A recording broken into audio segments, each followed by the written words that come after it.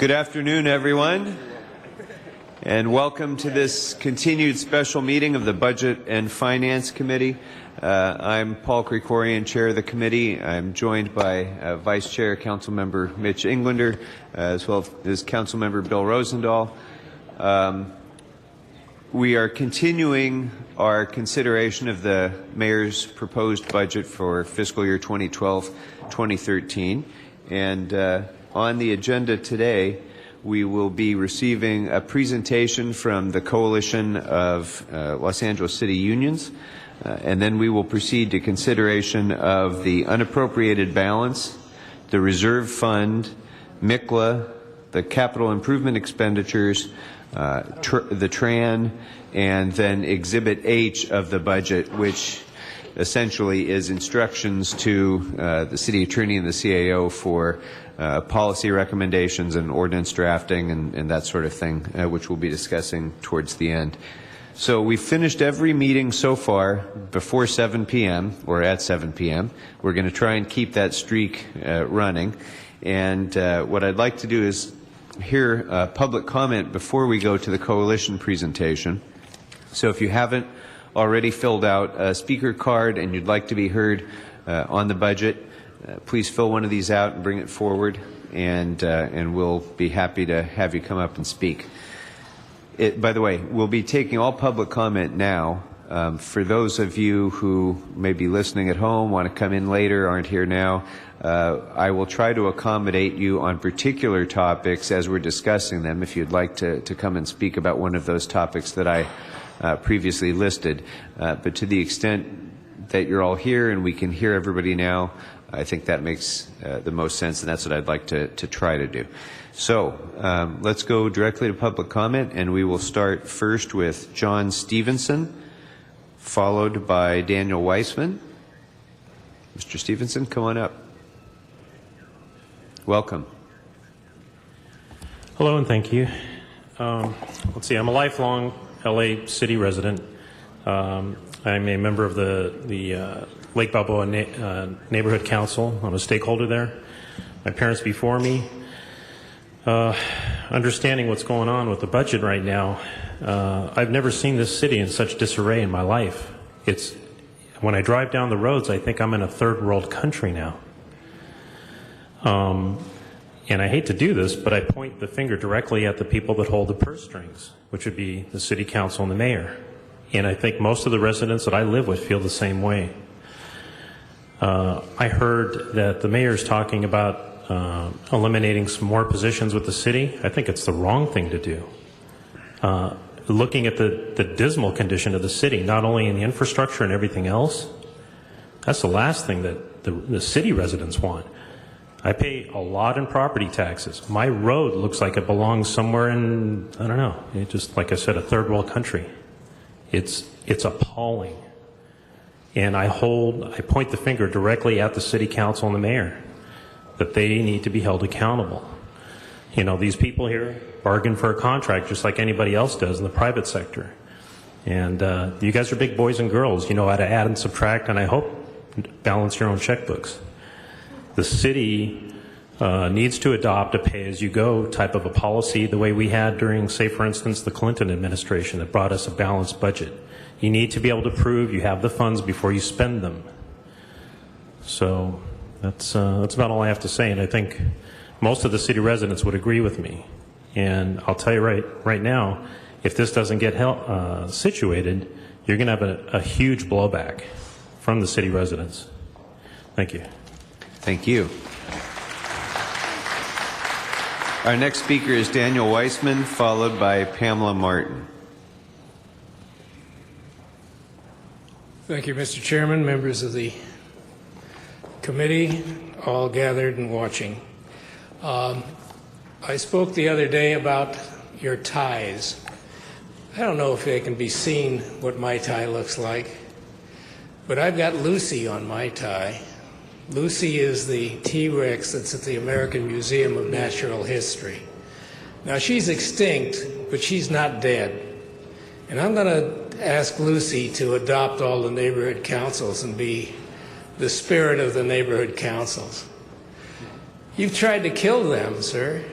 And last Wednesday, I'm sorry I wasn't here for the festivities, you heard Mr. Kim say that any further cuts, you heard the neighborhood council people say that any further cuts would be serious decreases in the services that they give this city for free, essentially. Now, I do think you're going to have to reconsider your priorities. Mr. Englander thought that he had to compare neighborhood councils to fire departments. I don't think so. The document that I have provided for you has some new information on it, newest possible information. Matthias Farfan gave me the budget cash flow, and the gentleman who preceded me talked about cash flow just yesterday, just the last speaker. But if you look at the right-hand side of this city is predicted to have $267 million left over at the end of the fiscal year. Some of those concerns for that $600 million that we've been talking about that have to be paid for the trend, we'll talk about it again in a minute, but motions have been made to solve that problem. But if you've got $267 million left in cash, you want to tell me that you have a justification for cutting the ankles off of 231 of our city employees, that we can't find the $20 to $25 million necessary to keep them and retain their services for our city? We need them. We don't need to lose any of them. Thank you. Thank you. Our next speaker is Pamela Martin, followed by Ariane Coleman. Ms. Martin here? And she'll be followed by Ariane Coleman. Hi, I'm Pamela Martin. I Good work afternoon. for Los Angeles Police Department.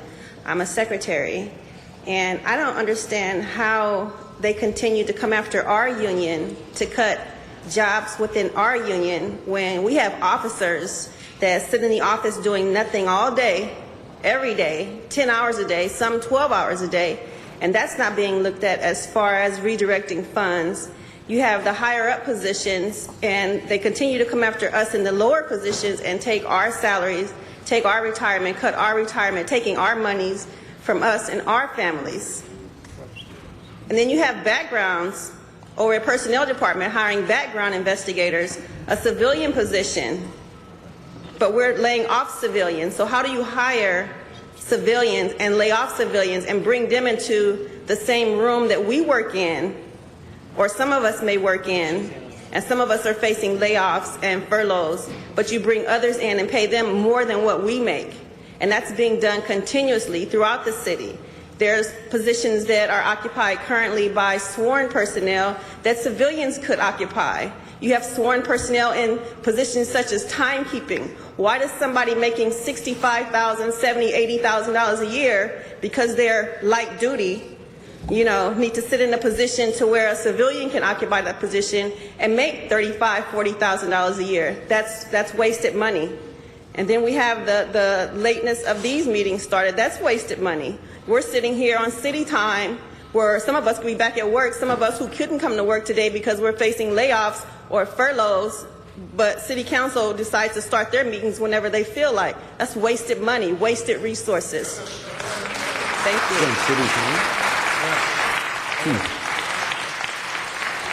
you. We don't usually go back and forth during public comment, but just because there's so much public misconception about our public employees, I do just want to say that the Speaker mentioned that there's officers who are sitting around day after day doing nothing, and I just want to say, if there's a single employee of this city, sworn or unsworn, in any department anywhere in the city who isn't working hard every single day, I'd be astonished by it, and I'd like to know their names, because we can address that if that's true. But I don't want us to keep perpetuating this myth that there is out there that our public employees aren't working hard, because they are every single day. Our next speaker is Ariane Coleman, followed by Jacqueline Kerr. Good afternoon. My name is Ariane Coleman. I work for the Department of Public Works, Bureau of Engineering. I am a secretary. I've been working for the city for 15 years. I come from a long list of city employees. My mother is a retired LAPD police officer, And when she hears about the layoffs, she's like, oh, don't worry, the city has to do this every couple of years. You won't be laid off. I don't fear so much for my job. I've been working for the city for 15 years. But the city budget has never been this dastardly and this behind and this corrupt in the 35 years my mother has worked for the city. The problem with the budget is that you guys want to cut the budget from the bottom and go up. We're already making bare bones wages. You have general managers who are on salary. You have the mayor's office, which is fully staffed. You have people taking home cars. Only essential police officers and fire should have their own cars to drive home. I don't notice any budget cuts that involve the mayor's office. When you go on City Phone and you're looking at where the vacancies are, you pull up the mayor's office. The mayor's office has no vacancies. The mayor has the fattest department and the fattest budget to do with what he pleases. Yet, he wants to cut us and other departments who are already operating with the bare minimum. Thank you. Thank you. The next speaker is Jacqueline Kerr, followed by Simboa Wright. Is Jacqueline Kerr here? All right, we'll come back to Ms. Kerr, and we will go to Simboa Wright, who will be followed by Fred Dowell. Mr. Wright, welcome. Hi, I'm Simboya Wright. I am a resident of the city of Los Angeles and work for the city, of course. And also, I am an executive board member of SEIU Local 721. I appreciate you guys taking the time to listen to us. And the thing is, our mayor, our CAO, wants to do layoffs. We gave them $847 million. We really did our best to make the city work. We're asking you to look at what the coalition has to offer. Save the jobs, save the services that we provide for the second largest city and the best city in the United States. Thank you. Thank you, sir. Our next speaker is Fred Dowell, followed by Judy West. Mr. Dowell, welcome. Yes, good afternoon. I, too, as a longtime city worker, I work for Rec and Parks. And we provide the same services we used to until the mayor decided that some things need to be cut. But as the speaker said before, our departments are getting smaller and smaller, and we're having to give up positions to where we can't fill, but the public is expecting the same duties to be performed. And so are you when you go by your facilities in your districts. Or you're calling the general manager and saying, John, why aren't these bathrooms done, or why are my constituents complaining about that? Well, you can only do 3 core functions, and in most places we're routed down. But again, you call on the coalition has given you some information. I really wish you'd look at it, because as Simboya said before, we gave you $847 million. What happened with that? How did you use that? And then maybe you need to look at making some cuts some other places instead of always wanting to start with the working person, because we're the ones that do the job for the city. Thank you. Thank you, sir. Our next speaker is Judy West, followed by Mike McCosker. Ms. West, welcome. Good afternoon. Good afternoon. My name is Judy West, and I'm a city worker. I want to speak on the budget today. Last year, 76 senior nutrition workers lost their jobs. The year before, 75 childcare workers lost their jobs. And this year, 200 clerical workers. This is an attack on women. Women that fill 85% of these positions. Children, seniors, women. This is an attack that needs to stop. Thank you. Our next speaker is Mike McOsker, followed by Charlie Mims. Mr. Chairman, members of the committee, Mike McOsker, United Firefighters. Out of the pain and difficulties of the last several years and these year-to-year budget agonies that we have to go through, one of the few positive outcomes, I think, has been the emergence of the Coalition of City Unions, an organization that United Firefighters both completely supports and greatly admires. I think that, well, I know, obviously, that you're going to hear from them in a minute, probably the bulk of your meeting. United Firefighters would suggest that it's a coalition that you should take as seriously as possible, certainly as seriously as we do.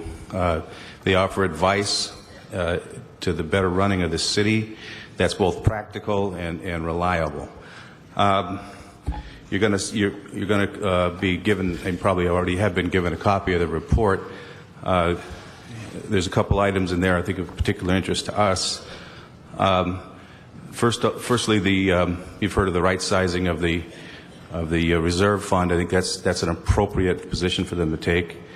And secondly, it probably more towards as firefighters, our experience would be their suggestion that the police department move towards a constant staffing model, maybe about 40 years too late, actually. It's been done in the fire department since 1968, having saved untold millions of dollars. And that, you know, the head count in the police department tends to become politicized, I think, and you need to move away from that at some point and rather go towards the deployment model. And I'd like to finish by just reemphasizing what I heard the last speaker say. These maybe by necessity, maybe by design, these kind of decisions can take on the aspect of a war against women, especially women of color. Thank you. Thank you. Our next speaker is Charlie Mims, followed by Joy Brooks. Mr. Mims, welcome. Good afternoon, Mr. Speaker, council members. My name is Charlie Mims. I'm president of the Los Angeles Professional Managers Association, and I'm also on the executive board of SEIU Local 721. And as some of the other speakers have said, I'm a city employee and I live in the city. So I not only help provide services to residents, but also enjoy those services that are provided to my wife and I. I want to say a couple of brief things. First, I appreciate the chair's comments earlier. This isn't about a battle between sworn employees or civilian employees. We're all in this together, trying to find the best ways to serve the citizens of Los Angeles. And the Coalition of City Unions has come up with some great ideas working together. You'll have that presentation soon, so I'm not going to hit on any of those topics. But I do want to say that this is an unprecedented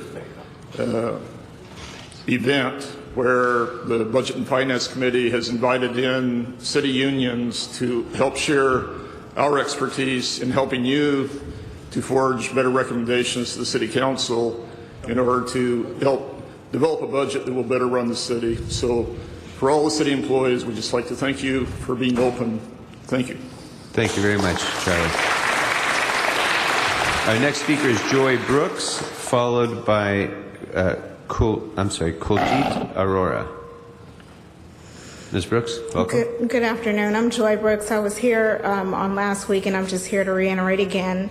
I am the only one in my classification. I'm a clerk typist that performs the background aspects as far as hiring for the police officers. The background investigators that Ms. Martin spoke about earlier that are coming on, I run them. The general services and different PD that the mayor wants to absorb, guess who's responsible for running them? I will be running them. I don't think you guys realize the cuts and the impacts that you guys have had over these past couple of years since it started in 2008. I was in a position where 3 people did my job. Again, I'm the only person left who can do the job, that is certified to do the job. I think it's unfair. Again, I'm going to say I think it's a slap in the face. To me, the position that the city council and the mayor takes on is that the people of Los Angeles are some type of Johns, that the clerical staffs are some type of tricks, and you guys are pimping us all. We give up stuff all the time. We've given up furloughs. We've given up raises. We've paid into the pension. We've slated stuff with our benefits. And here you guys are again basically saying we're going to do what we want to do and you guys just have to take it. I don't think so. Thank you. Our next speaker is Kuljit Arora, followed by Artemio Rizulto. Good afternoon, Mr. Chairman and the committee members. My name is Kuljit Arora. I'm with Information Technology Agency as a senior systems analyst too. I joined the city in July 1994, and up to now I have 18 years of experience with the city as in the same classification. My department is telling me that because I work for the city attorney, I don't have 12 years of experience with the city attorney. My experience starts from when I joined the department with ITA as of 2005. So I'm losing my 12 years of experience and I'm keeping 6 years, so they have put me on the bottom of the list. Unfortunately, then I become the lowest in my classification and I have put on the layoff list. And I think it's not fair. I have contributed to the city, to the department, to bring in technology into the 21st century. I have done $10 to $12 million budget for automation when the first MICLA project started with City of Los Angeles and City Attorney's Office. And I am a very skilled worker. I have contributed so much to the city. I am an asset to the city, but in this myth of layoffs, I have been put on the lowest of the list and been notified that I will be leaving in 2 weeks. I need this job as before. I have my family, my kids, they're going to colleges right now. I have mortgage payments. I don't know how I'm going to be surviving. I'm at really your mercy at this point. Thank you, sir.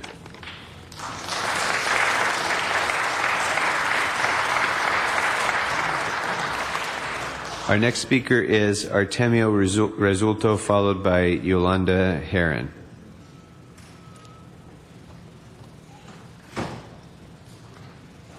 Good afternoon, Good afternoon. Sir. I'd like to begin by asking a question, if I may. How old is the city of Los Angeles? Do we have about 200, 100 years more? Okay.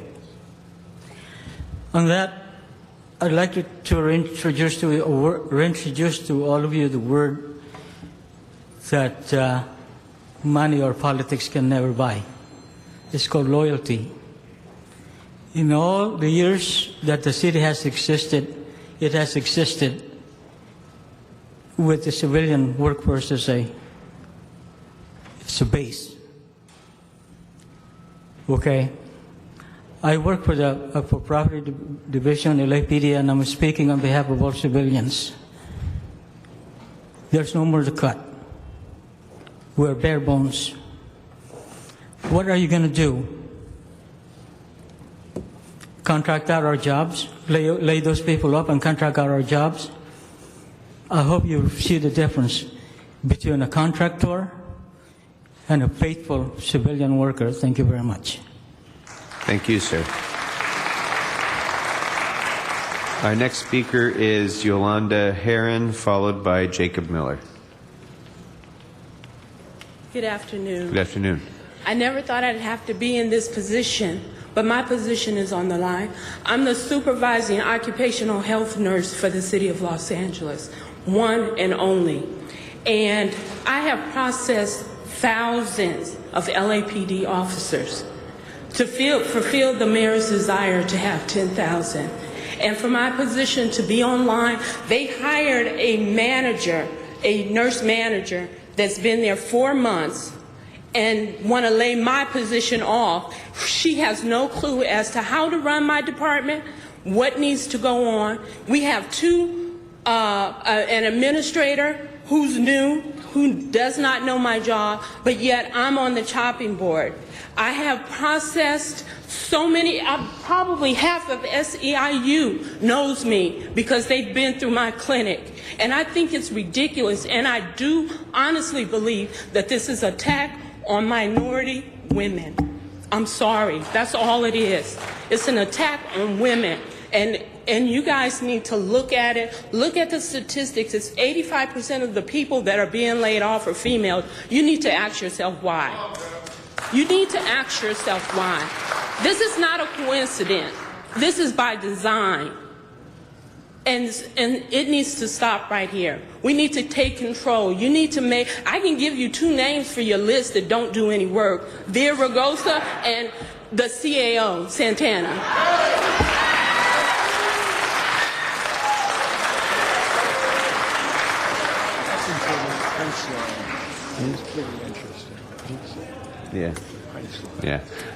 Jacob Miller is our next speaker, followed by, we're going to give another try to Jacqueline Kerr if she's made her way back into the room.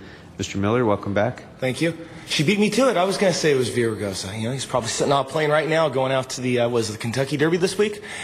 I'm here to talk to you guys today about some of the most important people in my job, and those are my clerks. Okay? When I do my job, you know, we could talk about all the touchy-feely stuff and how I counsel adoptions. I help people find forever homes for their pets, and I help reunite people with their pets, and I assist the officers and whatnot. But I'll tell you something. When the person comes to either pick up their lost pet or when they find their new friend, I run it through our medical staff, and then I run it up to our clerks. And our clerks, they are the last line to make sure that everything is done properly, to make sure all the vaccines are in place, everything's properly marked on the card, the right amount is charged to the person, that their information is properly entered in the system so we can then follow up on them on licensing. And if we sustain the loss of just one clerk, it's going to increase those lines. People aren't going to want to come to the shelter. They're not going to want to wait in that line. They're not going to want to do their licensing. And, you know, we could try and make excuses and say, well, we're going to streamline it. We're going to put it online. But, you know, it loses the personal touch. And that's what people want when they come into a city building. They want to see a smiling, friendly face that is not just going to be like, okay, stamp, stamp, stamp, you're done. They want to hear the stories. They want to see the real person. They want some compassion behind it, especially with the nature of the work that we do. So, thank you very much for hearing out what we have to say as the union, and please definitely put some strong. What's the word I'm looking for? Please do your best to take a very good look at what we're losing when we lose even a single clerk in this city, because they do the jobs that everybody forgets about, and they really, really should be propped up. They shouldn't just have a day to be remembered by. They should have a whole month. They should have half the year people should be remembering them. But thank you very much, clerks. Thank you. Thank you for making your way down here despite your injury as well. Okay, is Jacqueline Kerr back in the room? Okay. The last card that I have now, and if anybody else would like to speak, please fill out one of these cards and just bring it forward. But I have a card from Ron Galperin, the chair of our Commission on Revenue Efficiency. Mr. Galperin, come on up.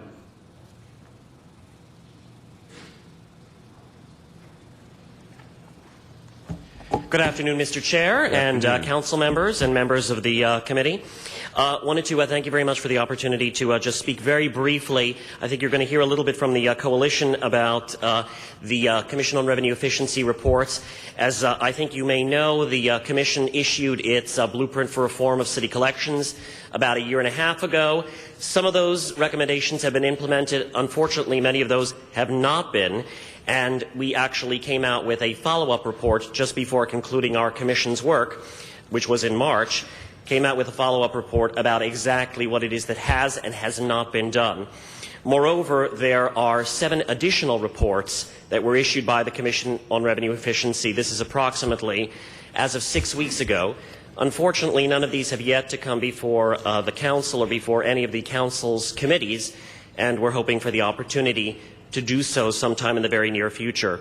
But I'll call your attention to the fact that one of them specifically relates to the parking occupancy tax and a number of suggestions about things that can be done today to actually improve the situation in terms of collections. As you know, it's about $85 million. And we actually had the president of the Parking Operators Association come speak to our commission, and his estimate was that the city was being cheated in excess of $20+ million a year. I think that number is even greater. And at some point, we very much look forward to giving you the details of exactly how we recommend that this problem be fixed. But all told, there are approximately about $100 million worth of recommendations that are laid out, with opportunities for up to $350 million at later points over time, of course. That's not all realized within one day. Thank you very much. Thank you. Before you go, first of all, thank you very much for the work that you've done and all of your colleagues on the Commission have done in formulating these ideas. So you know, when we discuss Exhibit H today, I expect that this committee will be instructing the CAO to respond fully to the recommendations that CORE made and providing a report back to the Mayor and the Council as part of this budgetary consideration. So we will be doing that this afternoon. And I think Mr. Rosendahl also had a question for you as well.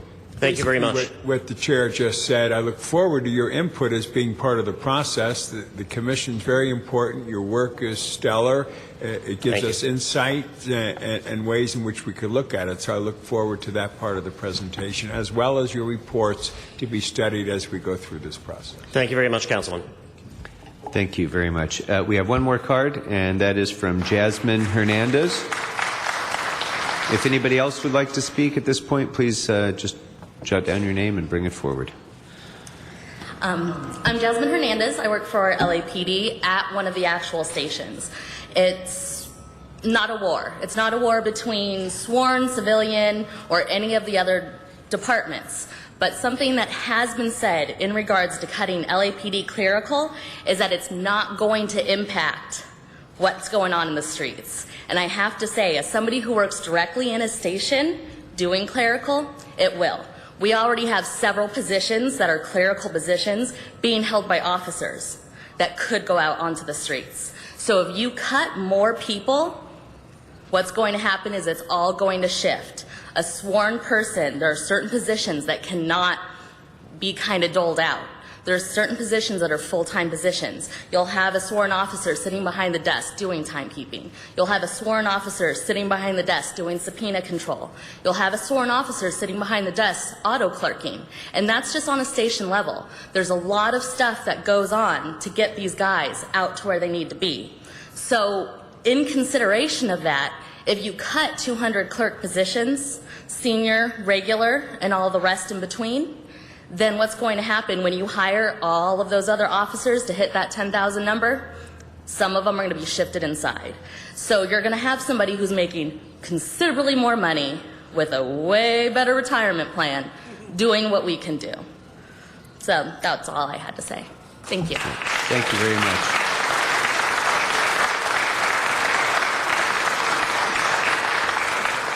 All right, and so I'd like now to invite up the representatives of the Coalition of LA City Unions to the front table. And I appreciate that Mr. Mims made note of the fact that this hasn't been done before. I'm surprised that it hasn't been done before, because we are certainly in consideration of our city budget. I think we're all mindful of the fact that the vast majority of this city's budget is devoted to the people who work to serve the people of Los Angeles. And it's really impossible to make any budget decisions without the full participation of the people who do that work. And so I'm grateful for the recommendations that the Coalition has made so far in your written report. I appreciate your being here to participate in this process, and I'm looking forward to hearing from you, as I know my colleagues are, and then we'll have the opportunity to fully consider and evaluate your suggestions, your ideas, as we continue further with our budget deliberations. So welcome to all of you, and Ms. Parisi, you're in the middle. If you don't mind kicking it off, and maybe everyone has an opportunity to introduce themselves, and then we'll go ahead and go right into the presentation. Thank you very much. Let me first thank you for this opportunity.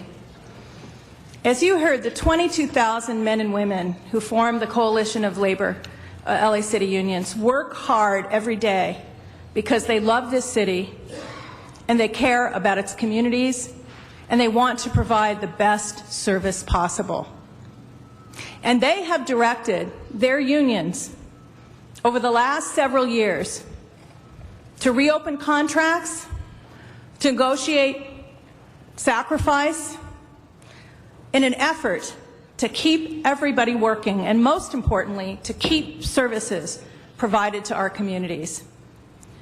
And that's really the work of the coalition. So I want to thank you so much for the opportunity to sit here in this manner and share with you a history of our work, but most importantly, our ideas going forward as to how we're going to keep everybody working this fiscal year, next fiscal year. So before we get going, I would like to have the opportunity for everyone around the table to introduce themselves, and then we'll proceed with the presentation. Hi, I'm Dr. Molly Rhodes. I'm a research analyst with SEIU 721. Alice Goff, President of AFSCME Local 3090, the Clerical and Support Services Unit. David Sanders, Regional Director for SEIU Local 721. Victor Gordlow, General Counsel and Secretary Treasurer for Labor's International Union of North America, Local 777. Great. Cheryl Parisi, Chair, Coalition of LA City Unions. Julie Butcher, SEIU 721. Gavin Kuhn, Operating Engineers, Local 501. Carlos Rubio, Teamsters 911, representing every single crossing guard in the city. Ron Miller, Council Rep for the LA Orange County Building and Trades. We represent 140,000 craftsmen and women inside the city and outside. Ted Rorlick, Research Director for Local 721. SEIU. John Johns, Researcher, SEIU International. Eric Shabsis, Consultant to Coalition. Actually, before you begin, I think Mr. Roosevelt wanted to make a comment. Yeah, I just want to say this is a very historic moment, and I am delighted. And I want to thank our chair for allowing this to happen.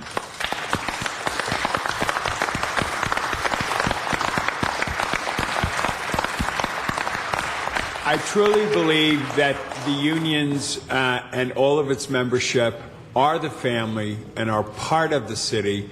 And to be at the table like this is dramatic and significant and historic. And I think this will be a very healthy way for us to discuss things and to learn more so we can make the right decisions. So I just want to thank him again for that. Thank you. Thank you, Mr. Rosendahl, very much. And Ms. Parisi and all of you who are sitting here, if you will, if I can beg your indulgence for one moment, we've been joined by the city's controller, and she wanted to have a moment just to offer comment now. Madam Controller, would you like to speak now, or would you prefer to wait until? Okay, that would be fine. You guys sit there. That's all right. Thank you so much, Mr. Cornyn. We meant to rush over here. When you're across the street, you rush and you run. You almost made it under the line, but it's okay. I know. So thank you very much. And I want to add what Mr. Rosendahl just said. For your leadership in having this historic presentation today. We all know that the people around this room and all of the people that are sitting here behind us are here because they want to help solve the problems. And to be part of it is a very, very big statement. And I just want to thank you, and I want to thank the coalition for what they have done.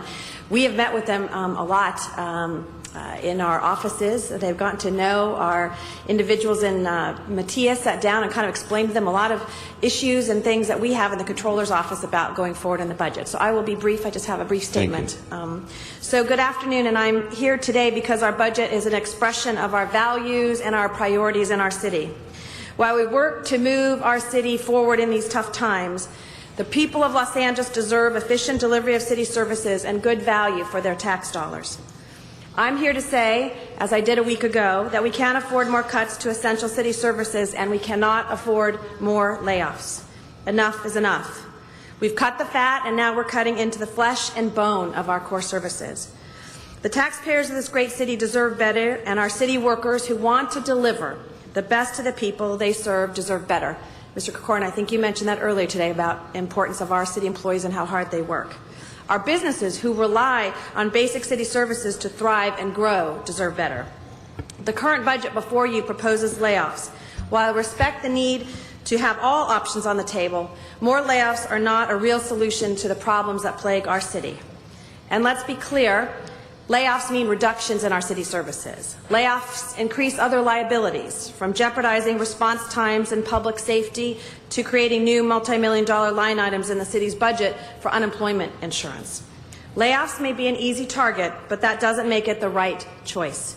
Instead, I urge all of you, as you have in these discussions, to take an innovative approach to solving the budget's challenges. It's what the people of Los Angeles expect and deserve.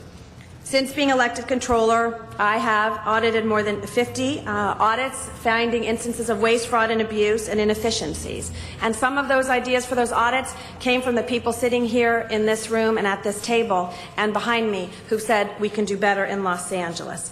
We've identified more than $130 million in savings and solutions. And while I'm proud of what we've been able to do, and as I mentioned last week with our small, tiny audit team that we have in Los Angeles, we've just scratched the surface. So in addition to the inefficiencies I've identified, alternative proposals that are on the books and been proposed by the people here in front of you, the unions that are sitting here side by side, is looking at, should be on the table, include scouring the books for all of the unencumbered funds that can be released, as well as I've talked about the discretionary funds that exist in the city of Los Angeles, those that are council controls that can be used as a bridge and during these tough economic times. These include, of course, real property trust funds, AB 1290, and street furniture funds. Also, we'd ask that you vet some of the non-departmental proposed appropriations, such as those that are for unemployment insurance and debt service. So my message, I wanted to be here today, and I appreciate you giving me the opportunity, and I will stay and listen to the coalition as well, is that I'm here today with you and all of you and those at you at the table to say, how do we do things better in the city of Los Angeles and preserve our jobs? Because together we will fight for this economy, we'll fight to protect essential services, and for the people of Los Angeles, and to protect our jobs, because jobs mean services and jobs mean a better Los Angeles. Thank you very, very much for giving me the opportunity. Thank you.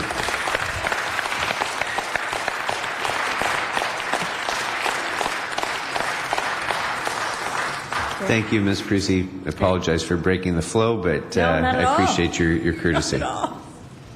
More ideas, the better.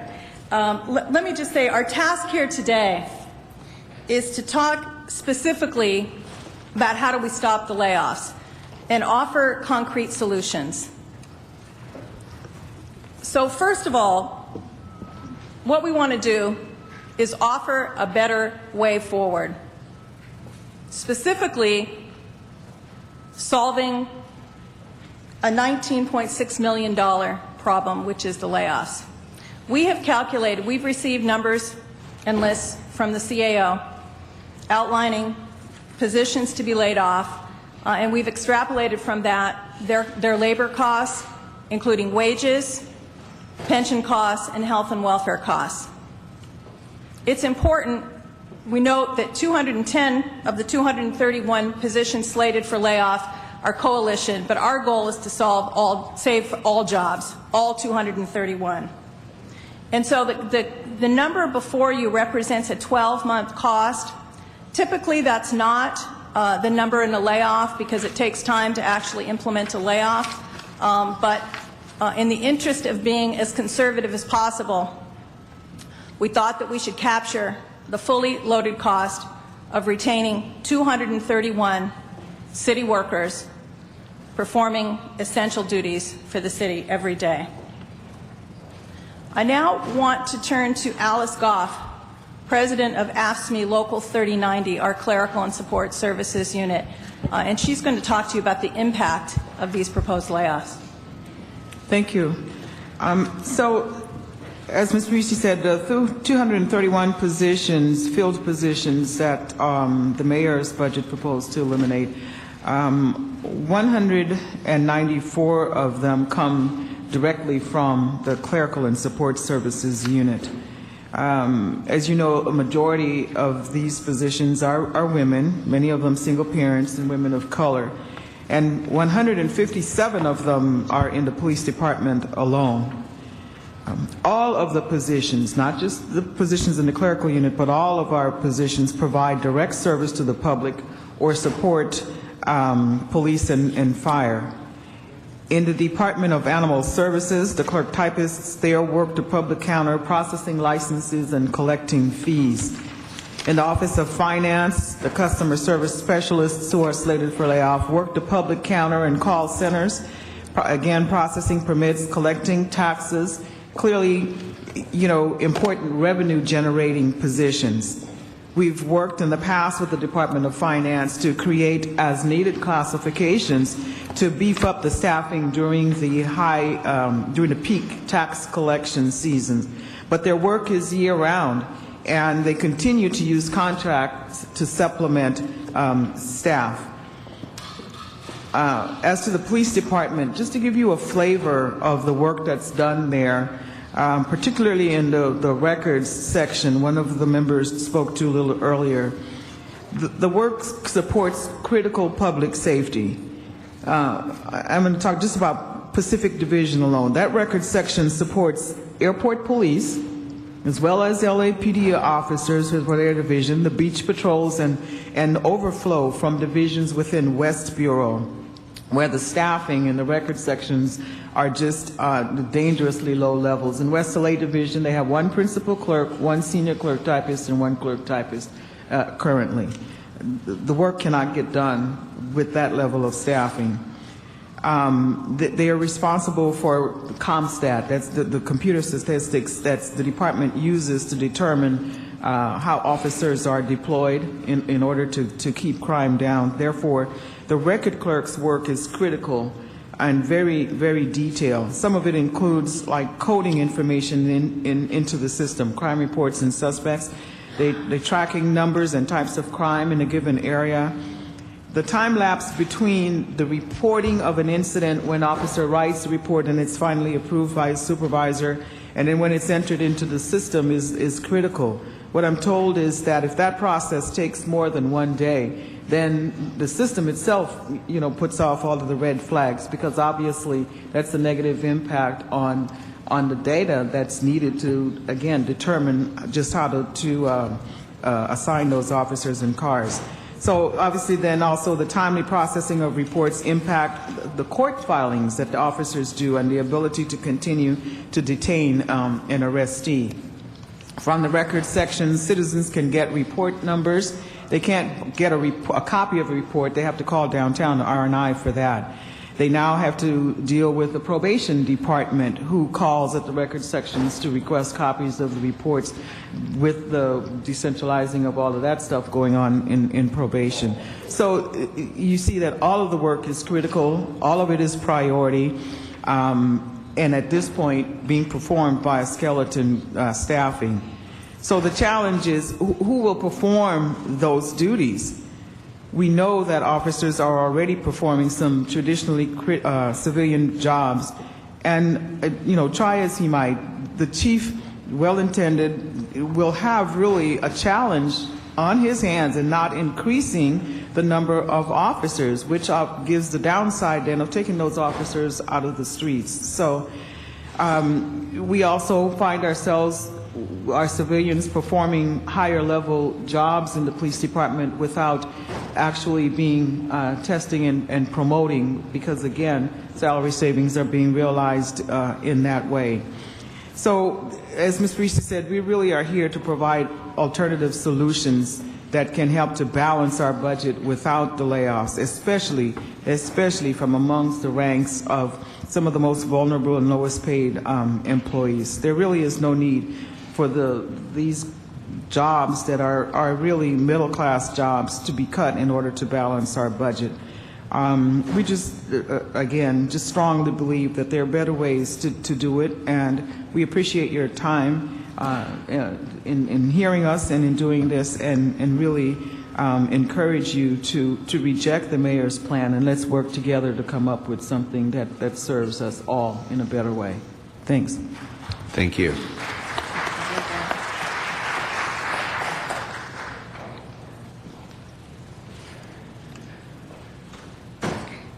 The civilian city workforce has decreased dramatically over the last 5-year period.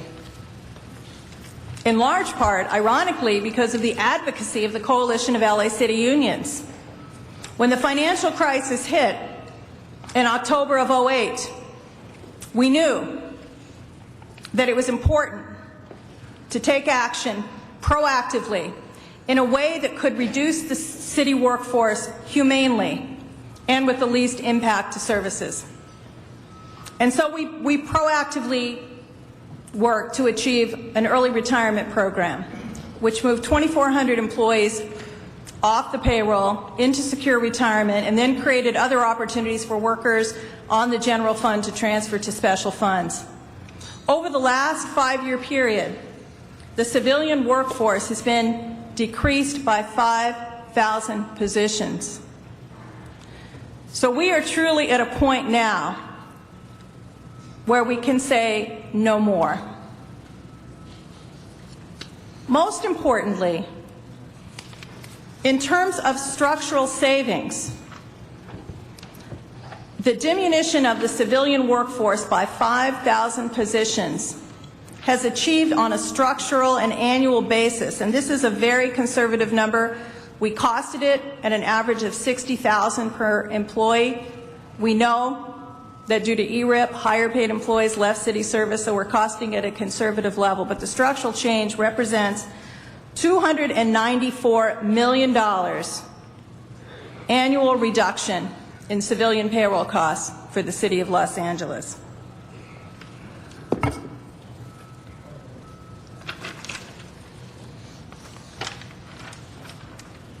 Again, those positions have been civilian positions, and and over 4,200 of them have been coalition jobs.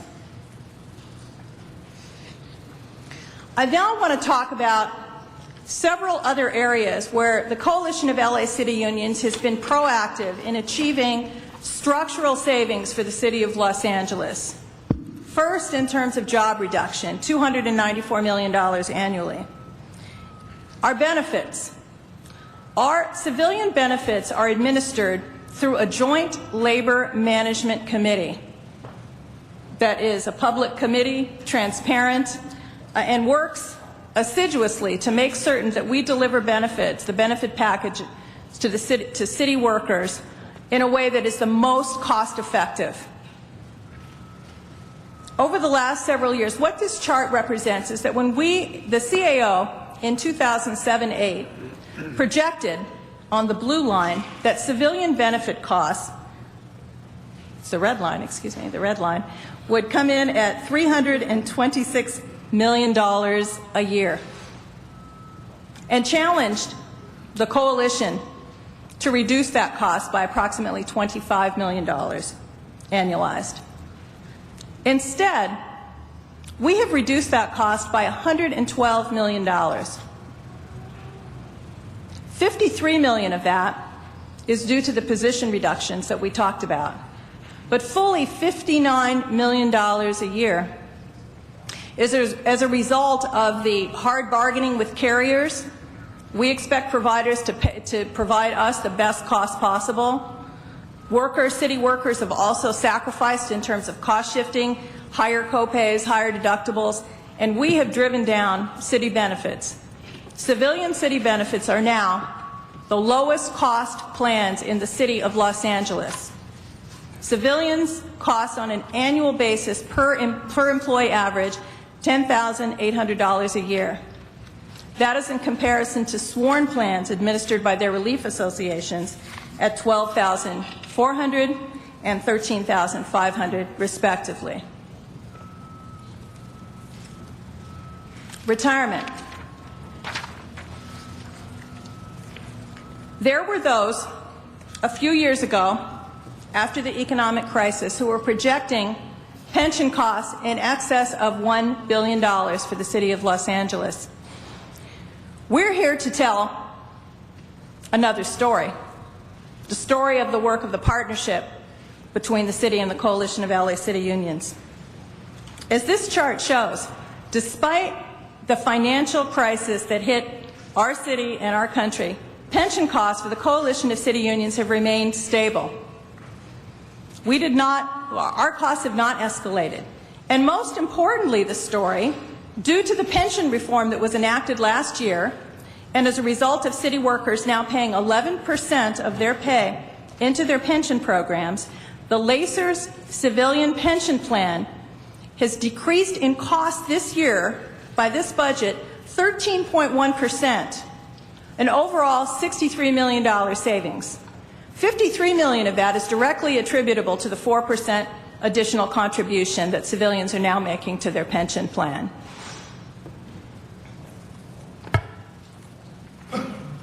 So as this chart shows, we have been part of the solution.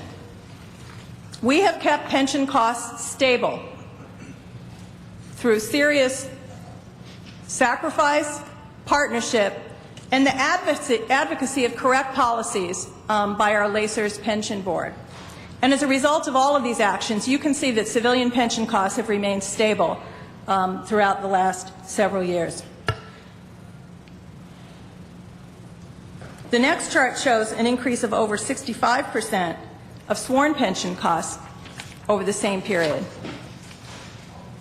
This year alone, sworn pensions increased by 4.5%, or a $22 million additional burden on the general fund.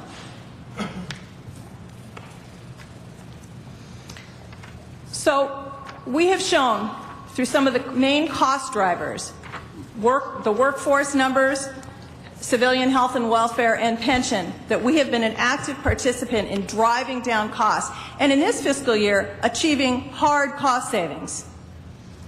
Now we want to talk about, and I'm going to switch to our research team, who have really dug deeply into this budget and offer a series of alternatives, collectively in excess of $100 million. And we want to move through each of these options in detail so that you can fully understand, appreciate, have whatever questions you need answered as pertaining to these.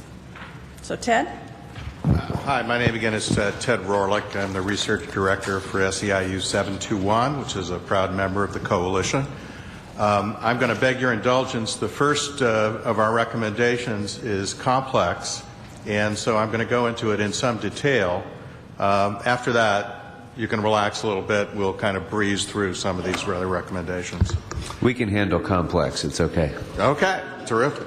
And if I'm wagging my finger, it's not at you, sir. I was told that this is an indication of a new slide. Thank you. Okay. As Cheryl said, our goal is to save services and good jobs. And to that end, we've come up with a number of proposals that we would respectfully ask the Council to consider. The first of these is to create a new policy for prior year encumbrances. So, technical, as I said. And our ask is this, yeah. We suggest that the Council draw a line, say 3 months into a new fiscal year, and declare that prior year encumbrances, if not spent by then, are subject to reappropriation. And here's how we got to this idea. Every year, an accounting of the general fund shows that more than $100 million, sometimes up to $200 million, in funds that departments have encumbered for services, supplies, and expenses in previous years are sitting in a general fund account unspent. We're raising a question about the wisdom of this practice. In tough budget times, is it reasonable for departments to hold on to all that money? Or would it be more reasonable to have them pay their expenses as they go, to pay on delivery for services, supplies, and equipment using current year appropriations not money that has been held over from the past. If this happens, we will demonstrate for you today, at least 60 million, perhaps 90 million or more would be freed up in the coming fiscal year, and departments would not be harmed. Let me show you what we mean. Cash flow statements, this is good, this slide is good. Cash flow statements from the Comptroller's Office show that the general fund began fiscal year 2010-11 with $179 million that had been carried over from the previous year for supplies, services, and expenses that had not yet been delivered and therefore had not been paid for. This is normal. There's almost always going to be a lag time between a contract being let for services and supplies and those services and supplies being delivered. But how long a lag time? In looking at the Comptroller's cash flow statements, we noticed that 3 months into that fiscal year, departments had spent only $84 million of the $179 million carryover. That meant that $95 million, and I'm talking about October 2010, $95 million, or a little more than half, remained as money sitting idle, money obligated in prior years but still unspent. 6 months into that fiscal year, December 31st, we see that $74 million of the original $179 million had still been unspent. And 9 months into the fiscal year, April, we found that $56 million remained unspent. Finally, at the end of the fiscal year, we saw that $49 million, more than a quarter of these funds, had remained unspent. At that point, our understanding is the CAO's office did a sweep and found that a small fraction of the money was not needed after all and should lapse. And that year, $17 million of that money lapsed and rolled over into the reserve fund. But the CAO allowed the large majority of that money to roll over to the next year without consultation with the council. And so the process of paying for current year expenditures with prior year encumbrances began again. The current fiscal year began with more money set aside for prior encumbrances than the year before. It started with $198 million in prior year encumbrances reserved for services, supplies, and equipment that had been contracted for in prior years but had not yet been delivered. The money was sitting in the general fund. Again, we looked at Comptroller cash flow reports and we saw the same pattern. After 3 months, $98 million, or about half, remained unspent. After 6 months, $74 million, or nearly 40%, remained unspent. After 9 months, $61 million, or nearly 1/3, remained unspent. You may be thinking, so what? What's this guy's point? Well, here's what.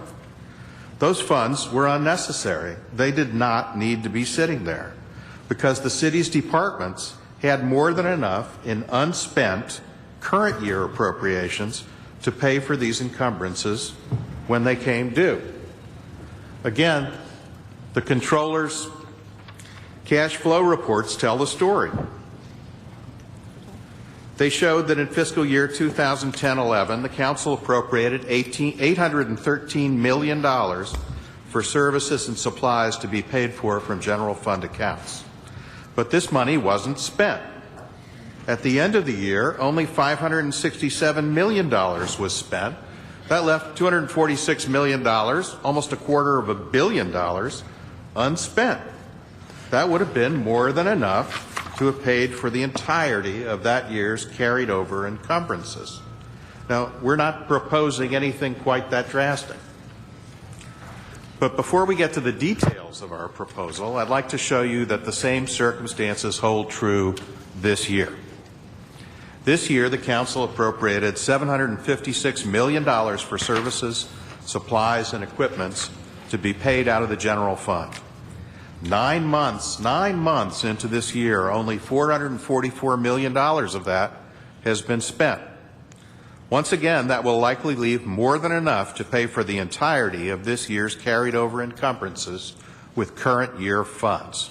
So what are we proposing? Just this, that the Council draw a line, a reasonable line, say 3 months into a new fiscal year, that the Council say that prior year encumbrances, if not spent by then, will revert to the Council's control to reappropriate in its wisdom.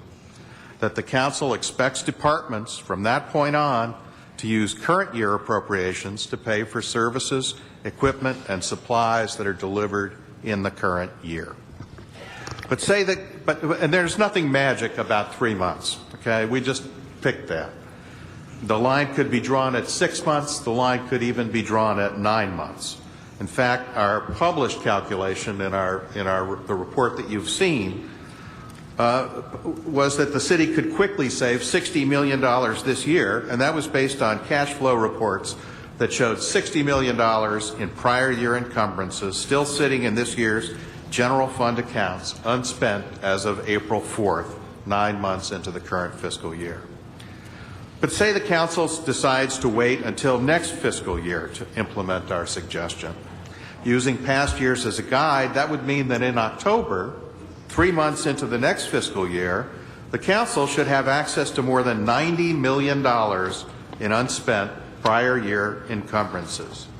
The Council could declare that these remaining unspent encumbrances had lapsed, and departments would have to reapply to the Council for additional funds, if indeed they needed any, to pay for services, supplies, and equipment when delivered. Again, we doubt that they would need any more.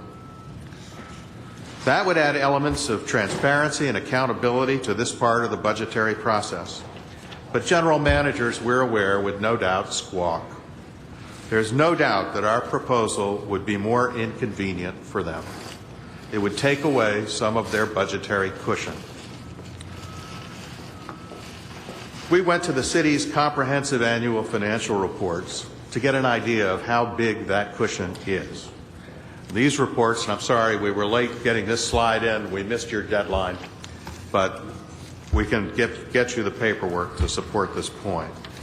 These reports show that for the last 8 years, the city has overestimated general fund expenditures each year by an average of 5% per year. By reclaiming, say, $90 million of prior year encumbrances in a given year, an amount equal to 2% of the general fund budget, that would reduce the safety margin from 5% to 3%. We submit that the city's professional managers should be able to operate with a 3% margin of error, and that they would be encouraged to make more prudent decisions as they allocate this public scarce monetary resources. We have to acknowledge one unknown about our proposal, and that is to the extent to which funds which appear to have originated in the general fund will actually turn out to have originated in some special fund. We don't know how big that special fund money is. We've heard, as a worst case, that there could be a 50-50 split. Even so, we submit the Council could lay its hands on $25 to $30 million in general funds for this fiscal year, in other words, half of the $60 million, and $45 to $50 million in general fund revenues 3 months into next year. And that would be more than enough money to avoid the layoffs the mayor is requesting. Let me ask you one sort of basic point on this. If that policy were adopted this year and we were to realize that accumulated encumbered funding for this fiscal year. The current fiscal year? Yeah. There would be a change in policy. So in subsequent fiscal years, presumably, as you point out, general managers would have to budget with a smaller margin. There would be ongoing reductions in those budgets in future fiscal years. So doesn't that mean that this would necessarily be a one-time saving that wouldn't be able to sustain ongoing expenditures? My sense is that as yes and no. My expert here is saying yes, but I'm going to say no too. I'm saying that if you were to grab that $60 million that was still sitting aside and then come back 3 months into the next fiscal year, there would still be a pile of money that were encumbrances from this year carried over. And they would probably be unnecessary because they would have budgeted as usual. They are budgeting as usual with what we presume to be the usual 5-year cushion. And so you're right that this is not a permanent money flow, but I believe that it would go on for this year and next year. Is that fair? Let me introduce John Johns for a second to answer your question. John is let him respond first. John and is then a we'll CPA and an auditor, and has also been a financial analyst for San Francisco County and Santa Clara County. And by the way, sorry, just as a reminder to everybody, because we have a limited number of microphones on the table, we are on television as well, so you need to speak into the mic when you speak, please. Yes, our analysis shows that there would be two components to this savings. One component is a one-time savings on the order of $60 million, which would be a reduction in a portion of the prior year encumbrance that is currently carried over.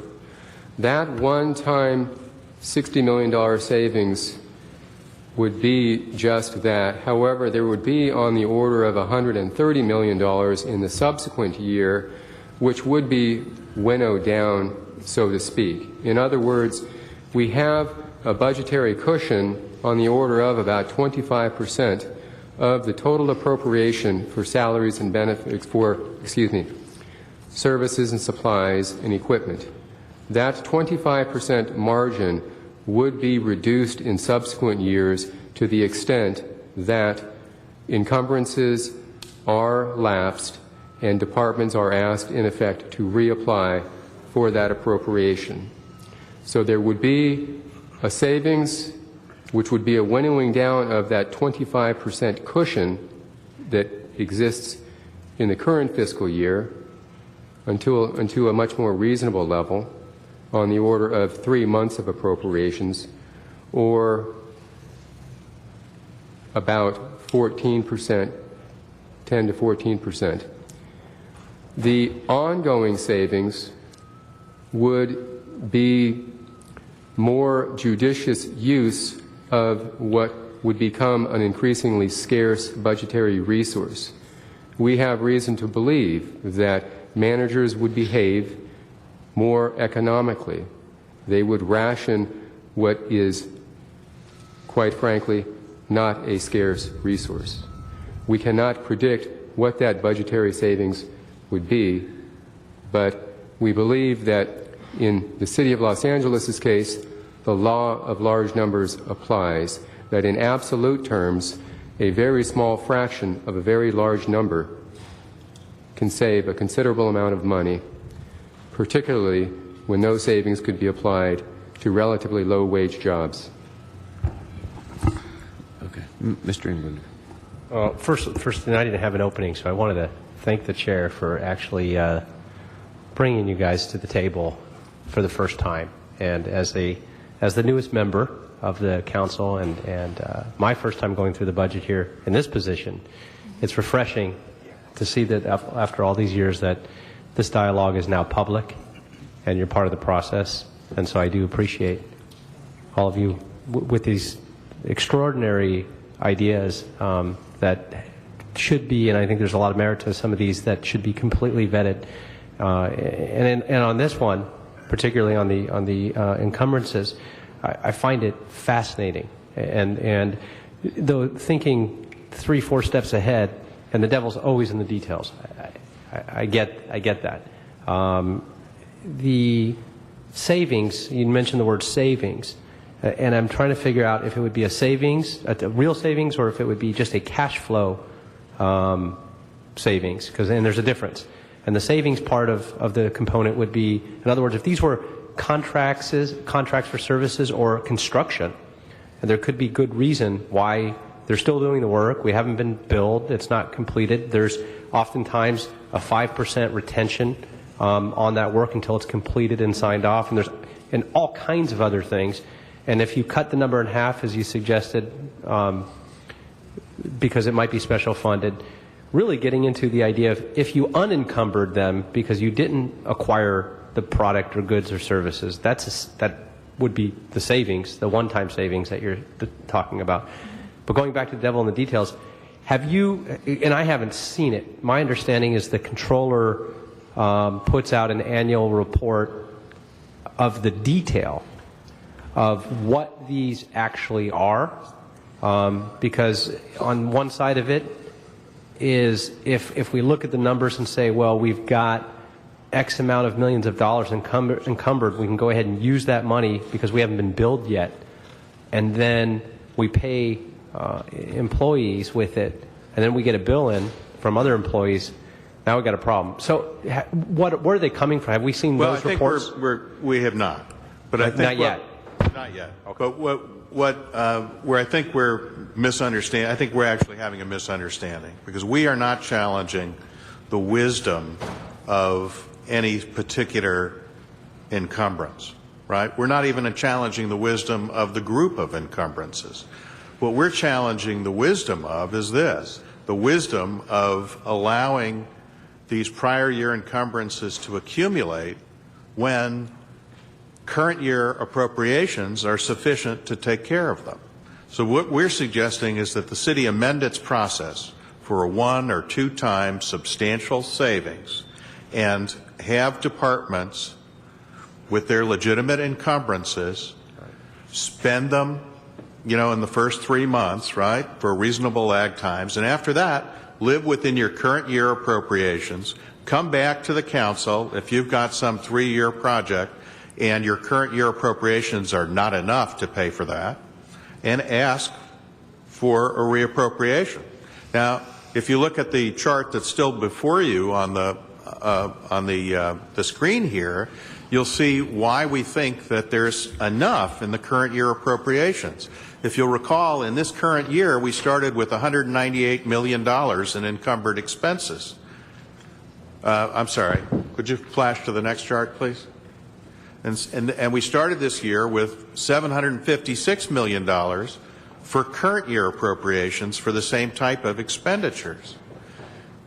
Through 9 months, they've only spent $444 million. The departments still have $300 million left. Past experiences shows that they're not going to spend all of that. And they're not going to spend all of the money that's in their encumbered funds either. They will have enough, if they shepherd this money wisely, to pay for the legitimately encumbered expenses from prior years out of current year appropriations. That's our point. Did I clarify things for you, sir? Okay. I guess I'm more interested. Well, I'm interested in this, but I'm extremely interested. Where you piqued my interest is knowing and seeing the detail of every one of these and saying, okay, where are these? Where are these contracts? Where They're are these? Pretty much every department, from what we understand. I'm sure, but and I wouldn't mind looking at every one of them. But in any event, we can move on. Very interesting. All right. Well, I appreciate your interest. We're certainly available to go into more detail and in other meetings. Let me run through some of these others with a little more expeditiously because they're simpler in concept. The second recommendation has to do with the capital improvement expenditure program. We recognize the wisdom of the city's fiscal policy to avoid borrowing to pay for current operating expenses. Accordingly, we are making a borrowing suggestion for the council to consider, but only as it relates to capital expenditures. We're suggesting that the council use a relatively small portion of its remaining authority to finance capital improvements without the need to go to voters for approval, to take advantage of record low interest rates and finance about $7 million in capital expenditures that are planned for this year. Now, these are a number of small programs in the budget. The supplemental budget that went to this committee on page 20 lists them. They're in general, they're building hazard mitigation, citywide infrastructure improvements, roofing repairs, and the like. Our understanding is that the city has somewhere between $60 million, that estimate came from the controller, and about $44 million in unexercised borrowing authority without going to voters for approving this. We're suggesting that $7 million, the council consider applying $7 million of that this year to save jobs. Just so we're all on the page, what's the source of the chart that you have there? This is the supplemental budget. Supplemental budget portion. I forget the exact title. It went to this committee. Supplemental. Can you have somebody identify where it came from so we can find? Yeah. Well, I'm trying to identify materials. You don't need to do it now. We'll come back to it. Okay. Okay, go ahead. The next one has to do with revenue projections. With our view is that the mayor's office, the CAO's office, was a little too conservative in predicting likely sales tax revenue this year. We note that the economy is recovering slowly, and that both the State Department of Finance and the California legislative analysts are predicting continued growth in personal income this year from a range of 4 to 4.5%. So the mayor, well, here's the record, and we got it with the right slide. So for the current fiscal year, the mayor predicted that sales tax revenues would rise as they had the year before. The year before, they'd risen by 6%. This year, the mayor predicted they would rise by 3%. But the CAO's revised forecast shows that that was a way underestimated. The CAO now expects them to come in at nearly 8% increase. In the next fiscal year, we see the same pattern. The mayor's budget is predicting that sales tax revenues will rise, but only by 4%. And we contrast that with the California Legislative Analyst's Office, which is predicting that sales taxes statewide will rise 7%. And that's not counting the prospective receipts from the governor's fall ballot initiative. So if the legislative analyst is correct, that means we could expect an additional $10 million in city revenue. We're not expecting the council, or not even suggesting the council, go that far. We're suggesting that it would be prudent to say crank it up by another % as a forecast, which would be another $3 million. The next thing that we have is a suggestion about of two ideas from the Office of the Chief Legislative Analyst that have been around for at least 2 years, and I believe have been batted around but never implemented. One approach calls for, both of these deal with ambulance fee revenues, and one approach calls for a voluntary subscription fee that you could be billed for on your DWP bill. Let's say that you are a senior and you anticipate that you may be using ambulance services sometime in the future. You want to not be confronted with a giant bill, and so you are willing to pay a small monthly fee, $5 to $10 per month, as a subscription, really an insurance policy for ambulance fees in the future that you might need, ambulance services in the future that you might need. And payment of the fee would entitle those with insurance to free service and those without insurance to reduced fee service. The CLA estimated that this would bring in from $5 to $10 million annually based on a 10 to 15% participation rate. And we think those are reasonable suggestions and forecasts. Another approach that the CLA has advocated, which we also advocate, the council consider, is for a fee for first aid for treatment without transport. As you know, ambulances frequently arrive and help people at the scene. They don't need transport to the hospital. There is no charge billed now. We're suggesting that the city ought to be able to recoup its actual costs, which the CLA put at $342 per incident. And the CLA's calculation, which we think is reasonable, is that would lead to $3.5 million in total new revenue. The next slide, please. Sorry, on the subscription fee, what participation rate were you assuming here?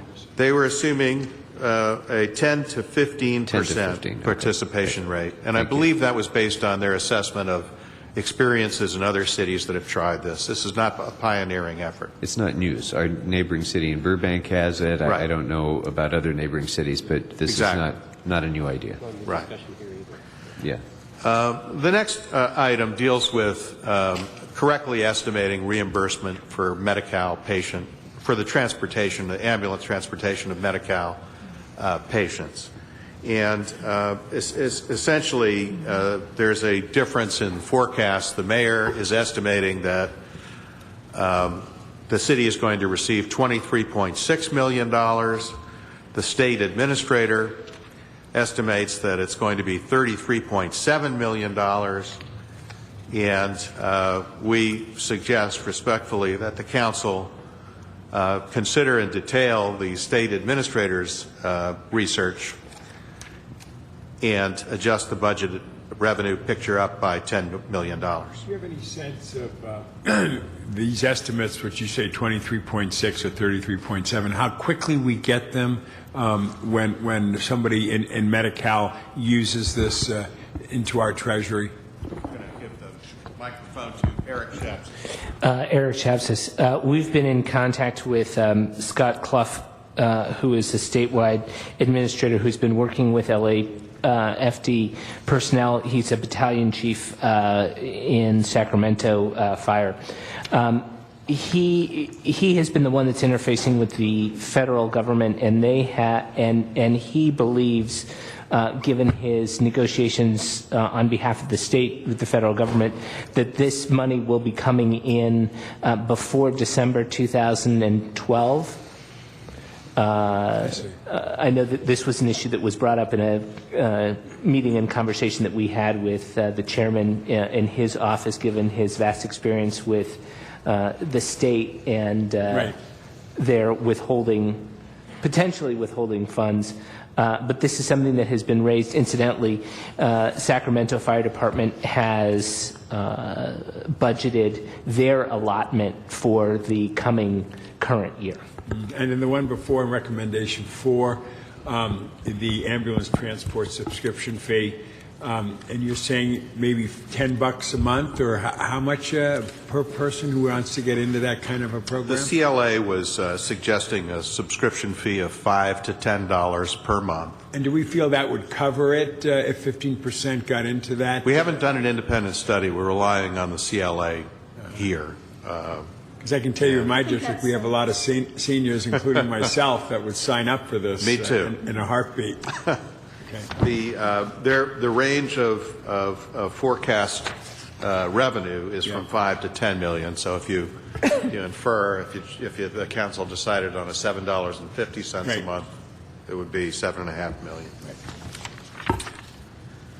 So the next question we have is whether the reserve fund is the appropriate size given the extreme fiscal situation. The coalition certainly supports the goal of a 5%, a reserve fund that equals 5% of the general fund. We note that the mayor's proposed reserve fund for the coming fiscal year would be 4.64% of general fund revenues. We note that last year the budgeted reserve fund was forecast to be 4.04% of general fund revenues. We note further that the highest percent of general fund revenues in recent years was forecast to be 4.55%. That was just back before the hard times fell. Our recommendation is that instead of the mayor's proposal to have the reserve fund equal 4.64%, that it be adjusted slightly downwards to 4.44%, a substantial increase over last year's forecast that would still produce a savings of $9 million for the city.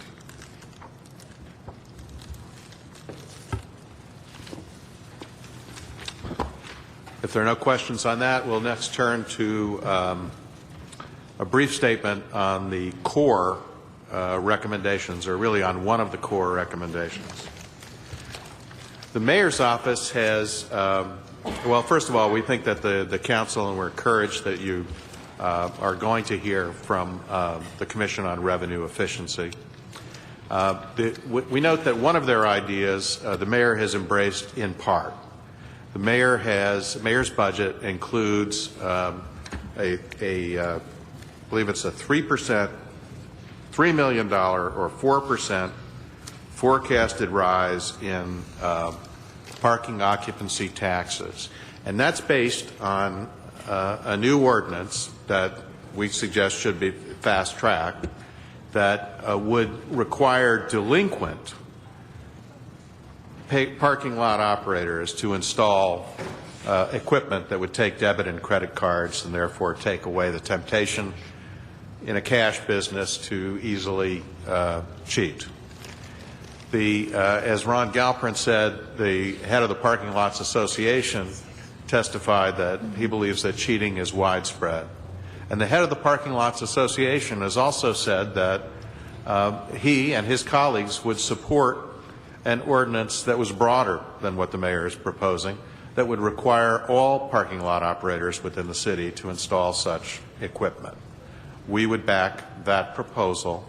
We think that that proposal has, using the core estimates and some common sense, the possibility of the city recovering $10 or $20 million next year.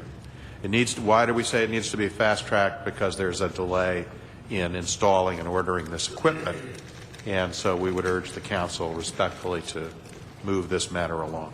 Mr. Englander? One quick question on that. Have you looked at the idea of adding to that any kind of bond that they would have to put up in case they were defunct? Yes. I mean, it's mildly interesting that they have the equipment, but then if they didn't pay us and went bankrupt, right. So we get them, yes. Have to protect it on both ends. Would you support that as well? We would, yes. Okay. Yes. Hurry. And as Julie said, hurry. So next I want to turn our attention to the foreclosure blight ordinance. The city passed an ordinance, I believe it was 2 years ago, that requires foreclosing parties to register properties when they enter the foreclosure process. They have to register with the City Housing Department. They have to pay a $155 annual registration fee. We've done some simple checking, which doesn't get us really to the bottom of the mystery that I'm about to lay out, but gives us an idea of the magnitude of what the city is missing in this program. An independent commercial operation called Realty Track, which tracks foreclosures and other real estate developments, estimates that there are 21,000 individual residential properties in some stage of the foreclosure process or bank-owned this year in the city of Los Angeles. These properties are all subject to registration. However, the housing department tells us that they only have 4,000 properties currently registered. So where are the order of magnitude 17,000 missing properties? Well, the housing department tells us that they estimate that they're missing about 70% of all these properties and the $155 registration fee, because the city ordinance contains an exception, which we call the MERS exception. Now, MERS stands for the Mortgage Electronic Registration System, which is a private database that big banks put together when they started trading mortgages in a wholesale fashion. And they would, collateralize these mortgages and trade them in blocks, and pretty soon they're traded upon traded upon traded.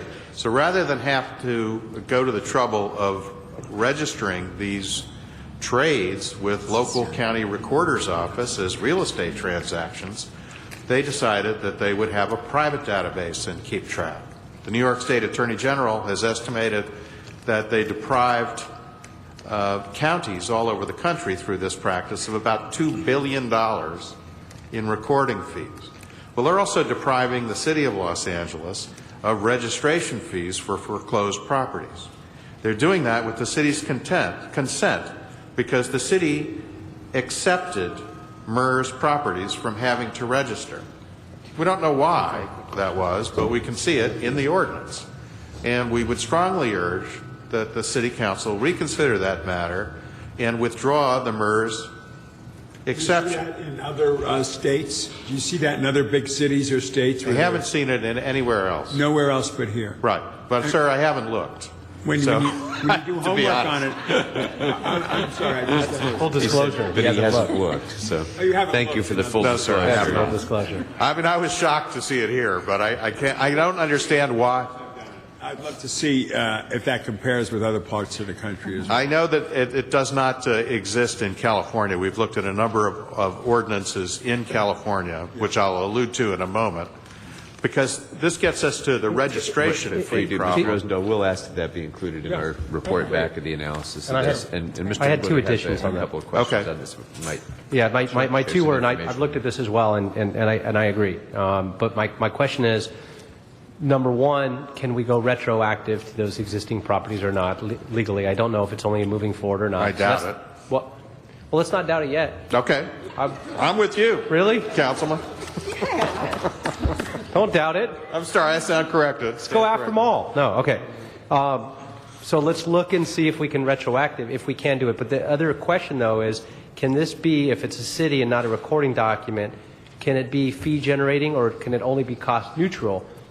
And if it's only cost neutral, it doesn't give us that gain, but something still we should look at. But we got to look at the legalities on that. Right. Well, But I don't want to move forward. If we can go backwards and grab them all. Yeah. Well, I think we can. I beg your pardon. We got to look into it. But I think we can go backwards in the sense that this is an annual fee.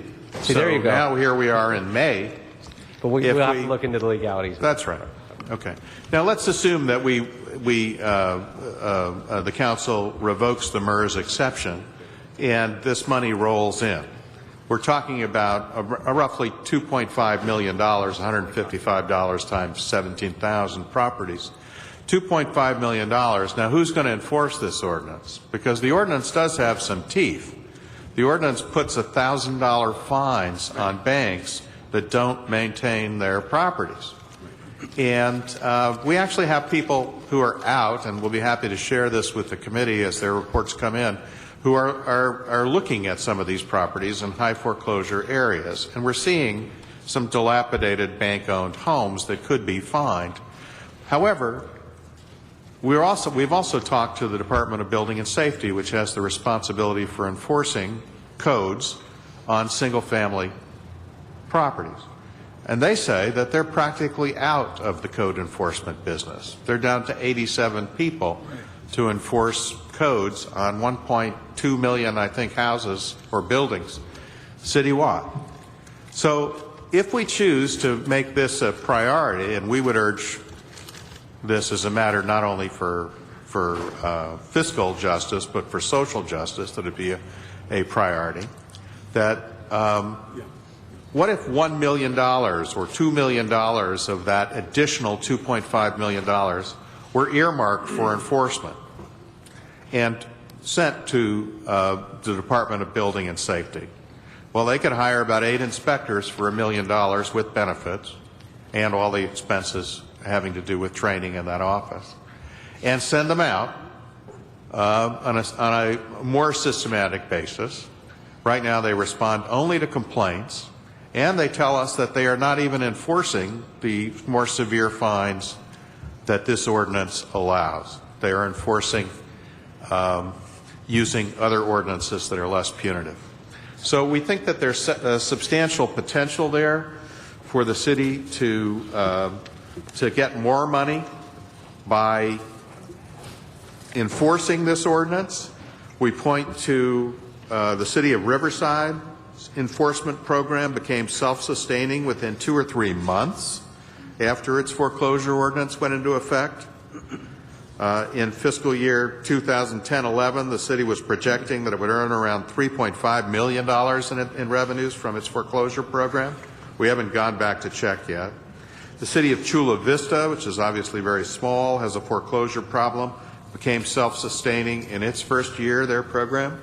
So there are other cities that have taken this problem head on and done better than we have. I'm just curious, there's a motion that was presented on May 1st in the council here that's to go to the Housing Committee and Economic Development, and it says that we move that the city attorney be requested to prepare and present an amendment to the foreclosure registry program ordinance within 30 days that deletes the ability for lenders, beneficiaries, or trustees to opt out of the foreclosure registry program.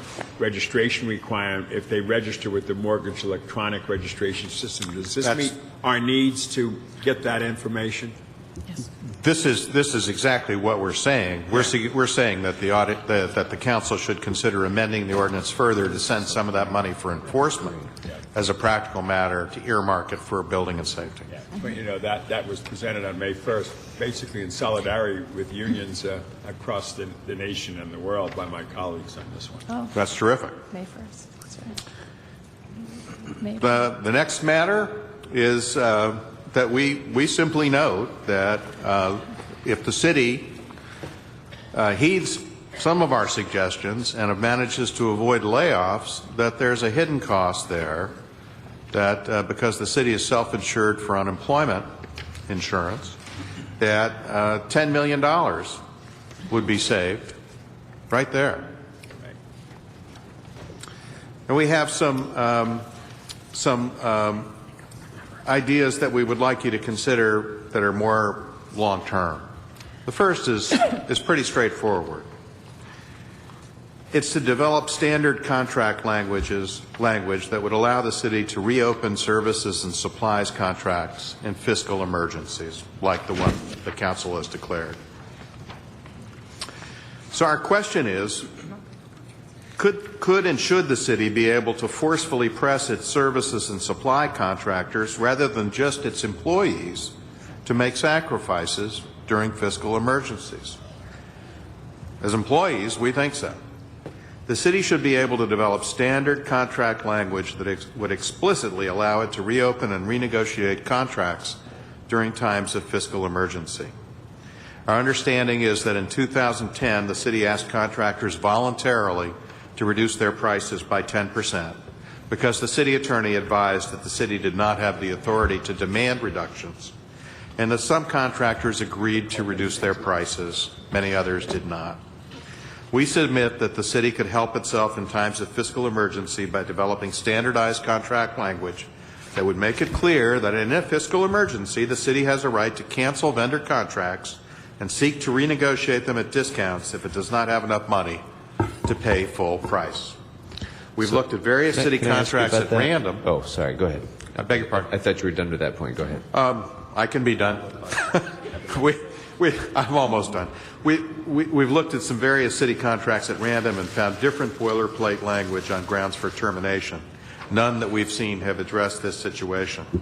And we certainly, this is another occasion where we would predict squawking by general managers, particularly in managers who are responsible for many commodities contracts, for example. And they would probably say, we don't have the staff to go back and renegotiate these things. Well, what we're saying is if the city actually decided to implement a long-term practice in times of fiscal emergency and saying that we were going to demand that the contracts be reopened and we would try to renegotiate, let's say, a 5% reduction even, that those 5% reductions would pay for an awful lot of staff to do that reopening. Just real quick, I believe all of our city contracts have a clause for a 90-day that we can cancel at any time for any reason. That's different than what you're asking. I realize that. And so this would be an emergency clause for a fiscal emergency to renegotiate, which is, we don't have that. So that, I think it's worth exploring, looking at that.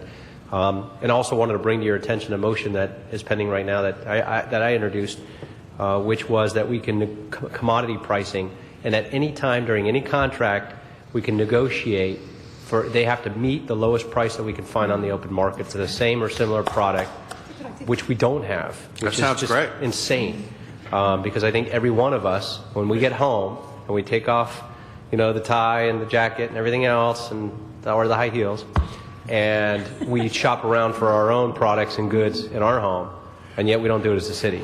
And so hopefully we can urge, with your support, the other council members to bring that as quickly as possible. I'd appreciate your support on that as well. That sounds terrific.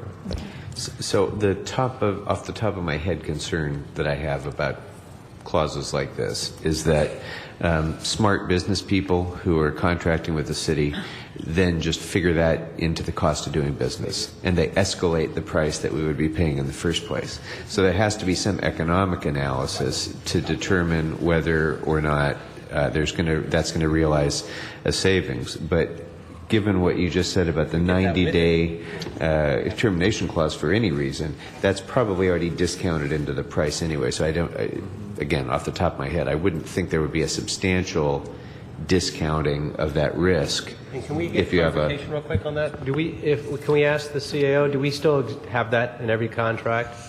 Then termination If clause? you know, otherwise if we you know can off the top of include your head, it. I mean, it might vary with department. I believe it's standard language. I can't say if it's in every contract, but it's a standard practice to have that. So if a business that wants to contract with the city already knows that a contract is essentially terminable on 90 days notice for any circumstances, there shouldn't be a substantial impact on pricing that contract if there's a lesser time period in the event of a fiscal emergency, despite the fact that they may realize that a fiscal emergency is these days a pretty strong likelihood, and you have to if you're a business doing business with any governmental entity right now, I would certainly be fearful of that risk of changing the contract in midstream, and I would price my product or service accordingly. So, but anyway, that can be part of the analysis of this as well. Okay.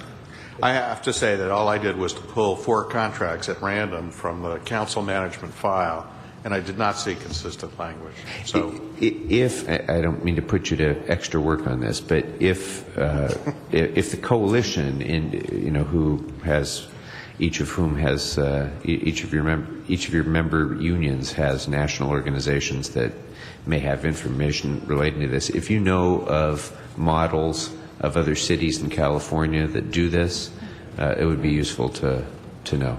Okay. Then we can kind of make that economic assessment to see whether their contracting prices have been impacted by a clause like that. We'll check, sir. Thank you. The last suggestion that I'm going to address, and then I'm going to turn over the microphone to a colleague to address one more, deals with a change in reserve fund accounting.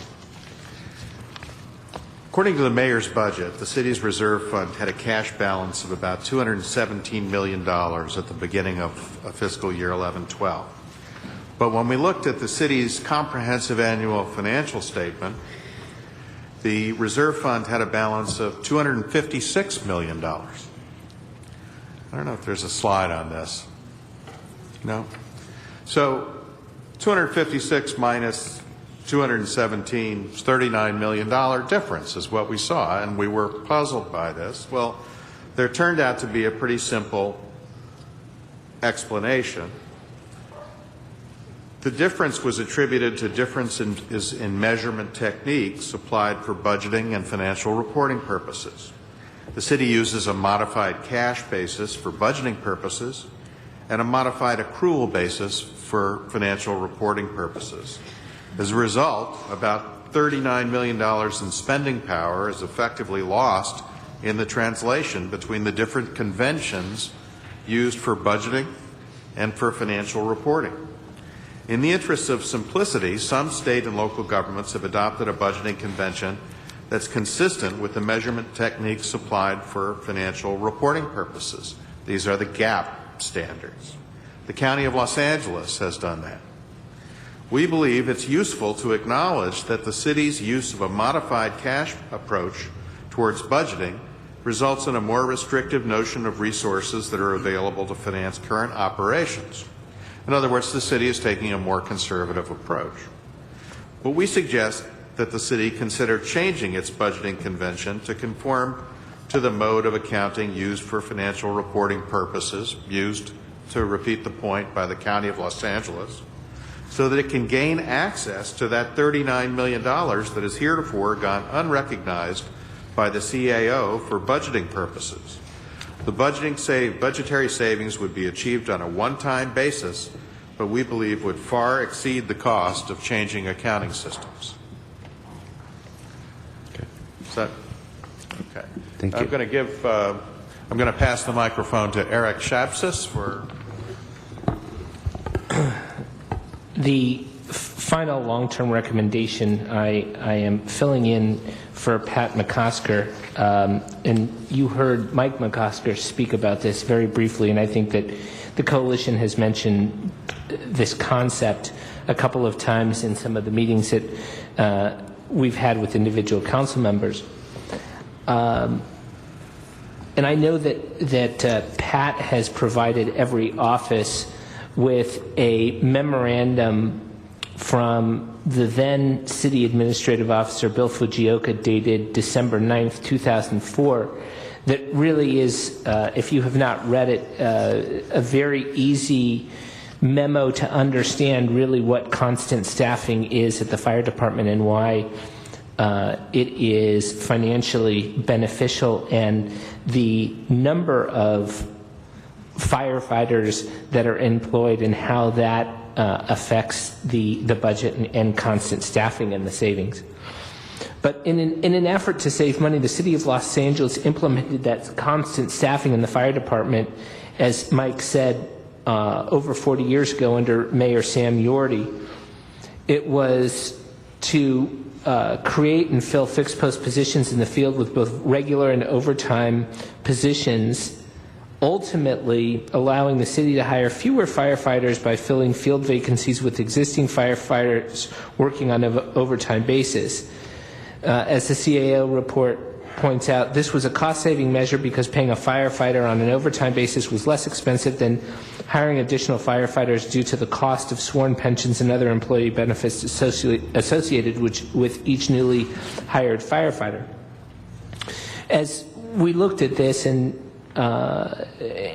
began talking, and certainly this is a concept that we believe is worth further study, that some constant staffing requirement in the police department would give some certainty as to the number of officers that are actually on the street deployed, understanding that there are other functions that are different than the fire department, but that there's a minimum number or a known number every day out on the street and resources that can be deployed and redeployed towards places that are needed, and perhaps could take some of the burden off of the city to march to some overall magic number with a constant staffing type model, modified constant staffing type model that was implemented for these very same reasons 40 years ago, that has now become a national model in the way that fire departments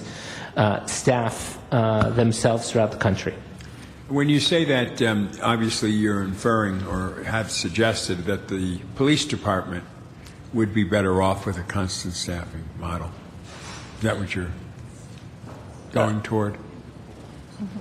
I think what is being suggested is that perhaps there is both budgetary savings as well as the ability to move away from this magical notion of some specific number of hires on an annual basis, and give a certainty that would potentially create a much better situation for the police department as well as the city than having to deal with this issue year in and year out. And the constant staffing concept, we're basically talking about sworn in the field and in operational roles that are critical to the mission, correct? Yeah. As I understand the concept, yes. Thank you. Mr. Englander. Thank you.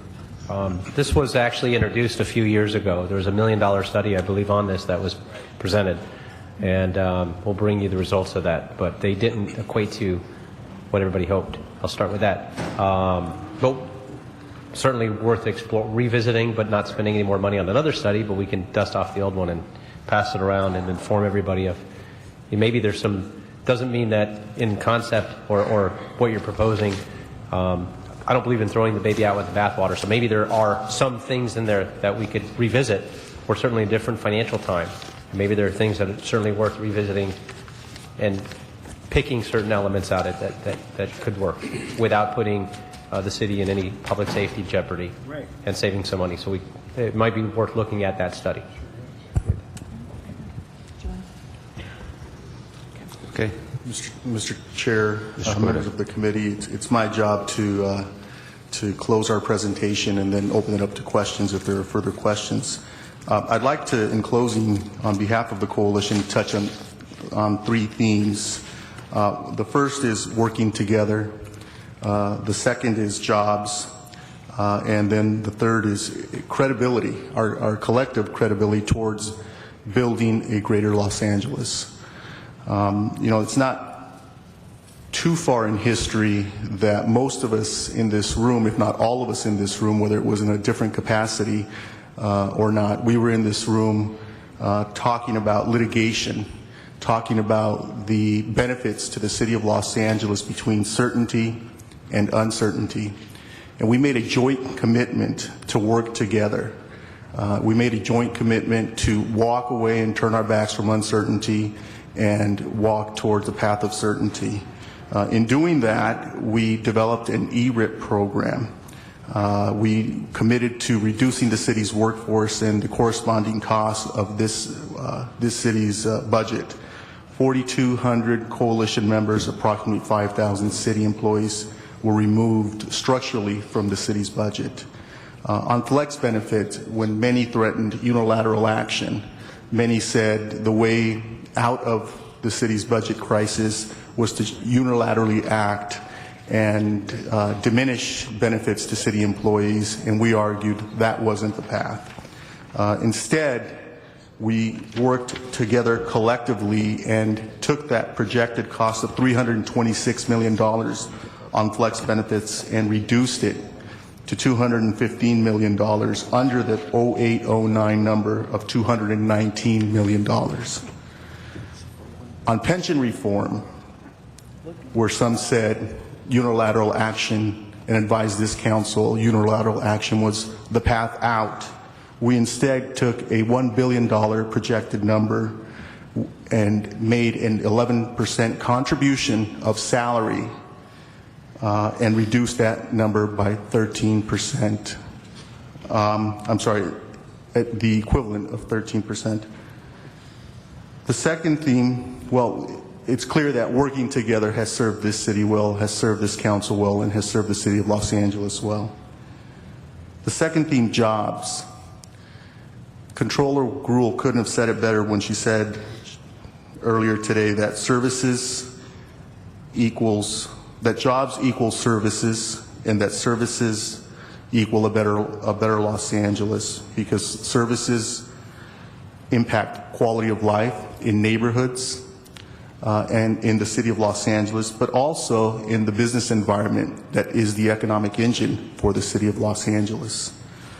Today we present to you alternatives, and that was our goal. Our goal was not to come here and predetermine any path forward, but to say to you as the elected leaders of this great city that there are alternatives going forward, and that there are alternatives that don't lead to layoffs, that don't lead to a diminution or a lessening of services to the people that you represent.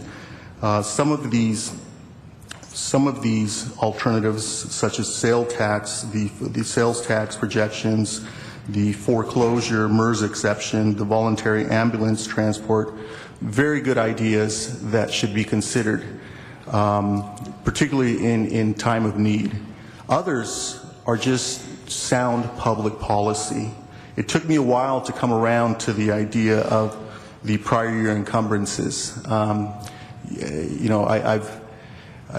had experience in another city, sitting where you are, and I had some of the same questions, Councilmember Englander and Chair Krikorian, that you had regarding prior year encumbrances. But it really is a fundamental change in how this city budgets, but more importantly, how this city manages.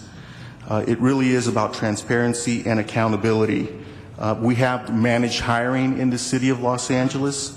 Why not have managed contracting in the city of Los Angeles?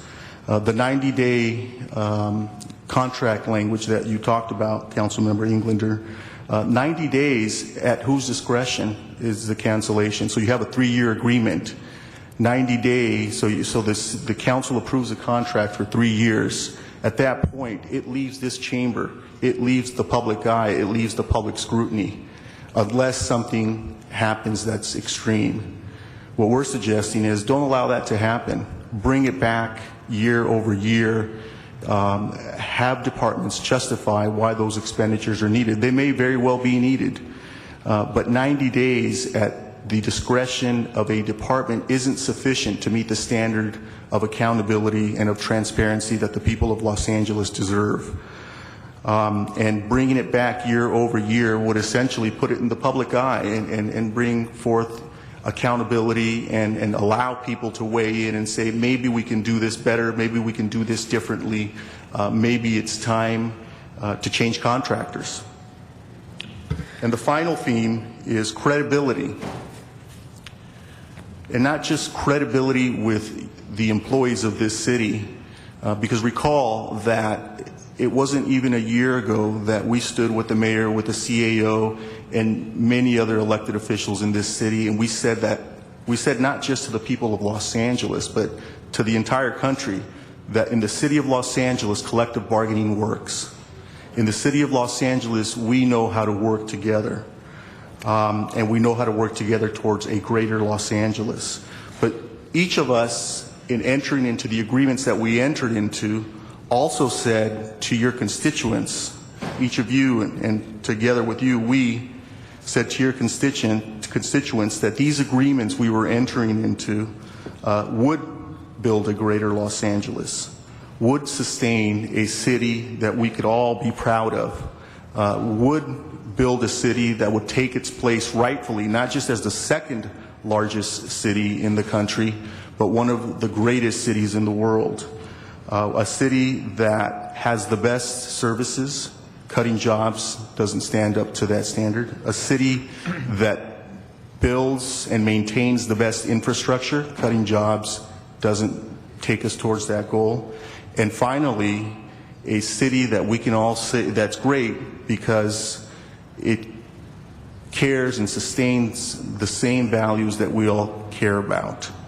Treat our employees with dignity and respect, value the work of our employees, and most importantly, ensure that we are doing everything that we can to ensure that the employees of this city are providing the best services to the people that you represent, to the people of Los Angeles. And so we remain committed to working with you towards building a greater Los Angeles. And we ask, and Chair Krikorian, I have to join in with the rest of my colleagues and on behalf of our membership to say that this is an exceptional time in the city of Los Angeles. And this is an opportunity for the people of Los Angeles to hear from us collectively, the employees, representatives, the employees, and its elected officials with regard to how we're going to build together a greater Los Angeles. And we'd really like to thank you for this opportunity. Well, I want to thank you as well. Thank you very much to all of you, and we'll have questions in a moment.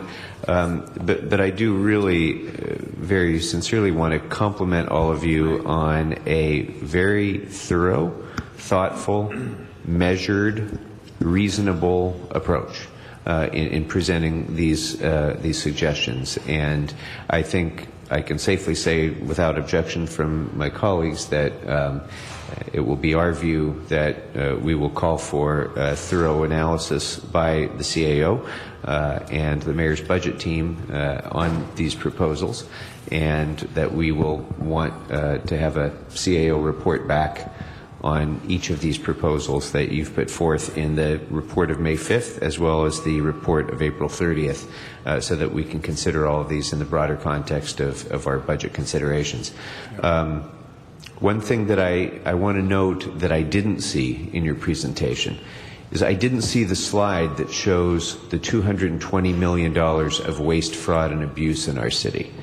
I didn't see the slide that shows the hundreds and hundreds of people who aren't doing anything in our city. And I think it's important to kind of reinforce that as we go through this process because, you know, you hear, as we hear, from the people that we collectively serve, frustration right now, a great deal of frustration. We heard it even in our public speakers today. People who pay their taxes, see a diminution of services year over year as we've gone through this, and don't see a clear path out. And there's a tendency that people have to assume that there's just something we're overlooking. There's a simple answer out there that we're overlooking, and the truth is there's not. A reduction in costs of government means a reduction in services. It just does. You can't reduce public employees without reducing services. And the fact is that the vast majority of what we spend our general fund on is people who perform services for our constituents. We're not spending it on gold-plated toilet seats. We're spending it on people who perform services. And so one thing I've said from the beginning, and I'm going to stick with, I'm never going to candy coat the situation that we're in. I'm never going to say that there's a simple solution out of this, that everything's going to be rosy. It's not. We're going to go through a difficult few years here because the global economy is the worst that it's ever been in any of our lifetimes. And until that changes, we're going to have a challenge with revenues in this city. And if we have a challenge with revenues, we're going to have a challenge with what we're going to be able to spend on services. And the reason that I think it's so important that we're all here at the table together is to acknowledge this is a long-term process that we're going to have to go through until the economy recovers, and even after. Because this, you're right, Mr. Gordo, this is an opportunity right now.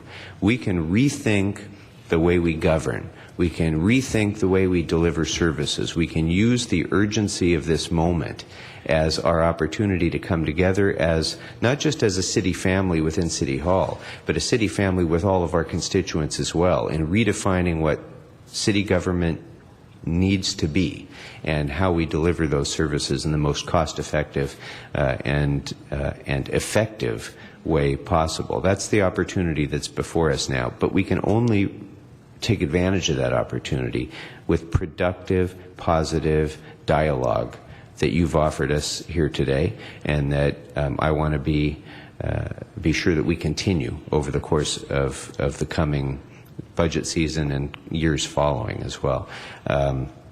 So again, I appreciate it very much, appreciate your ideas, appreciate your thoughts, and I appreciate the tone, the positive and productive tone that you brought to this discussion today. And I'd like to give Mr. Rosendahl an opportunity. Like I said in the very beginning of this meeting, this is historic. In my years in the private sector and in the government sector, to see a serious, sincere attempt at collaboration rather than everybody yelling at each other and sound-biting each other and some of the hysteria that comes out of those kinds of actions produce no good.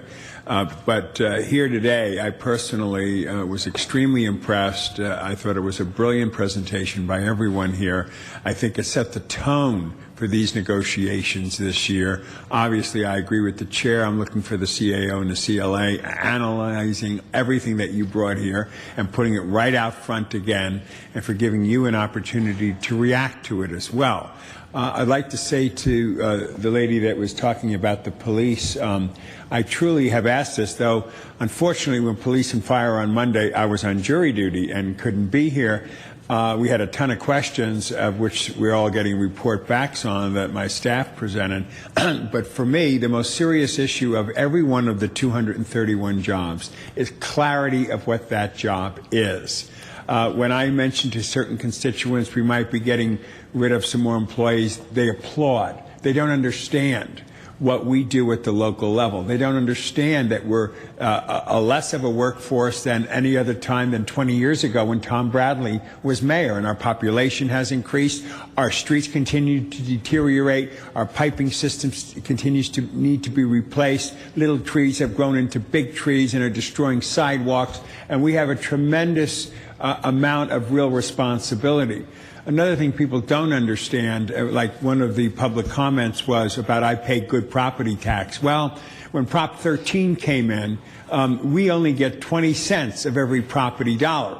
like I pay 10 grand. Well, we only get 20% of that to do basic services. The rest has to come from sales tax and other forms of taxation, which means we as a city have to become more business friendly to bring in those revenues. The little towns did it all the time. My little Santa Monica in the heart of my district in the 80s and 90s rezoned, attracted business. They put 200,000 cars through my people's faces to their jobs and have a great budget. The city of LA, the big elephant in the room, it takes time to switch over and move over. So the revenue streams that we took for granted were gone, which was the property tax, and new revenue streams are continuing to be created. But when we talk about civilian jobs, I consider in the police department, and you're going to justify it for us, that a sworn officer is important, a civilian officer is as important to the basic mission of policing and public safety. So the justification for the layoffs has not been presented to me to appreciate that. But then when I hear very professional and sharp numbers guys put it out in a dispassionate way without any politics thrown in, where revenue streams can come from that should be explored, it becomes what, 20 to 30 million, 20, 25 million on the job layoff component? That's chump change when you look at a $7 billion budget in the context of the basic services that we provide. So philosophically, I'm with you right here, but let's see when we get down to the nitty-gritty and the fine points and the details, what kind of reaction we get from the rest of the city staff on this, and hopefully this will be the most collaborative year rather than the picket lines and the demonstrations and people ducking from here to there, but we can clearly say we are a city family, and we together as a city family are going to find solutions for the family. So I just want to thank you all for doing this. Thank you. Mr. Engleby. Thank you. I'm not going to give you a long closing. And I'm not sure about recommendation number 10, continue a partnership. I'm kidding. I like this concept, but I would have one recommendation for next year, if I could, to the chair. I don't feel right the way it's set up. I think we should be down there with another table so we're all on equal footing, because it feels like we're perched up and we're all in this together. So I would only suggest for this one discussion for next year that we set up another table and we sit with you in a round table format. That's a nice thought. I can just assure you, Mr. Engleter, that the chair does that on a regular basis with this group. So. Well, I meant, publicly for the committee. And on another note, there was a lot of applause going to their city workforce and to the employees, to labor. And I just want to throw out something to the labor leaders, that we wouldn't be here right now if it weren't for you guys. And last year and the year before, I remember how heated things got because you had a deal and then you didn't have a deal, and the deals were made with the wrong people or the right people, and the word wasn't kept or it was kept, and you had to keep going back to your members, to our staff, and say, yeah, we had a deal, but we didn't have a deal, and maybe we have a deal, and we're not sure what the deal was, and they'd say it was the wrong person we made the deal with, and who knows what. I didn't see that this year. I saw this dialogue. And while I know you sat down with them, I know all of us have. I know I've seen many of you in and out of my office, not just meeting with me, but my staff as well. And that open door policy and communication, the collaboration was set from the beginning. And for that, I thank you guys, because it's not just the employees that come here on the microphone and share their heart-wrenching stories about the cutbacks or the fear of layoffs and the fact that they have kids in college or at home and they've got mortgages to pay. It's carrying documents that have suggestions to help us get through this. I mean, it's the last thing, and I said it the other day, you don't run for office because you want to lay people off and cut services. It's not why I ran for office. It's the last thing you want to do. And so these are tough choices that we've got to make, no matter what we do. Even if we do these, if we did all of these, structurally over the next several years, and we've seen the numbers, we're going to be having these same discussions next year, and we're going to continue to talk about what types of programs we should be doing differently, what kinds of things we could be doing differently to save money. And so these discussions have to continue throughout the year, not just at budget time. Mr. Gordo, I don't want to put you on the spot, but I just want to ask you a question. I think, and I'm not sure, you can correct me on this, that you're the only elected official sitting around the table, I believe.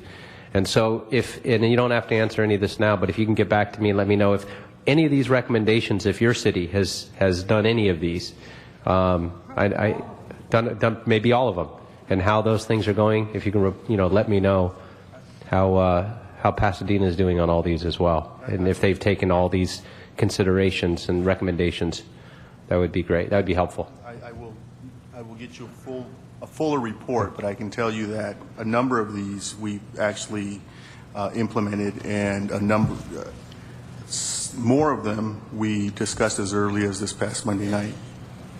Great. Excellent. So, yeah, we're looking at those as well. Terrific. And thank you again.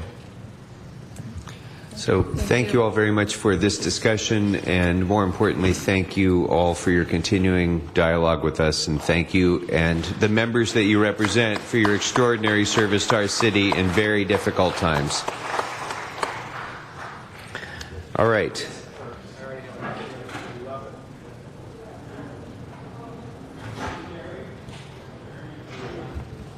You know what?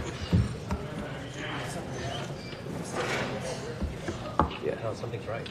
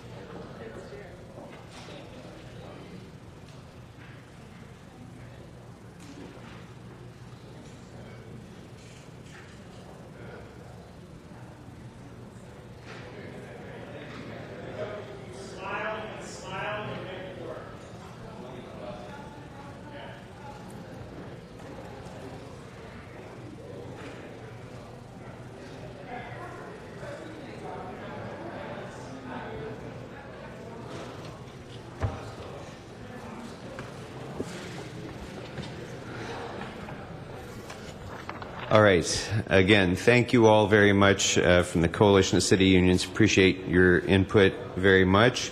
That brings us to the next item on the agenda, which is discussion of the unappropriated balance. And so for our discussion of the UB, I'd like to invite back up to the table the CAO, CLA, and Mayor's budget team.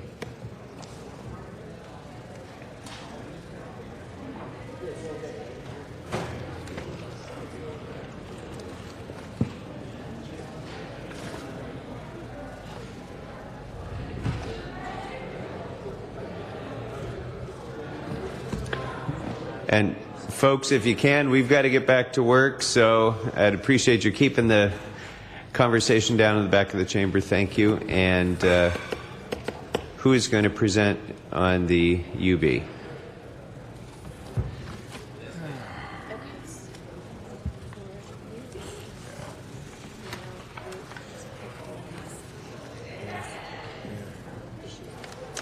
Good afternoon. Good afternoon, Elizabeth Lee of the CAO's office.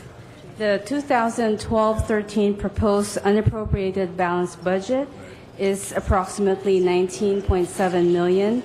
That is to cover contingencies and other requirements during the fiscal year. Would you like me to go through line item by item, or you want to go I think proceed with just the a questions? highlight overview. We can assume that everyone has already reviewed the budget. Okay. The unappropriated balance includes $2.1 million for bank fees for the finance departments. That is to provide funding for the citywide credit card merchant fee costs. $325,000 is provided for the deferred entry of judgment, and this is the Office of City Attorney program. And this is the first year that they are estimating revenues of $325,000 from a proposed administrative fee of $65 per case based on approximately 5,000 misdemeanor or code enforcement cases in the program. In 2011-12, $520,000 was provided in the UB budget, but the program was delayed and no revenue has been realized. $3.58 million is provided for equipment expenses, alterations, and improvement. This is also a continuation of funding that's provided in the current year. And the fire department has... I think, if I may, why is that not broken down and allocated among the departments who would be acquiring those materials? Why is that set aside in the UB?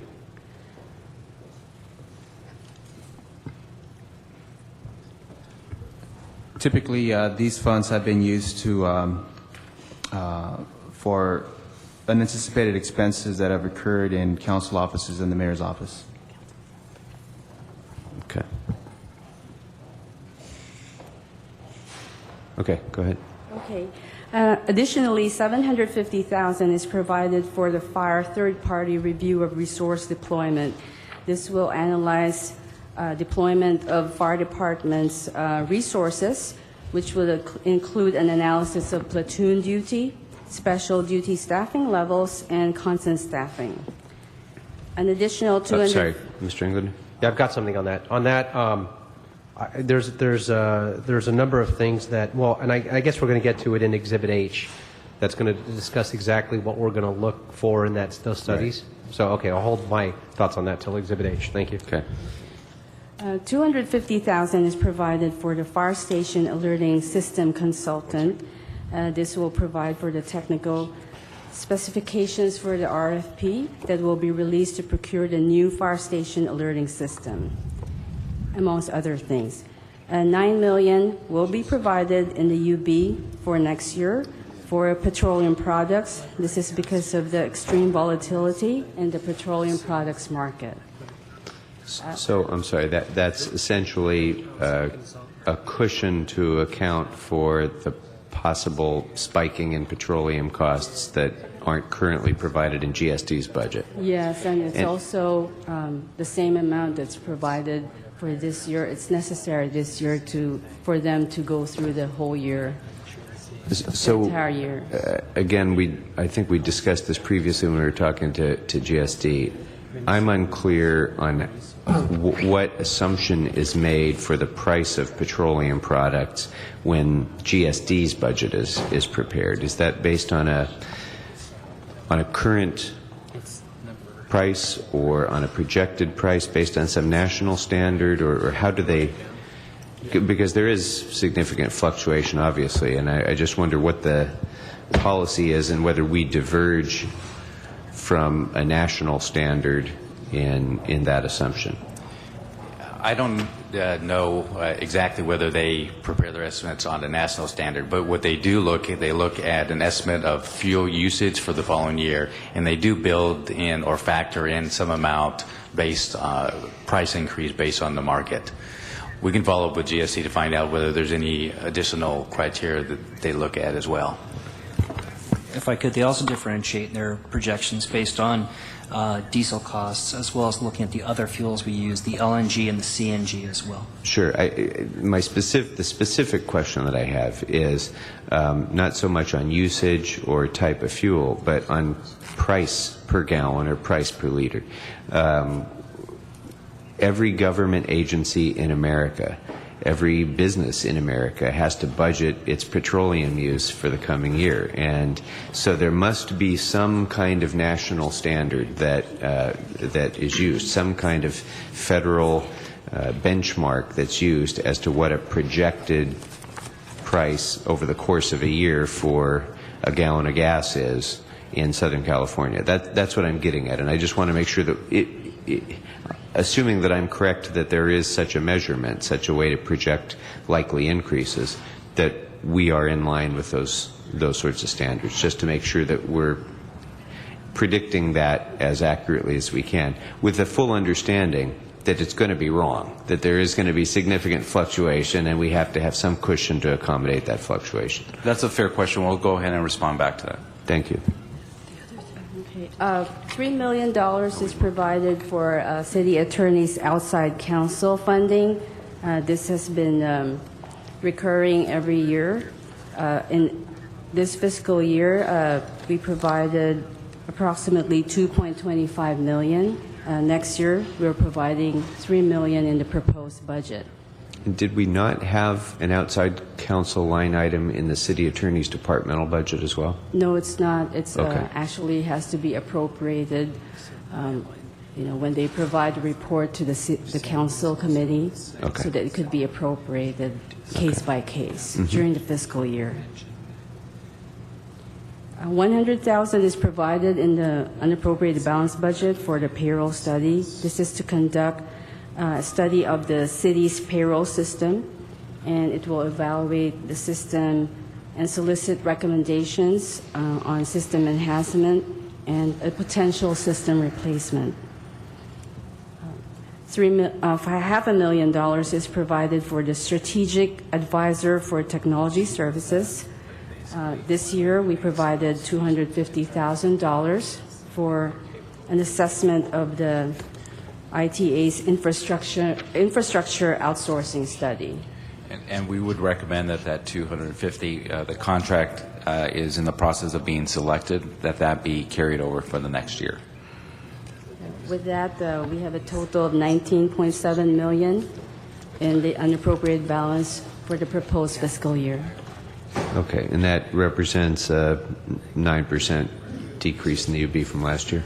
Yes. Okay. So one that I didn't ask you about is the bank fee savings contingency amount of $2.1 million. Can you talk a little bit about what are we doing to try to realize bank fee savings in that regard? The Department of Finance is here, so perhaps they could respond to that.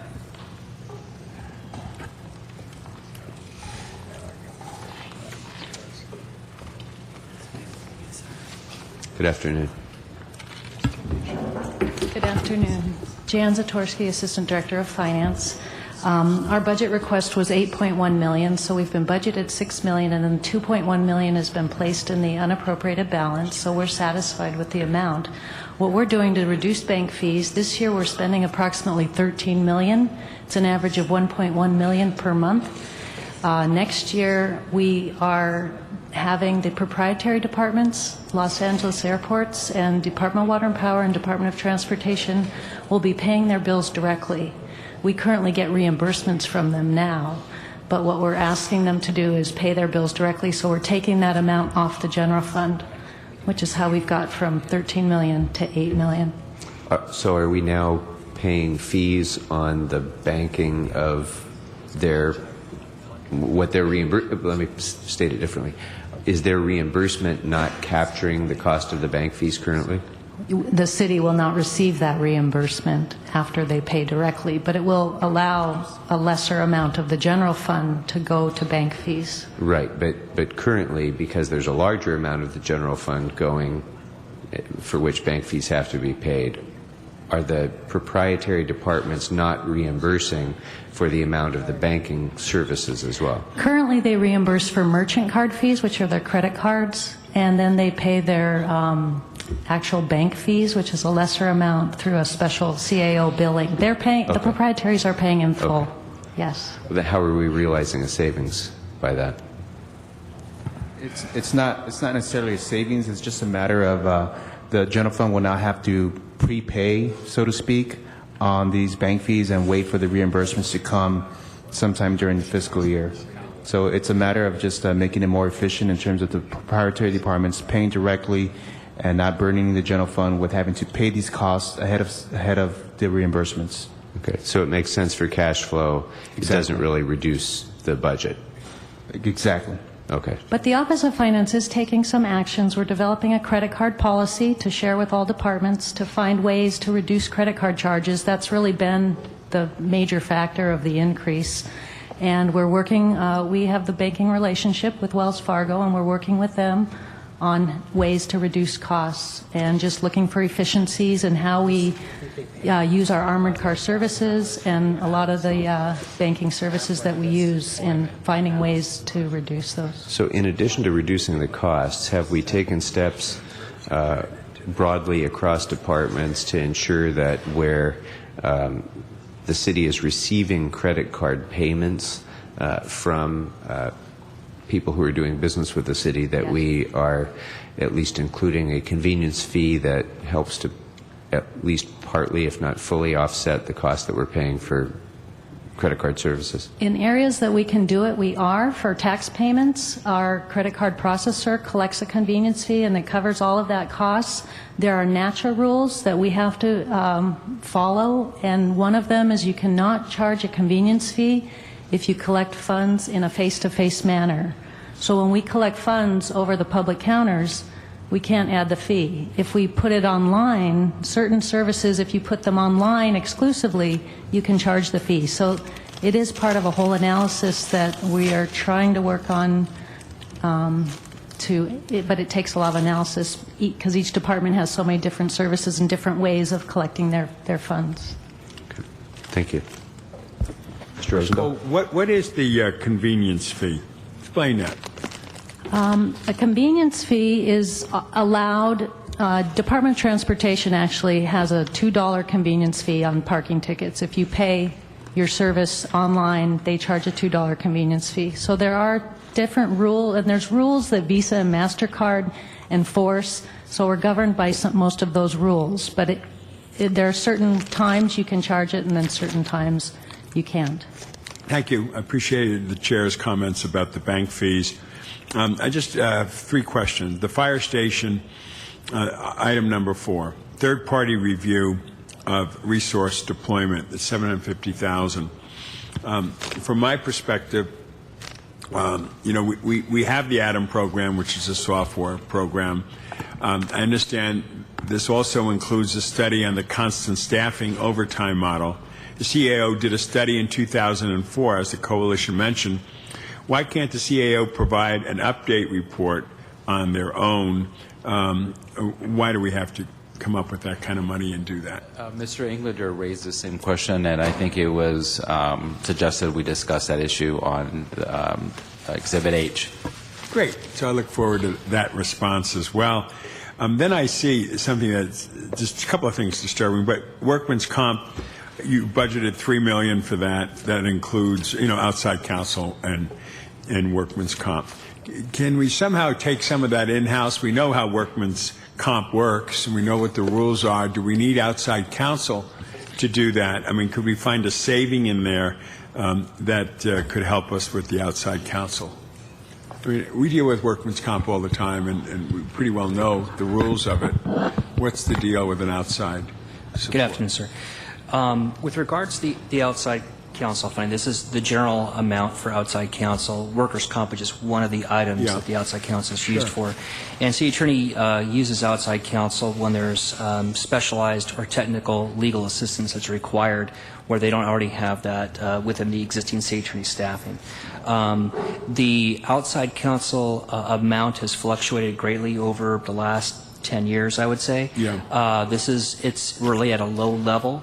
When the city attorney had come in, his presentation was, I believe, on Friday, he had actually talked about outside counsel funding and recognized the increase that was in the budget, but actually said he could use more money if it was available. And the CAO and the city attorney's office, it's reported on throughout the course of the year in the FSR process as well. But it really goes to using the outside attorney firms for technical or specialized assistance. One case I can give you is within the wastewater program, Bureau of Sanitation, there's very technical compliance, regulatory compliance issues that will come up in litigation where, additional legal resources are required. And that's one example of just how outside counsel is Do you used. feel comfortable that figure keeps us within what we think might happen? We believe so. Okay. Please. I think I just wanted to add that actually the city attorney actually has brought in a lot of the workers' comp cases in-house. And it's my understanding there's very few, if at all any, that are actually managed by outside counsel for workers' comp. Most of the outside counsel now is for cases, just like as Neil just mentioned, along with the Ardon case as well as another example. Sorry about that. Okay, I appreciate that, because when I saw the workman's comp, it kind of made me light up a little bit. Now, the last one I have is 16, a restoration of neighborhood fire services. That's roughly $7 million, but there's nothing budgeted for the next year. I'm just curious why, when we always worry about different things that might cause that to happen.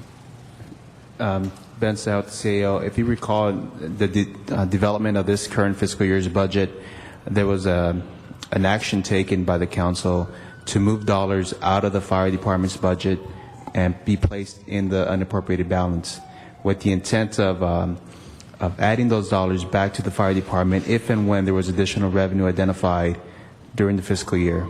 While those additional revenues never came to fruition, the fire department was experiencing deficits, and those dollars have since been earmarked back to the fire department. So that was the action taken last year.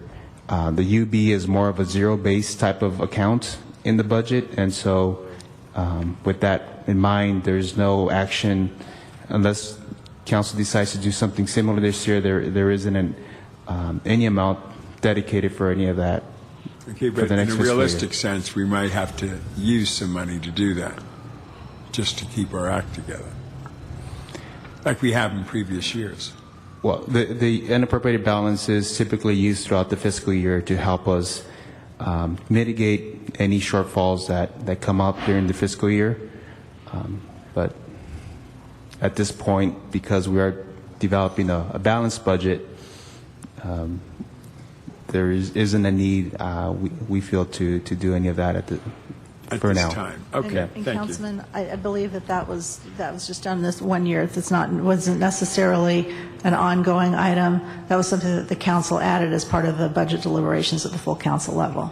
Yeah, I remember that, but we need to be realistic here that we just heard a siren out there. We didn't even know what it was. It was probably a fire truck saying we're going to use more. But thank you. Mr. Englander, you have anything on the UB? No, I'm good. Okay.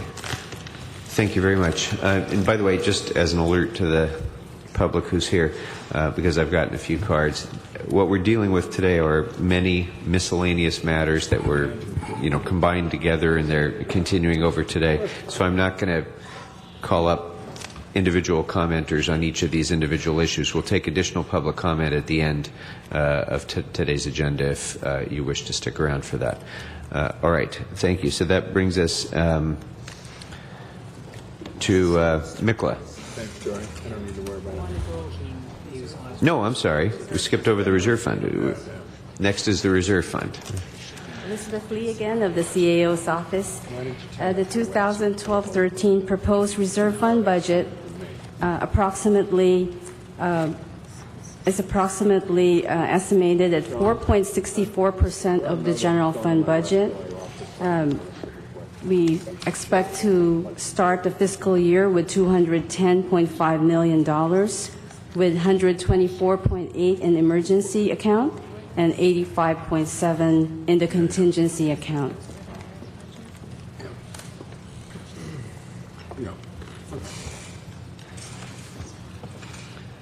Mr. Englander?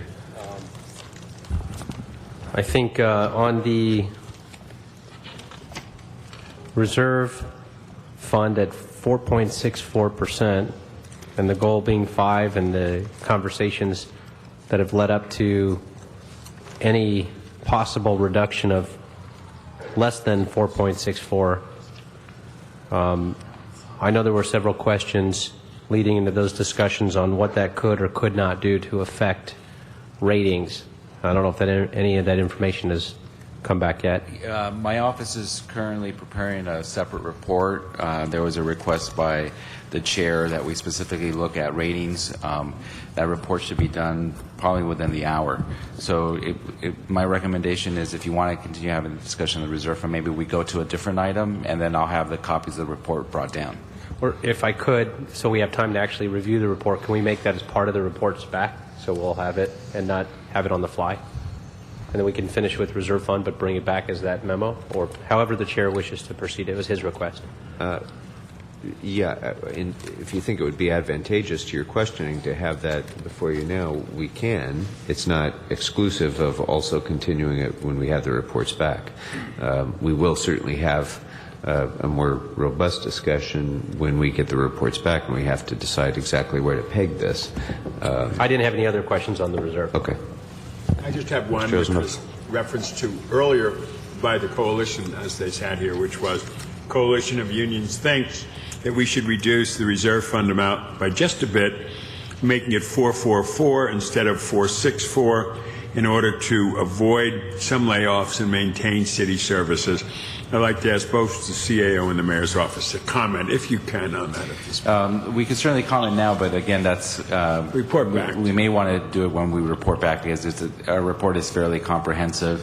I personally contacted my counterparts from the 10 largest cities around the country. We had our financial advisors submit a separate report so that you sort of hear sort of directly from them. So my recommendation is we discuss it in that context. Sounds good to me. Unless the mayor's office wants to say something. No. I don't know if this is included in the report or not, but how did last year's budgeted reserve compare to last year's year-end rollover or surplus? Last year, the adopted budget, we expected our available balance at 177.3, which is 4.04% of the general fund budget. But actually, we got 197.7 million, which is 4.51% of the general fund budget. At year-end? Yes. So in layperson's terms, that means we saved $20 million more than we thought we were going to? Well, it's also reflective of a policy that your council has adopted pertaining to any one-time revenue that we get, that half of it go for the reserve fund. So we could break that down in the context of that report back if you like. Great. That'd be a help. Thanks. Okay, if there's nothing further on reserve, that brings us then to MICLA.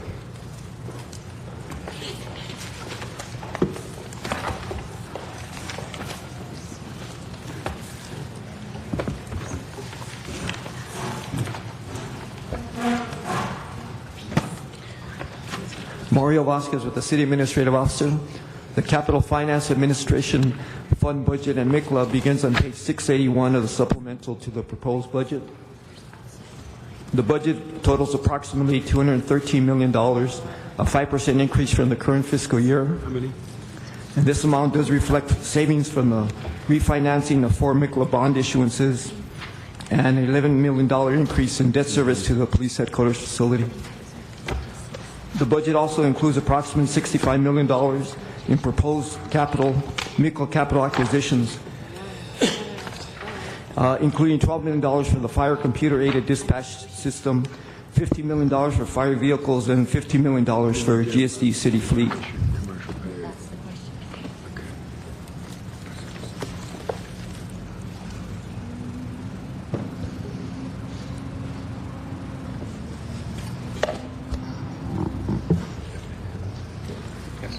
Mr. Englander. Thank you. On the on line item 4, which was on 684, was the GSD for vehicles for different departments. Do you have a list of what those might be? Not in front of me, but it was provided.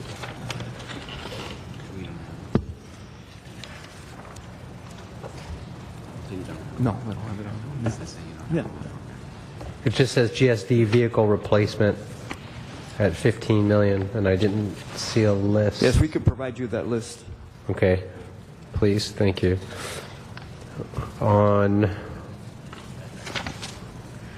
line 6 is the police vehicles, and this seems a little different than what we've done in previous years on the commercial paper and how we're going to be purchasing black and whites. I believe it was always the MICLA policy not to be able to use MICLA for black and whites because of the 7-year life. Commercial paper. And now we're using commercial paper on this. It appears to be, I'm not sure if we've done this the same way in the past, and it shows in future years the remaining 75% and resulting interest costs would be paid by the general fund.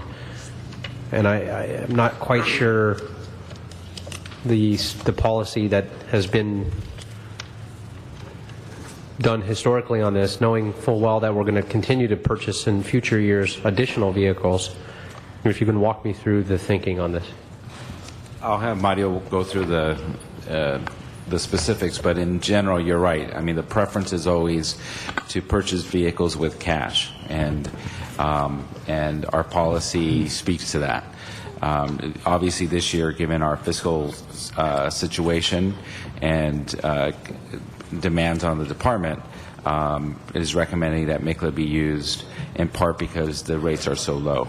But I'll have Mario walk you through the more specific answer. Yes, as Mr. Santana indicated, this would be a deviation from the city's debt management policy, but we're proposing this action because using MICLA commercial paper does result in a lower interest rate than acquiring the vehicles from leasing company. Commercial paper rates are under 1%. Leasing companies would charge 5 to 6%. But again, it would be a deviation from the city's debt management policy. Well, and I guess what you're doing is you're comparing it to the current commercial rate. Correct. But we've never gone the commercial rate either, is that correct? We have not used commercial paper to acquire police black and white vehicles, as you mentioned, because the vehicles do not have a useful life of 6 years, which is the city's debt management policy.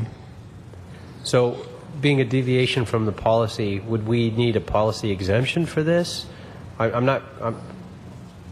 what's the advice from the CAO on moving forward? And we need the vehicles. There's no question. I understand that. And the vehicles we have right now are dated and tired, and they're ridden hard, and they have a lot of miles. The last thing we could see is a black and white broken down on the side of the road on the way to an emergency call. We can't afford that to happen. There's no question. But is this what the CAO would recommend, or is there any other ability to do it? Is this the most economic and efficient way to move forward in your recommendation? Well, our preference would always be that it be paid for out of cash as the policy dictates, and that specifically that policy be maintained. But the challenge is finding the cash to do it. And so in this particular case, because the interest rates are so low, and as Mario indicated, it would be more cost effective to use a 1% interest versus the leasing, which is what we normally would do. It could justify an exemption to that policy. But if, again, our preference would be to pay it out of cash, simply not to pay any interest at all and just pay it off. How long is the financing on the commercial paper on these? Commercial paper is short-term debt, meaning it's less than 1 year. So we would borrow money at the end of, for example, 6 months. We either just pay the interest or actually pay off that debt. In this case, we have a 4-year plan to pay off that $6.5 million. Okay. Why don't you explain the cost of that? So we'd realize that, so this year, in essence, we would get the vehicles without having to pay anything. So we'd get the use of an extra year out of the vehicle without being out of pocket. And we'd pay it off and realize the debt over the next 4 years, knowing full well that next year and in subsequent years we're going to continue to purchase vehicles. That's correct. is this, if in moving forward, do we set this up as a one-time policy exemption, or is this going to be the new norm? Our recommendation would be that a one-time policy exemption. And that it be not done next year? Right. That we find an ongoing way of funding vehicles, because as you pointed out, this is something we have to do every year.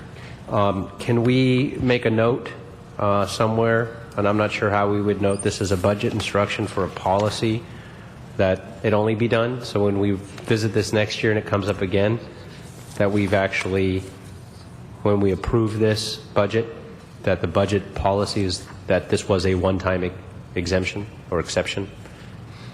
We could certainly do that, and also direct our office to come back with an alternative funding mechanism for the next fiscal year. Okay, thank you.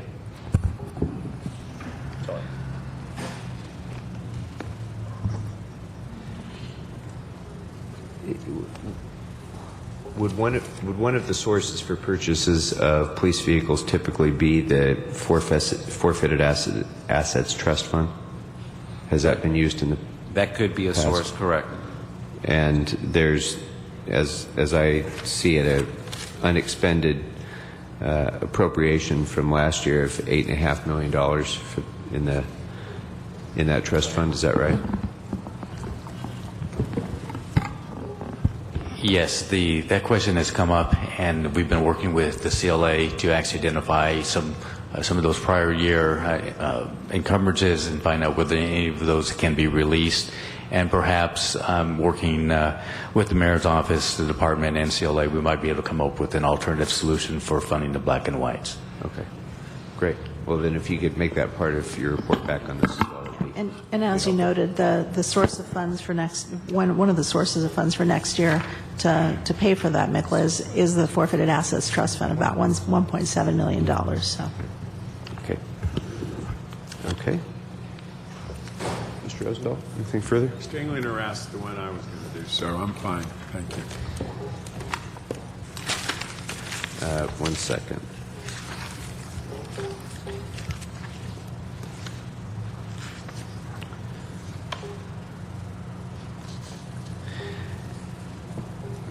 So if the MICLA expenditures go forward as they are budgeted currently, what would be the debt service for those expenses?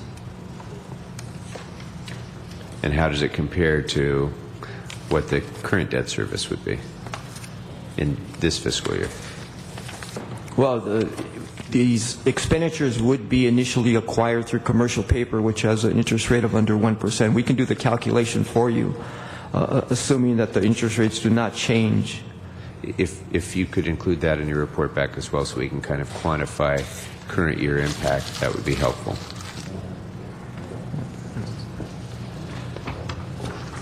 Okay, thank you. That brings us then to capital improvement expenditures.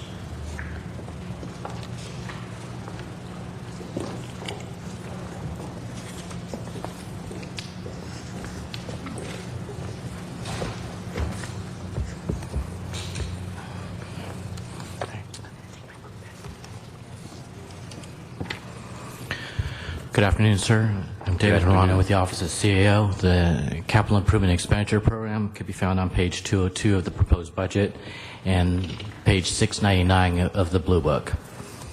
The Capital Improvement Expenditure Program for 12-13 totals $175.3 million. It's divided into three major categories. The Clean Water Program, which is $139.3 million. The physical plant portion, which is $26.8 million, and the municipal facilities portion, which is $9.2 million. Of that $175 million, $167.8 million of it is special funds, and $7.5 of it is general funds. The general fund investment or proposed investment in our capital improvement expenditure program is equal to about 0.17, that's 17/100ths of 1%, and is not at the 1% level consistent with our financial policies. But that's not unusual. Last year we were only at 15/100ths of 1%. And it does. When was the last time that it reached 1%? I don't recall it reaching 1% in the last 3 or 4 years, actually. It was, Yeah, 2005, 6 or 6, 7, around there, that time. Yeah. Thank you. So in addition to the $175 million in the capital program, the mayor's budget also provides $18.9 million in MICLA funding for projects and solid waste resources funding projects. In addition, the call for projects and general obligation bond projects are held off budget. And if you have any questions on that, they're not included in the budget documents, but we can definitely try to answer them. There are city staff from various departments here to help answer questions, and my colleagues Maria Cardenas and Alma Gibson from our office are also here to help with any questions you might have. Thank you. Mr. Rosendahl? I'd like to look at the CIEP, if you could, for a second, in the fiscal plan. If you look at that, you'll see Measure R, local returns, and you see a whole list of projects that comes to a little over $6,235,000 on that one there. Some have to do with street lighting, you see that, transportation projects, and so on. And the question is, I'd like a report back that includes the following. Why these particular projects were chosen, what projects have been previously approved by council, which ones are new, and whether the city entity responsible for the work has included them in their FY 12-13 work plan.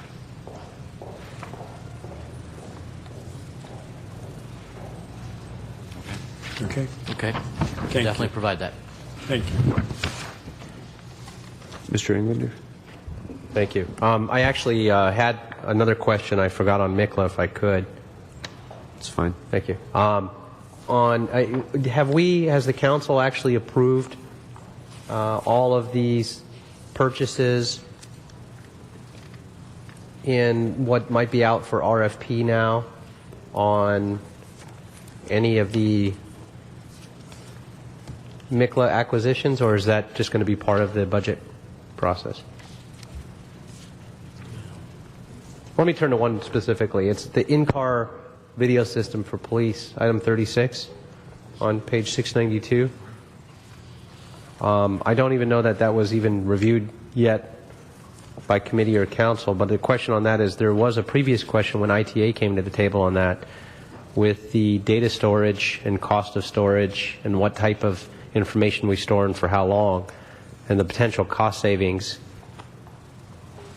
And so rather than approving this through MICLA, would it make sense if that comes back at some type of cost differential to put in the UB? At this point, Phase 2 is currently out to RFP. I don't know for sure if what's in there is for Phase 2 or if we have the vendor financing from Phase 1 that we're still paying. Can you come back on that? If it's Phase 2 and not yet approved, then I would move that we put that in the UB, because we have a lot of information still yet to be determined and coming back on the storage elements. Most certainly, these are, as you're aware, these are basically a MICLA allocation. Certainly, if we don't use the allocation, then it basically goes away. Before any of this funds will be spent, it will require an approval by the council of a Phase 2 plan with all of the cost components fully vetted and approved by your council. Because Exactly. This is essentially just the authorization.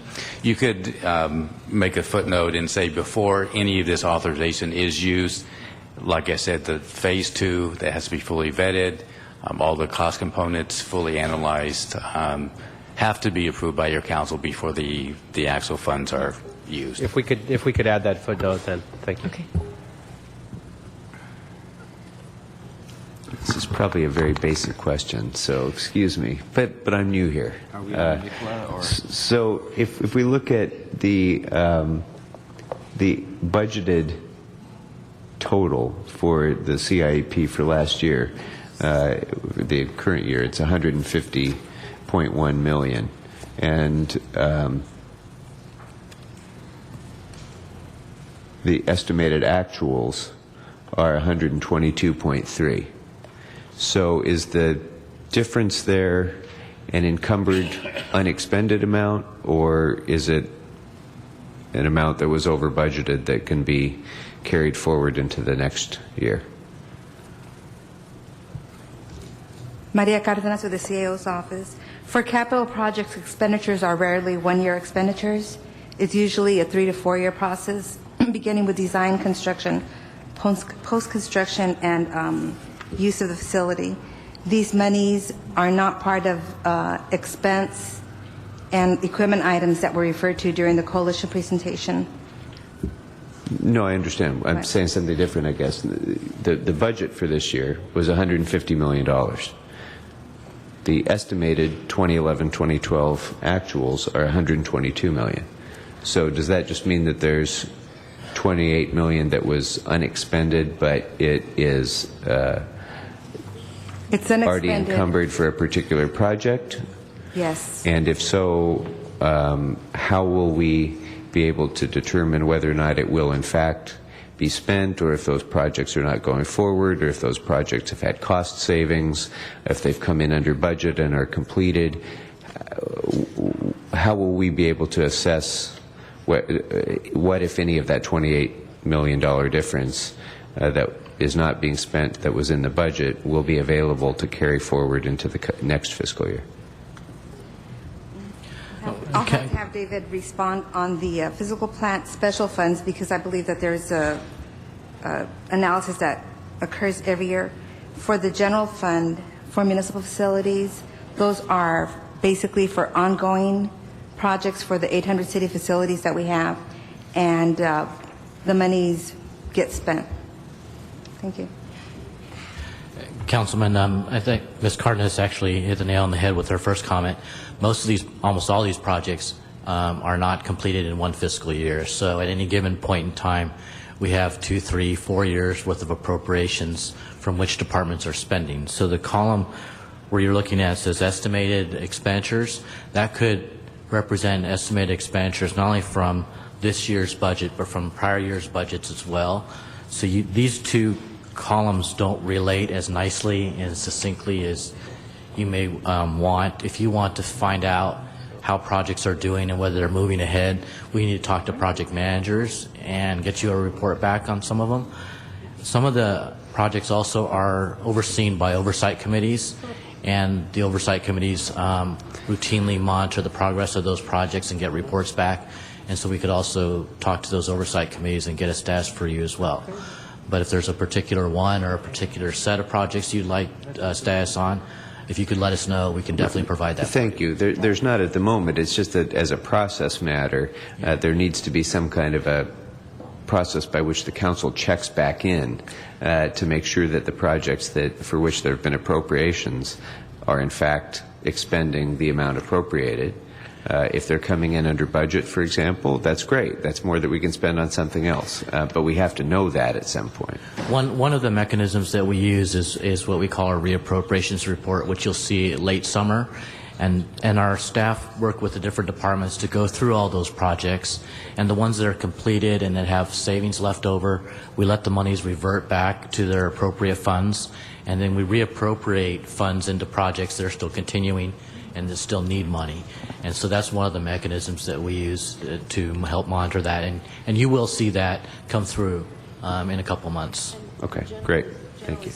The capital finance, the capital improvement expenditure program include a lot of major construction projects, and so that's why they're multi-year projects. And so in many cases, as those carry over, it could be as a result of delays, it could be any number of other reasons. And so some of those funds aren't always available to unencumber. They have to kind of get to a point in the construction program where that information is available. I totally get it. These are long-term concerns.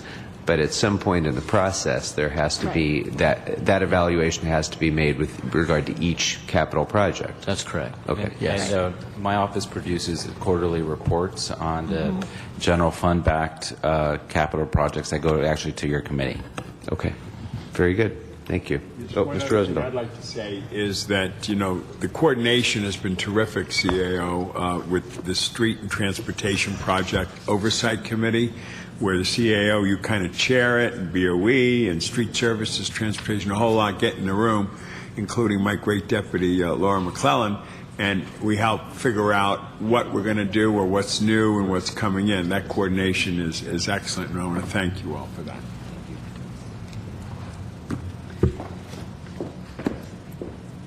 Okay. All right. Thank you very much. That brings us next to the TRAN.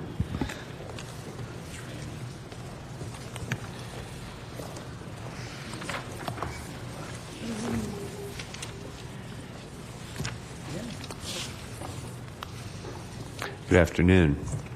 Good afternoon. Hato from the CAO office. The TRAN Debt Service Fund represents the principal and interest payments when we issue TRAN. We issue TRAN for two reasons: to prepay the fire and police pension and the LACER's contribution amount, as well as to fund controller's cash flow of $400 million that she requested through the March 1st report. And when we prepay the contribution amounts, we will save $30.3 million in discounts. The discount is the difference between paying upfront in July versus paying biweekly. The net savings to the city if we issue TRAN is $19.1 million. We anticipate of issuing about $1.24 billion in the end of June. It's just to point out, this, I really brag about our office, but in this particular case, the debt group did a phenomenal job in securing the lowest interest rate that the city's ever had for the TRAN, of 0.23. So this is obviously one of the major indicators when we go out to market and our bond rating and sort of the interest of investors. That's why the investor conference that we had not so long ago is important, because this is an enormous amount of money that we borrow just to keep the lights on and to take advantage of that pre-funding. And I agree. The way our TRAN has been handled, I think, has realized significant savings, and I applaud you for those efforts. Borrowing money always costs money, even if it costs less money than it could otherwise. It still is a cost, and so I think the lower the TRAN, the better we would all be. So what I've wondered is if we have made any assessment of changes that we could make in our revenue stream that would more closely match our expenditure curve, so that we would have less need to go to a TRAN to meet our cash flow needs.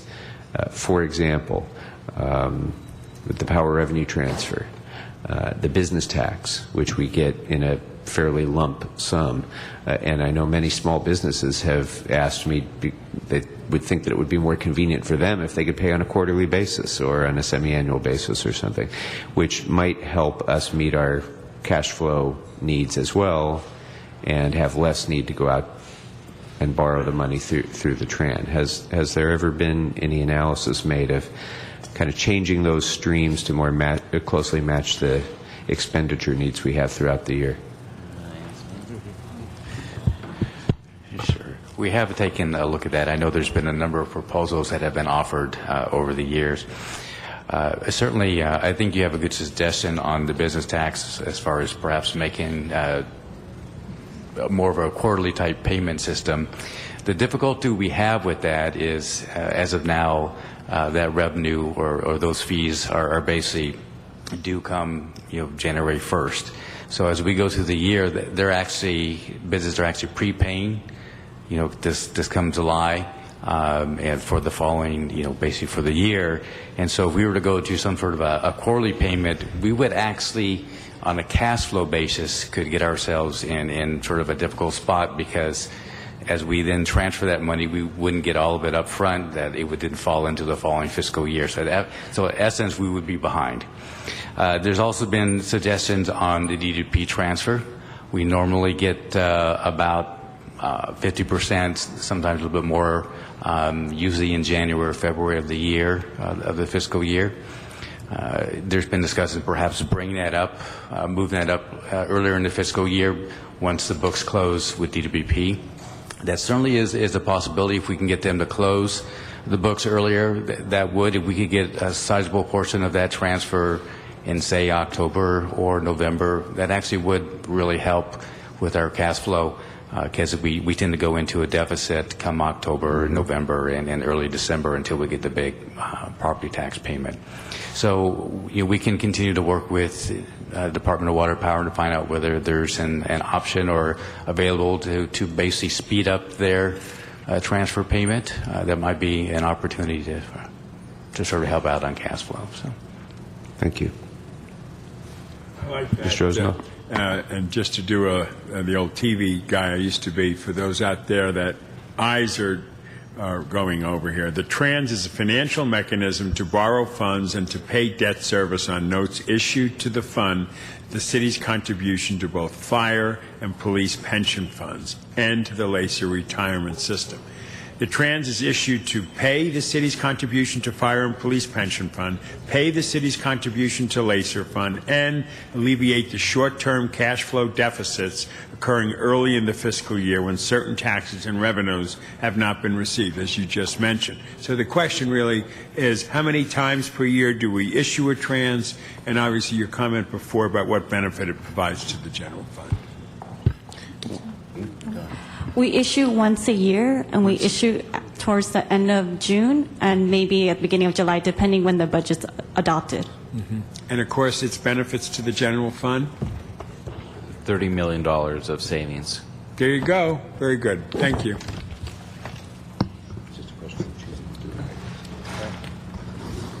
Okay. Anything further on the trend? All right. Thank you. That brings us then to the discussion of Exhibit H.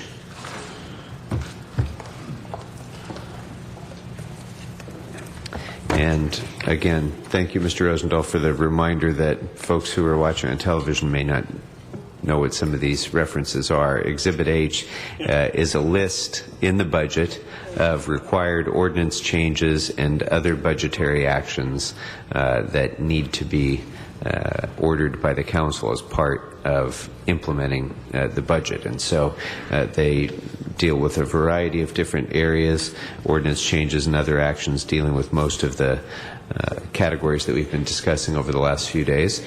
These are more policy-oriented issues, and so we felt that it was appropriate to have a separate discussion dealing with those. So, Mr. Santana. How would you like to proceed? Would you like us to walk through each one? Or would... It's probably, it's a reasonably short list. We've read them. You don't need to reread them. But why don't we go sort of topic by topic and just see if anybody has any questions about each one as we go. Okay, Melissa Krantz, Office of the CAO.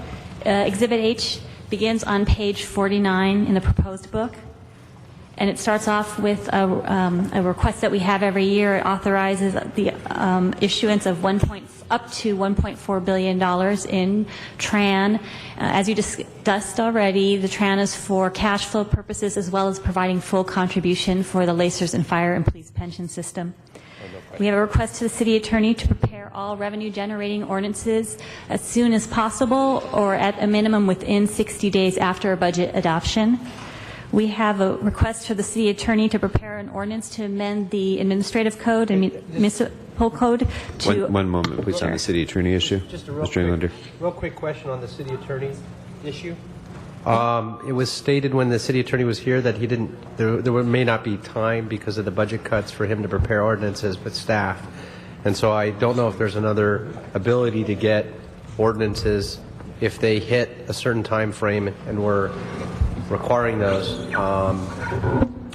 Well, now, just keep in mind, this is to basically prioritize revenue-generating ordinances. So this is not all ordinances. These are revenue-generating, which help with the budget and achieving. No, I understand that full well. Be that as it may, I still have a concern that we can get any ordinances, or revenue-generating or otherwise, because when the city attorney was here last week, he'd stated that all ordinances would take a back seat to civil and criminal cases.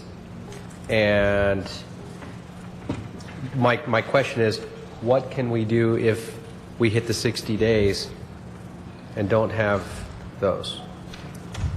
Pete? And we have Mr. Echeverria to tell us. Yes, I'm happy to comment on this. We give priority, obviously, to the charter-related ordinances that are requested. We work with the departments as well because they have to provide a certain amount of information. The CAO has to validate the fees that are to be charged, but we give these ordinance priority.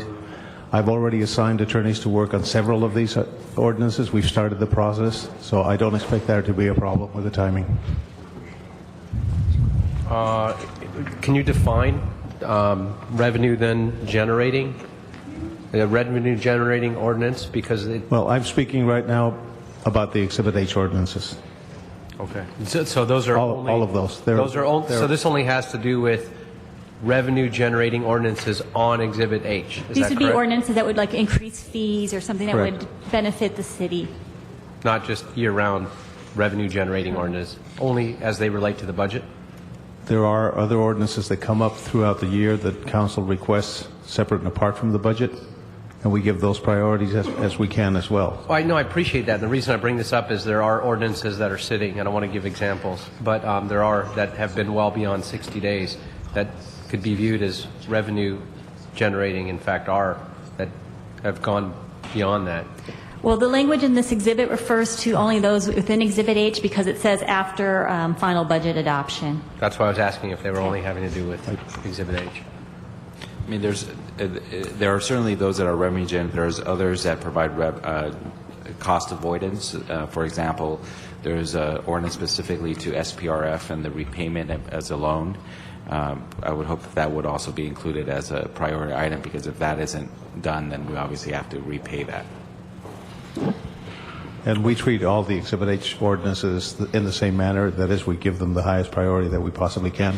So that ordinance would be included in the direction as far as we're concerned. Okay, thank you.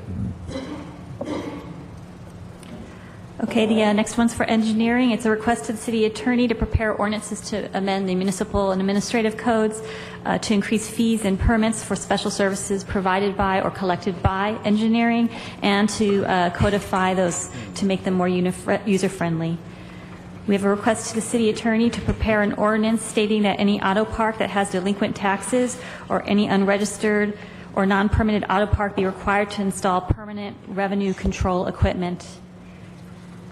There's a request to the city attorney to prepare an ordinance requiring all existing businesses and new businesses conducting automobile parking space or offering storage places for motor vehicles to be required to file with the Office of Finance a bond naming the city as exclusive beneficiary at all times when they're engaging in such business. In a couple of points on those. On the first one, we heard discussion today about the possibility of expanding the scope of this, not just to delinquent businesses, but to provide the revenue control equipment requirement to anyone as a condition of their doing that business for us. So I don't know if we need to make that decision right now, but I think it would be appropriate to have the city attorney include that within their proposed ordinance, and we can evaluate it as a council when it comes back. But Good afternoon, sir. I believe this item has actually been scheduled for Audits Committee for Tuesday. There's a couple of reports. One was from the Office of Finance, which we included in Exhibit H here. One was from the Police Commission as well. And I believe City Attorney was also weighing in the context of those reports and whether or not it can be expanded to include all auto parks. Great. That'll be in the policy committee on Tuesday. That's part of a council file that's already working its way through, Yes, and it includes the broader scope. That's great.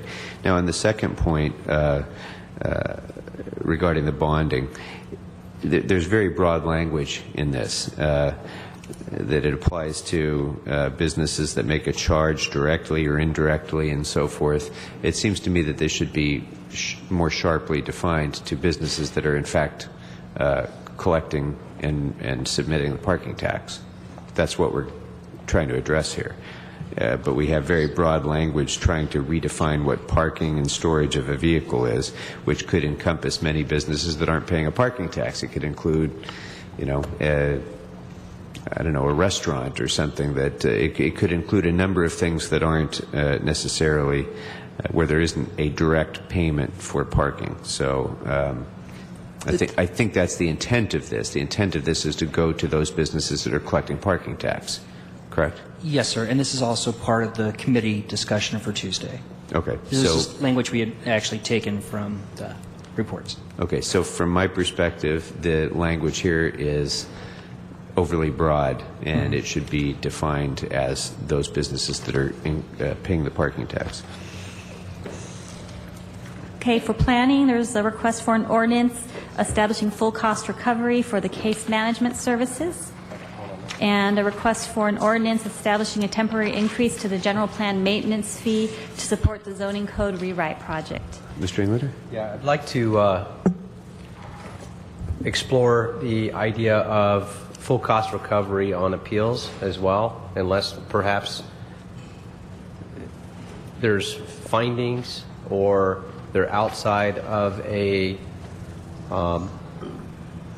certain distance that affect that property. So in other words, if they're beyond the 200 feet, oftentimes, and this is something that I've talked to planning about, oftentimes there are folks that will just appeal everything, and then $65 or whatever the appeal fee might be, we're now spending tens of thousands of dollars in city time and resources on an appeal, and there's no cost recovery yet. We charge the applicant. So to look at, and I don't have specific language on that, but to look at a cost recovery element on planning appeals, if they're not the immediately affected adjacent property or within so many feet. I'm not sure what best practices are on that. So it's my recollection that we actually there was a proposal to do that about 3 or 4 years ago that was actually advanced, and when folks in neighborhood councils and other potential appellants realized that it would cost them many thousands of dollars to challenge any decision, that policy decision was reversed. But I'm sorry. The ordinance for that did come through to council for approval.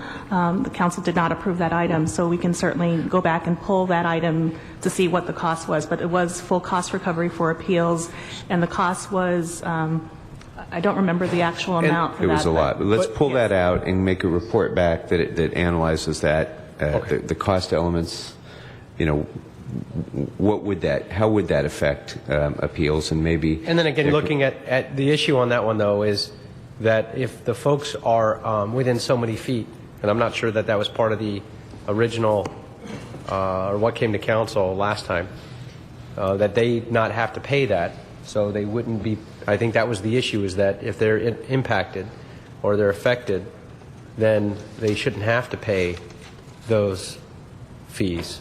But if they're not, if they're outside of that, that's what I would like to look at. There could be many variations of that, depending on, you know, whether there's a prevailing party, whether there's a finding of good cause, or, I mean, you could do any number of different variations on that. So why don't we pull that former motion off the shelf and include that in our reports back as well. Anything else on that, Mr. Englander? No. Okay. Sanitation? Sanitation, there's a request for an ordinance to amend the municipal code to reduce the maximum number of customers who may receive the lifeline reduction to the solid waste collection. Yeah, I'd like to ask about that one. Obviously, it's going to go from 40,000 customers to 58,910, which is what's covered now. The question is, why are we reducing the number, obviously, and what does this mean for low-income residents, and is there an alternative?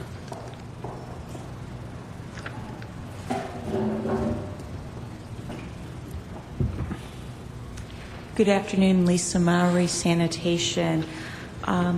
The request to reduce the maximum number of customers that are eligible of this program was done in an attempt to relieve the general fund.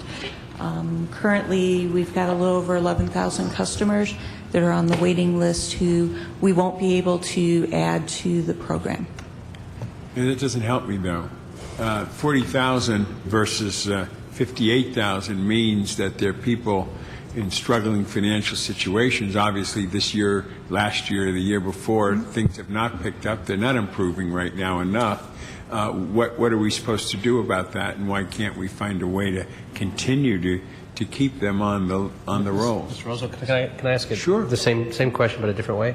How many are currently, I believe I read that there were 38,000 currently on. So how many are currently on? 37,000, I think. So this would actually be the increase from where we're at now, even though it's a decrease from our capacity. Right. It's an increase for how many have signed up.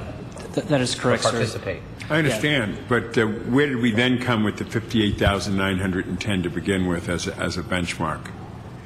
Because, you know, if we could hit 40 pretty quickly in some people's minds who have been struggling and don't know about the program, or we haven't advertised it enough. I get a lot of calls from seniors especially who are on fixed and low income. Where did the 58,910 come from? The 58,910 was based on the approximate number of customers that were in the program at the time that cap was established. Since then, Sanitation has done a recertification effort, and the number of customers that were on the program was reduced down to the 37,000 number. Recertification, you mean they didn't meet the criteria?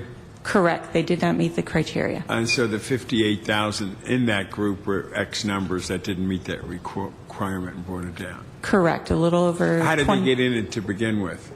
Do we know? They would have submitted the application. However, before we started recertifying, we may have customers who were receiving that reduction for many, many years. Sometimes we find what happens is the person who was originally receiving it is no longer at the residence, maybe a family member's there now, and they never changed the name on the account. So when the recertification happened, the family member there at the time doesn't qualify. Okay, that makes sense, but why cap it at 40 when, in fact, seniors, especially right now, are dramatically increasing? The baby boomers, 80, 90 million of them nationwide. I know my district has more seniors than some others do, due to lots of reasons, but they're beginning to realize they're in a situation. Why cap it? What happens if you meet the criteria and you're over 40,000? Right now, we haven't been provided with the funding from the general fund in order to accommodate those customers. We don't have the ability to fund it from the remaining ratepayers because that would be a violation of Prop 218. So we're not able to address it in that manner. So this issue was addressed a few years ago as a response to our fiscal crisis, and the first thing we did was to make sure that everyone was certified, again, to validate those things. Yeah. And so, as was reported, that dropped the number. Any additional increasing of the cap will obviously require an additional expenditure to the general fund, and that's obviously a particular challenge now. If in fact, as people go to be certified, as seniors come online and the economy continues to be flat or goes up a little bit or whatever, they should be entitled, if the criteria that we have clearly is met, even though they might be the 40,100 person or something like that. It's not fair. It's discriminatory, in my opinion. Just, Councilmember. Also, this did, I think, come up during the Bureau of Sanitation discussion, and I believe there was a report back instruction to look at two different options. One would be to explore change in state law to allow these, not just our city, but other cities to go back to the process we had before, where essentially the other ratepayers could subsidize the benefit to these low-income customers.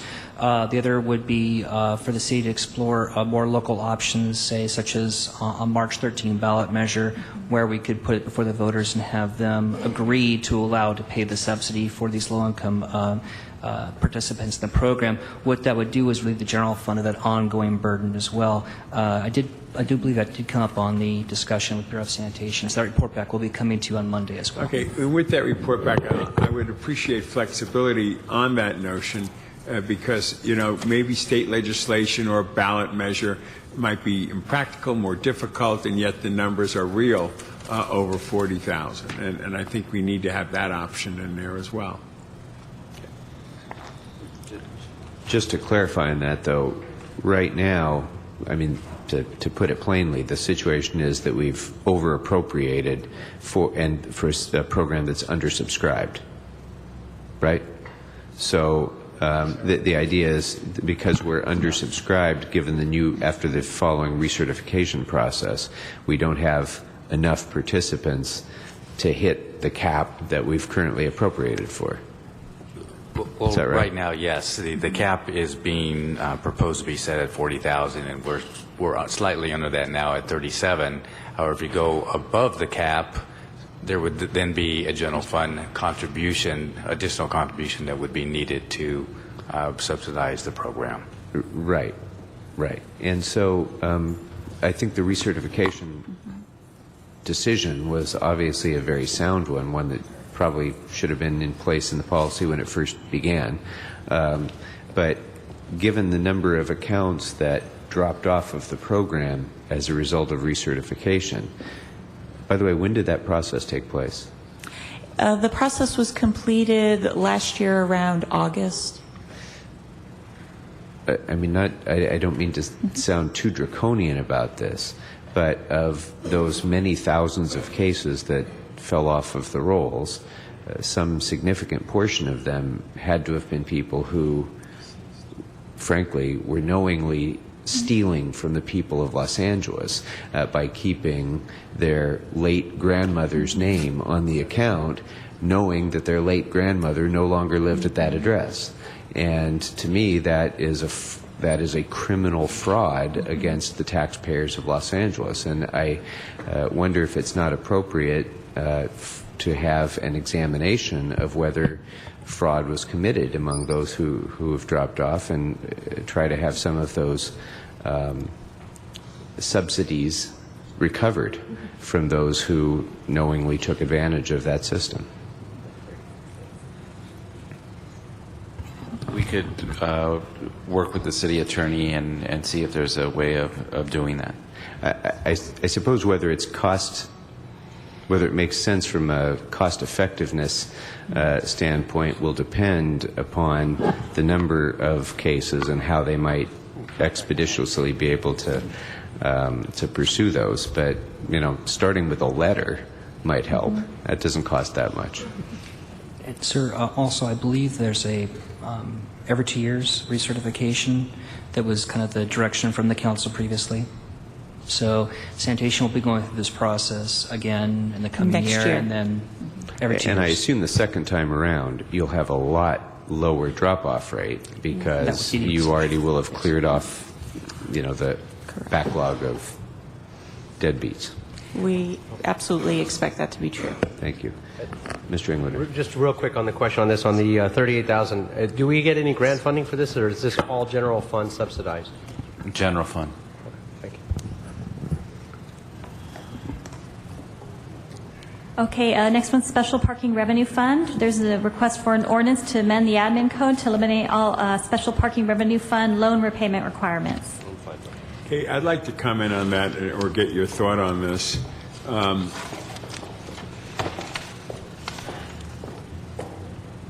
This is, I'm told, to eliminate the proceeds from parking meters by depositing them in the general fund. Is that true? No, what this does, it recognizes, as we have in the past, a surplus. And so from that surplus, there's a current policy in place that says that surplus has to be repaid. It is our recommendation that repayment requirement be eliminated. It has technically, the direction last year was that policy be suspended for this fiscal year, the current fiscal year that we're in. We're recommending that also take place next year, but that the policies for repayment be eliminated altogether. So that source of funding could now be considered ongoing source of funding of revenue, which helps reduce the structural deficit. That's part of what has allowed us to reduce the structural deficit to $199 million. I understand that, but I'm more concerned about putting in future meters in certain locations. There are two districts, CD12 and CD7, that have no meters to begin with, and I'm not saying they need to have them if they have enough of a business district that would require it and suggest it. I'm not suggesting that. But in my case, for instance, we're in the process of putting meters on one street, and others are suggesting, or I'm suggesting, we could put meters on some other streets for several reasons. But I would like to be able to get some of that revenue back to that local block, that local neighborhood that, could use it for street lighting, could use it for other issues of great note, and that's my battle. No, the challenge with the SPRF is that the first call on those dollars is to repay outstanding debt, and we currently owe about $80 to $90 million for garages that were built using those funds, and so that's established actually in the bond itself, and so the second call is for the maintenance of the meter program. There's a 5-year plan that the department has developed that establishes what that is. Then after those two obligations are met, then there's a surplus, and so that surplus then could be released for the general fund.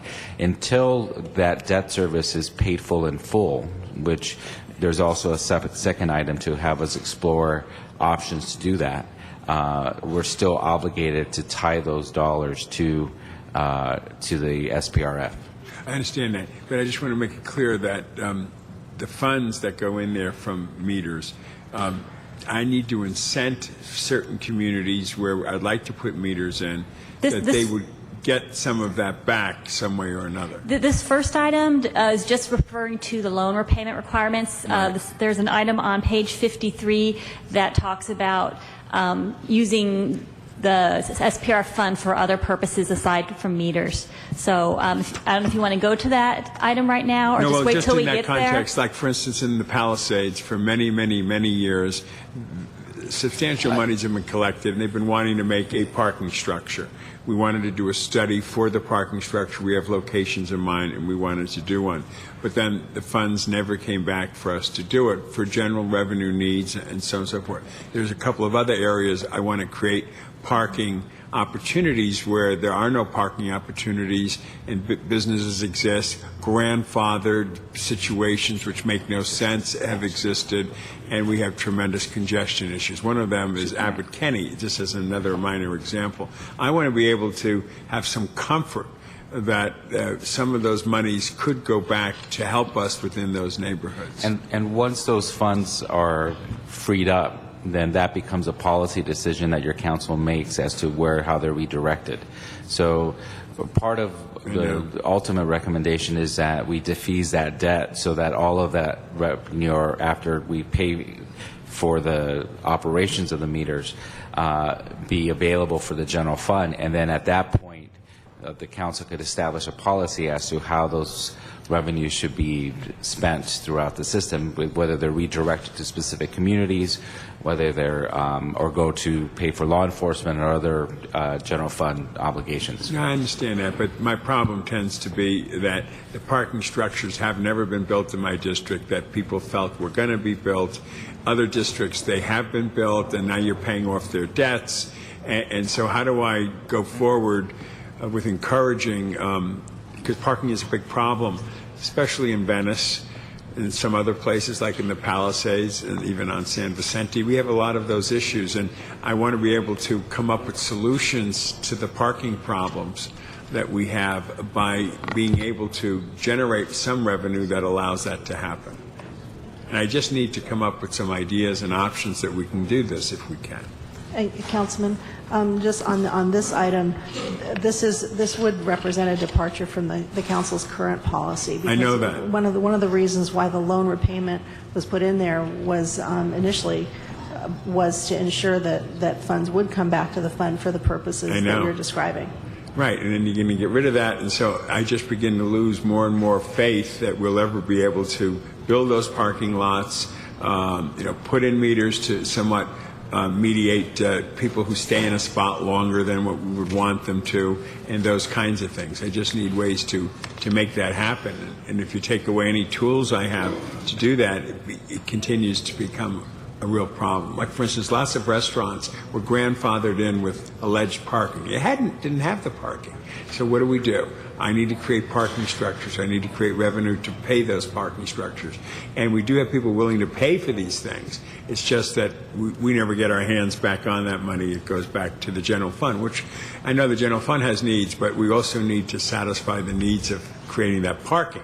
If I could create the parking structures, and so on, it wouldn't be a problem for me, but I need to do that. But I think the bottom line on this item is this is really going to be a policy issue that you'll have to determine. I just want to get on the record and make sure my frustrations are clearly understood on this issue. They're understood. Thank you.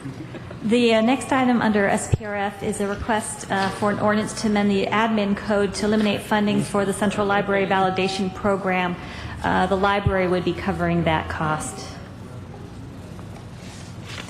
Under street services, there's a request for ordinances to amend the municipal code to increase peak hours compliance fees for major, secondary, and collector streets to support the cost of public right-of-way construction enforcement program. Under transportation, we have an ordinance amending the admin code to increase street sweeping violations and safety violation fines by $10. Let me ask about that one. To increase street sweeping violations fee $10 and increase various other safety violation fees by $10. I'd like a report back. I'd like in that report back with a list of what safety violations will be increased so we understand exactly what we're talking about.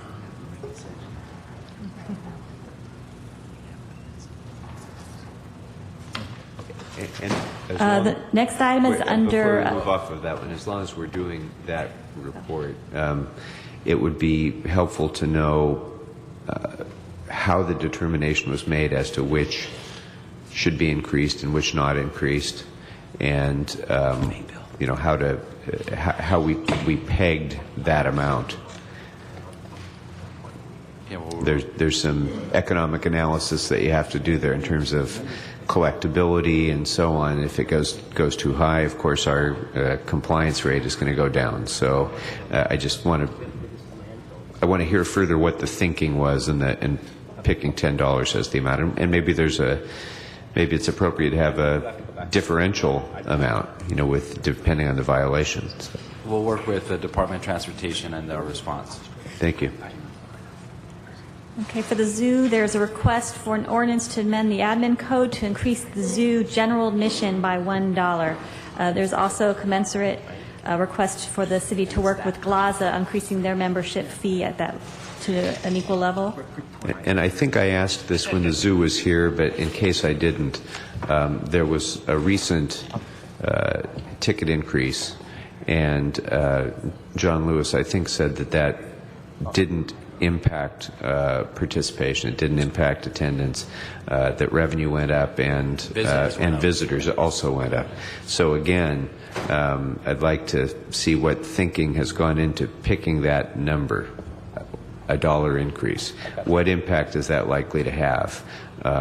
Maybe it should be $1.75. Maybe it should be $2.50. We have to make sure that we're doing we're picking the best number to continue to have our zoo fill its mission as a community asset that everybody can participate in, while at the same time, maximizing the revenues in order to ensure its appropriate upkeep and viability. Mr. Englander. Yes, thank you. One of the things that I asked for back on this is that when they were here, is that perhaps it's a $2 increase, but then a $2 discount for Angelinos.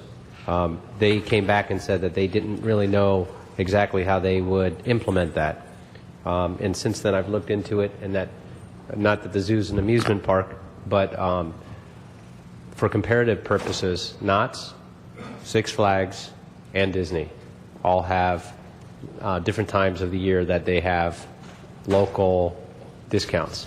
And so they're able to do it, and looked into that further. Some of them do it by California resident completely, by driver's license or other means. Some do it by zip code. You have a zip code list as people walk up to pay. It's easy to implement at the gate, and so I think we still should look at that. We'll report back on that. Okay. Okay, that concludes the ordinances section. The next section are instructions to departments. All right, the first one we have is suspending the annual contribution of 1% of general fund revenue for capital or infrastructure improvements for fiscal year 13, and instruct the CAO and CLA to report with recommendations on revising the financial policies to refine the definition of the contribution to include MICLA financing. We have the last word in that is technology. And I'm not quite sure. I think technology needs to be broken out somehow, because there's technology with a shelf life of different times, and that's very tricky. The intent was, it was big technology project. It's not for PCs and printers. We'll make sure it's specific, but it's geared or structured to deal with the large things. I hear you. It just doesn't say it, and that's how I read into it as well. I assume that, but if And that certainly would be clarified with a policy that's brought back to council. So, And just to revisit the issue with black and whites for a moment, was it the intention to encompass in this definition change also vehicle purchases with shorter lifespans than would typically be just... This is all infrastructure. Okay. If I can go back to the zoo for a second. Many of you heard me say over the years that we should charge for parking at the zoo. And then they told me at that time, well, we're resurfacing and we're restriping. I'd like a report back. Could we charge, I don't know, maybe it's $5 for parking if possible. I don't want to hurt anything from people going there, but it's free parking now, and I'd just like to look into that as a revenue stream. We'll respond to what we know so far, but I would recommend that this be sort of a long-term solution. It's going to be difficult to respond to that complicated issue in a quick CAO That's memo. fine with me. Yeah. If I could add to that, just for from the perspective of what I heard when the zoo was here, they said they actually did a very comprehensive study. I think you were in jury duty that day. Yeah. And that the study showed there was a stacking problem no matter how they closed that lot back onto the freeway because of where it's located.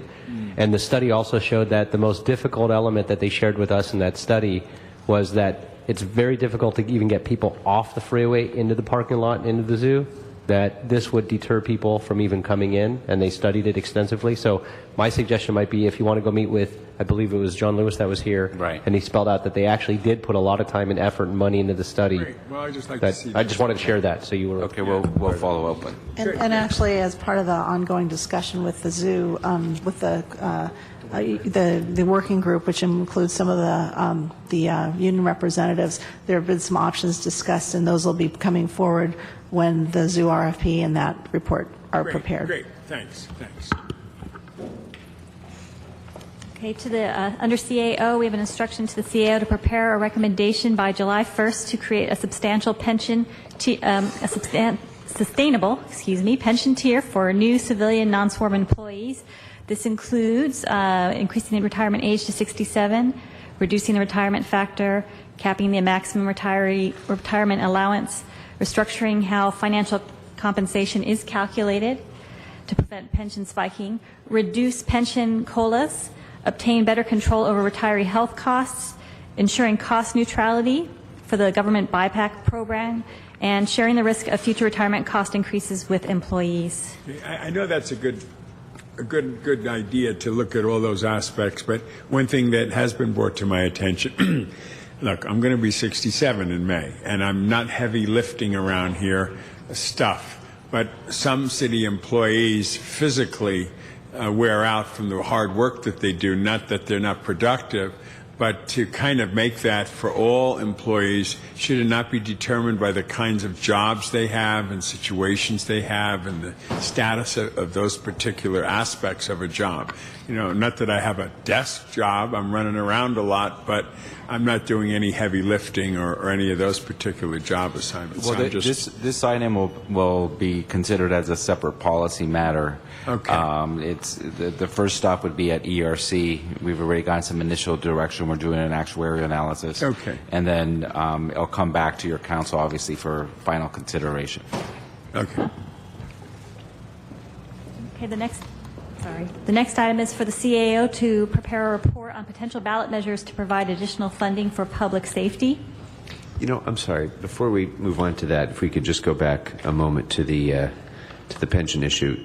Most of these are sort of general policy directions on pension reform, with the exception of number 1, which is quite specific in pegging a particular retirement age. I would like that to be changed to include changes to the retirement age. Maybe 67 is not the right number. Maybe it's 65. Maybe we can, but I think rather than giving that specific direction at this point and assuming that to be the right number, I think the council ought to be able to have a role in determining whether that is the right number. So let's include a range of options there and their financial impacts, their sustainability impacts. 60 to 90. Mr. Englander proposes the range of between 60 and 90 someplace. It really depends what your job is. Yeah, as if we're not giving you enough things to work on. But I think let's not be quite so specific on that one. Okay. All right, go ahead. As I said before, we have an instruction to the CAO to report on potential ballot measures to provide additional funding for public safety. I've got one on that. Yeah, Mr. Englander. Yes, if we could strike the language after to provide additional funding for, and then everything after that. And just put in the word streets and sidewalks. Well, I think, but I do think that, again, this is fairly specific, and given the importance of examining revenue options that might be able to be seen on the 2013 ballot, I do think that we ought to explore all of those options and maybe additional funding for public services. Why don't we say so? It might, in fact, turn out to be public safety. It might turn out to be other things as well. But I think we need to weigh in on what are the best options, what are the most politically viable options, what are the most appropriate options for revenue enhancement to put on the ballot. Yeah, I was being a little flip on that. But on a serious note, yes, if we could say for public services, but I would change the language and strike everything after the word for and put the word public services and or infrastructure. Yes, very good. I would include that within that. And in addition, there was also the request to look at the lifeline issue and as a possible ballot measure. So if you broaden this language, it can include anything along those lines too. Public services. Right.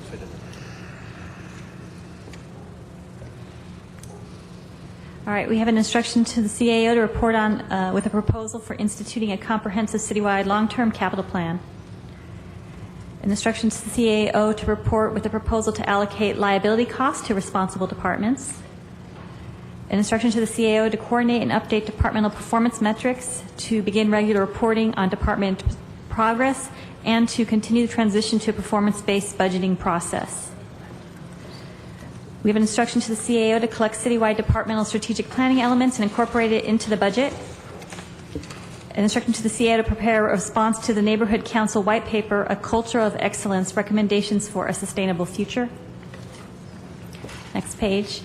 And on that point, I think given the amount of work that the Neighborhood Council Budget Advocates put into those recommendations, if we could make clear in that instruction that we're calling for a response to each of the recommendations contained in that report. We will have a report for you shortly. And the same is true of the next one as well on core. Let's make sure that we get an analysis and recommendation with regard to each of the recommendations contained therein.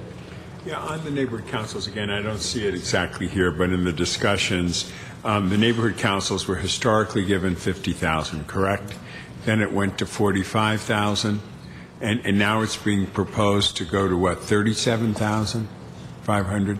I just like to know if the savings on that is worth it, considering the neighborhood councils have become a viable part of the government. It's not a lot of money, but it causes a lot of angst. It's almost like those calligraphers were historically when I stood up for them, and everybody uses that. I mean, and I just think this is something that we should reconsider, because I'm not for lowering the amount of fees to the neighborhood councils. I find my neighborhood councils extremely productive and helpful, and they add and supplement things in the community that they know about, and I just think it's nitpicking and causing a room full of people that will appear, and I just don't understand that kind of energy for something like that. That is a positive part of our city, so I'd look at reversing that concept of going down. Okay, as we mentioned, there was the core recommendation for the CAO to report back on responses from the core recommendations. An instruction to the CAO to report on the status of efforts to engage in public-private partnerships along with the benefits obtained from existing partnerships, to include public-private partnerships that could provide value to the city's recreation and parks programs. We have an instruction to the CAO to report on recommendations relative to increasing the city's revenues from advertising, signage, and naming at city facilities, to include a comprehensive review of current and potential advertising at airport, transportation, zoo, recreation parks, and convention center. We have instruction to the CAO to develop a healthcare plan design changes for additional structural savings to the Flex Benefits program. And one thing I just want to go back to for a quick second, when you're talking about relationship with Rec and Park and private-public partnerships, we're exploring various options in Venice right now that could generate some revenue. And I obviously need revenue to clean the toilets and to do the garbage waste operations, the waste baskets. And in the summer months, we get millions of people, and they don't clean them up because we don't have the resources.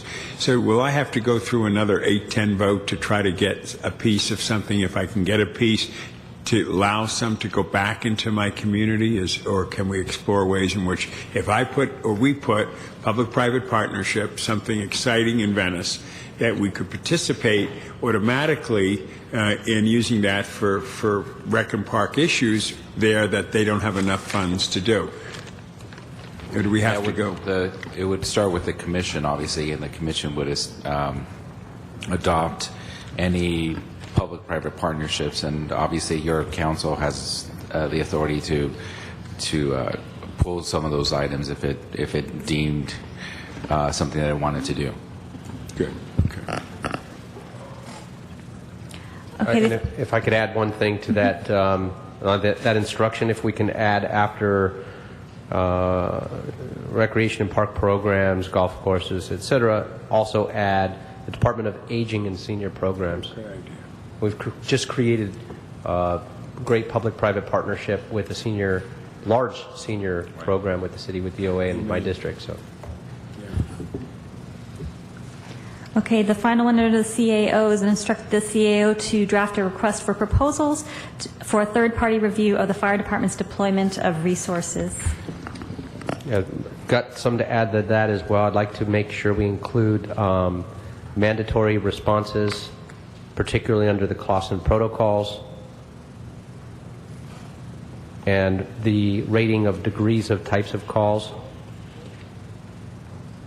In other words, for clarity, so you understand, the fire department currently responds to each and every call, no matter what. Police department does not. For an example, just not to scare the public, if you call and say, I lost my cell phone, I need you to come out and take a report. The police department says, no, you need to come to the station and fill out a report. They're not going to show up. If you call the fire department and say, I broke my fingernail, they will show up. They respond to all calls. And so I'm not sure if they do that nationally. I don't know. I'd like that looked at in the study. And then the last thing to add is to look at the 10th man as well, just as part of the study. Okay, under the city controller, we have a request for the controller to provide a report on the challenges and operational issues in regards to their accounting and auditing functions, to include the level of staffing currently available and the feasibility of increasing efficiencies. We have a request to the controller to conduct an audit on the Los Angeles Fire Relief Association and the Los Angeles Police Relief Association to verify that city subsidy funds and member contributions were properly accounted for and dispersed for the benefit of members, and to determine whether LAFRA and LAPRA are in compliance with applicable laws and regulations pertinent to nonprofit organizations. For ethics, there's an instruction to the Ethics Commission to report on projected costs estimated for public funding needs for the next 4 years, and that's with regards to Charter Amendment H requirements. And on that one, that report should also include the impact of whether or not the city is found to be in a fiscal emergency, and what impact that has on support for the matching campaign trust fund. And if I could add to that, one of the things the ethics that when they were here the other day brought up is that every time we add anything to their department, they asked that that we respond from the CAO with a cost estimate for them to be able to do the additional work as well. Okay.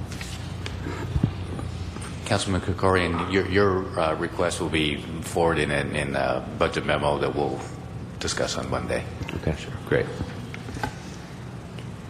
Okay, under Finance, we have an instruction to the Office in Finance and CAO to develop a proposal for an ordinance authorizing that the revocation or denial of a city regulatory permit issued to or requested by a business that has any delinquent tax, including business tax. And this expands the program that revokes police permits. My only question on that, if I could, please, was that if this does this include any principal of the business? Because if it's just a business, an entity, as an example, we had the issue with film companies that they open up a new company every time they start a production, or whoever that might be. That if it's a principal, we have an issue, I believe, with one of the parking operators right now that just defaulted on a massive obligation to the tune of millions of dollars. That very same principal can go up and just for a couple $100 online open up a new entity. And so I'm not sure how we're capturing that, if there's a way to capture that. We'll include that in the measure in the item. And I think that it's probably suggested, and it's certainly consistent with the intent, but this calls for an ordinance authorizing the revocation or denial. Part of that needs to be a system of implementation of that enforcement mechanism so that, in fact, those denials take place. Simply authorizing it without some mechanism to ensure that we're, in fact, enforcing that and, in fact, denying them and revoking them is not going to, it's going to be pointless. So part of that has to be, how do we make that work? Understood. Under General Services, it's authorizing the controller and GSD to transfer funds from the Motion Picture Coordination to GSD. So what is the Motion Picture Coordination Fund, and where are those revenues derived? You know, I don't know much about the... We have our chief coming up. I wanted to know where the revenues come for that fund and what the current expenditures from the fund are used for. You can add to it, but I believe that these funds are used for they reimburse general services for work that they do in support of the film industry. So, for example, if they come and film at City Hall and a door needs to be removed, they're reimbursed for taking that door down and putting it back. If they need to provide security services, that would be something that's reimbursed. So this instruction basically allows for that. I think it's something that the controller has requested each year. Okay. So what's the motivation to take funds from that important job-creating use and put it into these other funds? It's a reimbursement. It's a reimbursement for work that general services does on behalf of the film industry. I see. Yeah. So the funds to which it is being transferred are funds from which the expense of that work has already taken place. That's right. Okay. All right. Well, if that is in fact what it is, that's okay. Where do those funds come from in the first place? From the film industry, they're, So when they pay their permit fee, some portion of the permit fees goes into the coordination fund? if you'd like more detail, we can get GSD to report back. That would be great. I don't know the ministerial specifics, but we'll get them to report back. Thank you very much. Under ITA, we have an instruction for ITA to report back on an overall plan to implement a citywide customer relationship management system. For sanitation, there's instruction to the Bureau of Sanitation to report on the feasibility and cost of converting the Solid Waste Resources Revenue Fund from a special fund to an enterprise fund. Under SPRF, and we discussed this previously, this is an instruction to the CAO to review opportunities relative to the Special Parking Revenue Fund to increase financial returns to the city.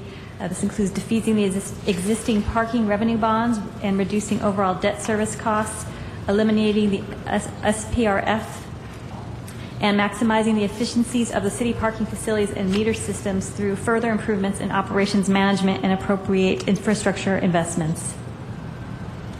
Also under SPRF, we authorize the controller to appropriate and transfer funds pursuant to the terms of any approved MOU between DOT and GSD for the maintenance and operation of parking facilities.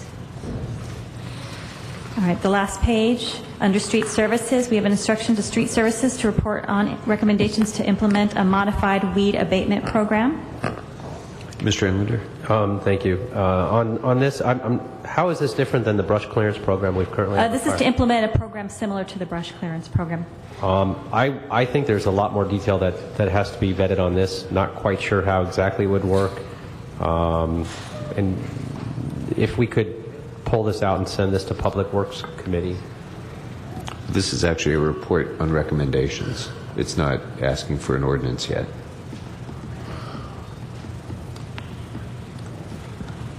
Okay, so where it says to report in mayor and council on recommendations, okay, so we'd go to committee anyway at that point. That's fine. But as part of cleanup language on this, that can be noted in the report from the committee. Okay. Okay, under other, we have a request to city attorney to prepare a resolution which declares that a fiscal emergency continues to exist, and it will authorize working hour reductions, layoffs, and other staff reduction measures and methods of reducing payroll expenses.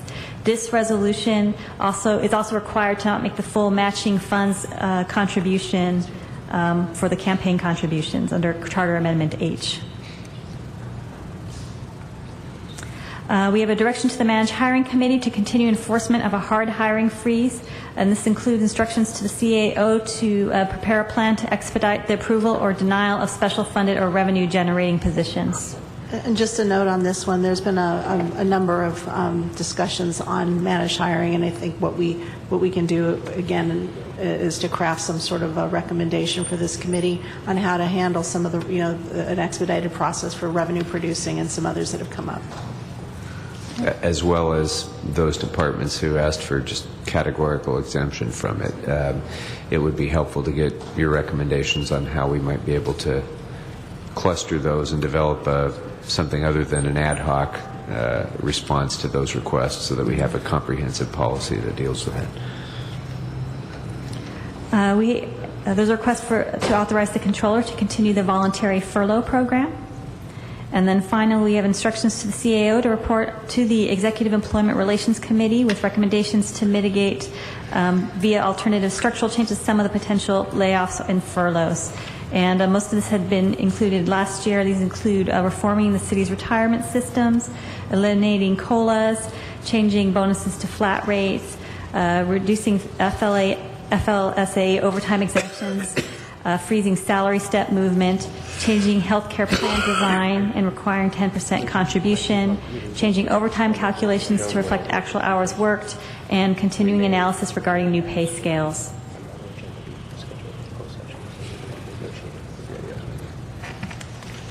Okay. Thank you very much. Any other questions on those colleagues? Just great. Great.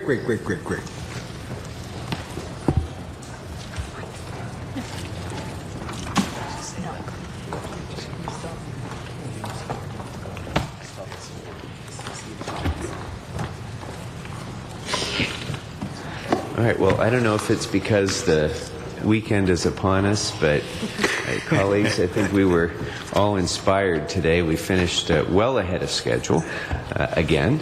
And so we've completed, unless there's anything else from either of you, we've completed the work for today. So we're going to wrap up for today and continue again on Monday. We're scheduled to with CAO consideration of memos back from the CAO on Monday. Public comment. Oh, I'm sorry. Yes, Dr. Weissman, you've been waiting so patiently. I apologize. So, Dr. Weissman. How can you possibly think of such a thing? Sit down, Mr. Englander, and pick up the documents, if you will, please. He's a good multitasker. Well, go right ahead, Dr. Weissman. I think that this is the time when I think the TRAN needs a little more explanation, because you've heard some of the things, and I want to put it in front of you again. The TRAN has two big parts, and the document in front of you is now very recent. I just got the last data from Mr. Farfan just last night, and it's that fresh. I have no argument with the $850 to $900 million that we use and send to the pension plans. However, this year we used $450 million in the line of credit for our city, and we went into the hole in August, not in October, Mr. Santana. And we did that last year too, and we used $450 million last year. And the year before that, if memory serves, we used over $500 million. That was the worst year we've ever had. Now, you asked to the two areas, and I thank you so much for doing that, of moving up the Department of Water and Power payment. Even if they don't have their information final, let's ask the Department of Water and Power for a partial payment, perhaps 200, 225, even 250 million of what we know will be approximately 250 million, and get it in July, because that amount of money has the full interest in the TRAN. That has the full 2.5% interest. If we do that, I will have saved you $5 million. You can put that money back in the neighborhood councils. We'll all go home happy. How would you like that? All right? Now, the other issue is the business tax. We've got some pretty fine 1%ers there in the BTAC trying to figure out how to get rid of what they're calling the gross revenues tax. I suggest we make that into a gross income tax so that pass-through of money is eliminated from the taxation. Then it isn't an income tax, it's still legal. We can take pieces of it, probably one in every 5 or even 10 years, and move that sequentially into July. The fact is, we do not have the money from July 1st to December 1st to pay for our bills. And why don't we? Because this council and councils for the last 30 or 50 years simply haven't made the adjustments. You want to do some new departures? Here's a wonderful new departure, Mr. Kerkorian. I hope you'll do that this year. Thank you very much. I hope to work with you. Have a good weekend, Dr. Weissman, and everyone else. Thank you very much. I appreciate all the great work that we've put in this week, and we'll continue it next week. Thank you all very much.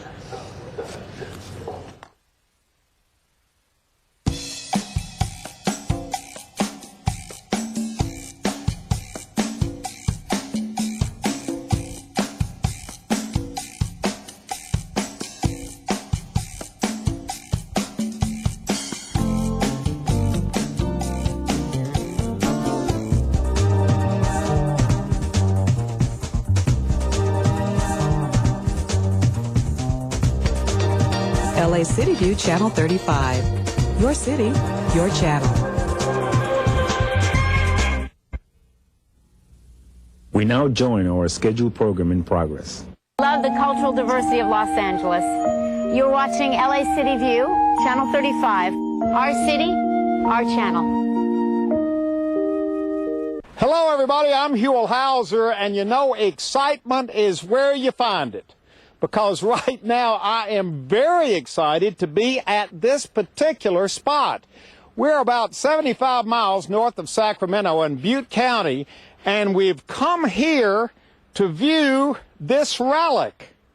this relic of something that used to be here, and what used to be here and what it is now, all of this is very much a part of the story of California's water.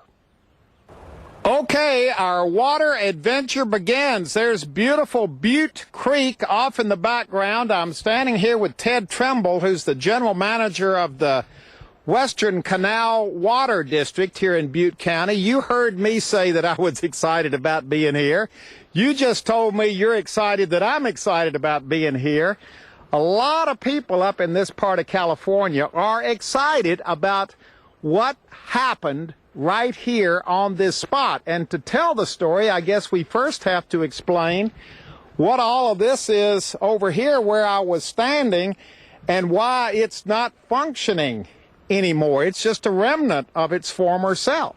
That's correct. What we're standing on is the remnant of a dam across Butte Creek. The district for the last 85, 90 years has diverted its Feather River water into Butte Creek and diverted that Feather River water in Butte Creek to the west side of our district. See, Butte Creek bisects our district, so this is the method that we used for nearly 100 years to get our Feather River water to the other side of our district. Okay, so the deal was this dam and other dams like it, you built these things up to divert water from the creek and from the Feather River over to your agricultural canals to grow all this rice and all these other products that you've got here. That's correct. Well, what was wrong with keeping the dams the way they were? They were doing a good job. Well, they were doing a good job, but, it was a fish issue. The spring run Chinook salmon, as well as some other runs of salmon, used Butte Creek to spawn in. And, with our dam and fish ladder that was constructed, earlier last century, it was kind of antiquated in today's time. So, we decided as a district that, we need to do what we can to help the fish and make our own operations more viable. So back in the early 90s, the district decided that we need to do something and get ourselves out of Butte Creek. And so the result was that we designed a system where we tunneled underneath Butte Creek and used inverted siphons to divert our water from the east side of Butte Creek to the west side of Butte Creek. From the Feather River. Correct. Underneath all of this, over to these big canals over here that run through all of your fields. That's correct. And you ended up taking down this dam and how many others like it? I've seen photos. It's a pretty good-sized dam it was. Correct. It was about 100 feet long, and you're right. We did take down some other dams downstream. We hooked them up to our canal system instead of letting them rely on their Butte Creek system. We hooked them up to our system and allowed us to remove 4 dams in total, and we've opened up about 25 miles of unimpeded flow for the fish. So the fish now have a straight shot for 25 miles up and down Butte Creek, I guess down Butte Creek when they're going out to the ocean, and back up Butte Creek when they're coming up a couple of years later to spawn. Yeah, that's correct. Now, has that made a difference, do you think? I mean, how big a deal was it to take down these dams? Well, recall the drought from the late 80s, early 90s. The number of fish that were coming up, spring run fish, numbered into the hundreds. Butte Creek has a carrying capacity of 6,000 to 10,000 fish for good spawning. And so hundreds of fish is not thousands of fish. Yeah. Well, since we've completed our project in 1998, the numbers have stabilized greatly. The estimates are between 6,000 and 20,000 spring run Chinook salmon coming up. Are coming up and down this section of the creek that used to be dammed up. That's correct. Well, as our water adventure continues, Ted, it's one thing to talk about salmon and what you've done for them by removing those dams. It's another to see firsthand some healthy salmon. And to do that, we've come north of where we were earlier today. We're on Centerville Road, crossing a little bridge here right outside of Chico. And you brought us here to what? To see the fish. To see the fish. That's about as plain as you can make it. And here's the lady who knows about the fish. Hi, Hill. Introduce yourself to everybody. I'm Tracy McReynolds with Department of Fish and Game. Okay, we're looking out over this bridge. We're looking at people coming down. There are 2 guys here. There are 2 guys getting in the water further down, and what are these guys doing in Butte Creek? These are our Department of Fish and Game crews. We come out here, the Fish and Game, we have a research project that we do an annual snorkel survey to assess the spring run population and get an estimate of how many fish have returned to Butte Creek. What do you mean a snorkel? Here they are right down here. They're just swimming down the creek. They've got their heads down in the water and they're looking for salmon. They come through. We have a crew of 4 people that float downstream with their snorkel mask on. They're looking visually at the fish as they come by them and giving an estimate. Each person is counting the fish as they come by, and at the end of the pool, the guys will come together, they'll write down their estimates, and we'll take an average of what they've seen for that pool. So the salmon tend to pool up in certain deep places in Butte Creek. Yes, the salmon hold in over summer in deep holding habitat. We're in the middle of the spring run reach right now. It's about 11 miles long, consists of pools. The salmon enter, the spring run salmon enter in the springtime, and they oversummer all summer long in these deep holding pools. So this is where the salmon come to spend the summer. That's right. They'll spend the summer here until about early September when the temperatures begin to cool, and they'll go downstream or in the gravel that's available to them and spawn. Now, I guess the question is, how are the salmon doing? Ted has told us about all the things that his water district has done to help them. Has removing those 4 dams and restoring that creek, that run, helped the salmon situation? Absolutely. We're fortunate here on Butte Creek. We've had a recovery of the spring run population, the restoration that Ted and the Western Canal and many other water diverters along this creek. We've put a lot of money and rehabbed a lot of structures and have gotten these fish back up to their home in Butte Creek, and the population has responded. In what kind of numbers? What are we talking about? This year's run, we haven't done our official survey, but these guys will go out and do that in a couple weeks here, and we're going to see about 5,000 to 6,000 fish this year. That's good. That's a great run. That's a great, healthy run for this watershed. Okay, this is exciting. This is about as close to a salmon snorkel survey as I've ever been, as most of our viewers have ever been. Fellas, you're the ones coming down Butte Creek looking for the salmon, and how well can you see them in this water? Well, today we can't see them too well. It's a little murky today. When we're down there and we're swimming through, we're a lot closer to them. So we can usually see them pretty well. If they usually they'll swim closer to one of us than the other person when we're swimming 2 people down. And who's doing the counting? Are you counting? We're all counting. You're counting, you're counting, you're counting.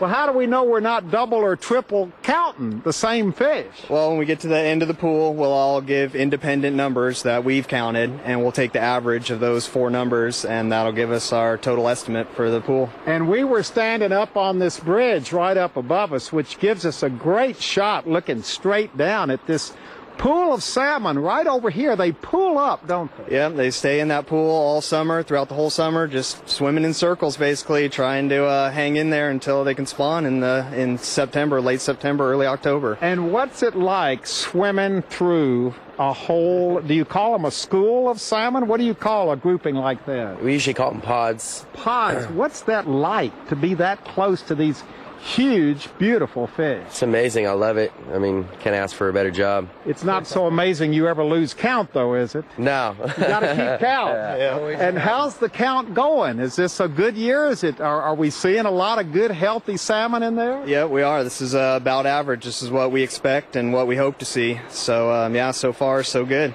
So, thumbs up on Butte Creek being healthy and a good habitat for the salmon. Let's get a thumbs up from our 4 snorkelers right here. That's their job. If, they know, because they're seeing them firsthand, up close and personal. Boy, it is really something to be here right at the side of the creek, this close to these magnificent salmon. They are huge. They look happy. They look healthy. And Ted, I was joking at the beginning of this adventure. I said how excited I was about being at that old dam that you all had taken out. But I guess what I really meant to say is I'm really excited now, having seen what happened because you removed that old dam? Well, that's why we're excited that you were excited, and now we're really excited that you're really excited. It worked, didn't it? It did. Was there any doubt? Was it one of those things when you just kind of had a feeling that if you did what you did, it was going to help the salmon? We had a feeling. There's always some uncertainty, but this has been proven before on small scale. We just took it to a larger scale, and we're pleased with the results. Boy, it's hard not to be pleased with the results, and you can actually see them, you can count them, you can quantify the success of this project. Oh, it's wonderful to see the amount of fish that we see annually in the last 10, 15 years after knowing what this creek has come from and seeing the response to the projects that have been implemented through the 90s. It's excellent. Fish and Game's thrilled. Well, everybody should be thrilled, and the fish should be thrilled as well, and Californians should be thrilled. The salmon are back, and Butte Creek is back. There it is. It doesn't get any more beautiful than that. This beautiful, healthy creek here in Northern California. This segment is called Living with Nature, and that's what they're doing right here. It's all about living with nature. It's all about California's water.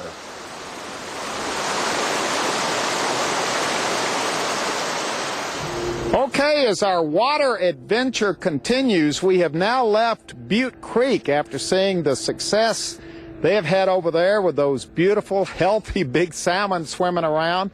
Now we've come over to Lake County. We're looking out at Clear Lake. Look at that beautiful boat sitting out there on the peaceful waters this morning. All's right with the world, except it really isn't all right with the world, is it? No, it's not. I'm Mick Stewart, the Metropolitan Water District of Southern California. Thanks for inviting me up here today, Hill. Appreciate the opportunity to talk to you about a topic of great interest to Metropolitan right now. And what is that? That would be quagga mussels. Quagga mussels. Now, I got to be honest with you. This is the first time I've ever heard that name used, quagga mussels. I don't even know what a quagga mussel is. You know, a lot of people may have heard of zebra mussels. Quagga mussels are a relative of zebra mussels, but even then, a lot of people never heard of zebra mussels. Where did they come from? Originally from Eastern Europe in the 1980s on commercial shipping, wound up in the Great Lakes, and they have basically taken over the ecology of those lakes in the Great Lakes region, Mississippi Basin, Louisiana States area, and have just dominated the ecology over there. These are prolific growers. I mean, you can see quagga mussels and zebra mussels up to 700,000 per square meters, and they have taken over lakes in many places and just run off other species that were there. Now, when you say taken over lakes, we've got some amazing footage that I've seen of what are we looking at right here? Because this is mind-boggling. Yeah, what you're looking right here is this is the intake structure for the Metropolitan Water District. We take water off of the Colorado River at Lake Havasu. And what you're observing now, these are called trash racks. And the trash racks filter out large debris that might get into our pumps. Metropolitan uses 4 large pumps to move that water into our aqueduct. That travels 242 miles into our terminal reservoir, the first one being Lake Matthews. But since January of 2007, they first discovered quagga mussels in Lake Mead. In that short period of time, this is about a year later, what you're looking at in these trash racks is the growth of these mussels on those trash racks. So what happens? They grow and multiply and totally take over these racks so that water can't get in or out. It shuts down the plumbing system for water suppliers all over California. Yeah, so to speak, if you let these things grow unchecked, if you do nothing to intervene with their growth, they're going to continue to grow. They can plug pipes, intake structures. If you look in the eastern seaboard, where these things have been there since the 1980s, a lot of these treatment plants out there and businesses, they have dual intake structures because they grow so quickly in the pipes, they've got to keep one in service while they're cleaning the other one. In Metropolitan's case, we had to get out there and power blast these things with you can see what the divers are doing right now on the tape.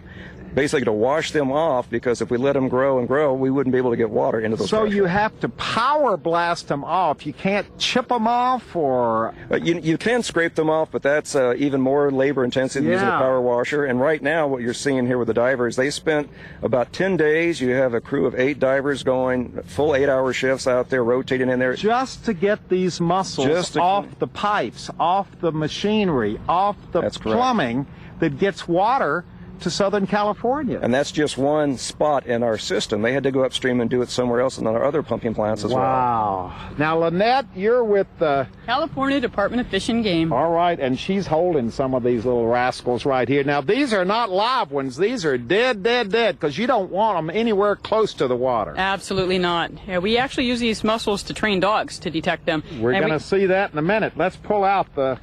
Well, here, Oh, let me you are- reach you in reach in here. there? Okay. And now these are dead, so I don't Yeah. have to worry about them. We don't use Look any at this. mussels within 150 yards of any waterway that are live. They're Now, all look dead. at these little things. They look totally harmless. Oh, but they're not. They couldn't hurt a fly. Oh, yes, they could. I think that's what's so deceiving about them. Very deceiving. You look at their growth rates, and now these things mature in just a few months, and they can start reproducing. As I said before, they can produce up to 1 million eggs in one spawning season from a female quagga mussel. Just from one of these? Just from one of those. 1 million eggs that get fertilized, and they produce more quagga mussels. And that's why they've grown so, prolifically in the last year or so. And a few years ago, nobody had even heard of these things. Fish and Game, this wasn't on your radar screen, was it? Not that long ago. I know that we were aware of it, but it wasn't on a radar screen. It wasn't that close to home. It wasn't in California. And here's where it gets exciting. Look at little Ellen there. It's okay for me to, Absolutely. She's very friendly. You want to ask first, though, I think. Always want to ask first. Now, Ellen is a dog that Fish and Game uses for a lot of different purposes, Yes. right? What Yes. kind of things does... Well, she's a dual-purpose dog, so she does apprehension and handler protection, but she's trained and certified in 6 different odors. Wow, and one of those odors is... Quagga mussel or quagga mussel, depending on how you want to So pronounce it. you've trained this dog to look for mussels. Yes. And Ross is standing over here. Give us a wave, Ross. He's donated his fishing boat here for demonstration purposes. You're checking out boats before they go into the water here at Clear Lake. Can we get a demonstration of what Ellen would do on a regular basis? You bet. And I just want to make sure you understand that all these mussels are dead that we have hidden today. Right, these are just we do dead not do anything. demonstration mussels. Absolutely. She looks ready. She's ready. Does she know what she's looking for? She knows that she's looking for one of the 6 odors that she's trained and certified in. Uh-huh. And she wants her ball, and that's her reward when she finds it. Okay, so she's got to find it first. Oh, wow, look at this. She's smelling. But those mussels are so little. You have them hidden here on the boat? Yes. That's my girl. So far, the boat's getting a clean bill of health. My good girl. Good girl, Al. Look her up. Oh, I'm sorry. Good girl, where's that? Come here. Show me here. Where they at? Show me here. Where they at? They're there. Now, wait a minute, she's sitting down. What does that mean? That means she's found mussels. When she sits, it means she's found mussels. Yes, it does. So where are are the mussels back here? I don't know. We'll have to find out. Well, you can't see them. They're so little. No, you can't. Is it here? Where's it at? So if I pull her back, Ellen, here. See, now she puts her nose on it. Oh, so she found it. Right here. Yeah. Look at this. Yeah, so what her reward is when she finds the mussels and she shows me where it's at, then she gets her ball reward, which she just missed. Oh, wow. Look at that. So let's pull out the mussels. You betcha.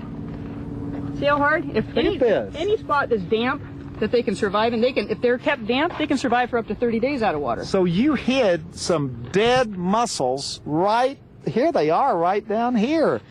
Boy, they're little and they blend right in Absolutely. with the boat, and they're hidden under that pad there. Yes. Anywhere that there's damp area, the mussels like to attach themselves, and they stay there, and you wouldn't even know that they were there. Wow. And to search for them, it would be very difficult for a person to find them. It may take 20 minutes to an hour, where a dog can go around a boat, and usually within a couple minutes they'll be able to tell you they're there. And we got more. Come on, fellas. We got more wardens. We got more dogs. And what's going to happen here, Lynette? Let's put them to work, fellas. That's right. Warden Powell is going to run his canine Katie around the boat and see if she can find the mussels that we've got hidden. And they're hidden pretty deep inside this boat. So a person would not be able to find them unless they had a mirror. Look at her. Boy, she is really looking. Boy, she's excited. And see, there's her sit. And she sat down. Uh-huh.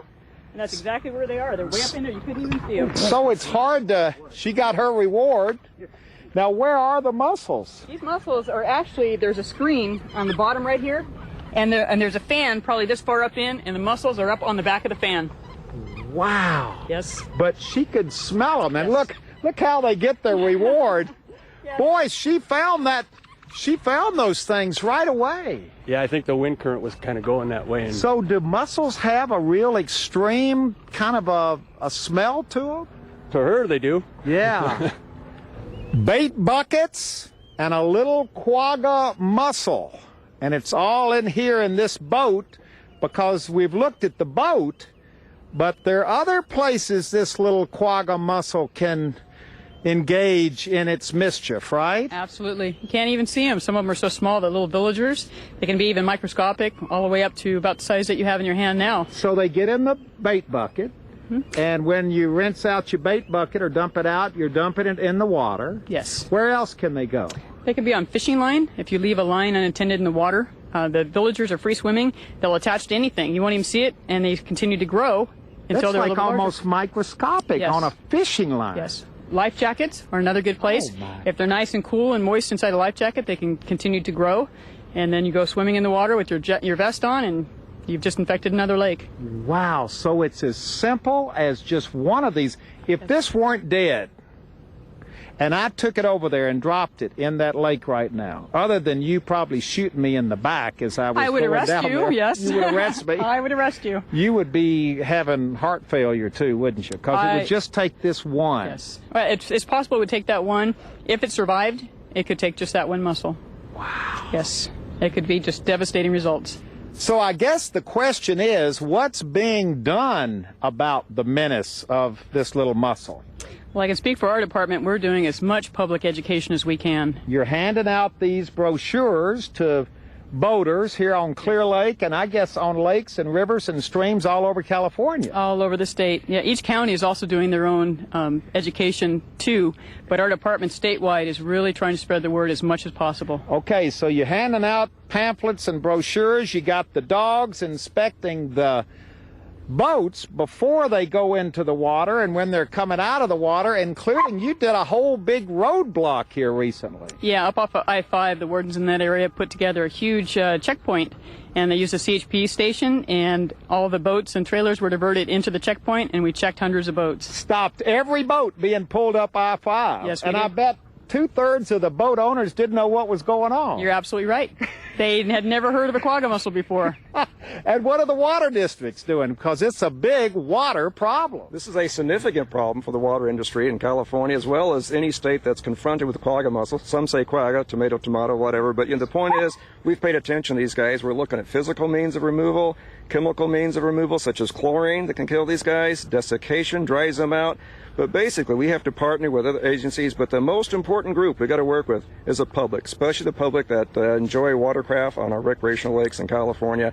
We've got to work with them because it's been identified that really recreational craft, probably the primary means of moving these guys around. So we need the public to help us on this. The culprits are the boats that the mussels latch onto, but couldn't the mussels also shoot through the pipes all the way from the Colorado River inland and up and down California? In raw water, they can certainly move in conveyance systems if you're not on top of this and able to control their movement. But the primary means within the state's probably going to be recreational watercraft, not to say there aren't conveyance systems for raw water that can also provide other challenges of moving these guys around. Boy, just when you think you've come up against every problem you can come up against in California, another one raises its ugly head. Who would have ever thought about these little mussels being a problem? But they are, and to solve that problem involves water agencies, involves California Department of Fish and Game, it involves all of us, boat owners, just citizens of the state being aware of this thing. It's all part of living with nature, because we got to have water, and in order to have safe water that's delivered on time and online, we have to make sure the pipes aren't clogged up with the mussels. So it's all kind of tied together. It's all part of living with nature. It's all part of solving a problem. It's all part of California's water. We have had 2 amazing adventures, first with the salmon and ending up with the mussels. It's all been very interesting. It's been an education. It's been a learning experience for us all. Remember, in California, it's all about the water.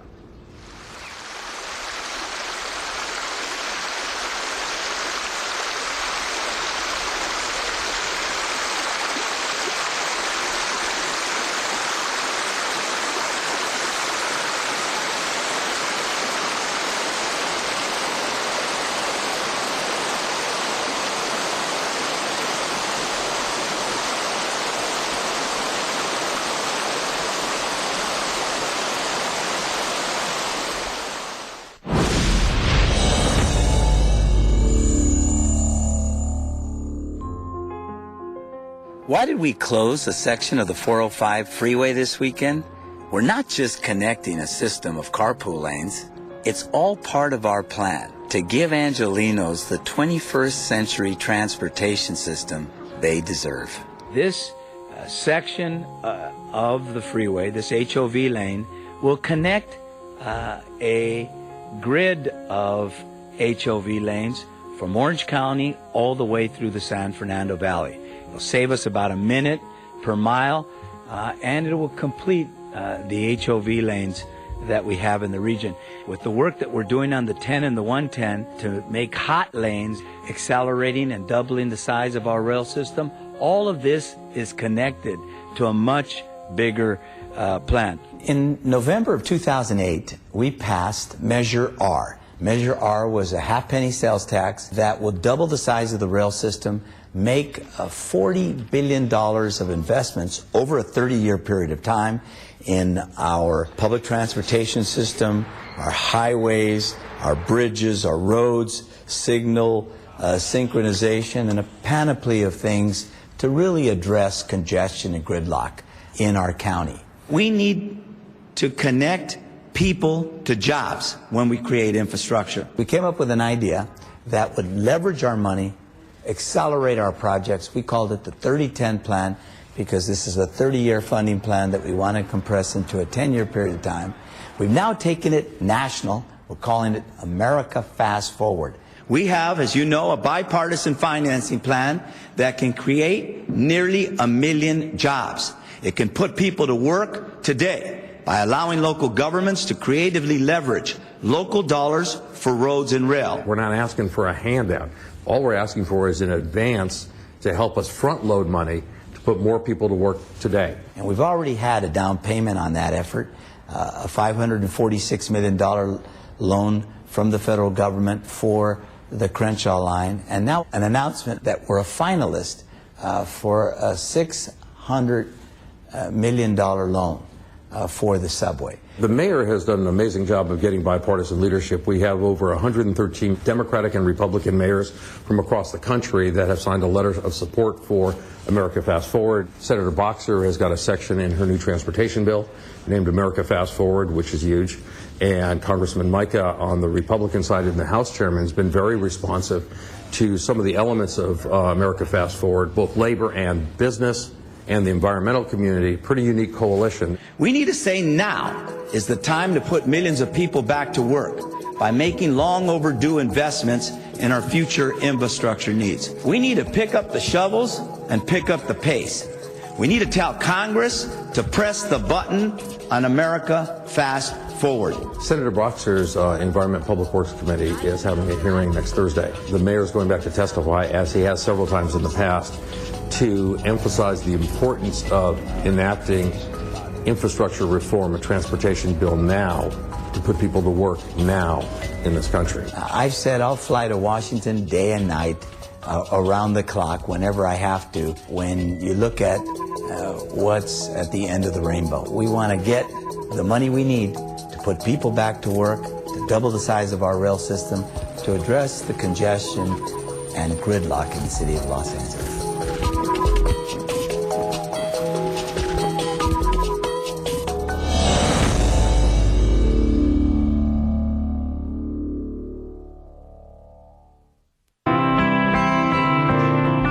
Christy Odom in Los Feliz. You're watching LA City View, Channel 35. Our city, our channel. Would you like a mustache with that? In LA this week, the LAPD teams up with USC brass to announce a new crackdown on crime around campus. I'm Anita Bennett, and I'll explain what's being done just ahead. I'm Anna Marcos. A new memorial goes up in Venice on the 70th anniversary of the Japanese-American internment camps during World War II. We'll have more on that coming up. A very special pair of marathon runners, the first women with Down syndrome ever to complete the grueling race. I'm Gil Reyes, and you'll get to meet them next.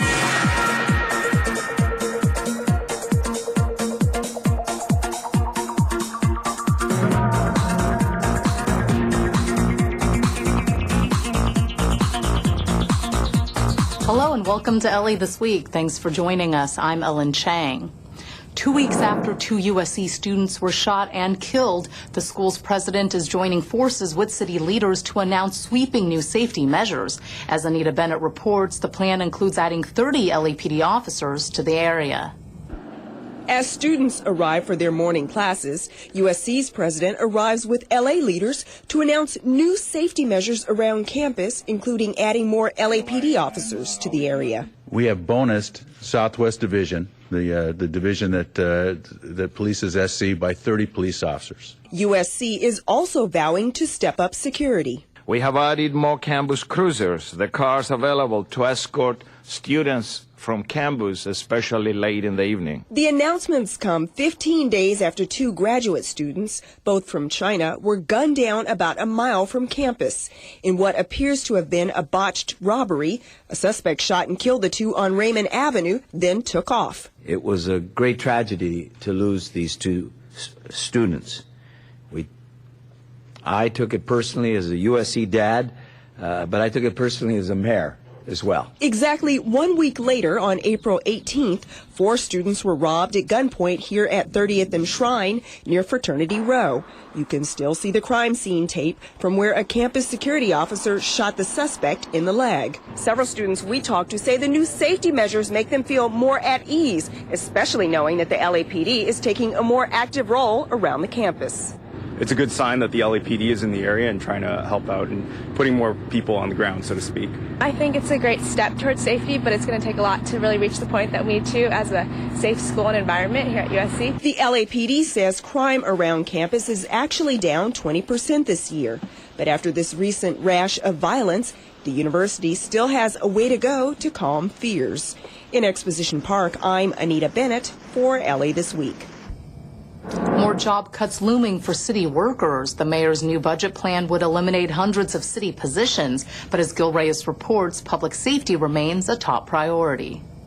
LA Mayor Antonio Villaraigosa unveils his $7.2 billion budget, one that would cut 669 city positions, most of them unfilled. Do the math, and that equals 231 layoffs. We've used a scalpel, not an axe.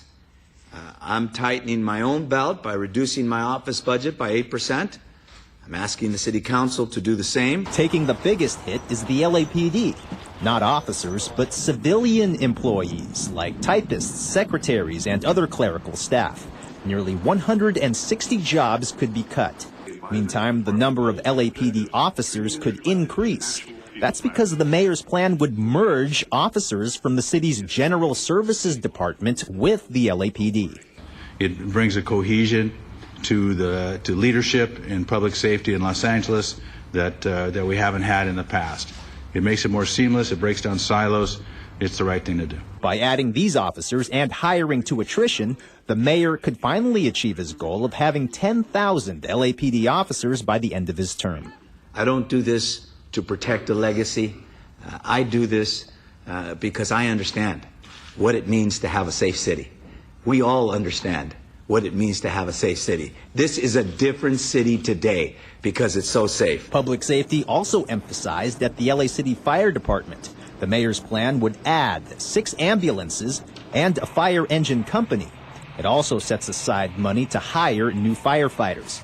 The mayor's budget would also expand library hours and fill some 50,000 potholes. All of that part of an effort to balance the city's $238 million budget deficit. The mayor is also calling for pension reform, particularly for new civilian hires, and raising their retirement age from 55 to 67 years old.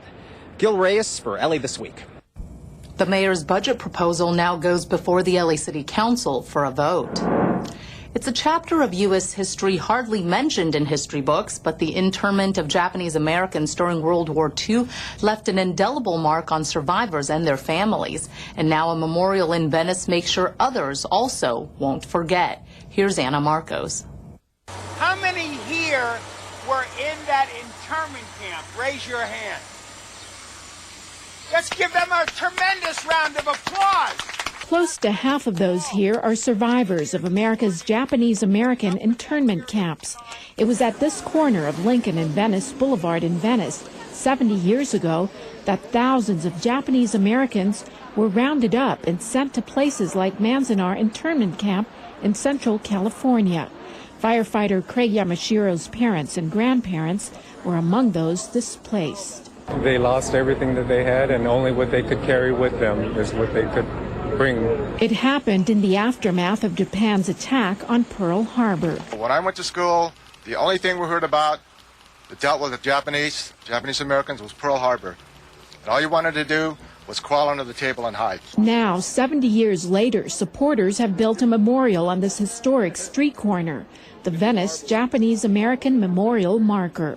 Some of you were led away from this spot silently. I think the importance of this monument and to teach our children never again to go silently. Councilmember Bill Rosendahl paid a pilgrimage to the former Manzanar camp recently. That piece of land, Manzanar, it gets real hot, it gets real cold, and the wind blows just furiously.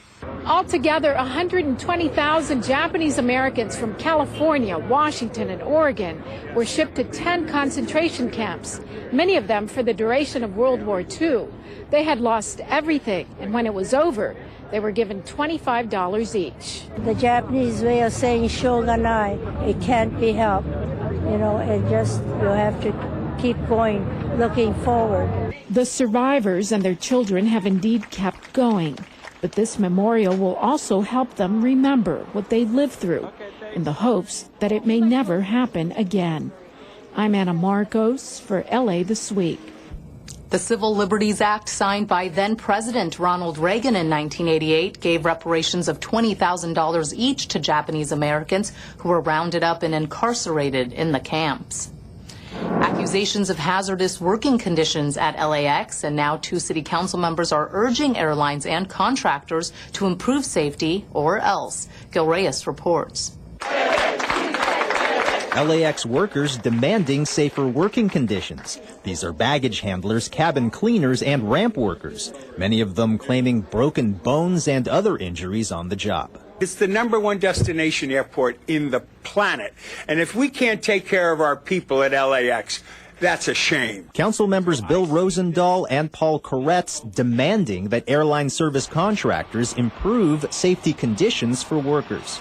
And if they don't, we need to hold them accountable, and there need to be severe consequences, which include going as far as dismissal from their contracts at LAX. The councilmen have introduced a motion to strengthen LAX's Certified Service Provider program.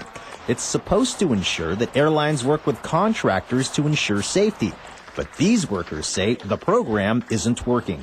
Council members are urging airlines to demand changes. They also want Los Angeles World Airports, the owners of LAX, and the city attorney's office to recommend improvements. They'll be based on data from other U.S. airports.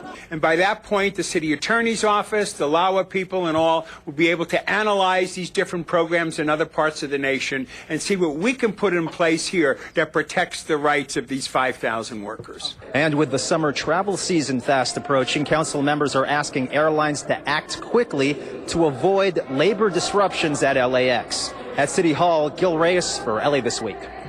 The council members also say improvements should include protections for whistleblowers who complain about dangerous working conditions. Some workers fear complaining will get them fired. Meanwhile, worker protests at LAX and other airports are planned for the coming weeks. A trailblazing organization that was founded in Silver Lake is being honored for its civil rights contributions right in the same location of its first meeting 6 decades ago. Artists have long called Silver Lake home for its bohemian sensibility and its diversity.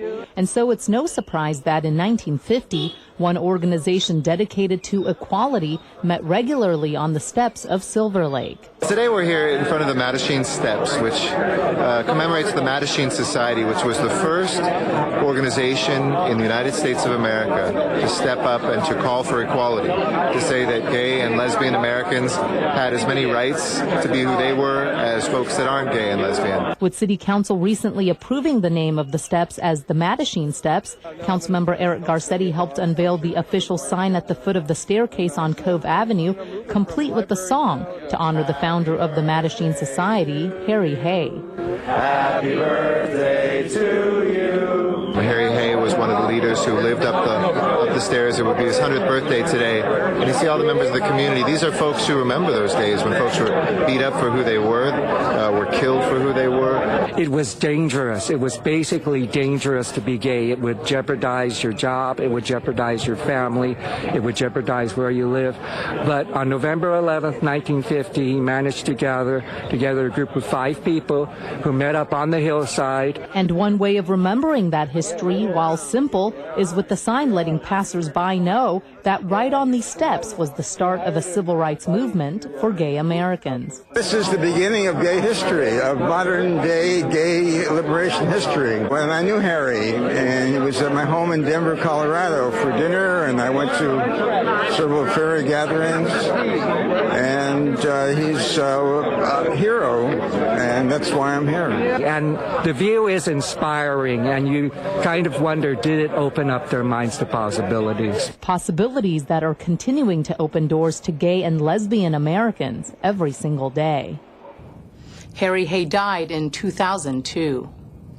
A transformation is underway in the community of Venice Beach. It's becoming known as Silicon Beach thanks to a number of tech companies that are moving to the area. Yana Kay has more.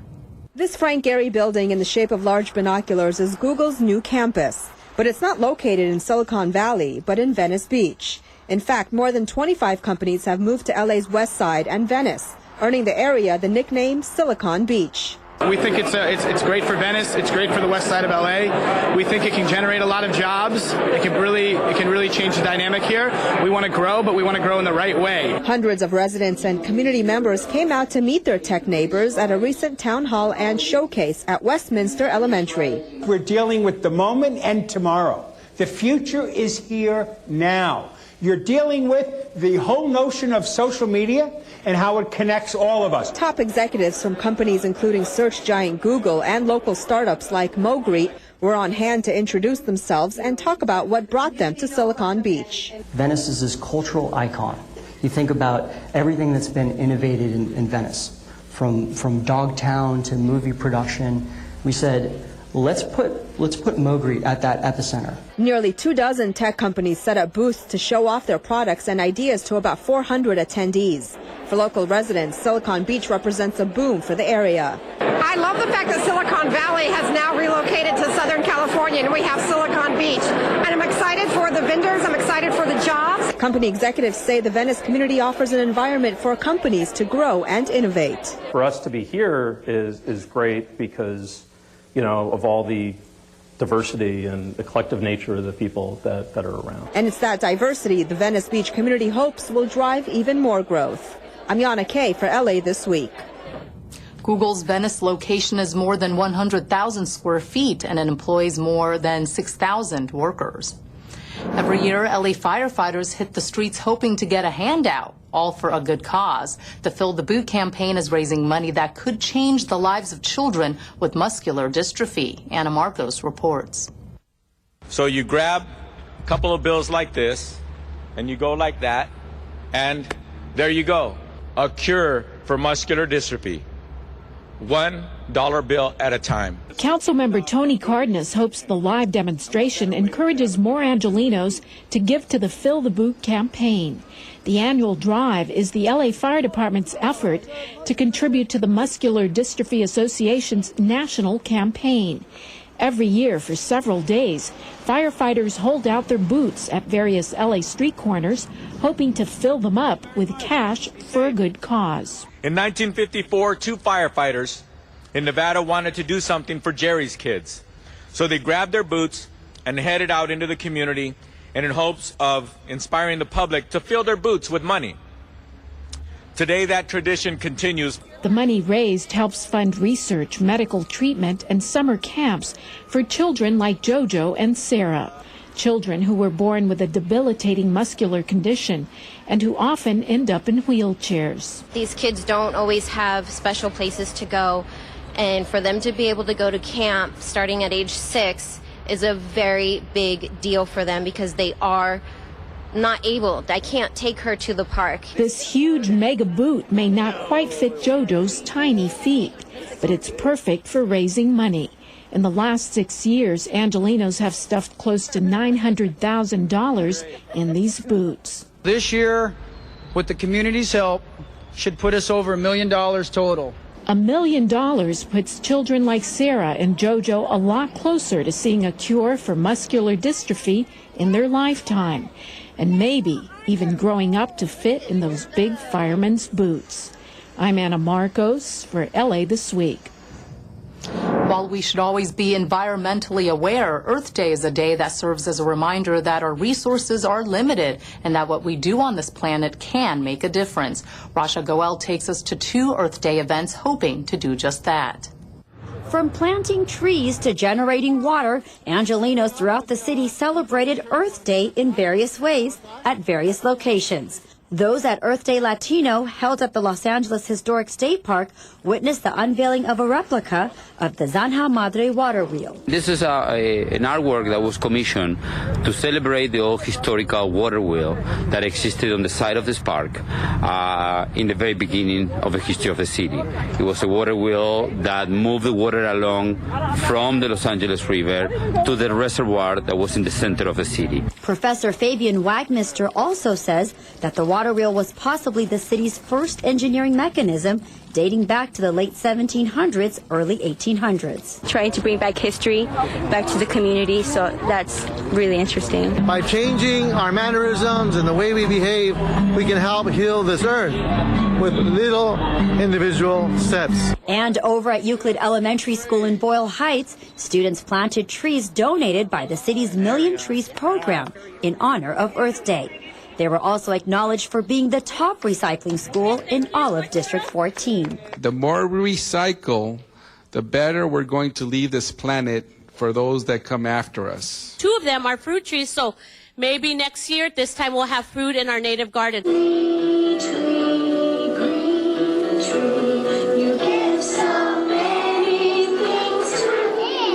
A lesson on nature, to instill in students the importance of preserving the environment today for tomorrow. In Los Angeles, I'm Rasha Goel for LA This Week. Items stolen from your vehicle may be among those recently recovered. Your help is needed to track down the teardrop rapist, and the father of LA's mural movement is remembered. These stories and more in City Beat.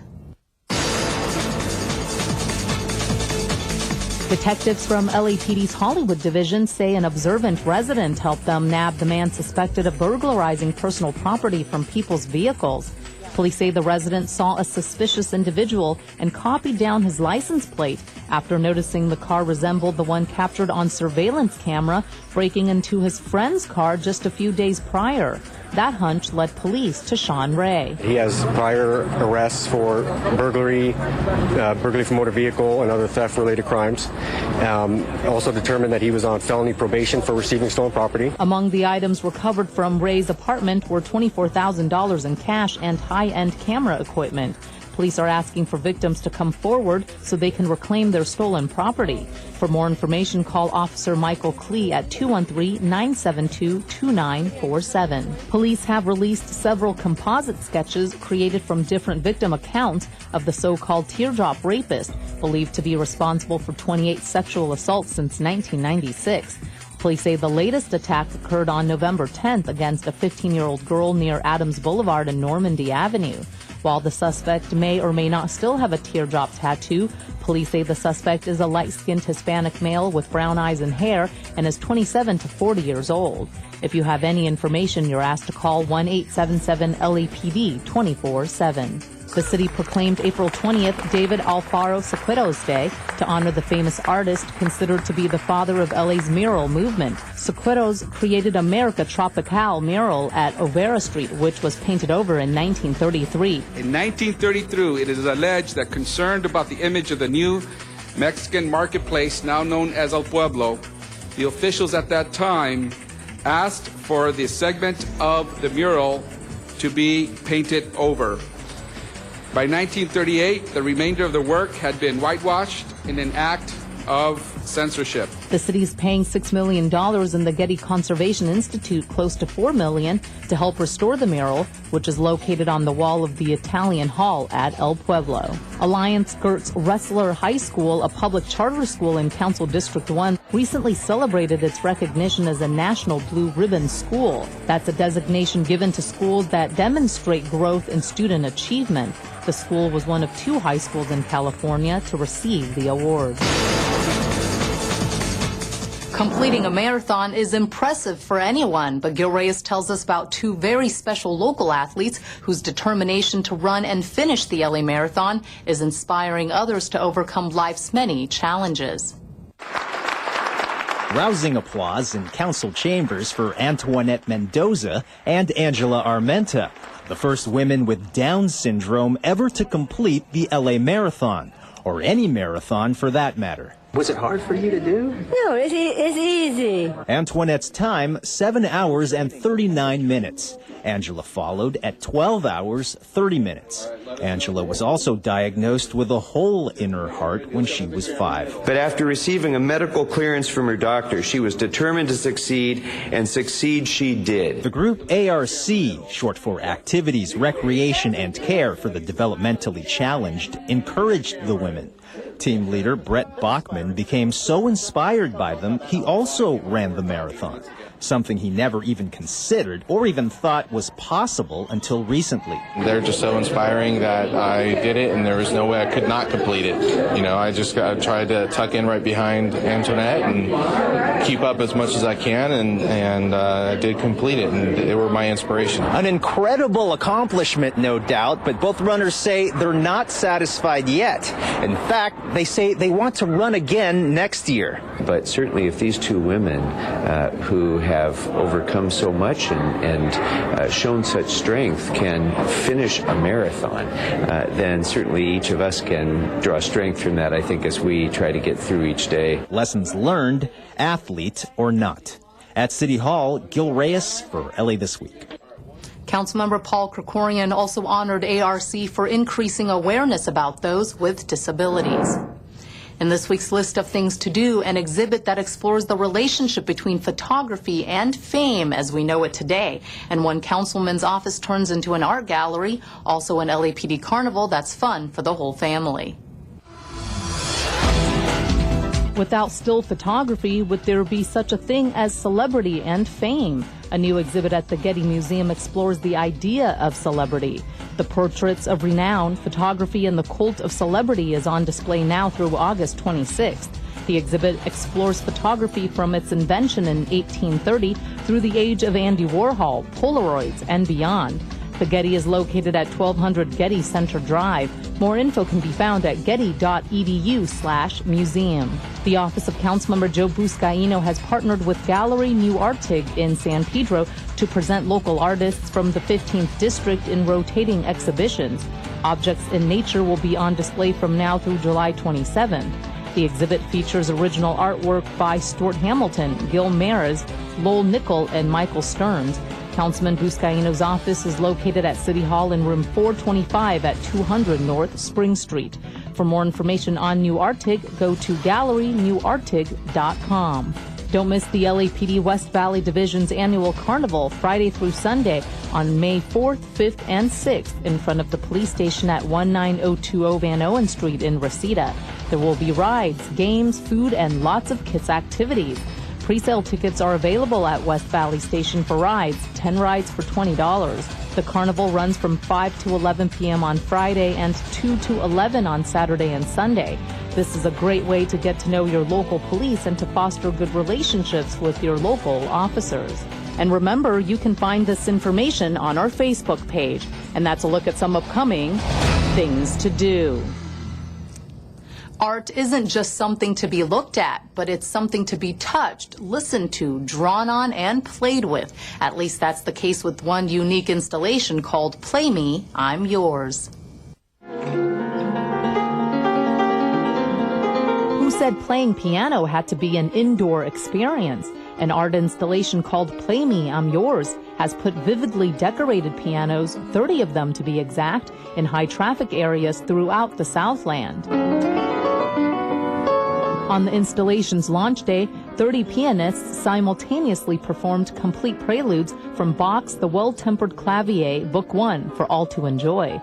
The installation helps commemorate Los Angeles Chamber Orchestra's music director, Jeffrey Kahane. It's an amazing feeling for me. I grew up in this city. I grew up as a kid listening to the Los Angeles Chamber Orchestra. Never, ever, as a child, did I dream that I would one day be the music director of the orchestra. So it's a great moment for me. And those lucky enough to be at the California Plaza downtown on launch day were regaled with Kahane's rendition of Bach's famous work. I wish there were more of these more often in more places in town. And if they were inspired to do a little playing of their own, the best part is the public is welcome to play any of the pianos on display 24/7. We want people not just to be listeners to music, but actually to get involved in the act of playing, because that's one of the greatest things a human being can do. This piano installed at the California Plaza was painted by individuals from the Braille Institute, an especially poignant fact since Bach himself went blind in his old age.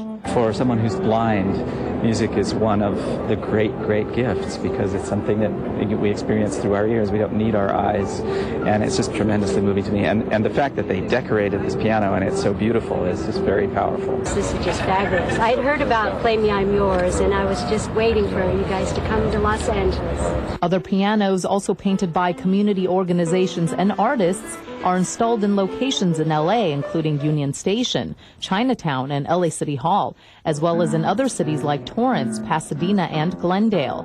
The brainchild of a British artist, similar installations have been touring internationally since 2008, but it's the first time that it's come to the Southland. And now that it's here, go ahead, play me, I'm yours.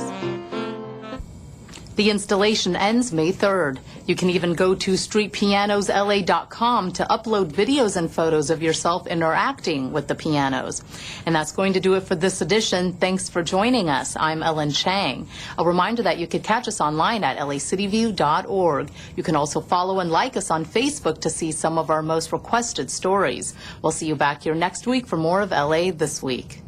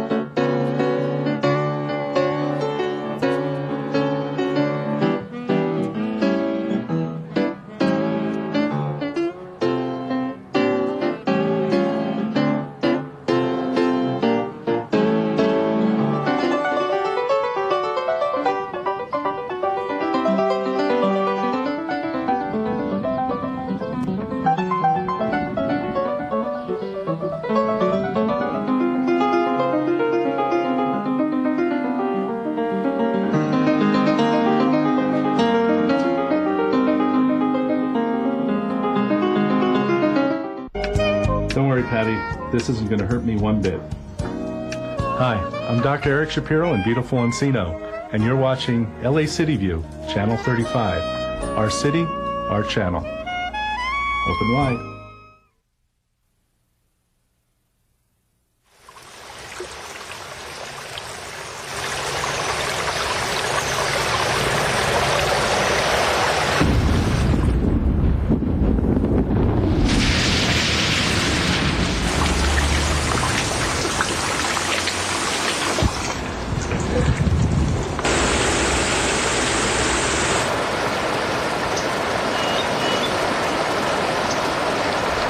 So what we see here in Arcade Creek, in a heavily urbanized area of Sacramento, with about 1 inch of rainfall in an hour, and we saw this creek go from babbling brook to a raging torrent with the water surface elevation raising by 10 to 12 feet in just about an hour. What we've done over the course of time is we've paved the landscape, and we end up getting stormwater runoff that basically hits these stream systems much faster at a much higher rate and much larger volume than pre-development.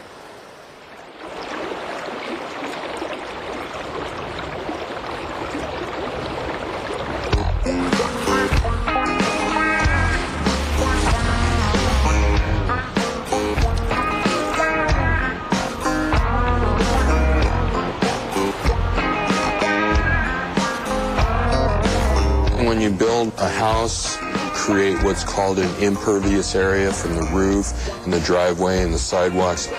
Instead of the water soaking into the ground like it would in a natural environment, it runs off, and it runs off much more quickly and with higher velocity. And so its capacity to carry pollutants is even greater.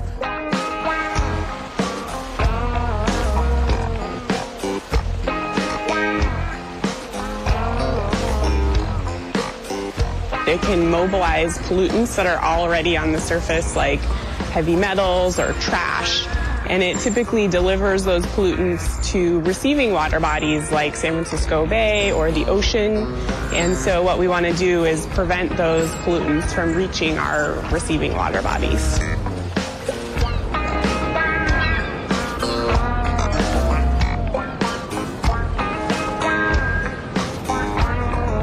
When we don't deal with stormwater runoff at the source, it ends up in our stream courses, in our water bodies, at a much higher volume, much higher rate, and that can lead to flooding concerns. It's a lot more expensive when you don't deal with runoff at the source.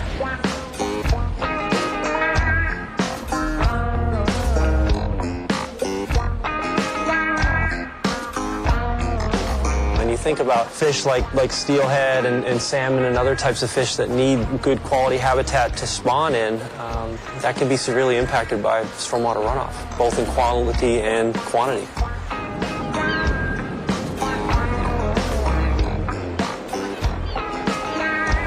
Humans cannot help but be drawn to water. It's really kind of a magical feeling for people. The last thing you want to have is your kid get sick.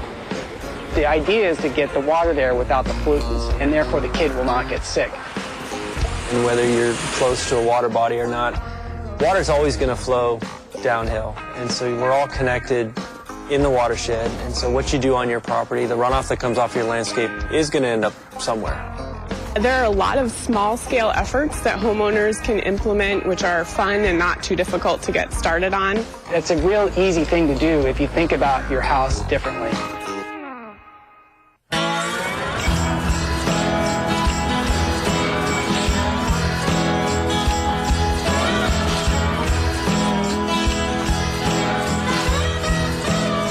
I'm Dave Roberts, and I own Roberts Landscape. Over the years, I've worked with the county and the River Friendly Landscape Program. I'm president of a group called Eco Landscape California. I'm sort of trying to have my yard different in terms of living what I preach. I'm trying to develop diversity in this yard and address things like water conservation, stormwater runoff, and all those issues. Yes, it's different, and my neighbors either love it or hate it. My name's Dave Tamayo, and I work for the Sacramento County Stormwater Program. We test water bodies all over Sacramento County, and virtually every time we looked at the water that was running off the streets and also in the creeks and rivers, we found that they were almost always toxic every time we looked at them. So every bit of pollutant that you put into that river, it's coming back around, and even if we're not drinking it, somebody downstream is drinking it. We have a number of different programs to address the different sources of pollutants. And we're using river-friendly landscaping as a holistic way of addressing some of the sources of stormwater pollutants that come off of landscaping or that are associated with landscaping practices. And what we're trying to do now is to focus on early adopters and try and get people who want to do the right thing and are motivated enough to try some new things and show their neighbors and show the community that these things can and do work. The yard had a lawn, and it was a very conventional landscape. The idea was to break the mold of having a lawn and show that you can have a really, I think, beautiful landscape. The neighbor's first reaction was, well, he's a landscaper, he's redoing the yard. And I'd say a lot of people came up to me and said, well, when are you going to put a new lawn in? And it took me a couple of minutes, but then I'd explain that I wasn't putting back a lawn. And that's when the odd reactions would begin. Well, first, this driveway got taken out. It's called pervious concrete. Here we go with water just running down, regular concrete, finished smooth. And right now it's halfway to the street already. Now we're going to move over to the pervious concrete, and you can see it just puddles for a moment and just soaks right through. Water is infiltrated into the landscape. It could be channeled off into a swale or a rain garden. It could be put into a cistern for rainwater collection, harvesting. But essentially, it stays on site, and we use it. Well, you can see right here we've got what's called a swale, which is a depression in the landscaping here. And it's made to look like a stream, but besides providing habitat for the steel fish that we've provided here, it also is a design element that helps slow down the water that would want to flow off into the street over there. So instead of going into the gutter and carrying pollutants down into the nearest creek, you actually trap the water here and you get the beneficial use of it. Well, the fact that there's no concrete sidewalk is twofold. First idea is to create a surface that's much more permeable. We have the spaces in between the stepstones that water can infiltrate in. But secondly, it was also a design element. So I always ask my clients the question, why do they call them leaves? Well, most people finally get it, and that is because you leave them. Once this stuff is broken down, other organisms come up and they bring it in the soil, and everybody has a party. It's really, one of the basic building blocks of your landscape is mulch. And it's one of the cheapest things to help keep the weeds down, keep water conservation, keep the soil cool. The plants are much happier with cooler soil, and it essentially improves plant health. When you have natural weed suppression, one thing you don't have to use is herbicides. And we do find herbicides on a regular basis in our local waterways. We've never put a pesticide on this yard. That's 4 years, no fertilizer. Everything's still healthy.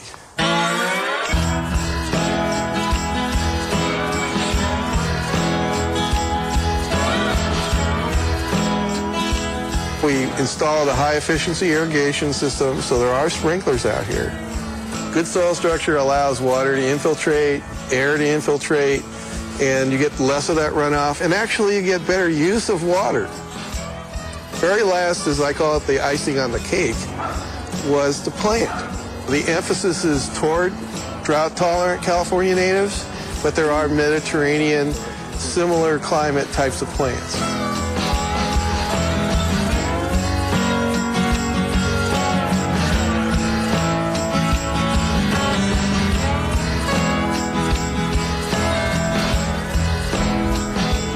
When rain garden is an area that's going to have a slight depression, and it's intended to capture the water temporarily and slow it down and give it a chance to soak into your soil. A rain garden can be built anywhere.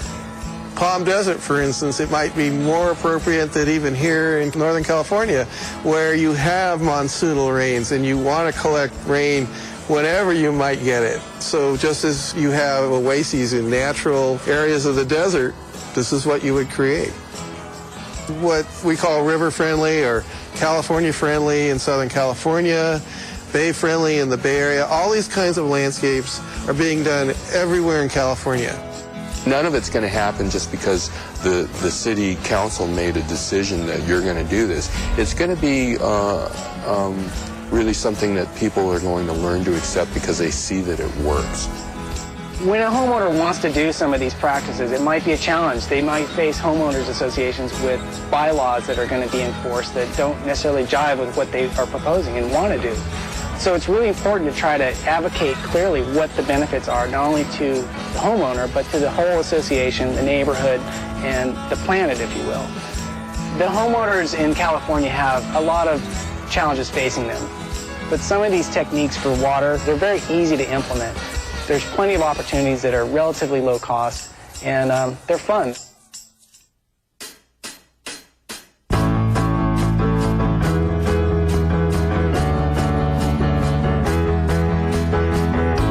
My name is Tim Bozanowski. I'm the construction program coordinator here at Dublin Unified School District in Alameda County.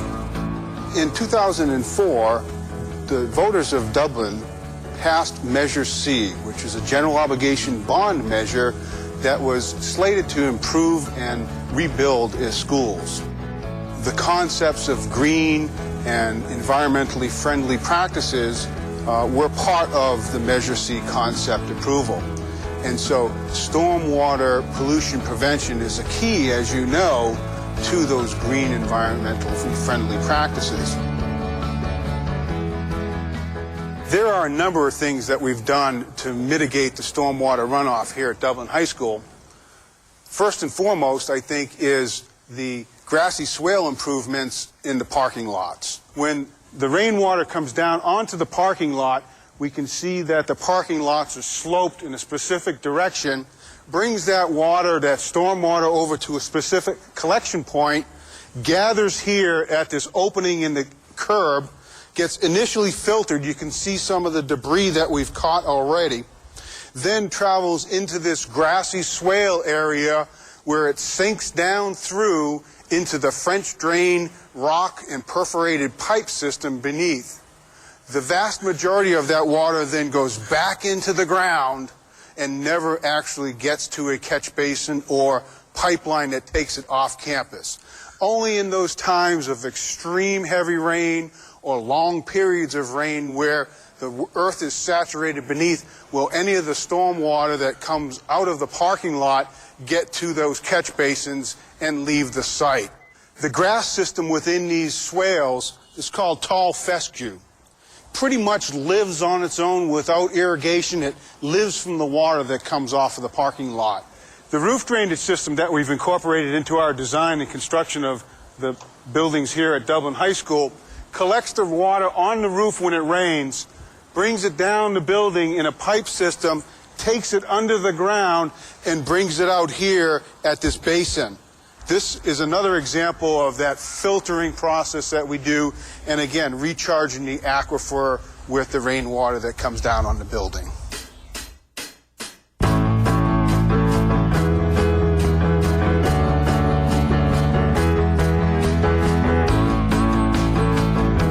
On our new campuses, we're incorporating such features as large-scale drainage channels, which are planted, lined with natural grasses, native shrubs, native trees that do a number of things. They certainly filter the storm water and actually creates wildlife habitat. At our elementary schools, we're also looking at things such as rainwater collection barrels for our science gardens. Being able to do these things on a school site creates a wonderful teaching tool to where we can take the students and we can show them the improvements that we made and how we've gone about incorporating these environmentally friendly aspects into our campuses, and then it just goes with them for the rest of their lives.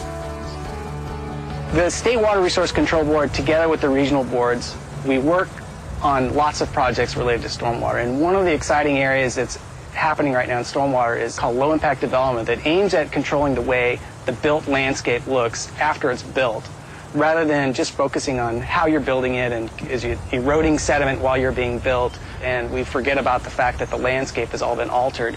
The exciting thing is this new wave of looking at low impact development and approaching the urban landscape as if they were natural watersheds that used to exist before the urban area, and trying to mimic a lot of the natural functions and behavior as we build out.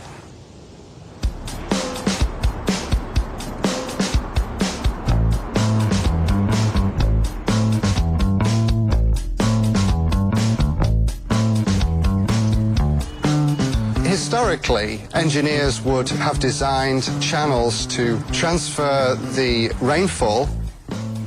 The traditional thinking was to get those stormwater flows out to the ocean as rapidly as possible.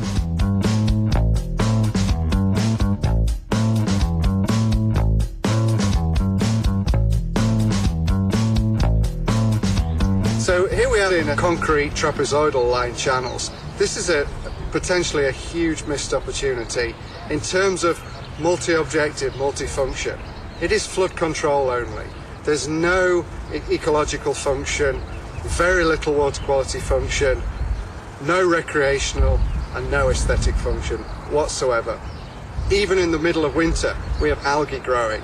This is due to all the nutrients, the nitrates, the phosphates that have run straight off our gardens into our storm drainage systems and then empty out into this channel. If this had some ecological function, some water quality function, these nutrients would be treated by the absorption and adsorption of the plants within this channel. This channel could have been designed with a meandering low flow channel, riparian trees forming a buffer to this whole area, recreational trails going through here, swales to the side of the channel. Now, in recent times, channels like this are becoming less and less common. Designers are thinking about how they can design these channels to be multifunctional, to have not just flood conveyance, stormwater conveyance, but also aesthetic, recreational, ecological, and water quality function.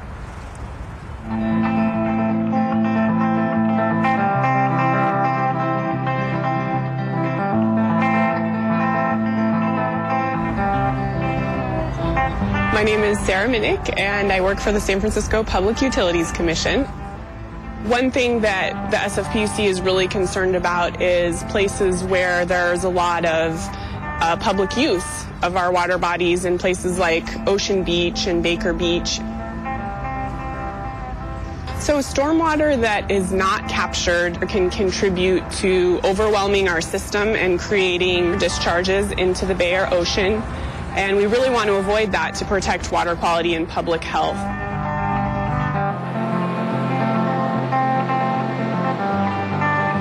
Stormwater runoff can make you sick. In fact, there are a number of beach closures up and down our state's coastline that are a result of bacteria exceedances and other types of exceedances that make the water unfit for swimming.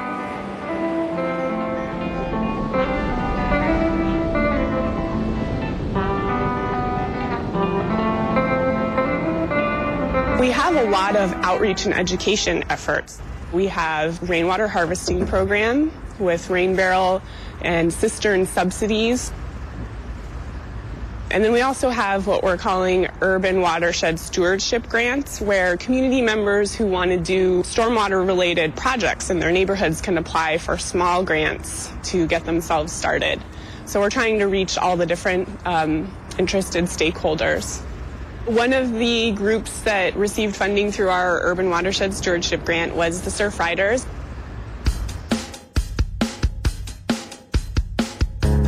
My name is Dan Robinson. I live on Great Highway right here in the Outer Sunset. It's a very heavily concrete area out here in the outer Sunset. There's a lot of pavement, there's not a lot of vegetation, there's not a lot of trees. Right now for Surfrider Foundation, we are involved in an ocean-friendly garden project that we call Plant Don't Pave. Plant Don't Pave is a simple project that basically rips out people's concrete in their front yard and sidewalk strips and replaces it with native shrubs and plants. And their idea is to work with community members to create permeable spaces in their yards. And we can help recharge the aquifer that's under the Sunset Basin and also prevent stormwater runoff. The grant pays for everything. The grant pays for the permit, which is about $200, pays for the contractor to come in, and we get donated plants. We put the word out through Plant SF, and in about 2 weeks or so, we had about 150 potential applicants. With our resources, we can do about 20. The demand is there, and it's wildly popular. This project could be done all over the state, but there are grants available in almost every municipality for greening and bringing community together. And it's just a matter of somebody stepping up and taking the lead on it. I really think it is making a difference stopping stormwater runoff. It's a small piece of the bigger puzzle, which is a total transformation of how people think about their properties and the water that's coming onto it and running off of it. This place could be totally transformed into an area that has a lot more green, reduces runoff, and is more of an enjoyable place to live.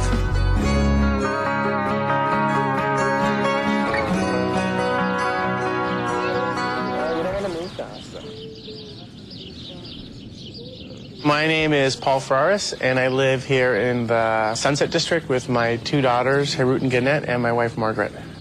As a parent, the quality of the water is definitely a concern. You can visibly see it. You can see brown water, you can see trash, you can see foam. I think that water is the biggest issue on our planet right now. I feel guilty wasting water. When we bought this house, the whole backyard was concrete. I saw a perfect place for a garden. I'd never done any real gardening before. So actually, when I first started, I had a lawn right where I'm sitting right here. There was just a little lawn, and I figured that was good for the dog or for the kids to play on. The lawn was consuming all of my time. I had to mow it, I had to weed whack it, I had to water it constantly. Literally, if I missed a day or two, you'd have brown spots or it would just start dying. So it was just a nuisance.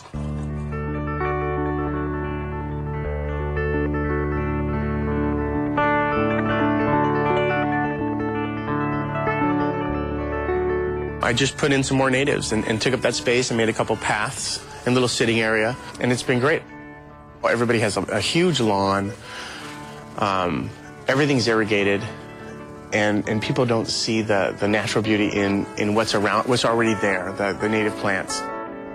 You know, if you plant native plants, they pretty much take care of themselves. You don't really have to do anything. You don't even have to water them, so it doesn't really cost anything.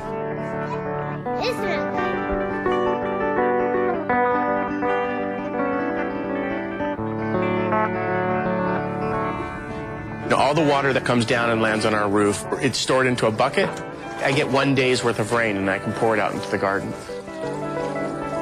There's so much wasted water, and the fixes are so easy.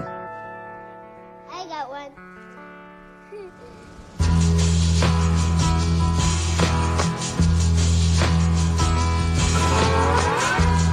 For people that have been working in the stormwater field, this is kind of a magical moment because we've been waiting for the time to shift the focus from the end of the pipe and how to control pollutants to making neighborhoods and cities and urban areas actually build and look and behave differently. So there's a real shift in the way we're thinking, and this is exciting.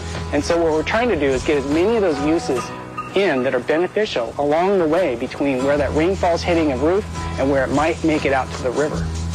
When we talk about global climate change, we can look at things as simple as deforestation. Those are big things that are really hard for people to grip because it's not in their backyard or their front yard. But when you come home and it's right here in your yard and you can show people that you can care right in your own front yard. You don't have to worry about saving the rainforest or whatever. You can start right here at home. That is powerful. It brings it closer and easier. As the world gets more and more populated and we need to be more and more conscious of what we're doing to the planet we live on, it has to start with us. The homeowners really are the solution. So instead of waiting for government to come in and solve this water resource problem, this is a great opportunity for people to take a little bit of control over their water management world, and they're providing a communal public trust benefit at the same time.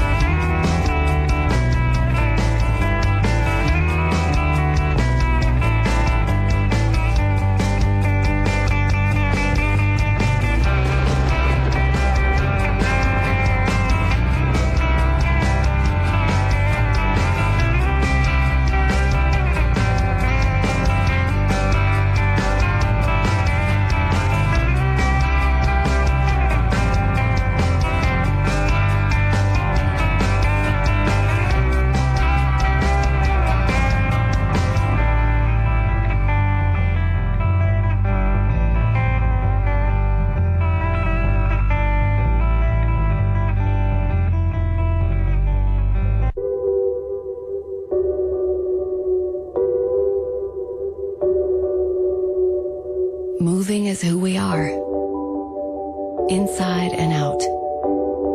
We breathe in so that we can breathe out, so that we can breathe in again. We dream, awake and asleep. We laugh. We talk with our hands. We give it a whirl. We become. We move, our bodies and minds in constant conversation. And no matter how much we do it, it's never enough. We know this to the core, that as long as we are breathing, there is moving to be done. Multiple sclerosis stops people from moving.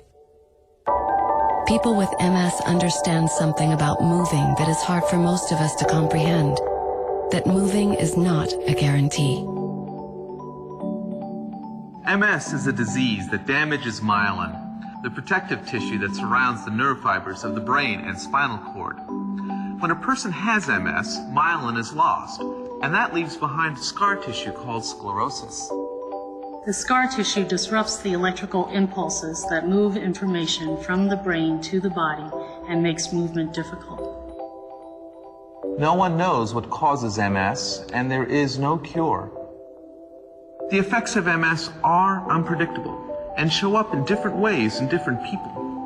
One person may experience memory loss and fatigue, while another may suddenly lose the ability to see. Someone might lose their balance and have trouble walking, while another may have slurred speech and tremors. For some, the symptoms of MS come and go. In others, they last forever. The National Multiple Sclerosis Society is a collective of passionate individuals united by a common goal to address the challenges of each person whose life is affected by MS.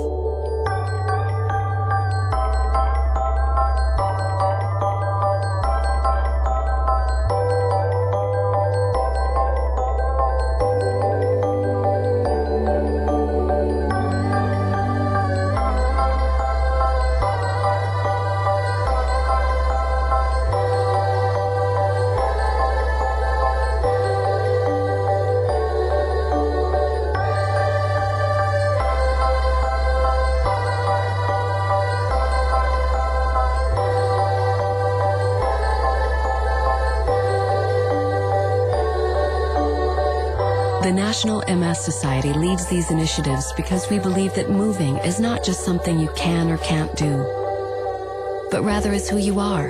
That if you are alive, you are connected to the potential, the hope, the momentum of it all. You move along with, because of, and in spite of the great big turning world.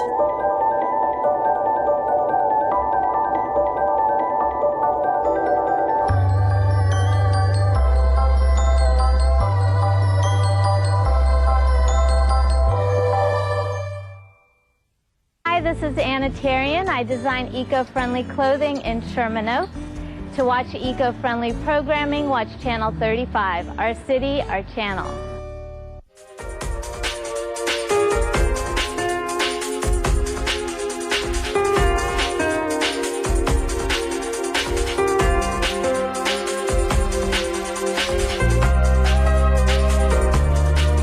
Wow, listen to this. California State University officials are saying drastic cuts in student enrollment are coming in the spring of 2013, all due to the state's budget crisis.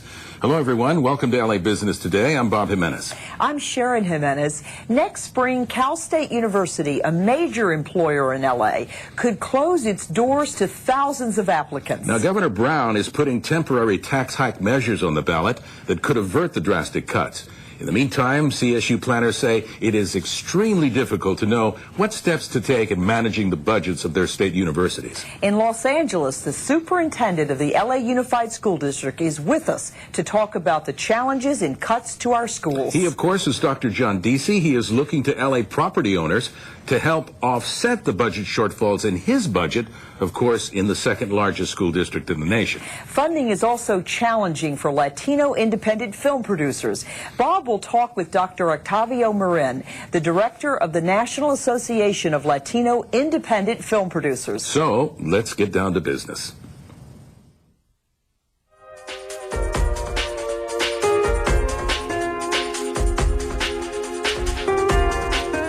It's been the season of student protests, mostly at the college level, over severe budget cuts to state colleges and universities caused mainly by another unbalanced state budget. In fact, more cuts may be on the way if California can't increase its revenue.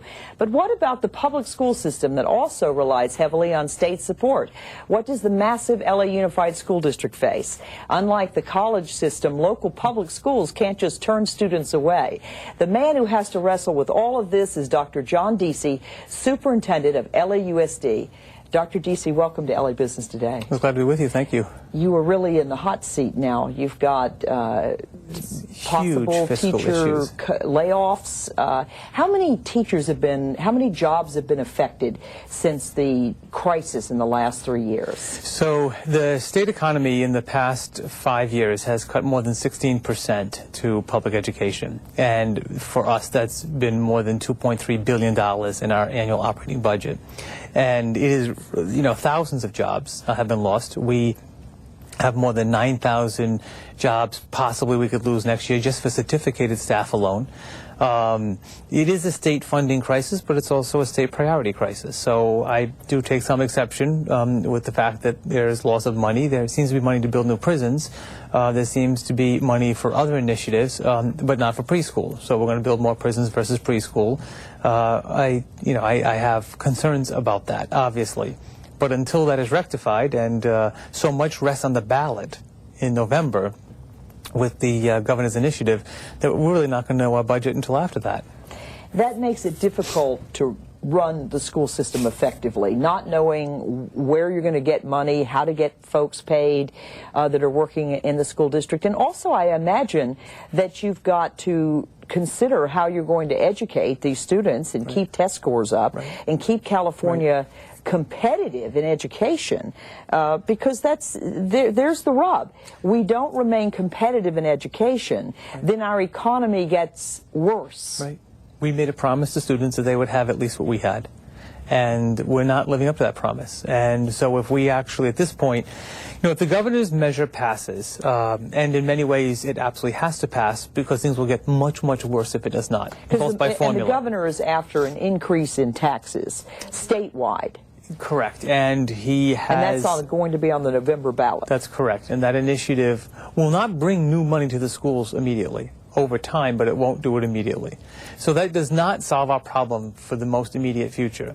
And that is why the board has accepted a recommendation to put a temporary parcel tax on so that we can retain the programs that are so desperately needed for students.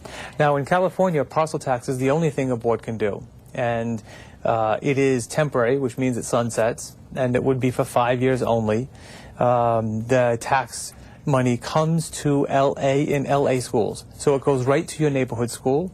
It does not go to Sacramento. It cannot be cut. It can't be taken away. It cannot be used for the bureaucracy. It must be used for programs that support our art teachers and school safety and student success by supporting high-end courses.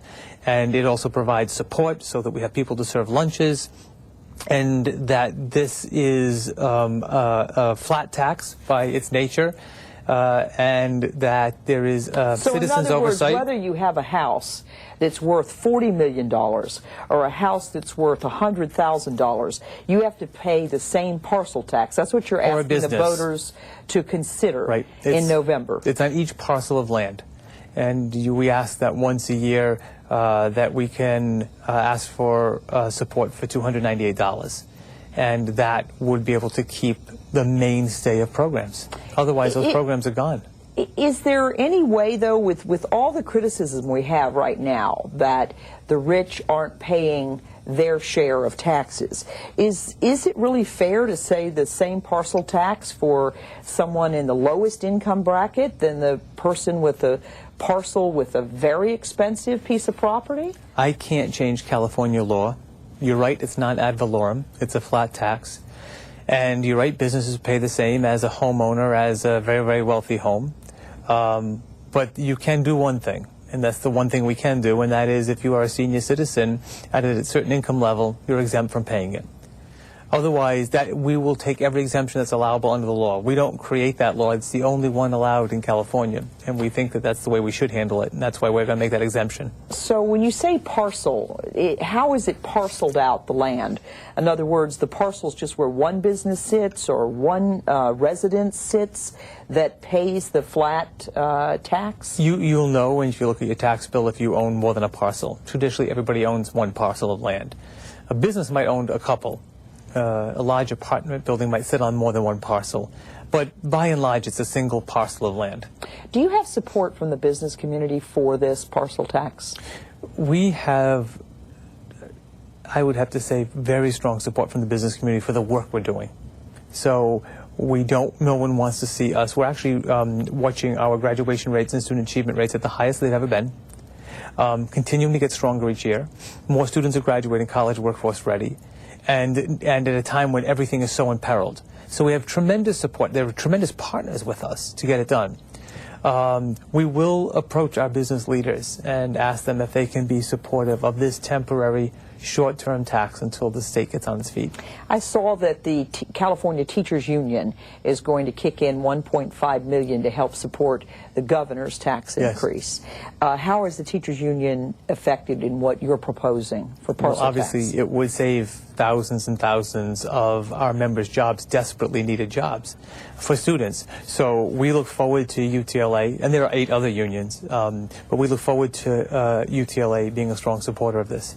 And how will you go about convincing business owners and homeowners to vote for this? Is there going to be an ad campaign? Will money be filtered to some of the PR companies in LA? Will the money stay in the region?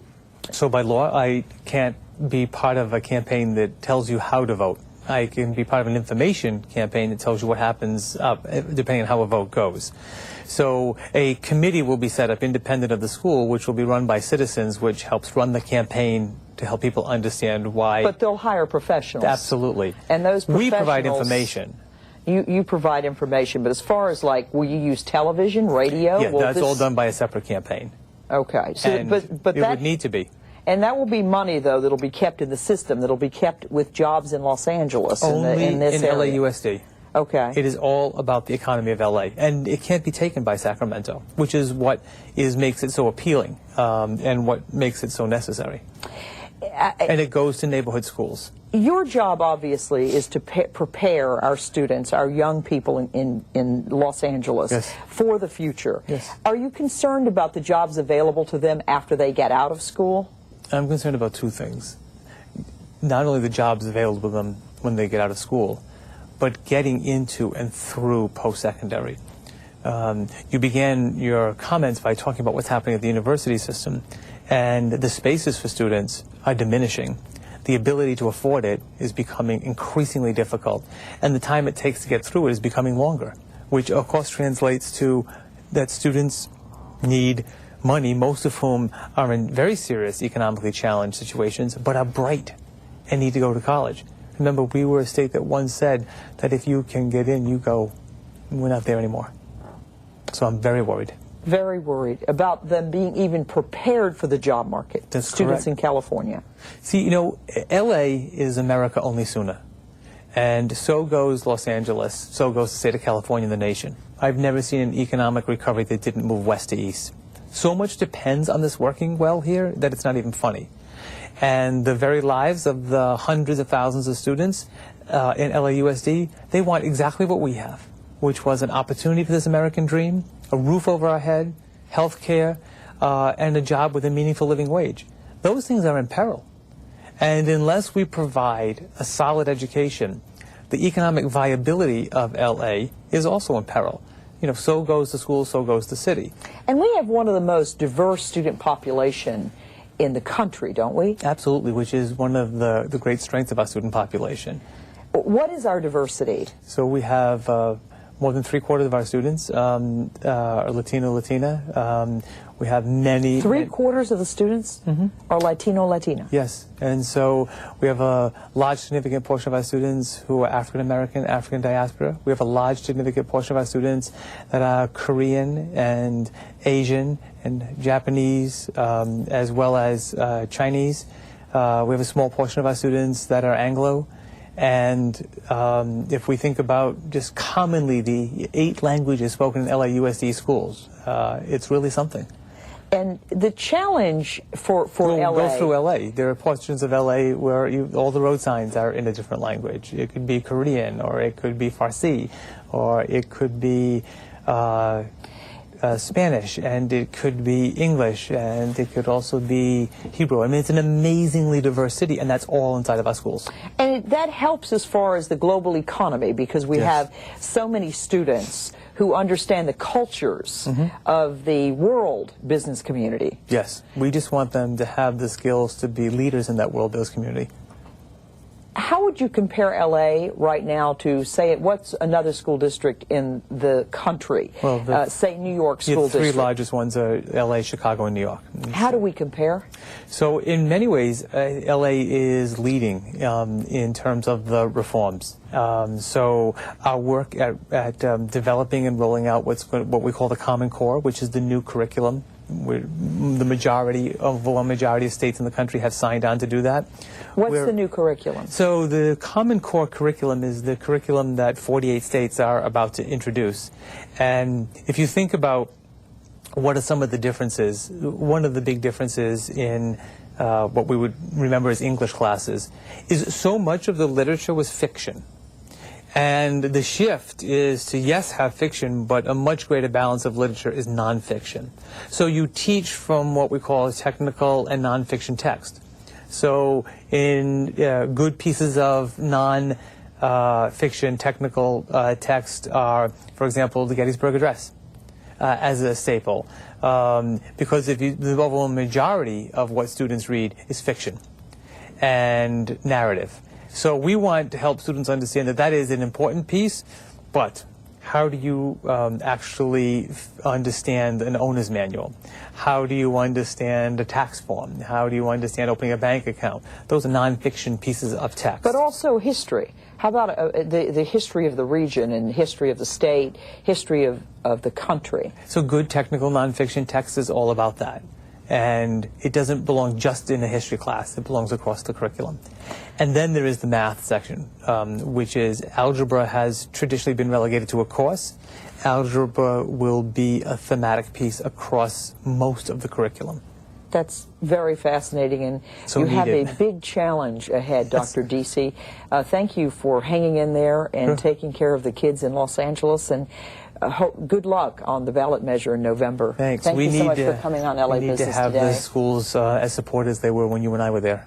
Got it. Thank you. Glad to be here. Yes, and you're watching LA Business Today. Up, college is hard. Down, those books are heavy. My sport is football, but my passion is education. Right up here. So every year I take promising high schoolers on a college tour lights there, darks there, to show them that higher education means a brighter future. My name is Nnamdi Asamoah. I don't just wear the shirt, I live it. Find out how you can live united for education. Give, advocate, volunteer. Go to liveunited.org. Do you wear this?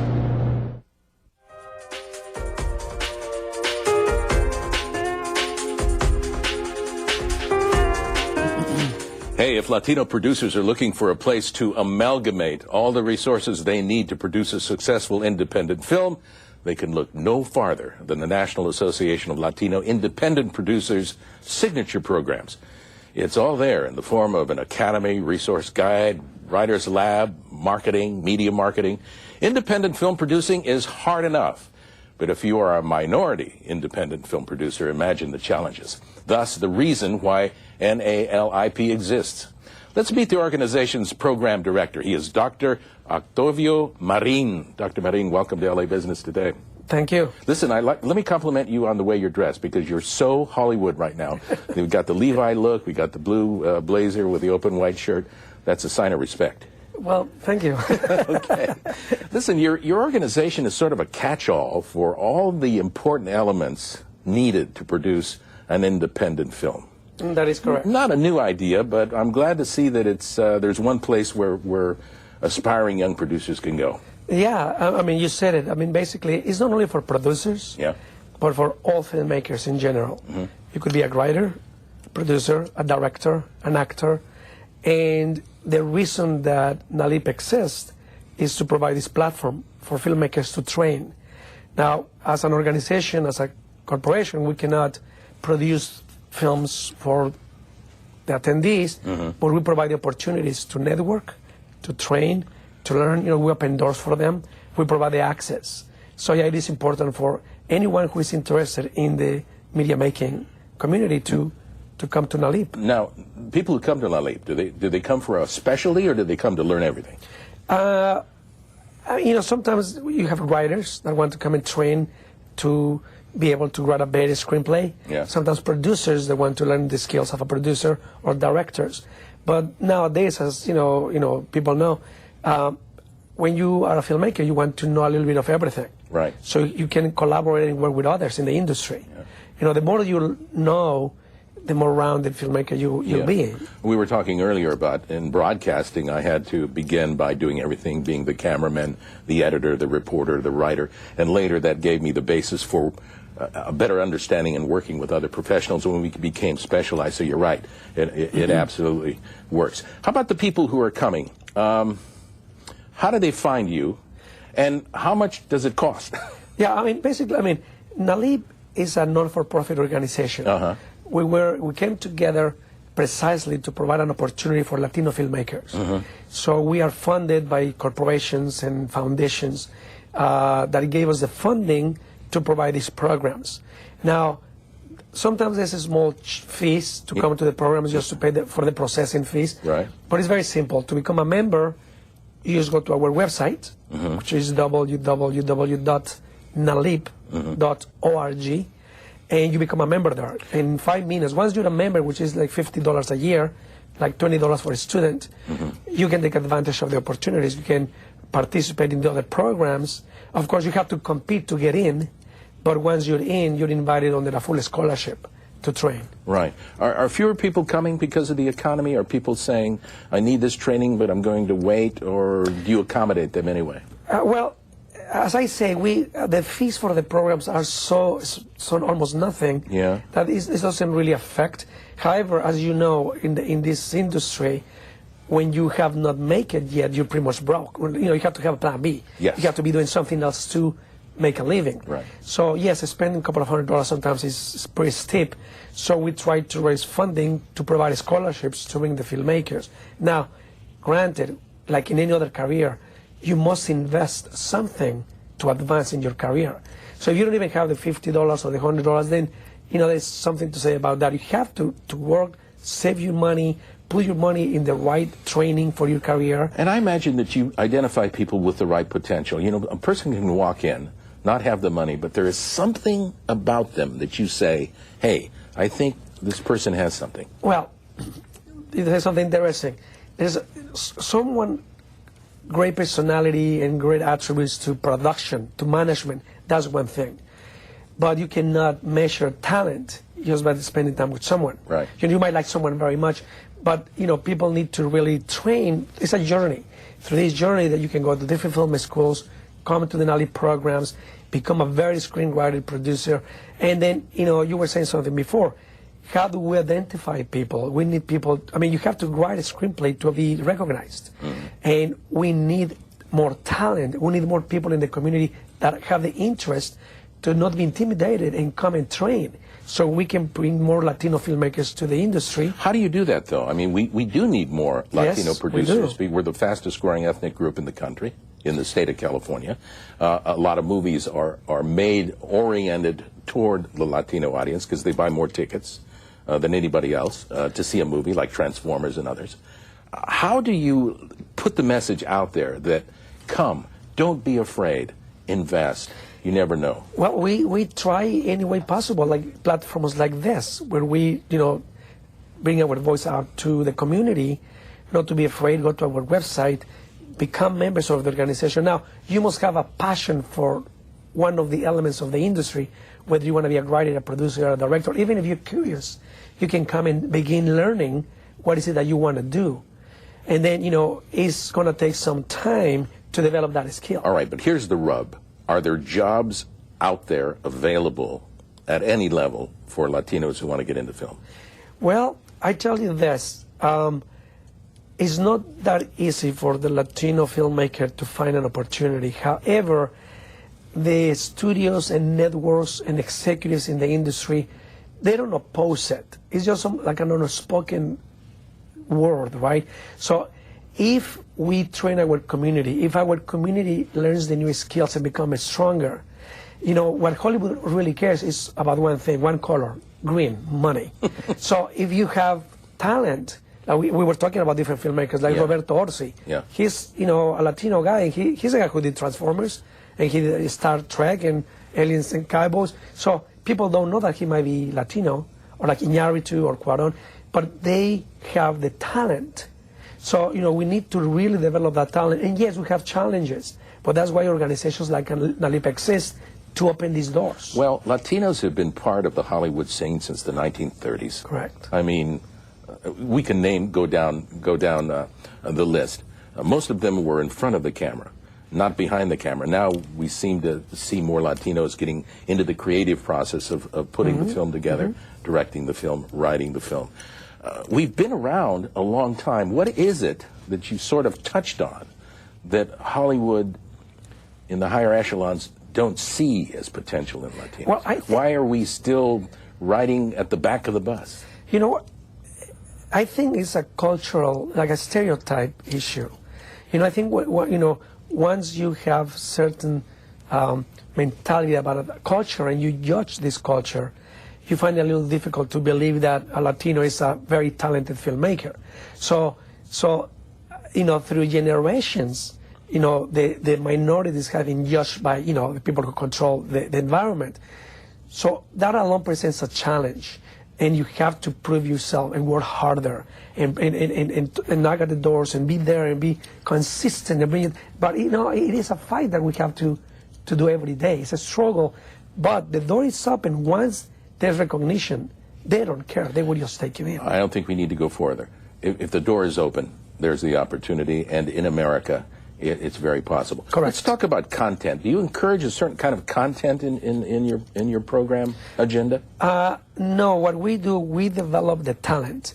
If you're a producer or a director or a writer, we're going to provide you with the tools, with the necessary skills for you to apply into whatever project you want to write.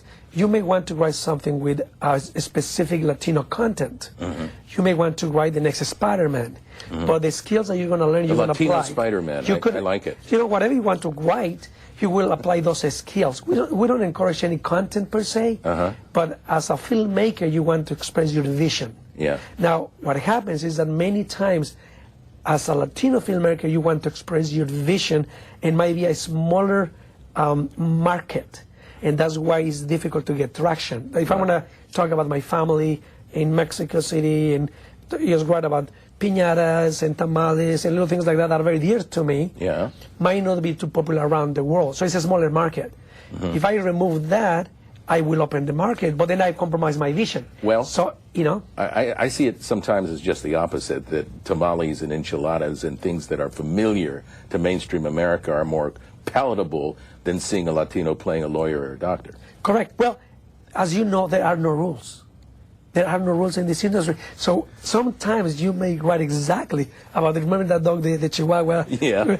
And it was a hit, right? Of course. You never know. That's the beauty about this industry. There are no rules. You know, there's something when you write and you understand how the market reacts to the product, and you can entertain them in a fun manner, whether it's with a Chihuahua dog or with an attorney. People will go to the movies. All right, people like entertainment. Let's leave it with this, and it's the concept that in other countries, mainly South America, the governments really step up the process in creating funding to bring forward their most talented people when it comes to filmmaking and even in music. Yes. Here in the United States, we don't do that. Should the government or something like it be behind creating a fund to educate Latinos, Asians, African Americans to aspire in this medium without having to go broke or eat absolutely tomato soup every night? Got it. Absolutely. I agree with you. There is an effort, but it's not what we need. Every studio and every network have the diversity department, right? And they provide some sort of support. But you're right, it's not enough. There needs to be more attention and more support to our communities to develop this talent, because we have a lot of talented people. We're a strong, vibrant community, especially Latino community. I mean, you said it, especially in Los Angeles. So there should be a special attention to support the community to be able to train, to get education, to bring this vision. And as you said it, there are so many Latinos in this community that we deserve to have our voices heard. We deserve our product. So yes, there should be more support. You're right, in Mexico and Latin America, they have programs, and they even have specific theaters to show the Latino films. Yes, I agree. It would be nice to have more support. Well, I hope you find the support out there in terms of more community involvement in what you do. You're doing a very valuable service. Thank you. Thank you very much for coming and talking to us about it, and all I can do is wish you much success. Thank you. Dr. Octavio Marin. I'm tempted to call you Octavio Paz for some reason, but I dare not do that. But that's good company. Usually people do that. All right. Thank you, Doctor. Thank you. You're watching LA Business Today.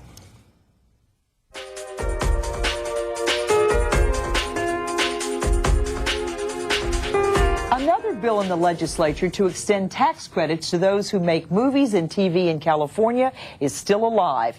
This time, there's a portion of the $500 million in tax breaks that could go to commercial production. However, there is still no language that gives some of this tax break money to truly independent movie makers who are still shut out of the tax break lottery if their production is under $1 million. A final note on CSU's money problems. What affects the students doesn't seem to matter when it comes to giving raises to college presidents. 2 10% increases have already been approved by the Board of Trustees, prompting critics to ask, are state trustees tone deaf to what's going on with the money? Good question. That's our edition of LA Business Today. I'm Bob Jimenez. Thanks for watching.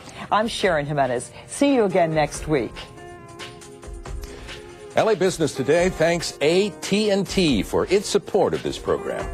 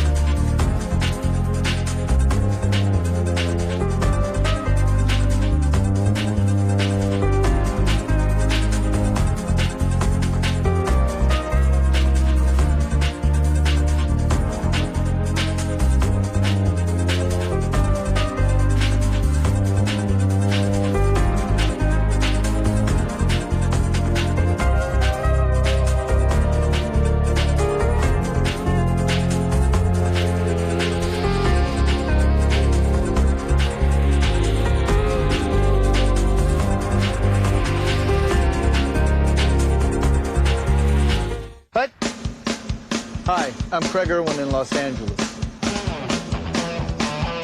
Hi, I'm Trenton Irwin, and you're watching LA City View, Channel 35, Our City, Our Channel.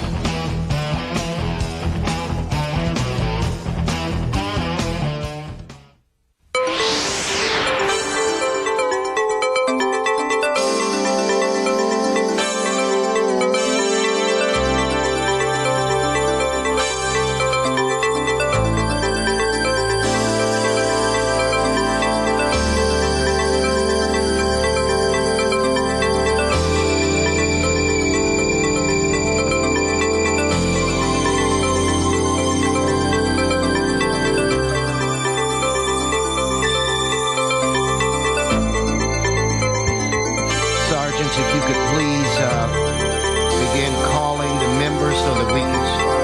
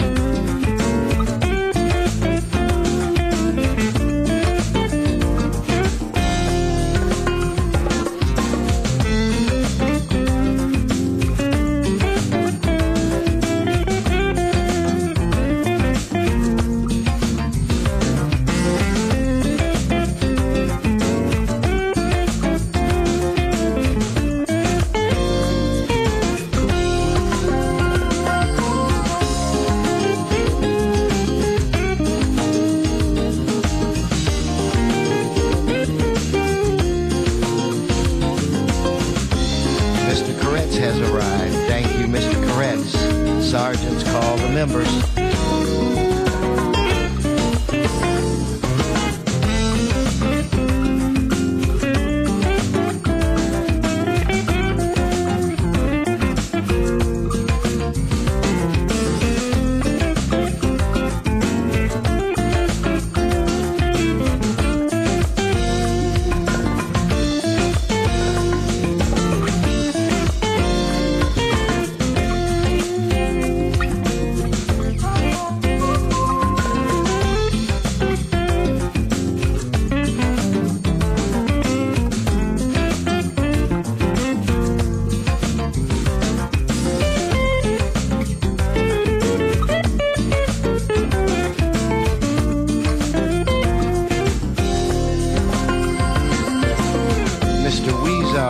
Labange have arrived. Thank you.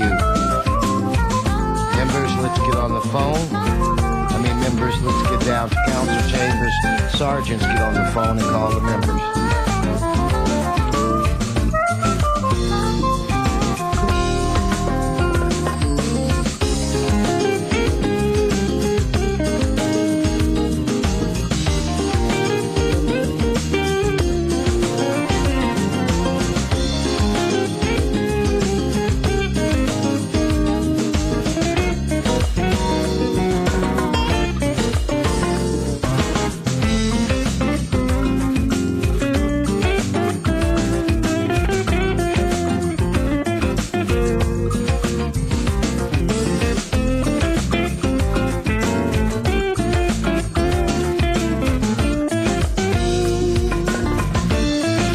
Mr. Englander is here.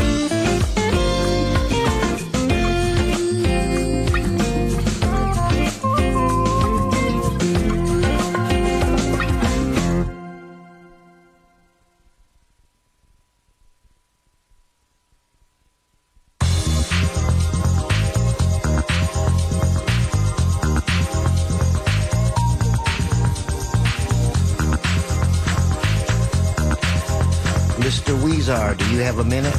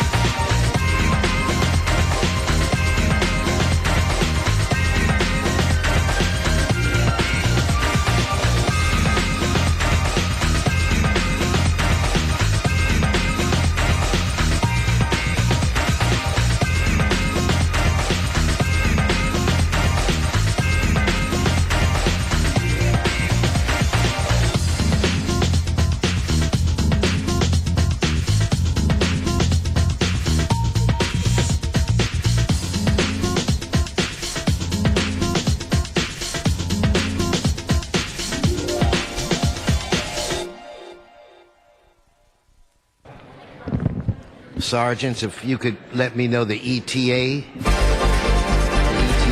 of the outstanding members.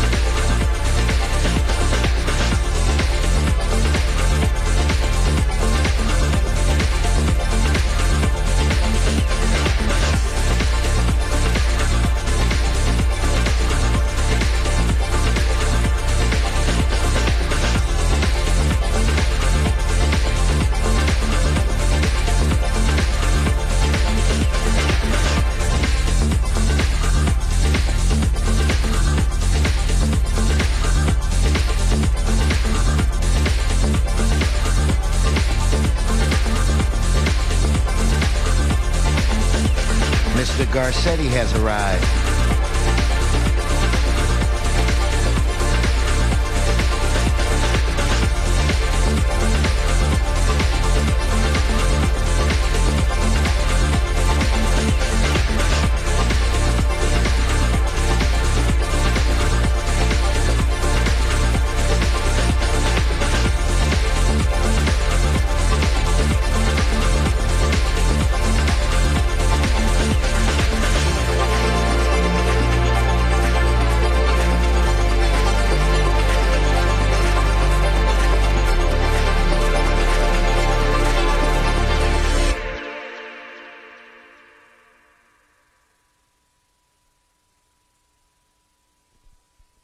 Mr. Kokorian has arrived.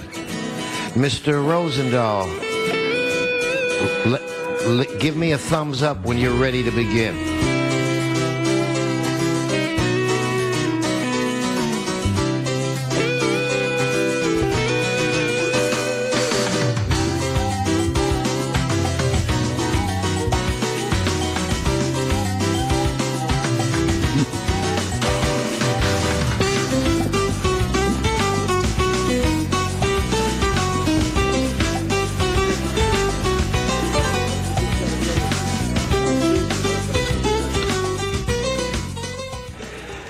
Good morning. Good morning, everyone. Today is Friday, May 4th. I want to welcome you to the Los Angeles City Council. This council, your council, meets every Tuesday, Wednesday, and Friday at 10 a.m. All of our meetings are open to the public, even our committee hearings, and you're all welcome. We're going to begin today with the presentation portion of our agenda, and we're going to start it off with the great Bill Rosendahl. Mr. Rosendahl, the floor is yours. Thank you very much, Mr. President. And I'm sorry I missed council, but I was on jury duty, and I urge everybody to do jury duty when you're called. Go do it. It's the right thing to do. This is going to be a fun one. We're talking about some of these guys that are organic. Come on over. Come on over. Actually, they're non-GMO verified. They're not actually Okay. organic. Your husband, too, and your brother-in-law. Come on over. Get on either side of me. Many of you knew Marjorie and Marvin Browdy. Marvin Browdy. Wait a second, Bill. Shh. Just be respectful to Mr. Rosendahl's honoree. Marvin and Marjorie Browdy were one of those incredible, dynamic couples that live in our memory and will forever. Dynamic on every level. I had the pleasure of knowing Marvin most of his 32 years that he was in government, and his wife. They both made a difference in everything that they did. In fact, you know, us politicians, we always think about our legacy. What are we going to leave behind? Will people remember me? And all of that. Well, Marvin didn't need to put a legacy together. He did it just by his hard work. Those mountains and the Palisades and going through the hills that are now part of the state preservation, that are historic and that forever will remain wilderness, was Marvin Browdy. And if you get on your bicycle and you want to ride on the bike path, that's Marvin Browdy. If you want to fight oil and you want to deal with some of the most powerful people on earth who wanted to dig up the beach and drill for oil, that's Marvin Browdy. His legacy, and his wife, who was so engaged in so many issues and psychiatric stuff. I was just telling Marvin's daughter, Lisa, that I was sitting out there with Mike Fuhr talking about his race for city attorney, but it was in the Marjorie Browdy chair. And you know, you go to the Valley when we hold our council meetings, you see the name Marvin Browdy. But their contribution to all of us was phenomenal. But obviously, one of their contributions was bringing in this great daughter of theirs, Lisa, who's sitting, Liza. Now, let me just go through this. Beanfields Talking. There's a lot of good things that go on here today. We're honoring an LA-based company that produces healthy and delicious snacks. And we're honoring Liza Browdy, the daughter of legendary Councilman Marvin Browdy, and her husband, Reed Gittleton, there he is, and his brother-in-law who manages, her brother-in-law who manages their business. Beanfields Nacho Beans and Rice Tortilla Chips, you all have them there. Best of the show. That's the award they got in 2012 for the Natural Products Expo West, the nation's largest natural food product expo. Beanfields also makes an amazing, tasty vegan nacho chips, which are 100% delicious and 100% dairy-free. Beanfields believes great tasting snacks should also be good for you, good for your families, good for your farmers, and good for the planet. They take wholesome and nutritious beans and blend them with long grain rice to create a delicious snacks that are loaded with fiber and protein. In fact, Beanfields beans and rice chips contain double the fiber and protein of most corn tortillas or potato chips. No, I'm not a marketing guy, and I don't need they are delicious alternatives to the empty calorie snacks that usually fill the snack aisles.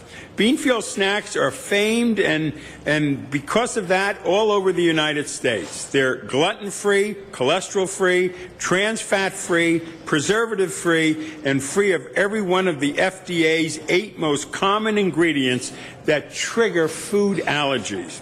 Above all, they're a Los Angeles company that have created a better snack choice with the philosophy that great taste and good nutrition can coexist. We hope you enjoy the crispy, delicious snacks on your desk, and we want to thank Liza and Reed for making the world a healthier place in which to live. And I want to give them, from my heart to their heart, a half a dozen eggs for my chickens that eat organic stuff too. I'd like to say a few words. So, Mr. Rosendahl, before you speak, we have two other members in the queue that would like to say something. Mr. Labange. No, Mr. Labange, go to your desk, Mr. Labange. You've been eating some of the chips, Tom? He's just bouncing around the council chambers as usual. I just wanted to say something. Congratulations on this endeavor. But your mother and your father were like these pillars in this building. I've been here 37 and a half years, and I remember your dad over there, and he lost a number of battles, but he won many battles. And he never was, when he got defeated, he just says, listen, like my high school football coach would say, you get knocked down, Labange, you get up and keep going. Marvin Browdy always got up and he rose. And the eloquent introduction by Mr. Rosendahl, the father of the Santa Monica Mountains. So and your mother and her very special a plaque right outside City Hall, which is so important. So I want to congratulate you, and I look forward to the taste and the healthy taste of these treats. Thank you. Congratulations. Thank you. Mr. Koretz. Well, these are really good, by the way. That's not what I rose to say. I also want to acknowledge your family, and particularly your father, who I reminded you of earlier. I started my political involvement as a staff person in the San Fernando Valley field office for Marvin Browdy, and learned some critical lessons which turned out to be important, because a year later, when the city of West Hollywood was founded, I was one of 5 staff people that handled all the things the city needed in the first couple of years that over 100 people are doing now. And I was able to do that job as the only person with any government experience because of all the things I learned working with Marvin. He was kind of a hero of mine. I worked on some of the key issues he worked on the environment and smoking before I got involved. And then I had the honor as a West Hollywood council member when he passed the LA smoking ordinance, banning smoking in bars and restaurants. I had West Hollywood do it at the same time and got some other cities to do it.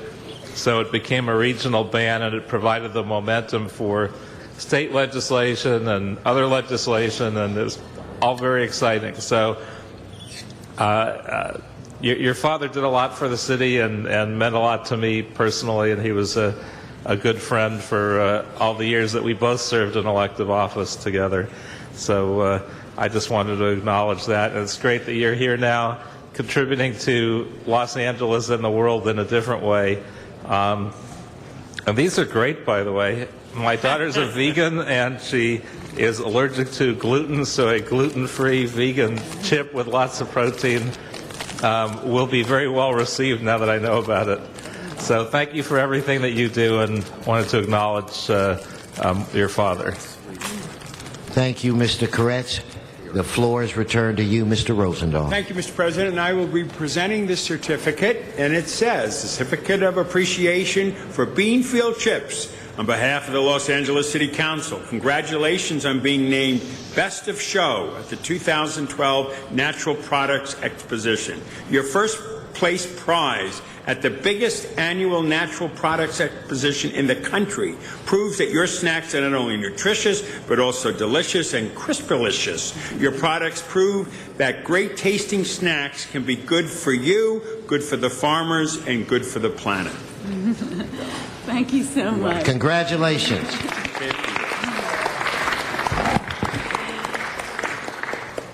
Thank you, Bill, and thank you, members of the council and esteemed guests. As a fast-growing Los Angeles snack company, Beanfields is so happy that you're helping us celebrate. I feel like you guys have said a lot about our snack. It's also non-GMO verified. That's another one of its qualities.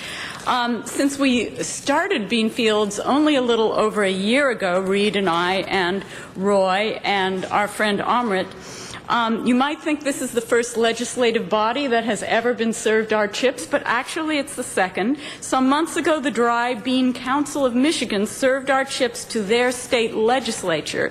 The beans in our chips come from Michigan, and the farmers there appreciate our commitment to make chips that are farmed and made in the USA. My dad, Marvin Browdy, loved this city. He took mentorship seriously, and I'm glad to see his memories still alive here. Yeah, our family has been health food nuts for 4 generations since Battle Creek, Michigan. Some of you shared meals of granola with my dad in his office, but what you may not know is that when he went home to a house full of feminists and was told to make dinner, he always made the same thing: veggie dogs and vegetarian baked beans. Beans are one of the most nutritious foods on the planet. We make them right here in the USA. They use less fertilizer and far less water than almost any other form of protein. They can grow on marginal land in harsher conditions than most crops. The USDA classifies beans as both a protein and a vegetable, and the Diabetes Association of America puts beans first on their list of recommended foods. This is why we say our beans are good for families, good for farmers, good for our planet, and we accept this acknowledgement on behalf of the humble bean. Thank you, Bill. Thank you all. Yeah, thank you very much, Bill. Thank you very much. And they're delicious, folks. I've just tried them. Thank you. Well, you should know I've had 2 people come up to me as you were speaking saying that they taste pretty good. So it is tasty. I cannot wait to eat mine. Again, congratulations. Okay, we have a quorum, I do believe, Madam Clerk. So before we continue with our presentations, let's quickly go through the agenda. If you would please call the roll. Alarcon, Buscaino, Cardenas, Englander, Garcetti, Weezer, Carrasco, Krikorian, Labange, Parks, Perry, Reyes, Rosendahl, Zion, Wesson, 10 members present and a quorum, Mr. President. Thank you. First order of business. Approval of the minutes. Mr. Englander moves. Mr. Corrett seconds. Next. Commendatory resolutions for approval. Mr. Parks moves. Mr. Krikorian seconds. That brings us where? Mr. President, there's a request to continue item 1 to June 5th and to continue item 2 to May 8th. Without objection, those items are continued. Items 3 through 8 are items for which public hearings have not been held. 10 votes required for consideration. Without objection. I do want to hold, on behalf of Ms. Perry, item 6. Do we have any cards? There are cards on items 3, 5, 6, and 7. Members, specials members. Okay, on the remaining items, let us open the roll, close the roll. Let's tabulate the vote. 10 ayes. Okay, we're going to move to item 6, Mr. Parks, if you're ready. But before you start, we have one public comment card on item 6. Mr. Sachs, if you could please come forward.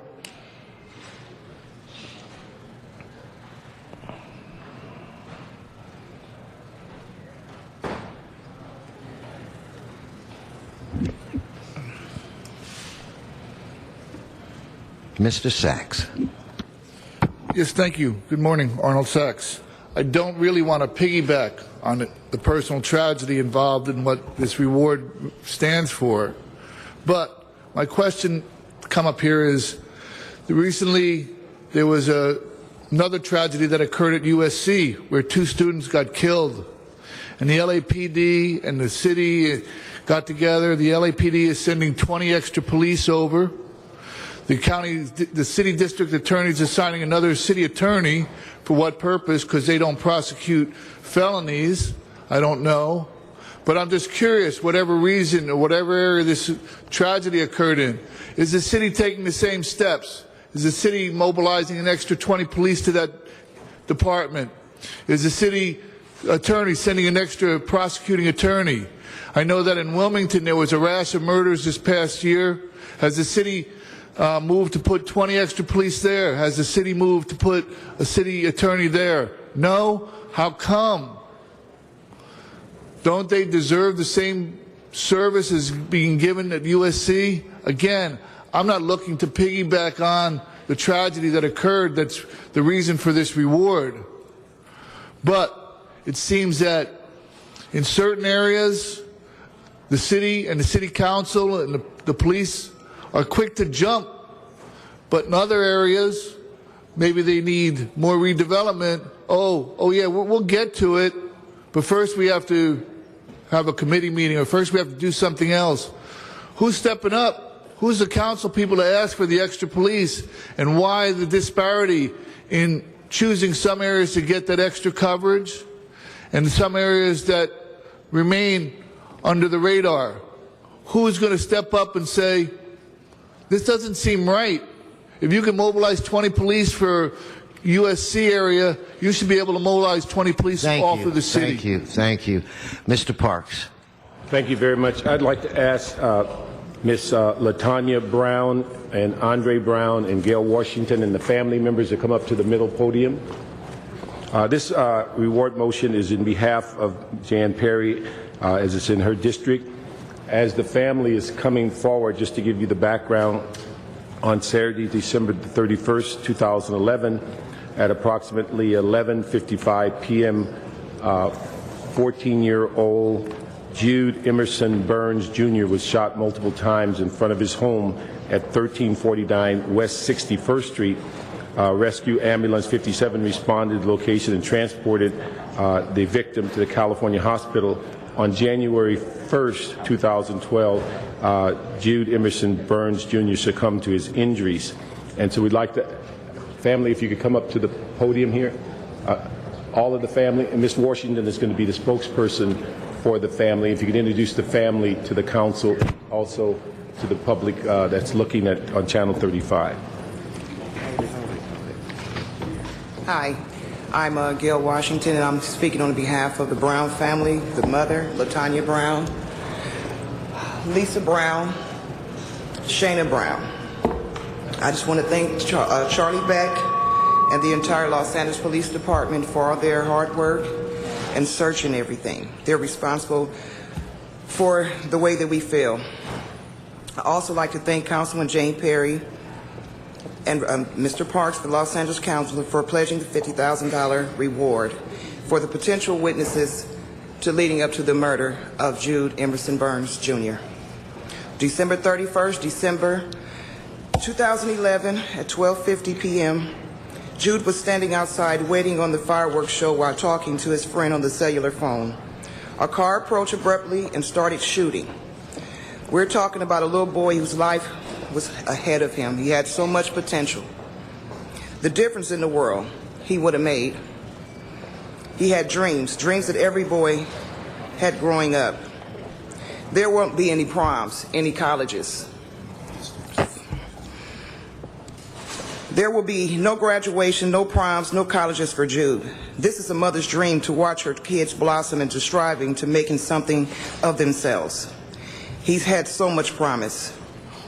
Jude was not a gang member, and nor did he socialize with any gang members. This is a cry for help. I'm asking, and the family is asking, those in the community to have the information that may lead to the arrest of those responsible to come forward as a grieving mother. I implore the killer or killers to turn yourselves in, so this family, my family, our family, and many other families can have closure. My heart, our hearts bleed for Junior Seau's mother. And as myself, I am a grieving mother. I have too lost a child. I have walked that walk, I have talked that talk, so I feel my family's pain. And the worst pain of it all is not having any justice at all. So please, anyone with any information, can you please come forward? This is killing this family all over again. And I thank everyone.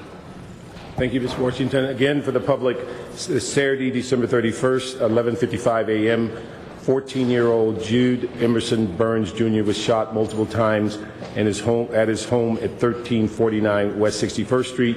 The public and LAPD is asking for anyone that has information to contact 77th Homicide at 213-485-1386.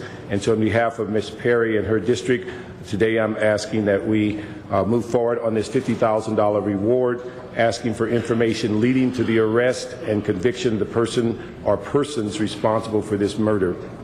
And so we'd ask that we have an aye vote for this $50,000 reward. Thank you, Mr. Parks, and to the family, we will all pray for justice, and thank you for coming down and showing the courage to get on television and to state your case. Our prayers are with you all. And we thank you. No, you're very welcome. It's the least we can do. On this item, let us open the roll, close the roll, tabulate the vote. 10 ayes.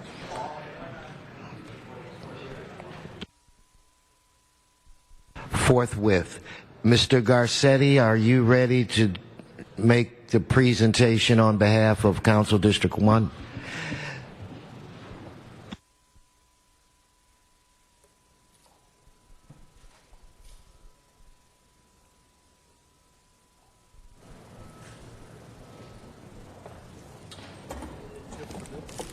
That's right.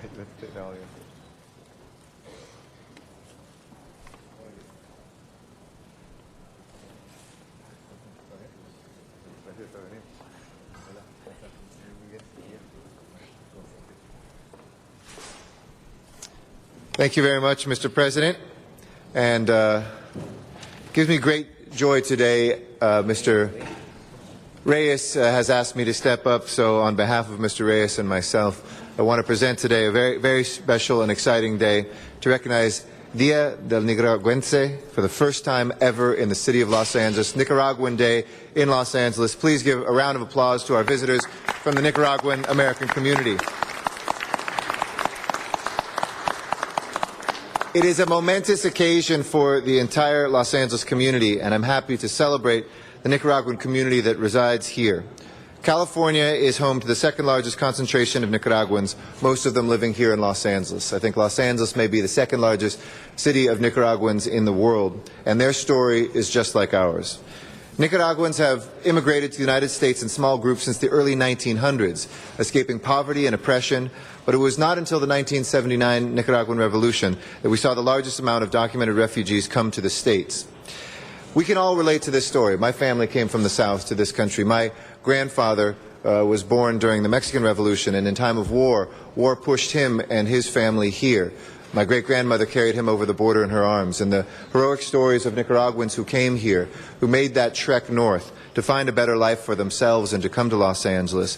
We all know that seeking refuge in America and chasing the American dream is central to the history of our city. And Los Angeles is incredibly grateful for the contributions of this community. The Nicaraguan community have opened small businesses, restaurants, my favorite in, well, Mr. Reyes' district being LA 27, and have been active in neighborhood projects throughout the city. And Nicaraguans are a significant part of the diverse and cultural landscape of Los Angeles. And it is my pleasure to declare May 3rd as el Día del Nicaragüense aquí en Los Ángeles. Es un honor a tener la comunidad, todos estos líderes, los representantes de la comunidad nicaragüense. I also want to say on a personal note, yes, Mr. Lavange. Thank you, Mr. Lavange. And I also want to say, we're very lucky to have the Consul General here, Jose Alberto Acevedo, who will say words in a few moments. But I traveled to Nicaragua a couple years ago and saw the beauty in the country. I have a couple different employees who have worked for me here, Nicaraguan American, who have provided a voice here in the community. Nicaragua is an amazing country. It's a beautiful land, from the islands in the Caribbean to the lakes in the middle of the country, to looking at the oldest continually inhabited city in the mainland of the Americas that is in Nicaragua. Nicaragua is the story of the Americas. Nicaraguans are the story of Los Angeles. And our city is great and strong because of the contributions of Nicaraguans. And I know Mr. Reyes is very excited. I'm very excited to be able to declare this day. And we know it will be the first of many, many days. So happy Nicaraguan Day in the city of Los Angeles. And with that, I'd like to ask Consul General Jose Alberto Acevedo to say a few words as well. I know, accept it.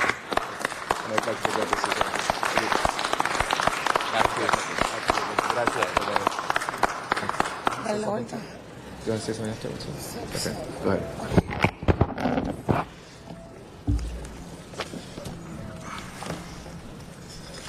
Señor Presidente, Herbert Watson, amigos del Concilio, amigo Garcetti, Mr. hágale llegar mis President, Herb saludos Wesson, al honorable concejal council Reyes members, Councilman por esta Reyes, proclamación thank you for por this tercer año presentation en la ciudad de Los that's Ángeles. being celebrated in the city of Los Angeles. It is the first year celebrated. Quiero recibir este reconocimiento I would like to accept this recognition en nombre de mi comunidad, on behalf que of me my acompaña, community who's here with me today, en nombre de doña Yolanda, on behalf of Ms. Yolanda, representante de el Comité Cultural José de la Cruz Mena, representative of the Cultural Committee, José de la Mena, de prominentes representantes de la comunidad como don Jorge Obregón, of esteemed leaders in our community, esposa, such as Mr. Jorge Obregón and his wife, el obispo Corea, Eloído Correa, mis amigos de COFECA my friends from Raúl, COFECA, y Raúl, y Camilo Astacio, and Camilo Astacio. mis amigos de COFENICA que My organizan todos los años My friends from COFENICA, who every year they organize ese contingente nicaragüense, don Abraham Gutiérrez, that incredible contingent, Mr. Adrián Gutierrez, mis amigos de la Cámara de Comercio, my friends from the Chamber of Leo. Commerce, ¿dónde estás, Leo? like Leo, Y todos los demás nicaragüenses And all the rest- representativos aquí and all the rest of de the esta Nicaraguenses comunidad who are represented here and que con su represent the community esfuerzo y su trabajo with their effort, contribuimos hard desde aquí de work, Los Ángeles we contribute al from here in desarrollo Los Angeles de nuestro país. to the development of our country.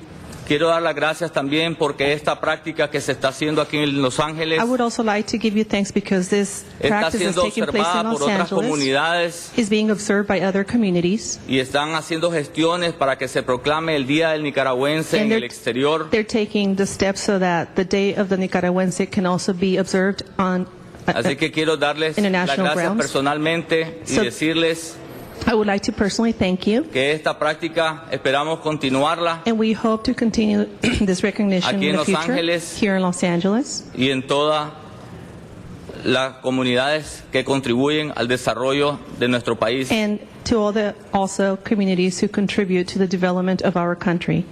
Muchas gracias. Thank you.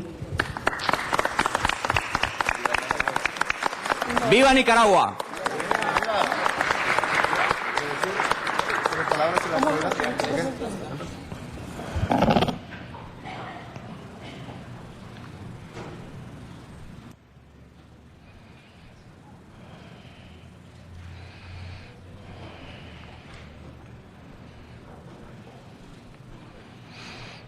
Again, congratulations. If we could give them another round of applause.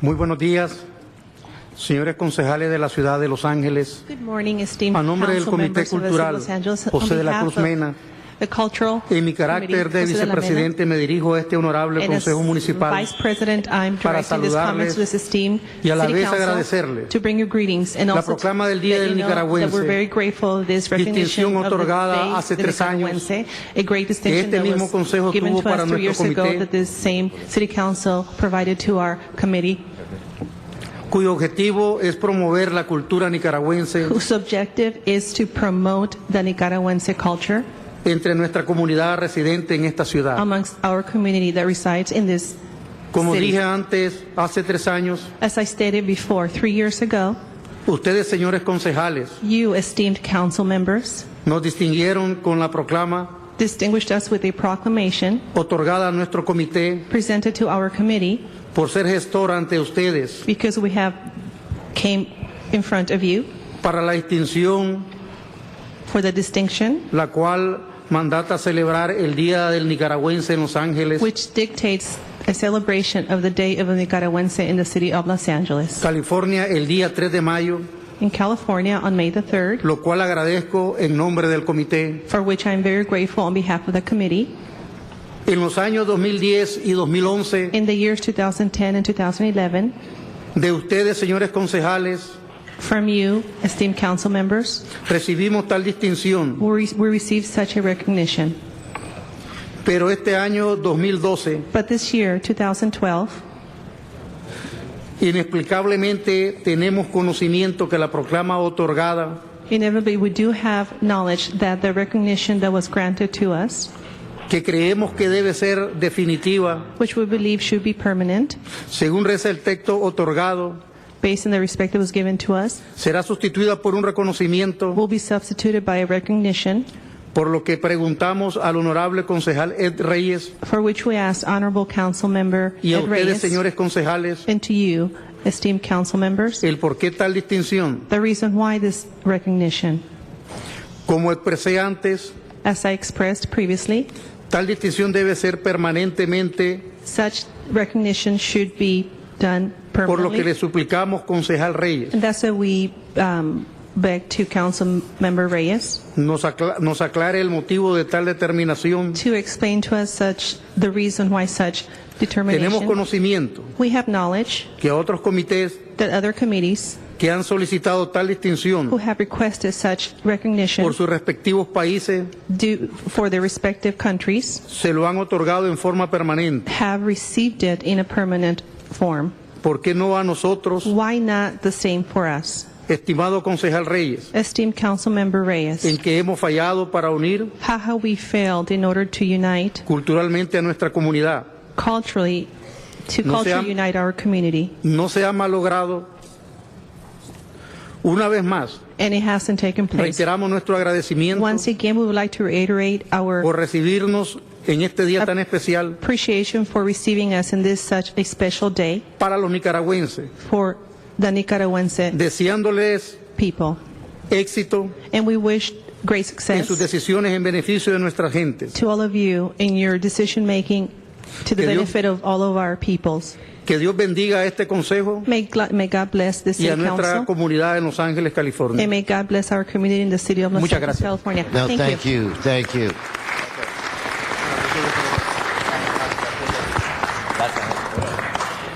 Members, we're going to have some quorum challenges, so you're going to have to work with me here as I try to get our business done for today.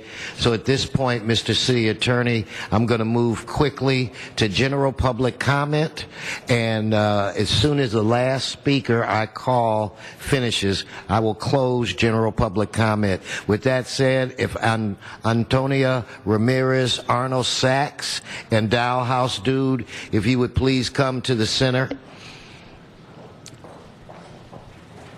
Please.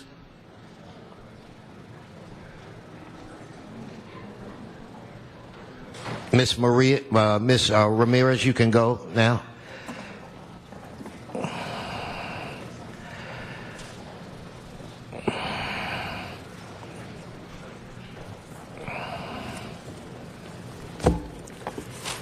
Okay. This is a matter of principle. I am compelled to first apologize to the ex-governor Pete Wilson because he was right. Had we taken action for Prop 187, we would not have an epidemic of criminal illegal aliens in our violent criminal Latino gangbanging world and the several safe haven sanctuary cities who harbor and aid and abet these illegal, wicked, treacherous, and evil hate-monger diabolical deviants. Furthermore, under our tarnished and ruined reputations, Mayor Antonio Villaraigosa and his co-conspirators, co-council members Cardenas, Huizar, Alarcón, Reyes, Zine, Englander, Herb Wesson, and the LA City Attorney's Office who continue to enable and perpetuate the Latino criminal empire and gangbanging world.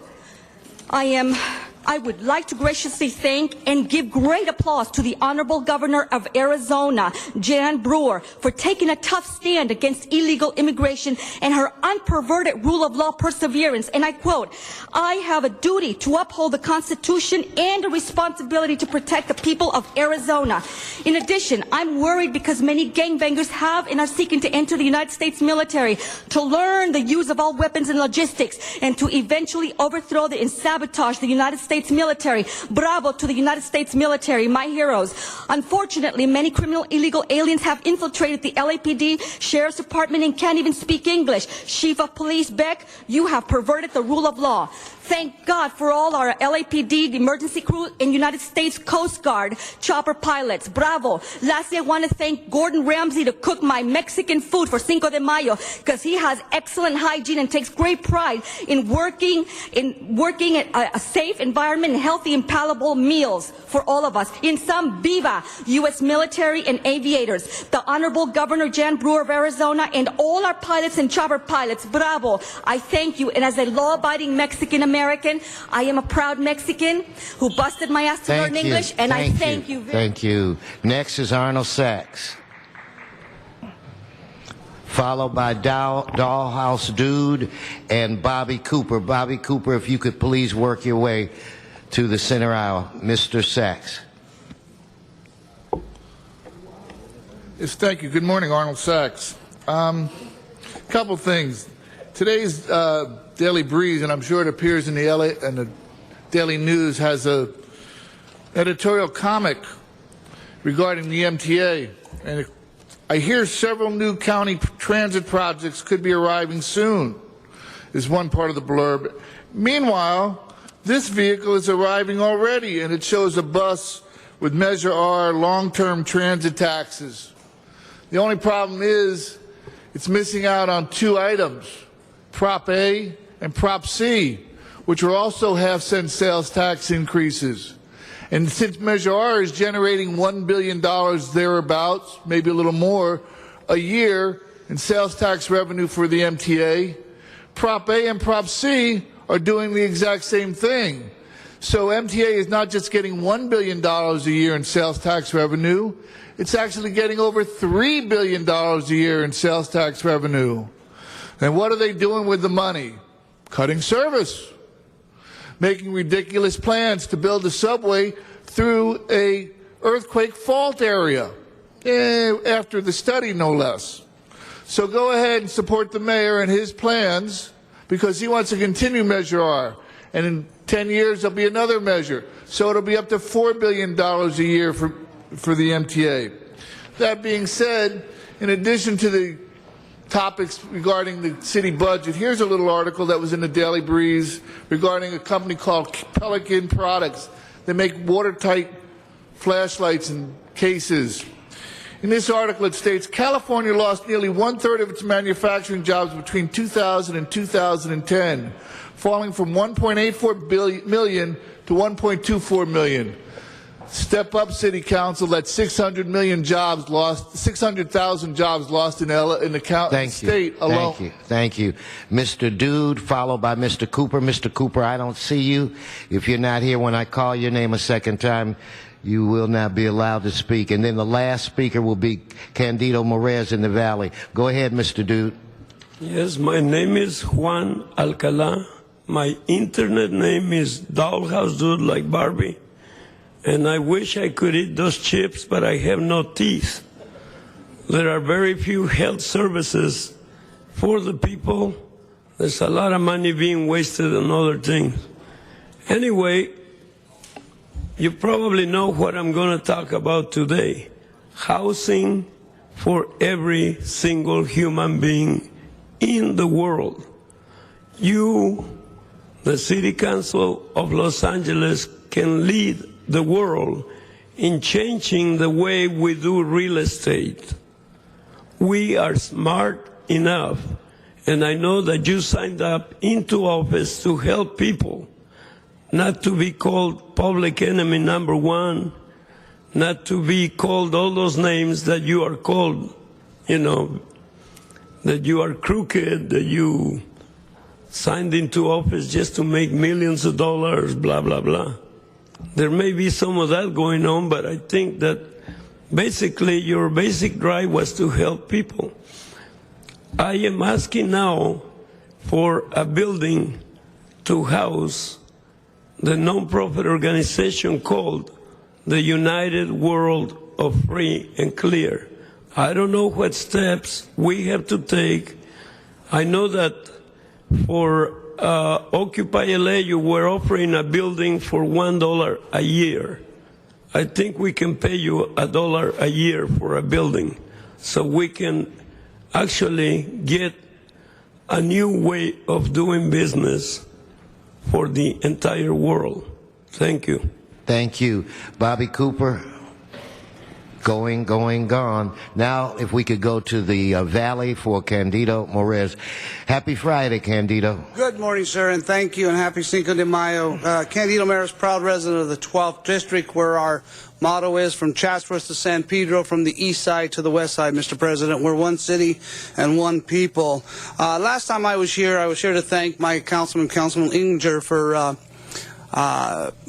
paving of a street called Cessnon, and to our surprise this week we have stop signs. And Mr. President, it's unbelievable what stop signs can do for a community, how safe they can make them. For years on Friday night, Saturday nights, Cessnon was used as a drag strip, and so we had the fear that children weren't killed or seniors weren't run over, and so I want to thank my councilman for those stop signs. And, you know, Mr. President, council members, it's the little things that if you take care of the small things in our districts, from the 1st to the 15th district, it's the small things. If we take care of the little things, then we're happy and that we can move on together to solve the large problems. But every district in this city has a cross street that is dangerous. And so I'm asking you, Mr. President, council members, that you go out and you find those streets that are dangerous, those cross streets that are dangerous to our children and to our seniors, and that we correct those problems. I know funds are short, but I know that if we work together, we can get that done. So I'm asking you again, Mr. President, council members, let's make our streets in our city a safer place. And I normally would keep my mouth shut when somebody else makes a comment, but I have to make comment in regards to the lady that talked about illegal immigrants and this and that and how bad they are. You know what? I want, as an American of Mexican and Indian descent, 6th generation, I would hope that she could find some compassion in her hearts. Yes, we got to secure our borders. Yes, people should learn English, just like I should have learned Spanish, but have some compassion. Don't beat up on people. This is not the time to beat up on people, to step on people. I'm proud of our military life. I'm proud of our family service. But Thank you, Candido. And I agree with you.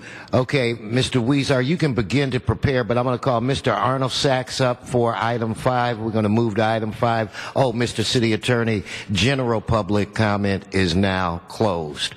Come on, Mr. Sachs.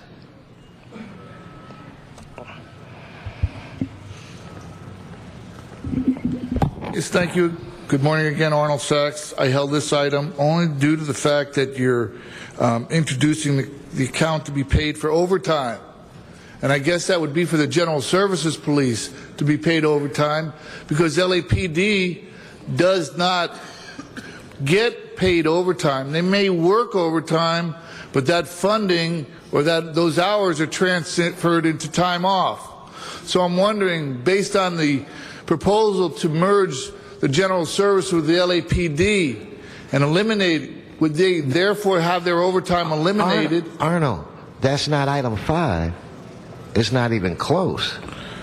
Item 5 is a celebration, and part of the celebration is paid for with overtime, sir. Okay, that's a loose one, but yeah, I'll give you that. I called it, I mentioned it. See, that's one of the problems, sir. I mentioned my beginning remarks where I called this item regarding the overtime on part of this project. The first word, that's the problem. And sir, I was only going to speak 1 minute. I'd like to have that minute reserved, because now we're into my time, because I want to speak. Thank you, Mr. Sachs. On this item, let's open the roll. Oh, wait a minute. Mr. Labange, can we just, Mr. Labange, we have a serious quorum challenge. I know, I got a quick question sometime. Okay, then let's open the roll on this item, close the roll, tabulate the vote. 11 ayes. Mr. Weezer. Question is Mr. Weezer, just yes, technical Mr. question for the city attorney. The fine gentleman, Mr. Sachs, lives in Lenox, California, and he comes every day and gives us ideas. Is there any difference in that? If you could give me an answer next week as far as what obligation we have to hear his opinion, even though he lives in Lenox, California. Thank you. Mr. Huizar, the floor, Mr. Huizar, belongs to you. Thank you, Mr. President.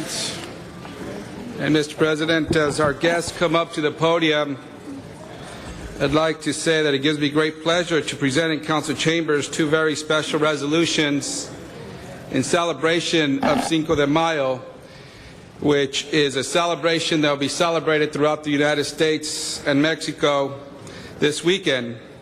And for those of you who don't know the history of Cinco de Mayo, it refers to a battle that took place near the capital city of Puebla in the Mexican state of the same name, when 5,000 ill-equipped Mestizo and Zapotec Indians defeated the better armed and trained French army on May 5, 1862. The significance of that battle has shifted over the years, but it certainly became a symbol of Mexican pride, including here in the United States, where Mexican Americans began celebrating Cinco de Mayo as early as the Civil War, since most identified with the North and the French were tied to the South, and later as a good neighborhood gesture between the United States and Mexico in the 1950s, and then as a symbol of overcoming diversity in the 60s and 70s amongst Chicanos fighting for civil rights. And I'm happy to be joined up here today with Eric Garcetti to make this presentation. And today, Cinco de Mayo has become like St. Patrick's Day, where everybody gets, Mr. Labange, and where everybody gets to be Mexican or Irish for a day and has a good time. So you could all be Mexican this Cinco de Mayo. But this morning, I'd like to bring it back a little bit to its original intention by recognizing people who are actually from the state that the Battle of Puebla took place in, and who are certainly very proud of their Mexican heritage. I am joined today by Pedro Ramos, and a group of residents from the state of Puebla for this celebration, including a very special guest that I will introduce in just a minute, but many people know that he's already here. I would like to recognize Pedro and La Unión de Poblanos en el Exterior for the great work they do on behalf of our Mexican immigrant community and keeping the traditions of the great state of Puebla alive here in Los Angeles. Los Angeles, as you know, is home to the second largest population of Mexicans outside of Mexico City.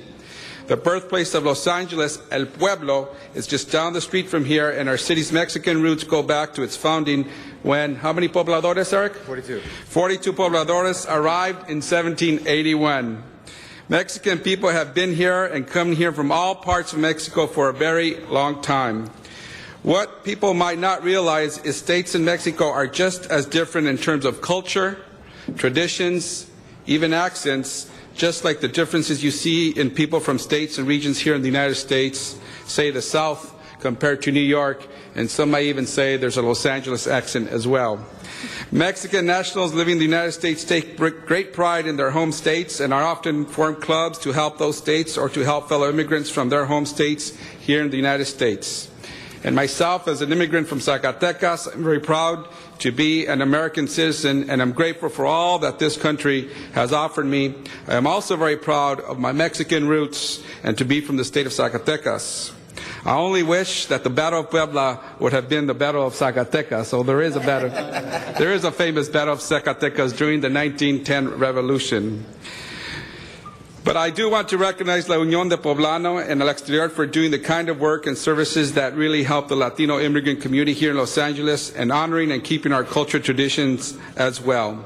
So with that, let me present to you, on behalf of the City of Los Angeles, a resolution to Pedro Ramos and La Unión de Poblanos and El Exterior for the work they do for keeping Cinco de Mayo alive and for the great traditions and culture they bring to the United States and Los Angeles. Felicidades.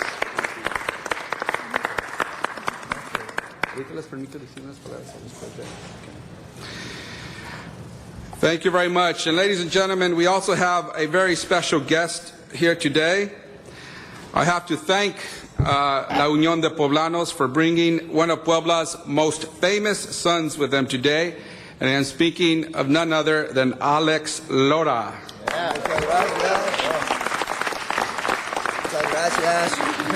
He is the frontman for the legendary Mexican rock and roll band El Tri. Alex is a proud poblano and easily one of Mexico's most famous rock stars who with El Tri has been delighting audiences for more than 40 years with his music. If you ever had the pleasure of listening to Alex sing, he has a voice made for rock and roll, and his group, El Tri, with their rhythm and blues roots, have been compared to the Rolling Stones. But in truth, El Tri are icons in their own right, and none are bigger or shine brighter than Alex Lora. Born Jose Alejandro, my tocayo, Lora Serna in Puebla, this talented musician and composer took the stage name Alex Lora. His band El Tri was founded in 1968, the year I was born, as Three Souls in My Mind. Alex and his group have influenced rock in Espanol like no other. And when you hear how popular that music has become, it started largely with Alex and his bandmates. El Tri are the godfathers of Mexican rock. It's a great honor to have him here today with us, and on behalf of the City of Los Angeles, very proud to present this resolution to one of Poblanos, El Pueblo's, how would we say it? Puebla's greatest sons, Alex Lora. Muchas gracias. Muchas gracias. Es un honor para mí, como poblano, ahora en el festejo de los 150 años de la Batalla de Puebla, estar aquí con ustedes en el City Hall de la ciudad de Los Ángeles, representando a los poblanos en el exterior, y tengo el gusto de tener al maestro Roberto Bellester, representando a la Sociedad de Autores y Compositores de México, que está aquí con nosotros también.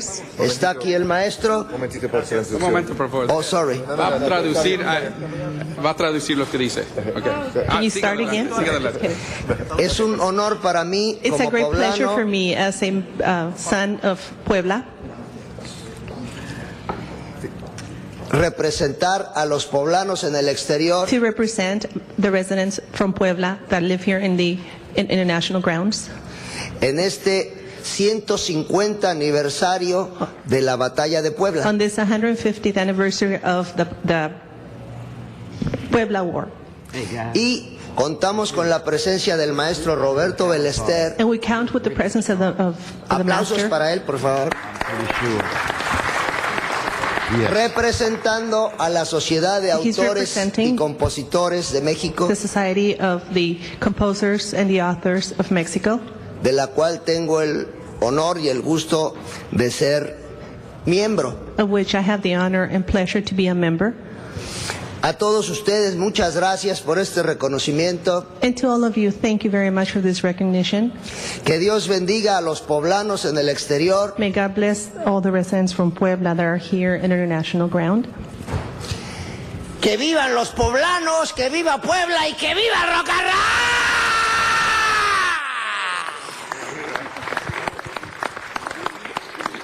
Gracias, gracias. Muchas gracias. Pedro, Mr. Huizar, he's got lungs. Pedro He's got Ramos lungs. from la Unión de Poblanos en el Exterior. Pedro.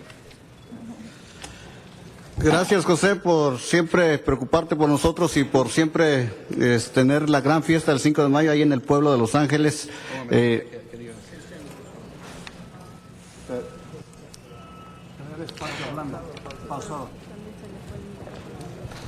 Thank you, Jose, for always worrying us and for always celebrating the 5 de Mayo here there in Los Angeles. Y yo quisiera pasarle mi tiempo al presidente de la Unión de Poblanos en el Exterior, señor don Alfredo Gómez, que ha hecho I mucho por would los like poblanos. to give the microphone to the President of the Unión de Poblanos en el Exterior. Buenos días a todos. Good morning, everyone. Distinguidos miembros del concilio, Esteemed es para mí members of como City Council, presidente as President, it recibir is este for me a reconocimiento great pleasure en to nombre receive de this todos mis recognition paisanos on poblanos behalf of all y my comunidad countrymen from mexicana en Puebla, general. and also on behalf Eso of hace the Mexican que community in general. recordemos aquella heroica batalla This del helps 5 de us mayo de remember that great battle 1862, of May the 5th of donde nuestros 1862, hermanos poblanos where our ofrendaron su brothers vida from en Puebla aras de la libertad que offer hoy their tenemos. life in order to get freedom on behalf of all the countrymen.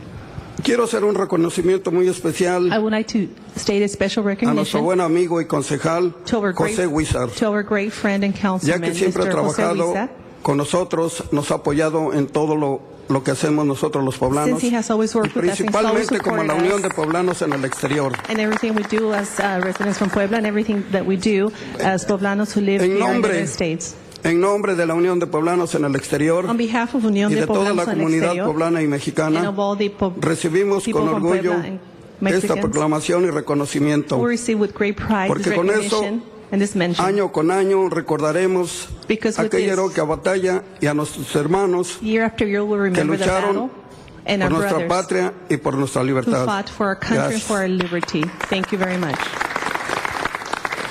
Muchísimas gracias. And now, ladies and gentlemen, Councilmember Eric Garcetti. Thank you very much. Let's hear it again for Jose Huizar and for the Poblanos in Los Angeles. I want to give my thanks to La Unión de los Poblanos. It's great to be here with Alex Lora. He is, well, I'm going to switch it around. Mick Jagger is Britain's answer to Alex Lora, not vice versa. And El Tri defined rock en español, defined an era and continues to rock like no others, and it is a great joy to have him here in Los Angeles. And for La Unión de Poblanos, all the Poblanos that we have here in Los Angeles, but for all of us, this is a very significant holiday. And Mr. President, it is a significant holiday as well for African Americans, because when you look at the victory of what happened in Puebla, La Batalla de Puebla, the French army was supplying and resupplying the Confederate army in our Civil War at the same time. And many people say that because of the defeat they experienced there and their desire, which was to break the United States into two at the time strategically, the French weren't able to do that. The Confederates were weakened, and because of that, the United States Army gathered the strength to win the Civil War and to end slavery. So when we look at the impact that we have always had in connecting with our brothers and sisters south of the border, we look at our symbol here of our city, which has a Spanish, a Mexican, a Californian, and an American flag. We realize that the celebration of Cinco de Mayo is our celebration of Cinco de Mayo. So thank you very much, Mr. Huizar. Let's have a great Cinco de Mayo, remembering that history, rocking in Espanol, and thanking the Poblanos en Los Angeles. Thank you very much, everyone. Que viva Puebla! Que viva Cinco de Mayo! And last but not least, we also visited today by Dr. Hayes Bautista, who has recently written a book about Cinco de Mayo and its significance to the United States, as Mr. Garcetti just said, and how this celebration is not something new. It goes way back to the time of the Civil War, and it's time to set history straight. Thank you very much. Thank you, Mr. Huizar. And as you get ready for your next presentation, I'm going to, Mr. Sachs, please come forward. We're going to go to item 5. Mr. Huizar, I'm going to ask you to cede the podium for 2 minutes for Mr. Sachs, and then we'll go into your next presentation. So before Mr. Sachs comes forward, Mr. Englander, item 3, I'm sorry, it's item 3. Item 3, the Commissioner. Mr. Englander, if you'd kick things off. Absolutely. Thank you. It's a great honor and a privilege to introduce Alan Scobin. Alan, I'm going to ask you to step forward, but in light of time, in the interest of your valuable time, and the fact that we could lose a quorum, I'm going to go pretty quickly on this. And just to let you know, colleagues, that Alan Scobin has been a dedicated public servant for many, many years. In fact, he was on the Police Commission appointed originally in 2003 and has had various assignments from transportation and traffic, counterterrorism intelligence, the Reserve Program, overseeing the Valley Bureau of Operations, served as the chair of the Oversight Committee of the Office of Public Safety. He's a sworn, well, we won't hold this against him, sworn sheriff, deputy as well, reserve, and he's just a great individual. He's a resident of CD12 and a great honor to call a good friend, and he's a terrific family man as well. He dedicates so much time to the community and to the city, has done so his entire life. His wife, Romy, who's here as well, recently retired as a public servant as well from city of San Fernando. where she served many years in law enforcement, and it is my privilege and my honor to ask for your vote in support of Alan to the police, from the Police Commission to the Fire Commission. So this is to appoint him as the next Fire Commission of the City of Los Angeles. His expertise, his experience is invaluable. And I know we have one public speaker card. If we can have that card come forward so we can go ahead and take this vote. Yes, thank you. Good morning. Arnold Sachs. Congratulations on your appointment, sir.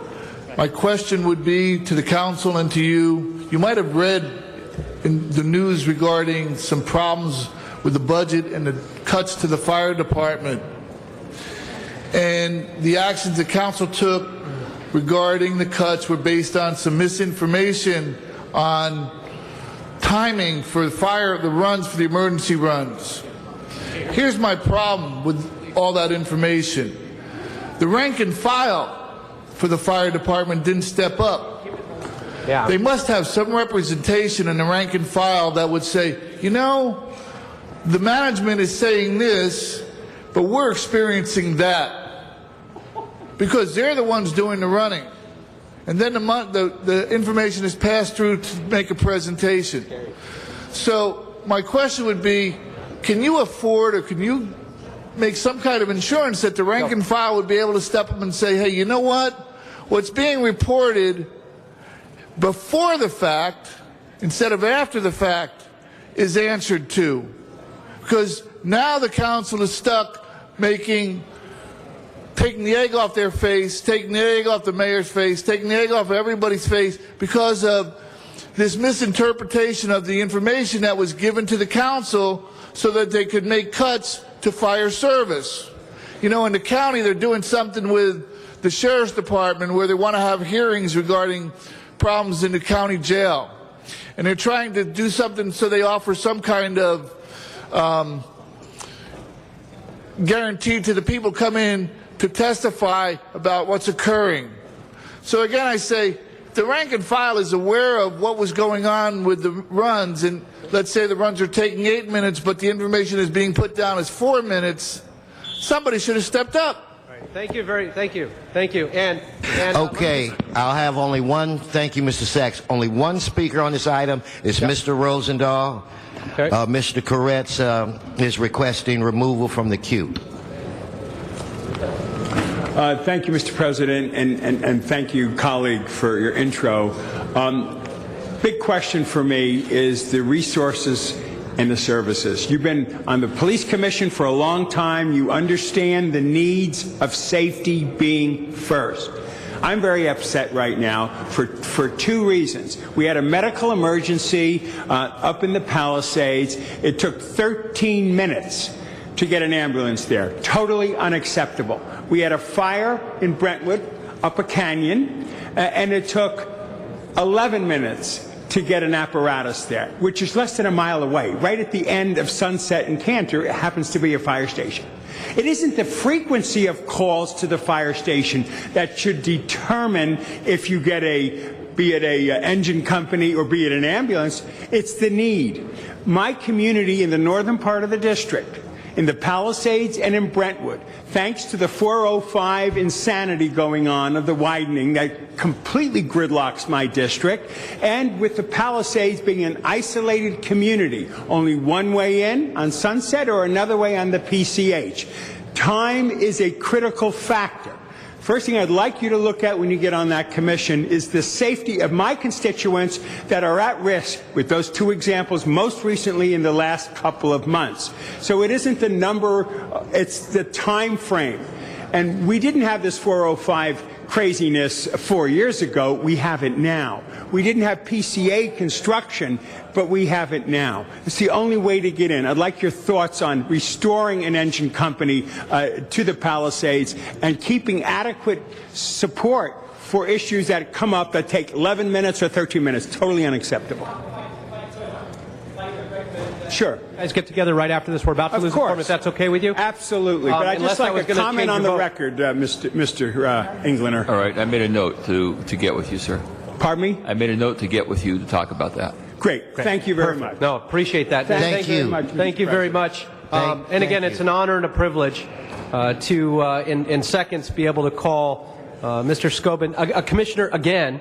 And I know that he's going to look at all of these issues. We've got a lot of issues to look at the fire department, and I am absolutely 100% confident that he is the best person for that position to do that work. So, thank you. Thank you, Mr. Englander. Mr. LaBonge, for I call an aye vote for Commissioner Alan Scobin. All right, thank you. With that said, let's open the roll, close the roll, tabulate the vote. 10 ayes. We have one more item. Can we send that forthwith, please? Forthwith. I think it's item 7, is it? Yes. And we have a card from Mr. Arnold Sachs. While Mr. Weezer is taking photos, Mr. Sachs, please come forward.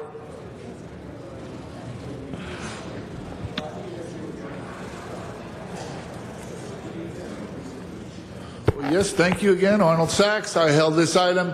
Just again, on this, there is no cost associated in the item. There is no cost breakdown for what it would be to install these banners.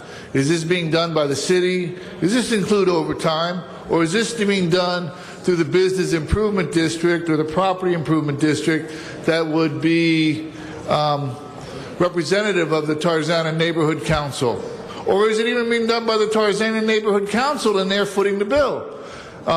The sources for funding for these different councils and meetings should be more transparent to the public, especially during this time of the budget, so that the population that lives in the city of LA has a better understanding of how the money is being spent. Don't take it personal. Thank you, Mr. Sachs. No speakers in the queue on this item. Let's open the roll, close the roll, tabulate the vote. 10 ayes. Okay. Now I want to recognize Commissioner Janethia Hayes. Good to see you, Madam Commissioner. Okay, if Mr. Weezer could please come forward for our final and very, very important presentation, Hispanic Scholarship Fund. Mr. Weezer, thank you for your cooperation.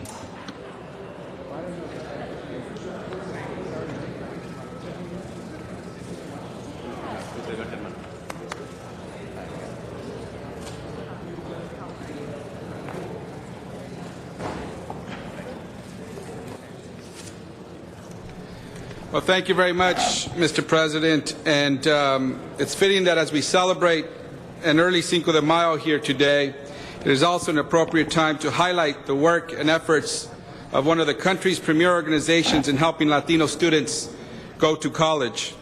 And of course, I'm speaking of none other than the Hispanic Scholarship Fund, which since when it was established in 1975 has given away more than $360 million in college scholarships. That is incredible.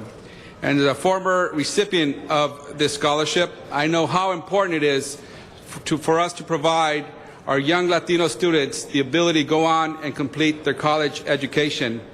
Numerous studies have shown that it's not so much the academics when Latino students drop out of college, but it's the inability to make it financially. And as we look at this country's population and the increasing demand on more minority students and Latinos to be educated to provide the workforce for the future of this country, it becomes more important in terms of the work that the Hispanic Scholarship Fund is doing. Not only is it providing opportunities for young people to fulfill their dreams, but it's fulfilling a very important public policy issue for this country, if not the most important public policy issue next to national security. I myself, like I said, am a recipient. I remember I was back in the East Coast and I needed some funding to complete my studies and get to Sacramento to start my fellowship. And if it wasn't for the check I received from the Hispanic Scholarship Fund, who knows how I would have made it to fulfill my final year in the East Coast and also to make it to my fellowship. So for that, I am forever grateful to the Hispanic Scholarship Fund. But we are here today not only to recognize the Hispanic Scholarship Fund for the great work they do, but also to remind everybody that here this Tuesday, we're thrilled to welcome the Hispanic Scholarship Fund's Leaders in Education Awards to Los Angeles for the second year in a row. The awards will be at the J.W. Marriott Hotel at LA Live. Anybody who is interested can go to hsf.net for more information, and we'd love to see everyone and anyone there, including you, Mr. LaBonge. I just like picking on Mr. LaBonge once in a while. Even Irishmen. I'd like to recognize some important visitors this morning, several who flew out just to be here with us this morning, and we want to thank them for that. We want to thank them for their patience today. But first I want to recognize, and he'll come up to speak in a little bit, Frank Alvarez, the President and CEO of the Hispanic Scholarship Fund. Thank you for joining us. Anthony Salcido, Vice President for North American Financial Integration of Toyota Motor Sales USA. Thank you for joining us today. Roy Jasso, many of you know him here in Los Angeles. He is the Wells Fargo Community Development Officer in the LA metro area. Welcome, Roy. Maria Salinas, the Hispanic Scholarship Fund Local Board Chair. Thank you for your work, Maria. And many of you may also recognize this face. You may also have been interviewed by her. I'm proud of her, not only for the work she's doing in the community and helping HSF, but also she is a Cal alum. Go Bears. We have with us none other than Kim Baldonado from NBC4. Let's give her a big round of applause. She is also an HSF alum who will host the Leaders in Education Award next Tuesday, May 8th, and I believe you hosted last year's as well, right? And did a good job at that. She's a much better presenter than I am, and so with that, let me present Kim Baldonado to the microphone. Kim. Come on, let's give her a round of applause for all of the great work that all of you do. Welcome, and Mr. Huizar, I think I almost put you on shaky ground since this place is loaded with USC and UCLA grads. Welcome. Got to balance it out with some Cal Bears. As a former recipient of an HSF scholarship 2 years in a row, I can attest to the value of this organization in helping Latinos earn college degrees. As Jose touched on, nationally, only 21% of Latino adults have an associate's degree or higher. And with Latinos being the fastest growing minority in this country, it is essential not only to the individual college student, but to our economy as a whole that we have an educated Latino population. So I salute and am proud to support the Hispanic Scholarship Fund in the work that they do. Right now, I'd like to introduce Frank Alvarez, President and CEO of HSF. Thanks, Cal. President Weston and members of the council, I wanted to say just thanks to Council Member Huizar, who's been an inspiration for all of us, and to Kim for all the good work she does. She's one of about 53,000 alums that we have and that we're very proud of. Today, I'd like to do just a couple of things, if I might. One is to announce who these winners are for us that we're going to be honoring on Tuesday. They are from your community. They are leaders who have been engaged in education for a long period of time.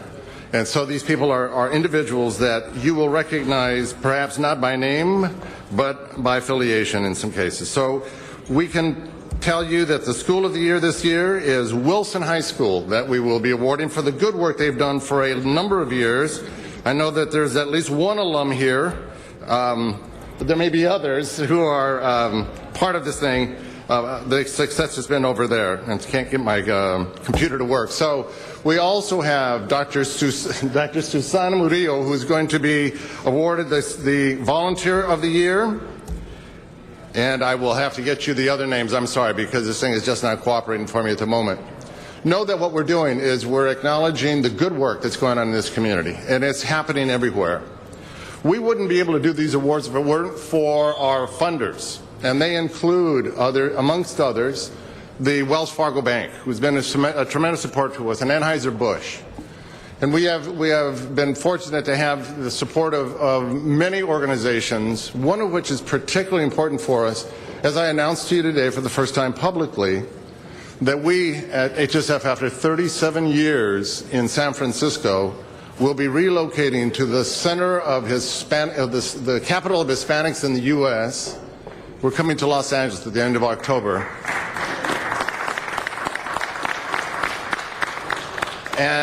And with it, we're bringing with it the support that we have made to you here in this community. You heard that we have awarded $360 million over the life of the fund. Let me zero that in just a little bit for you. In Los Angeles, the greater Southern California area, it's been the #1 area for our scholarships. We have awarded $57 million to your community. We have over 8,200 individuals in this community who have received a baccalaureate degree thanks to the support of corporations like those that I've mentioned. But the move to this community would not have occurred had it not been for the wonderful and ongoing long-term support of Toyota Motor Services. They've made it possible for us to be able to go to a new building that they have there on 190th. Guardian, I think Ms. Buscaino is in your district, sir, so we'll be bringing jobs to the city, and we're looking forward very much to it. So with that, if I might, our board member and executive committee member of the board of the Hispanic Scholarship Fund is Vice President and Controller for Toyota Motor Services, Anthony Salcido. Anthony? Thanks, Frank. Good morning, everybody. On behalf of Toyota Motor Sales, I'd like to be the first to officially welcome HSF to Los Angeles. I think it's great. As a proud sponsor of HSF, we fully support the mission of HSF, and that mission is to put a degree in every Latino household. I also want to congratulate the awardees, and also I want to congratulate HSF on this recognition. Finally, I just want to say, Frank, it's so great to have you at the Toyota Plaza. We hope that you make it your home. Thank you very much. So thank you very much, Mr. President. And again, a big thank you to HSF. And on behalf of the City of Los Angeles, I'd love to now present this resolution to HSF for the wonderful work you've done, over $360 million in scholarships to needy students, and also for continuing the work you do to improve education for all and the equity that provides for all, and also for coming to Los Angeles and having one of your headquarters here. Congratulations on behalf of the City of Los Angeles. Thank you so much. Thanks.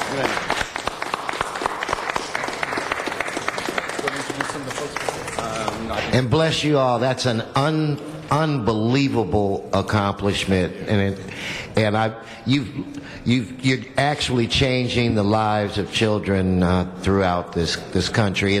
Words can't describe how appreciative we all are. Thank you. Let's give them one more round of applause. With that said, Madam Clerk, what's next? Motions for posting and referral. Consider those motions posted and referred. There are excuses on the desk. Councilmember Kukoyan requests to be excused on May 8th and 9th. Councilmember Cardenas requests to be excused on May 9th. Councilmember LaBonge requests to leave at 11 a.m. on May 11th. And Councilmember Huizar requests to be excused on May 11th. Without objection. That clears the desk. I don't believe it. We made it. We were challenged, quorum issues, but we got through. Members' announcements. Announcements. Mr. LaBonge, at your desk. Thank you, Mr. President. Our crew has told me that... Okay, we got it. Thank you, Channel 35 up there. This week, Mr. Garcetti and I, on Sunday, will have the first Los Angeles River Run and Walk. It's going to be at Los Feliz Boulevard, the Los Angeles River, run all the way along down to Marsh Park. And I want to thank Mr. Garcetti and his staff as we initiate this, and hopefully one day we'll have a Los Angeles River Run Marathon. So that is this Sunday. Just come out bright and early to Los Feliz Boulevard. And it benefits the Los Angeles Parks Foundation, as well as the Los Angeles River Foundation and the Friends of the Los Angeles River, this Sunday. Thank you, Mr. LaBonge. And before I call on Mr. Rosendahl, to Mr. Buscaino and Mr. Koretz, thank you for the item before last.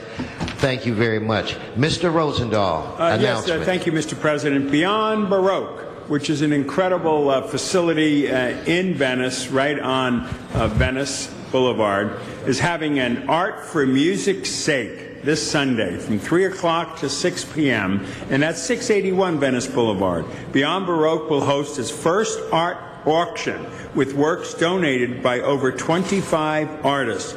The benefit will raise funds for the organization's Beyond Music program and will feature music performed by saxophonist Ulrich Krieger. The reception and viewing is scheduled from 3 to 4, and the auction will immediately follow. Please come to that. I'll be there in the beginning to open it up, and I look forward to you coming and buying some of the art, and that will be donated to continue programs going forward. Beyond Baroque this Sunday, May 6th from 3 to 6 o'clock. Thank you, Mr. President. Thank you, Mr. Rosendahl. Announcements, members, any other announcements? I'd like for everyone in the council chambers to please rise for our adjourning motions. If everyone could please rise.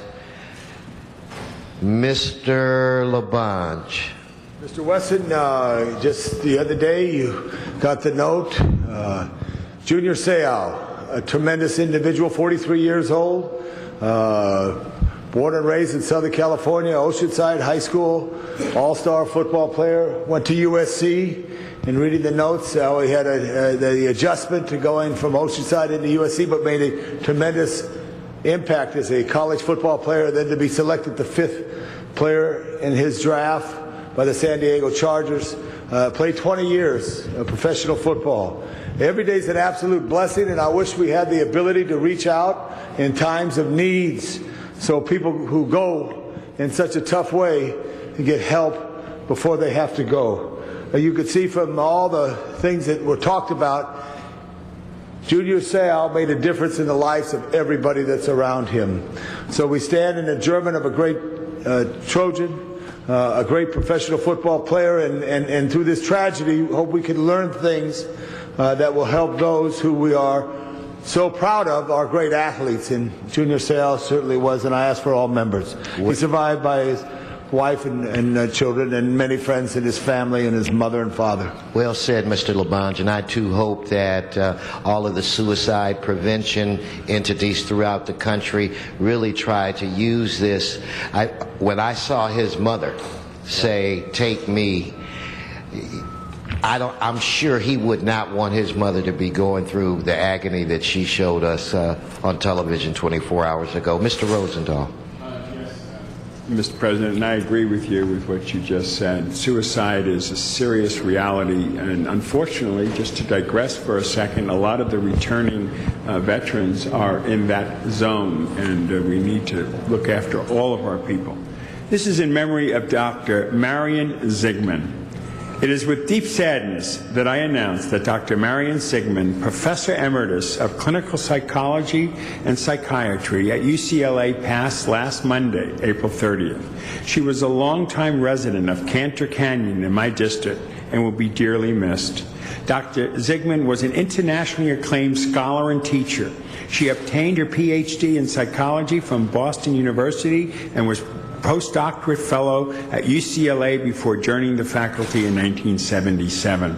Dr. Zigman's research focused around autism. She was the co-founder and co-director of the UCLA Center of Autism Research and Treatment, and well as the director of the UCLA Collaborative Program of Excellence in Autism. With an accomplished career spanning over 30 years, Dr. Zigman retired in 2010 and left her mark on the field with a rich history of significant scientific contributions. Her research program has made a major impact on understanding autism, anxiety, developmental disabilities, and the effects of nutrition and low birth weight on cognitive development. Throughout her career, Dr. Zigman has provided outstanding and distinguished teaching and service to the university and academic community. She has supervised the research of 12 postdoctoral fellows and the doctoral training of more than 30 graduate students in clinical and developmental psychology.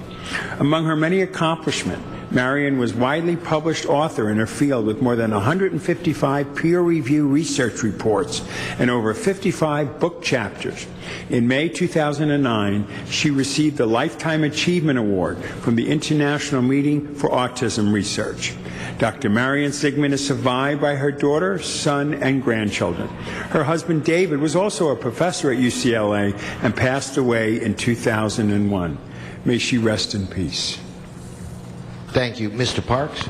Thank you very much. I have two adjourning motions.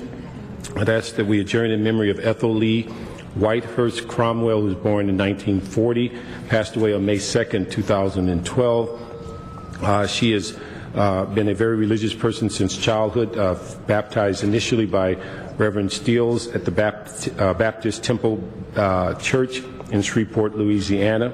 She subsequently moved to Los Angeles and joined the Greater Ebenezer Missionary Baptist Church in the 8th District.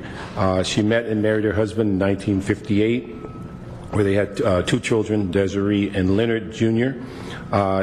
She came to Los Angeles with her family at the age of 9 and attended schools in Venice, California. Also, she graduated from John C. Fremont High School in 1958. She was employed by Cedars-Sinai Hospital and later by the County of Los Angeles DPSS as an eligibility worker, but retired early due to her disability. Although disabled, she was very active in the community doing voter registration, phone banking for candidates, on occasion training volunteers to do candidate work. She was the life of the party, also cheery and uplifting. She was sought after by many elected officials who work her campaign. She is the sister of Bobby Jean Anderson, who ran when she ran for assembly. Her sister was her campaign office manager. She also worked for elected officials such as Maxine Waters, Rod Wright, and Marguerite Archie Hudson. And she was a firm member of the Black Women's Forum. She passed away on May 2nd, Centinela Hospital, and she is a loving mother, grandmother, great-grandmother, sister, aunt, and cousin and friend.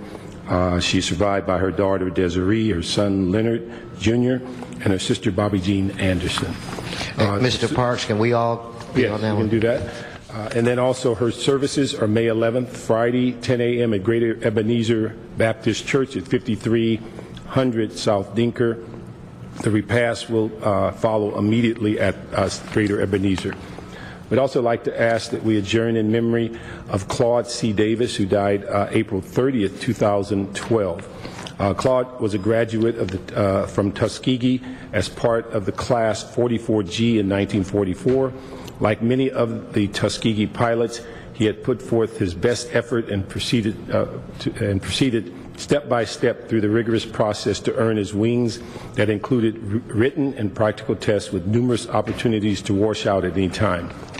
His quote was, "The first step was being accepted as a flight cadet and passed the physical. Then came 10 weeks of pre-flight training, learning the systems that supported flight, like how to use the radio, basic meteorology, and so on. After passing the pre-flight, he was on to primary flight training for 10 to 12 weeks. At that point, we actually got to fly. The last step was basic flight training, where he had the combat training to learn to air combat. When we were done with that, we had to make the decisions about what type of advanced training. We wanted to have bomber, fighter, etc. I chose bomber. Claude, in his advanced training, was put in the AT-10 twin-engine trainer, where he finished that training. He was sent to Douglas Army Air Base in Arizona. Then the fun really began. At the age of 23, he was introduced to the B-25 bomber.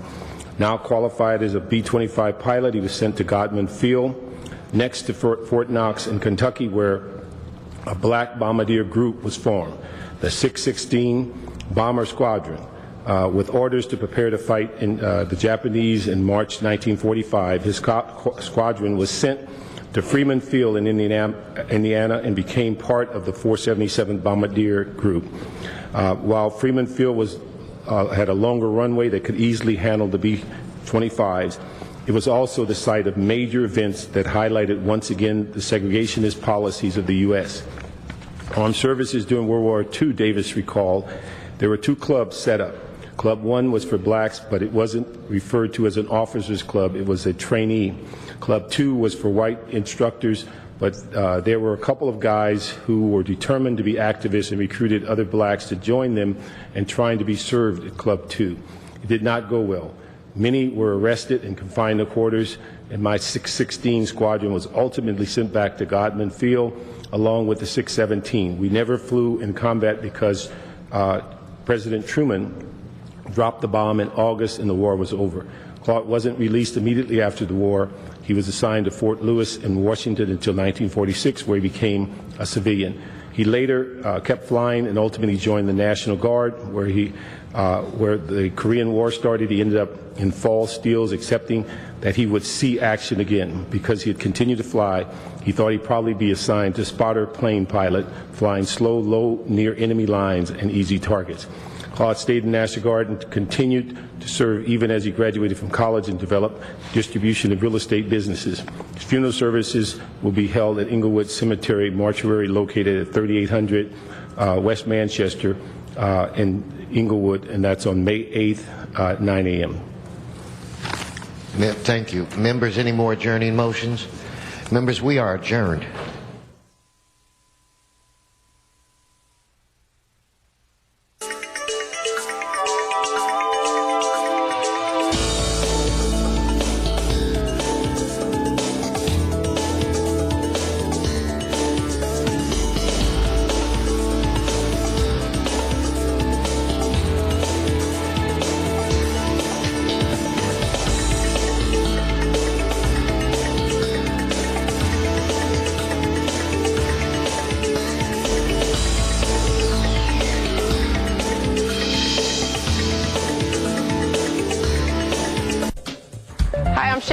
Park. You're watching LA City View, Channel 35, our city, our channel.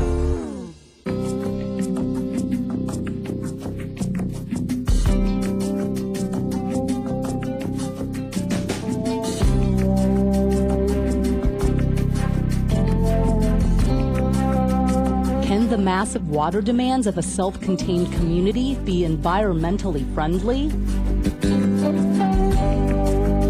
Can expanding the number of transportation systems actually help improve air quality? Can a community's electrical needs be met in an energy-efficient way? Can world-class airports be innovators and friends of the environment in their use of energy? Yes. Yes. Yes. Yes.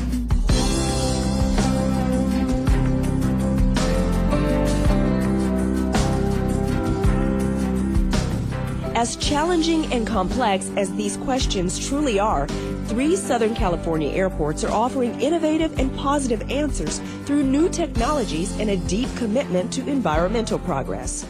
This is the environment of the Los Angeles World Airports that owns and operates 3 major Southern California airports. Los Angeles International Airport is among the busiest commercial airports in the world. LA Ontario International ranks among the top 10 busiest airports in California, and Van Nuys is among the world's top general aviation airports. Los Angeles World Airports, a department of the City of Los Angeles, has been working in partnership with the surrounding communities to address their concerns, mitigate impacts, and enhance the environment. The airports are accomplishing this by using clean fuels, cutting-edge water reclamation techniques, building architecture and design, and protection of fragile wildlife habitats. Without a doubt, air pollution is a fact of life in Southern California, especially in the Los Angeles Basin and the Inland Empire. Granted, it's not a very clear picture, but advances are taking place where the picture and the air are becoming a lot clearer. A significant amount of airport-related pollutants come from ground vehicles. Fortunately, Los Angeles World Airports was quick to recognize this and attack the problem at its source. To help reduce the amount of ground transportation emissions, Los Angeles World Airports began introducing alternative fuel vehicles in the early 1990s. Today, more than 70% of the fleet at LAX is comprised of alternative fuel vehicles, and it is the largest such fleet at any U.S. airport. Buses, shuttles, and other vehicles that run on natural gas burn 99% cleaner than those with diesel or gasoline-operated engines. To reduce emissions even more, these airports implemented a highly successful, award-winning employee rideshare and carpool program. LAX also makes it easier for travelers to leave their cars at home. The LAX Flyaway is an inexpensive non-stop bus service that transports passengers to and from the airport. The service currently operates from several locations throughout Southern California. LAX flyaway buses serve over 1.5 million passengers annually, removing more than 1 million vehicle trips from local roads and from LAX. At the same time, air pollution and traffic congestion at LA Ontario International Airport have been reduced significantly thanks to this magnificent 15,000 square foot ground transportation facility, where a fleet of alternative fuel courtesy trams have replaced gas-burning car rental vans and shuttle buses. In years past, a high level of air pollutants came from idling aircraft that ran their engines to heat and cool the passenger cabin and to supply electricity to cabin cleaning crews. But the installation of ground power units at nearly every LAX and LA Ontario gate allows pilots to shut off their engines, thus eliminating tons of aircraft pollutants every year.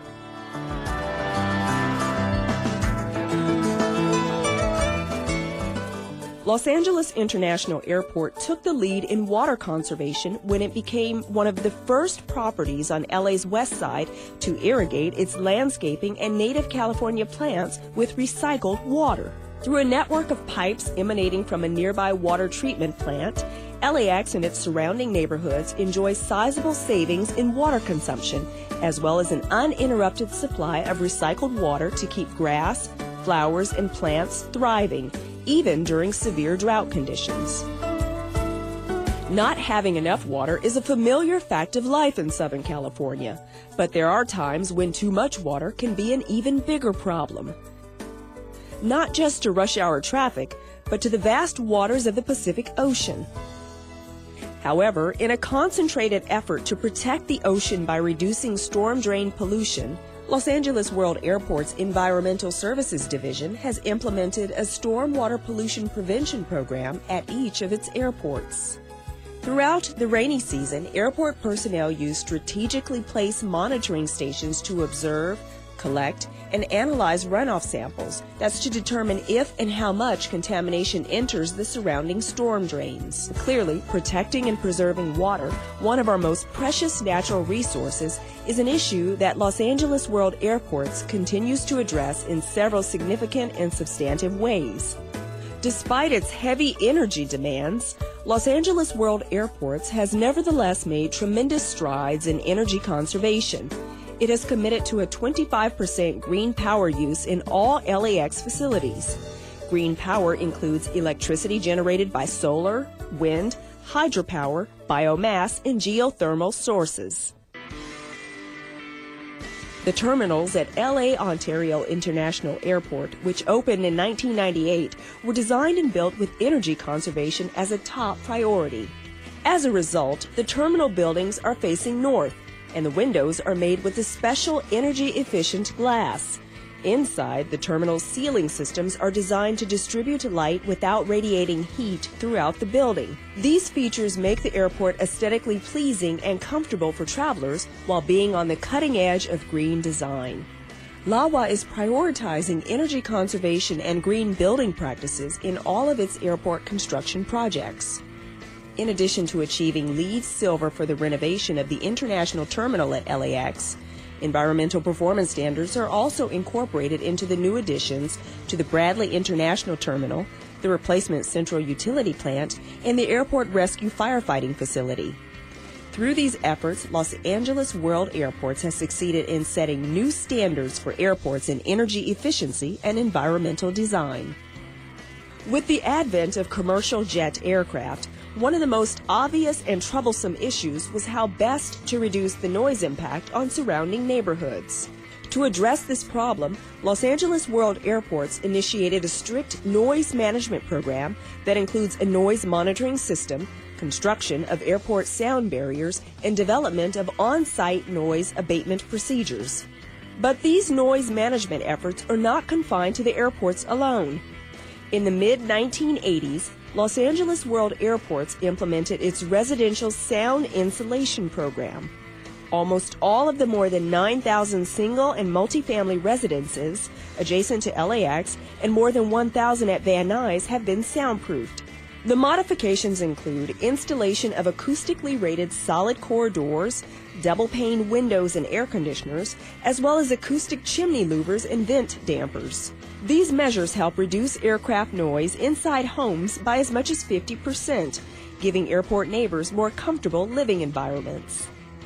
Another facet of Los Angeles World Airport's commitment to environmental concerns is its recycling program. At Los Angeles International Airport, for example, nearly 21,000 tons of waste is recycled annually and 900 tons are put to other uses. That means more than 2/3 of LAX's solid waste is diverted from landfills each year. Even food can be a prime candidate for recycling. In 2009, LAX tenants reported that over 5,000 pounds of packaged and prepared food from airline caterers are distributed annually to local food banks. Between the western edge of the Pacific Ocean and just below the flight path at Los Angeles International Airport, a rather remarkable ecological success story is evolving on a 200-acre wildlife preserve. Thanks to a visionary and aggressive restoration project implemented by Los Angeles World Airports in the 1980s, these native plants and animals, once destined for extinction, are now alive and well and thriving, including the delicate El Segundo blue butterfly, which was the first insect to be listed as a federal endangered species. Fortunately, Los Angeles World Airports initiated a restoration project that reintroduced and protected the blue butterfly's only food source, the coastal buckwheat plant. As a result, the number of El Segundo blue butterflies has increased from a threatened few to more than 80,000. Not too long ago, coastal development threatened these unspoiled dunes. But thanks to Los Angeles World Airport's commitment to the environment, the LAX Dunes Restoration Project was created, which is one of the largest undeveloped pieces of coastal dune habitats in Southern California. While it may seem a strange place for a wildlife preserve, this tiny corner of nature is living proof of what can be accomplished when dedicated people work in harmony with their environment. A sustainability vision and principles policy adopted by the Board of Airport Commissioners has provided the extra impetus necessary to enable its 3 airports to continue to evolve into the greenest airports in the world. This policy forms the foundation upon which Los Angeles World Airport's program is built. And though its environmental journey is far from complete, Los Angeles World Airports is not only taking flight for a greener future, it is also working to preserve it for future generations.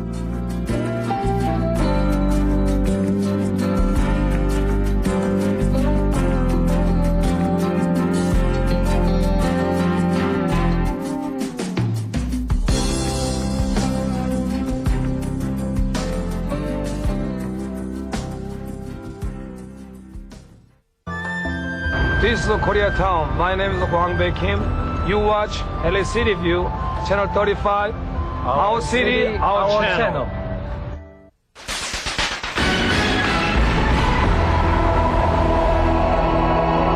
Hello, my name is Emily Neighbors. And I'm Anna Nguyen.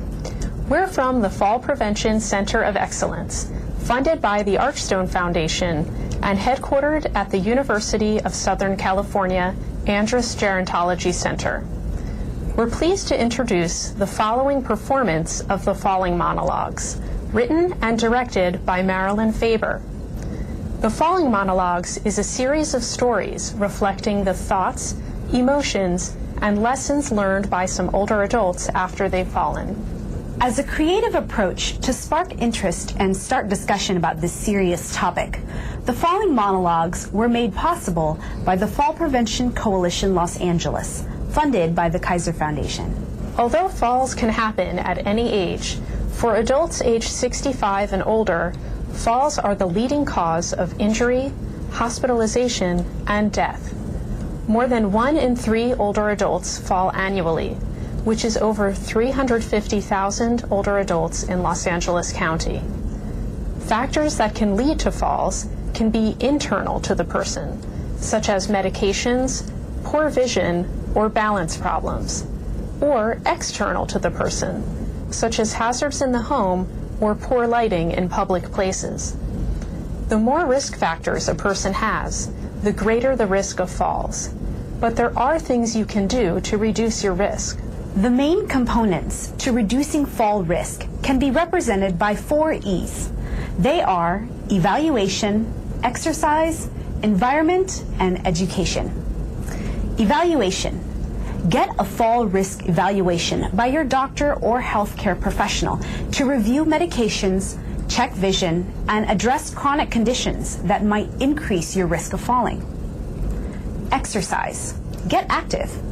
Engage in regular physical activity to improve your balance, strength, and endurance. Environment. Look at the physical environment, both inside and outside your home, to identify fall hazards and make changes to increase your safety. And education. Understanding your fall risks can help you take action to reduce them. Listen for these different kinds of fall prevention strategies in the Falling Monologues. To learn more about fall prevention, please visit the Fall Prevention Center of Excellence's website at www.stopfalls.org. And now, without further ado, we present to you the Falling Monologues.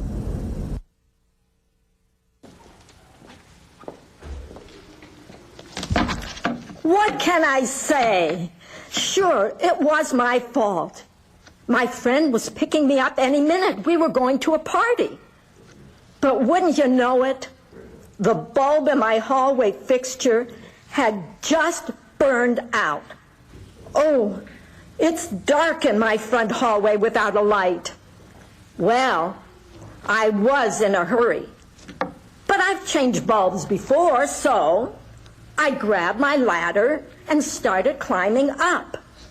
However, I forgot that I was wearing my new high-heel shoes I don't usually wear.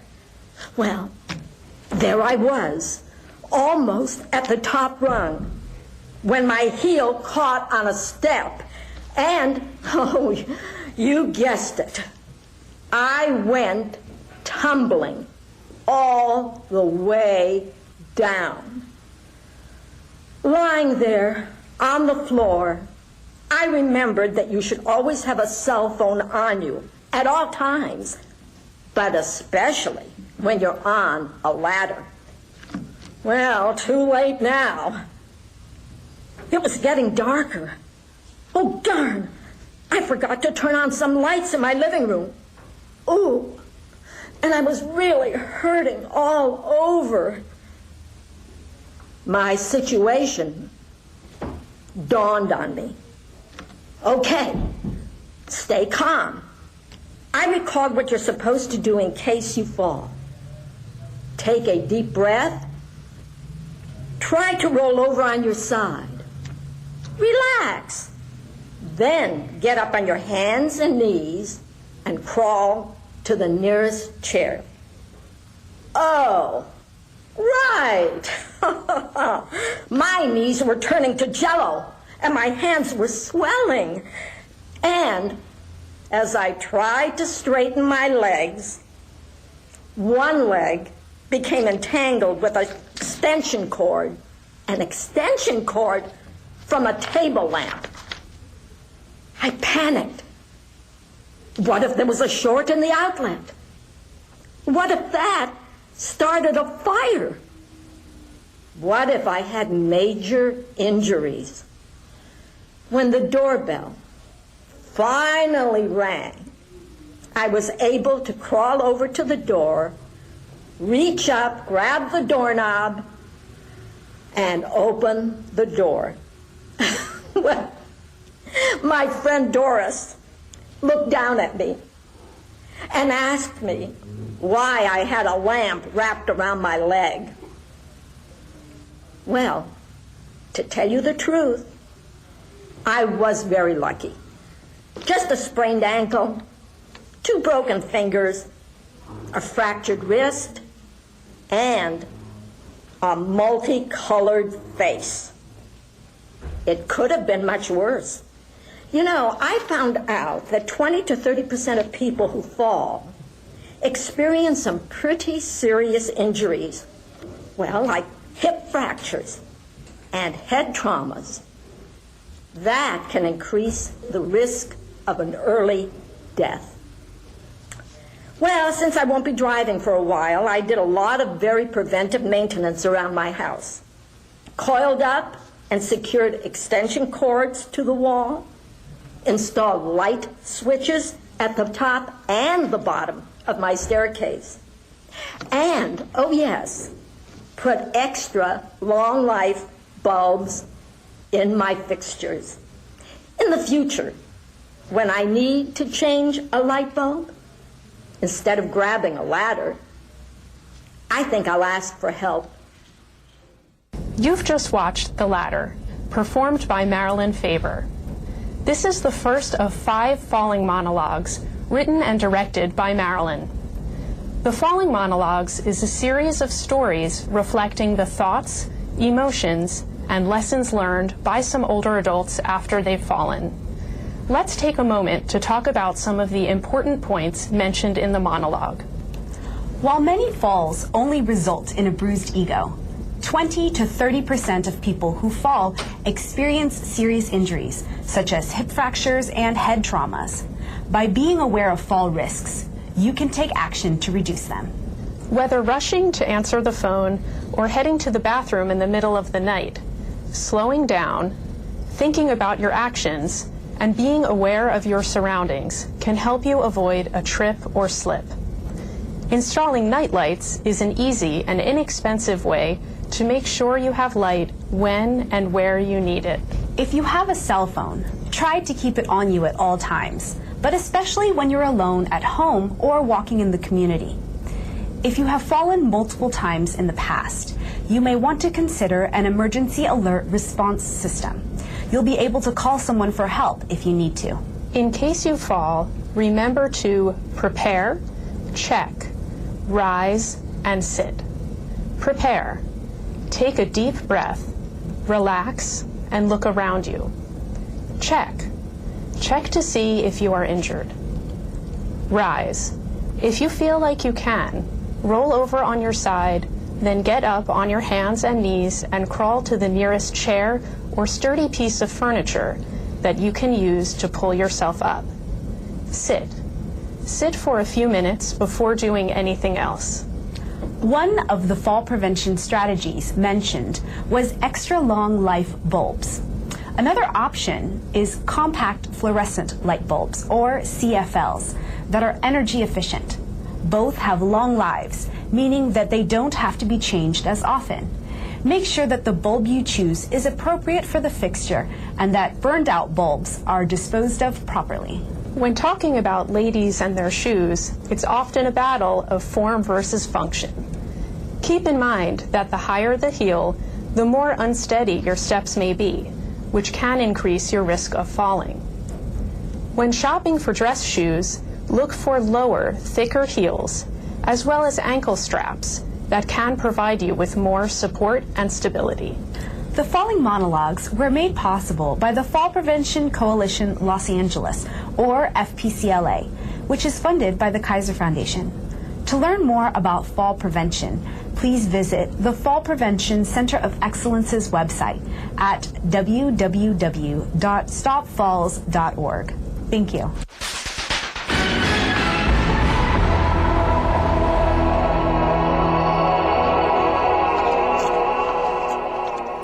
I volunteer as an usher at a theater in Hollywood. It's a great way to see plays when you're on a limited budget. I sure enjoy doing it, but I won't be able to for quite a while.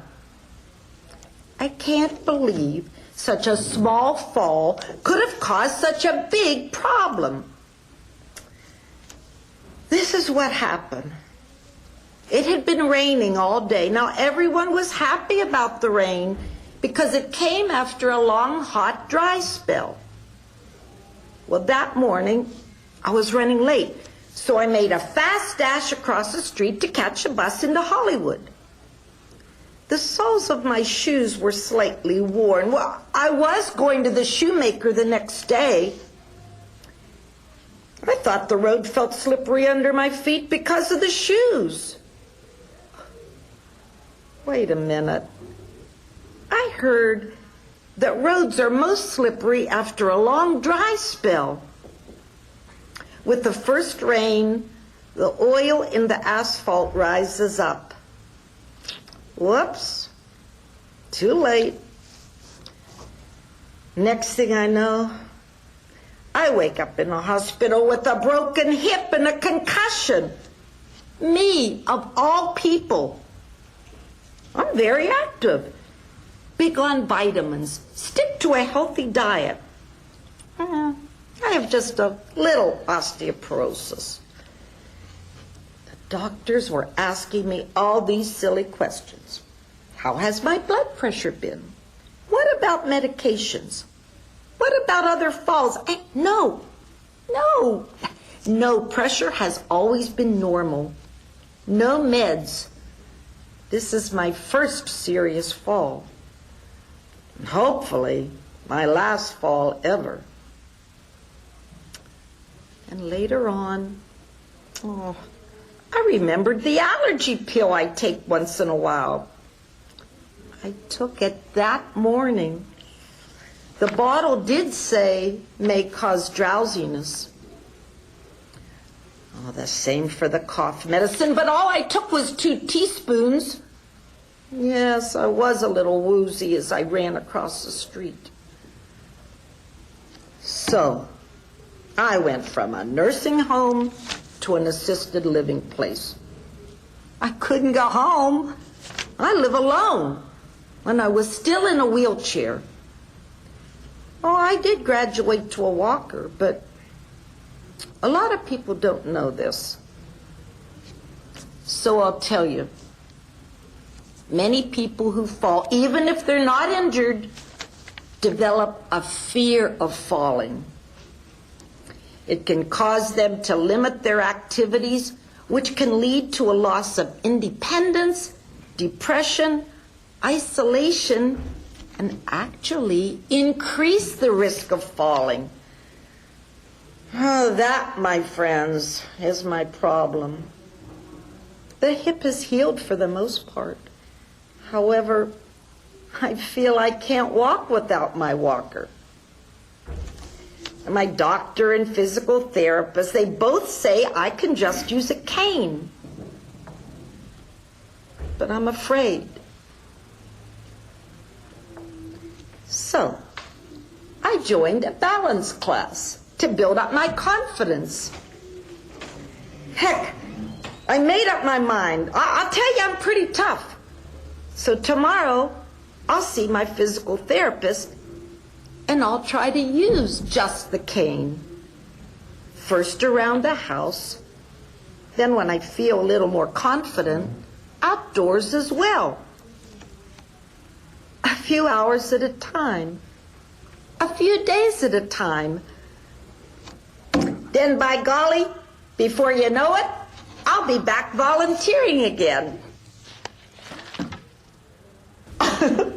I hope that nice-looking older gentleman is still in our volunteer group. You've just watched The Bus, performed by Shirley Doherty. This is the second of 5 falling monologues, written and directed by Marilyn Faber. Let's take a moment to talk about some of the important points mentioned in the monologue. Here in sunny Southern California, rain often comes as a surprise. Other parts of the country have blizzards and ice storms. But come rain, come shine, come snow, come sleet, the show must go on.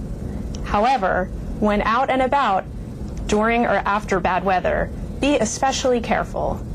Take your time, walk in covered areas when possible, and use handrails when available. Shoes also play an important role in fall prevention and can provide traction or grip when walking across a slippery surface. Pay attention to the bottom of your shoes and replace them when the treads begin to wear out. Just like the tires on a car, the soles of your shoes can only walk so many miles before they need to be replaced. Another thing to pay attention to are the medications you take. All medications, prescriptions, herbal remedies, or over-the-counter drugs such as allergy or cough medicine can have side effects that can increase the risk of falls.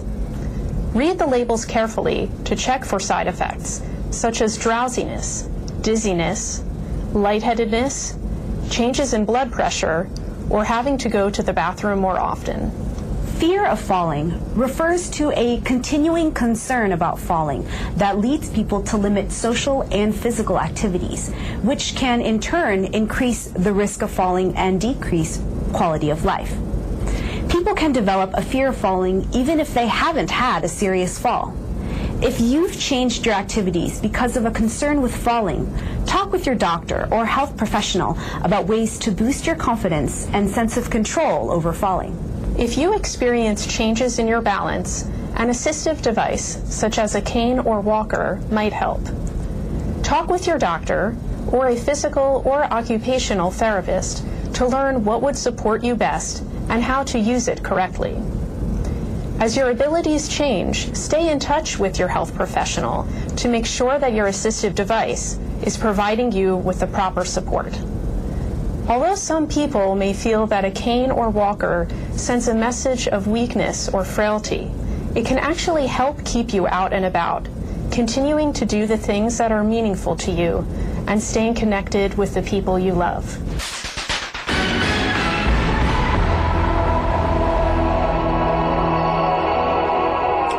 Well, as you can see, I'm in pretty good shape for a man my age. At least I was, until it happened. I walked every morning, at least a mile, sometimes two. Worked out at the gym, even did yoga. Then it happened. I was taking my usual walk in the neighborhood. Now I want to tell you, all of us neighbors have been very concerned about the uprooting of the sidewalks due to these big old trees. Well, anyway, I was out on a lovely summer day walking along with my dog when suddenly the sidewalk and I met face to face. There I am, flat on my kisser, and I can't move. I went into an if-only mode. If only I'd picked up my prescription sunglasses. If only I had left the dog at home. You see, my boxer doesn't much care for other dogs. And when he saw that pug heading straight toward us, he really jerked the leash. Yeah, I know. You're supposed to keep two hands on the leash at all times. One on the loop of the handle, the other lower down. Yeah, I know all that.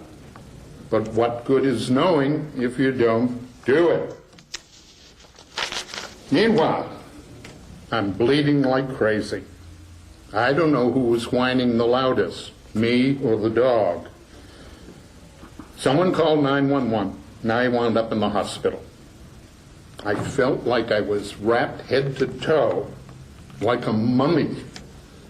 Deep cut on my scalp, fractures on my face, both my arms and my kneecap. Years ago, when I tripped on a sprinkler head in my yard, I vowed I would be more cautious. Then it was just a sprained ankle. Now it's a whole different ballgame. After the hospital, a convalescent facility, and I needed 24/7 caregiver at home. Oh, I had plenty of physical therapy too, still do. But the sad thing is, I just can't do the things I used to do and enjoy. It's depressing. However, my doctor recommended water exercises and fitness programs to improve my balance and strengthen my lower body. So I'm here to tell you, I'm not going to sit around. Just as soon as I can, I'm starting those programs.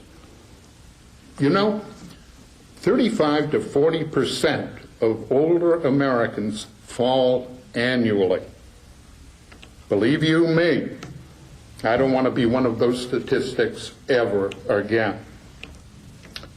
As for my dog, well, He suffered from guilt for a long time. Moody, refused treats, paced the floor at night. But the dog trainer, therapist I hired, helped him to understand that accident was not his fault. You've just watched The Sidewalk, performed by Richard Atwill. Let's take a moment to talk about some of the important points mentioned in the monologue. Being physically active on a regular basis is an important part of fall prevention. Physical activity is anything that gets you moving.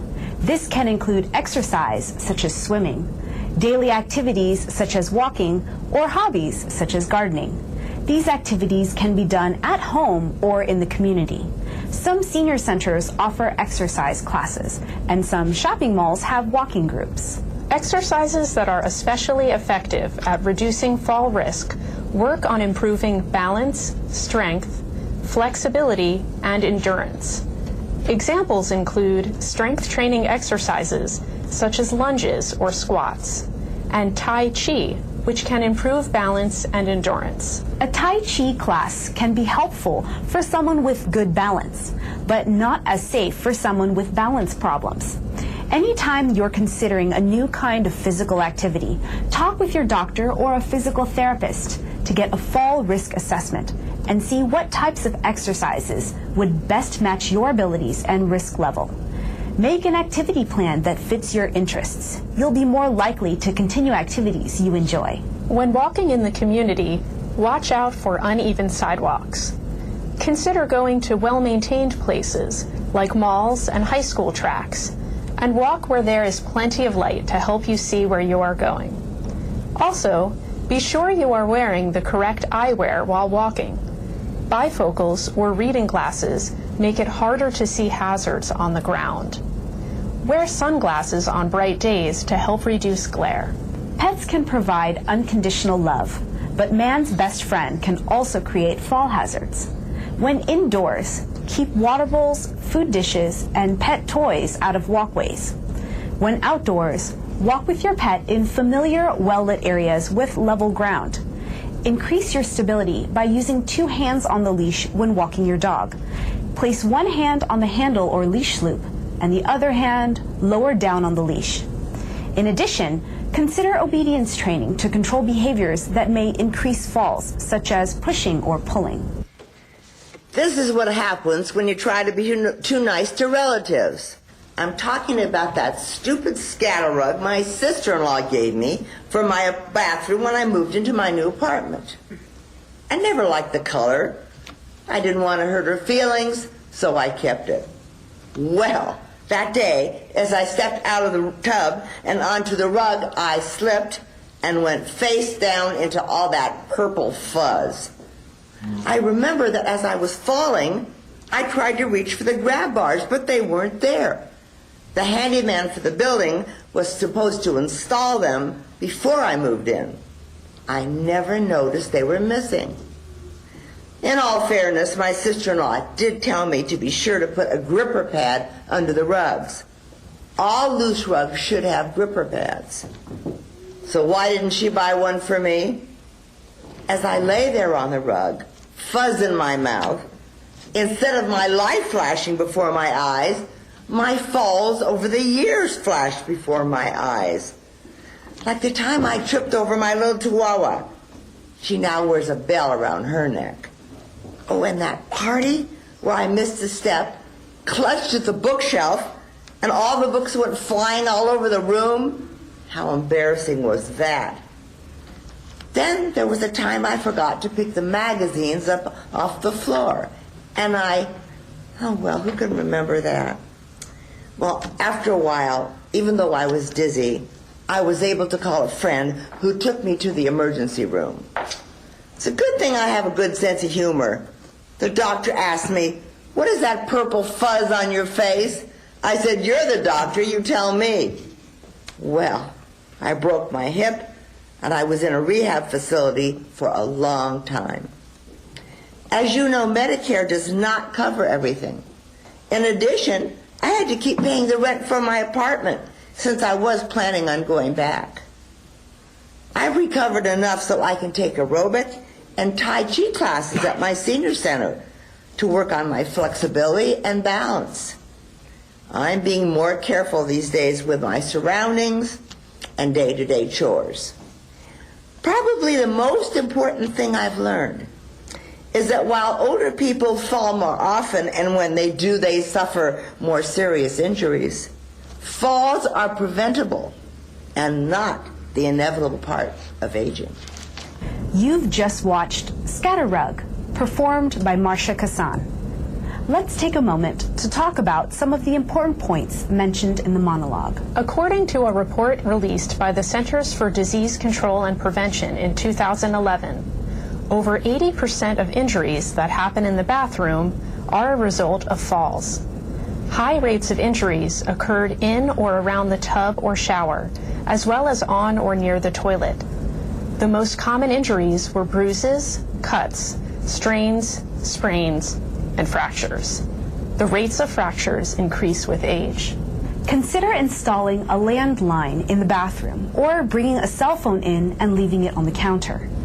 If you have fallen multiple times in the past, you may also consider an emergency alert response system. You'll be able to call someone for help if you need to. The bathroom can be a particularly hazardous area of the home, but there are many changes you can make to reduce your risk of falling. Using anti-slip strips or decals in your shower or tub can add traction and make the floor less slippery when wet. If you're remodeling, consider installing textured flooring or non-slip tile. Grab bars are a key part of safety in the bathroom. Your doctor can refer you to an occupational therapist who can make sure supports are appropriate for the person who will be using them. It is very important that grab bars are installed properly and securely. If you are considering hiring a handyman to make home safety improvements, get recommendations from friends. Also, check with your local area agency on aging or housing department for low-cost home safety programs. If you live in an apartment complex, you have the right to request reasonable modifications under the Fair Housing Act. Most of us have scatter rugs or mats in our homes to keep our feet warm on cold tile, cover a stain, or for decoration. But these rugs can cause trips and slips. It is best to simply remove scatter rugs altogether. If it's a decorative rug, consider making it into a wall hanging. If it's a functional rug, make sure that it is properly secured. Rug grippers for both hard surfaces and carpet can be found at your local home goods or home improvement store.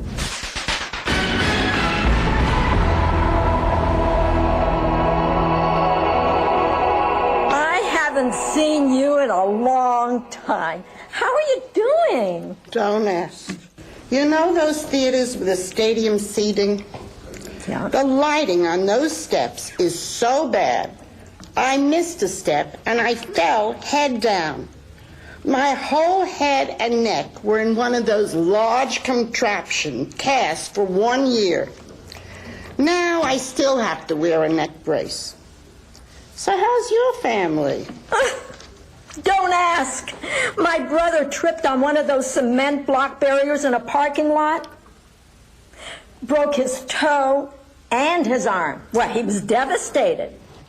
He planned on running in the marathon. By the way, how is your sister? Don't ask. She adopted a puppy. Oh. It takes a long time to housebreak them. Anyway, she didn't see a puddle on the floor, fell, and sprained her back. She still can't go back to work. It's rough in this economy.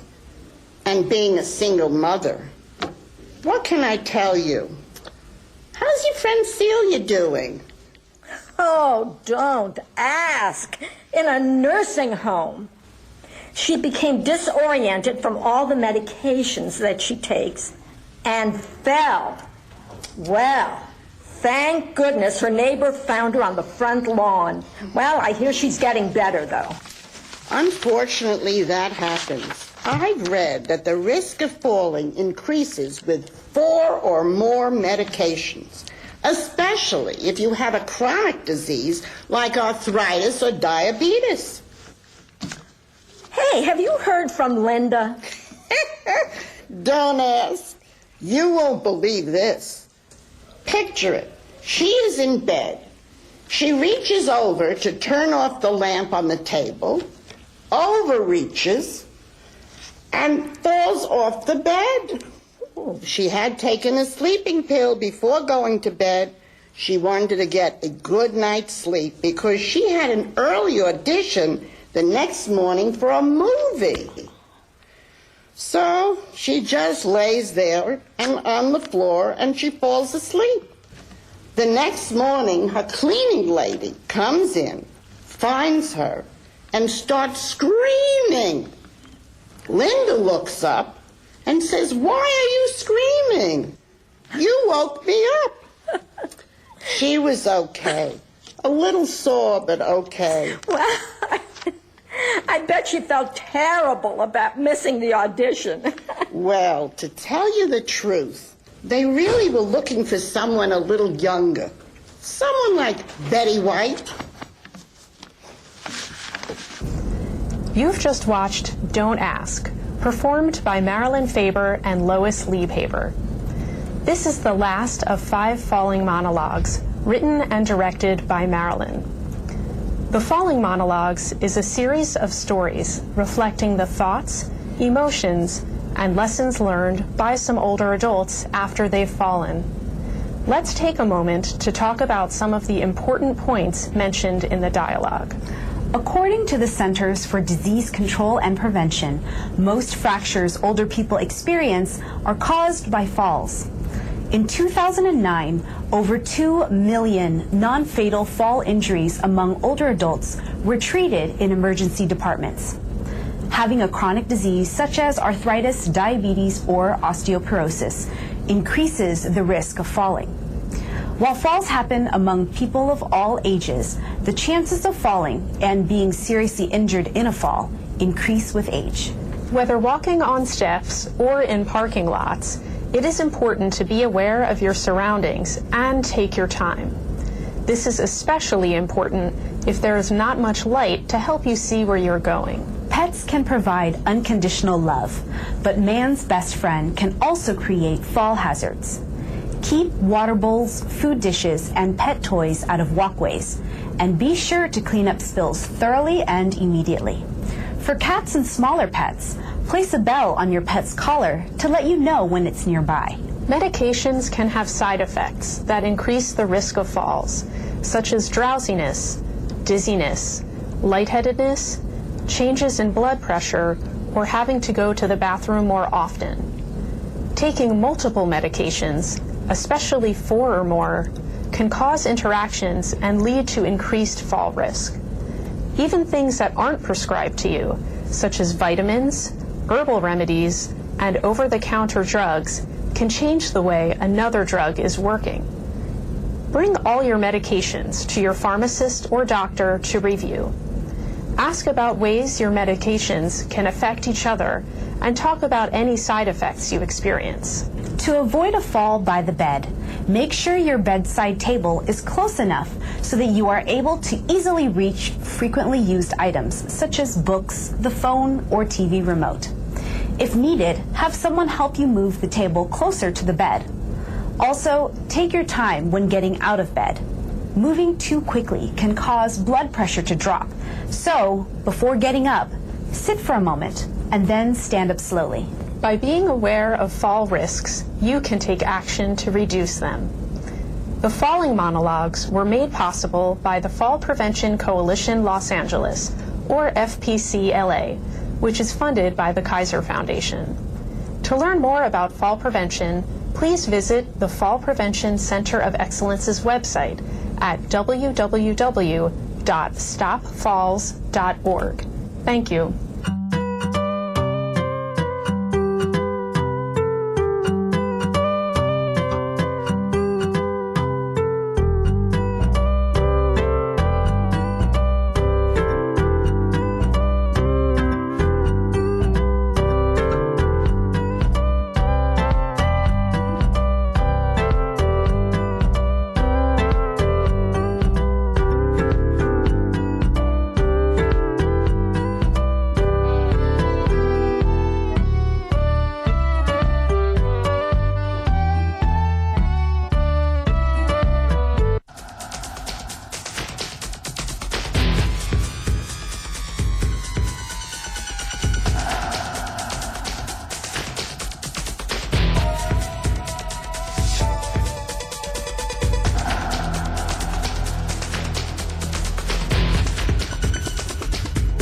Hello, everyone. Welcome to LA Roundtable on LA City View 35. I'm Dave Bryan, the host of the Roundtable and political reporter at CBS 2 and KCAL 9 TV.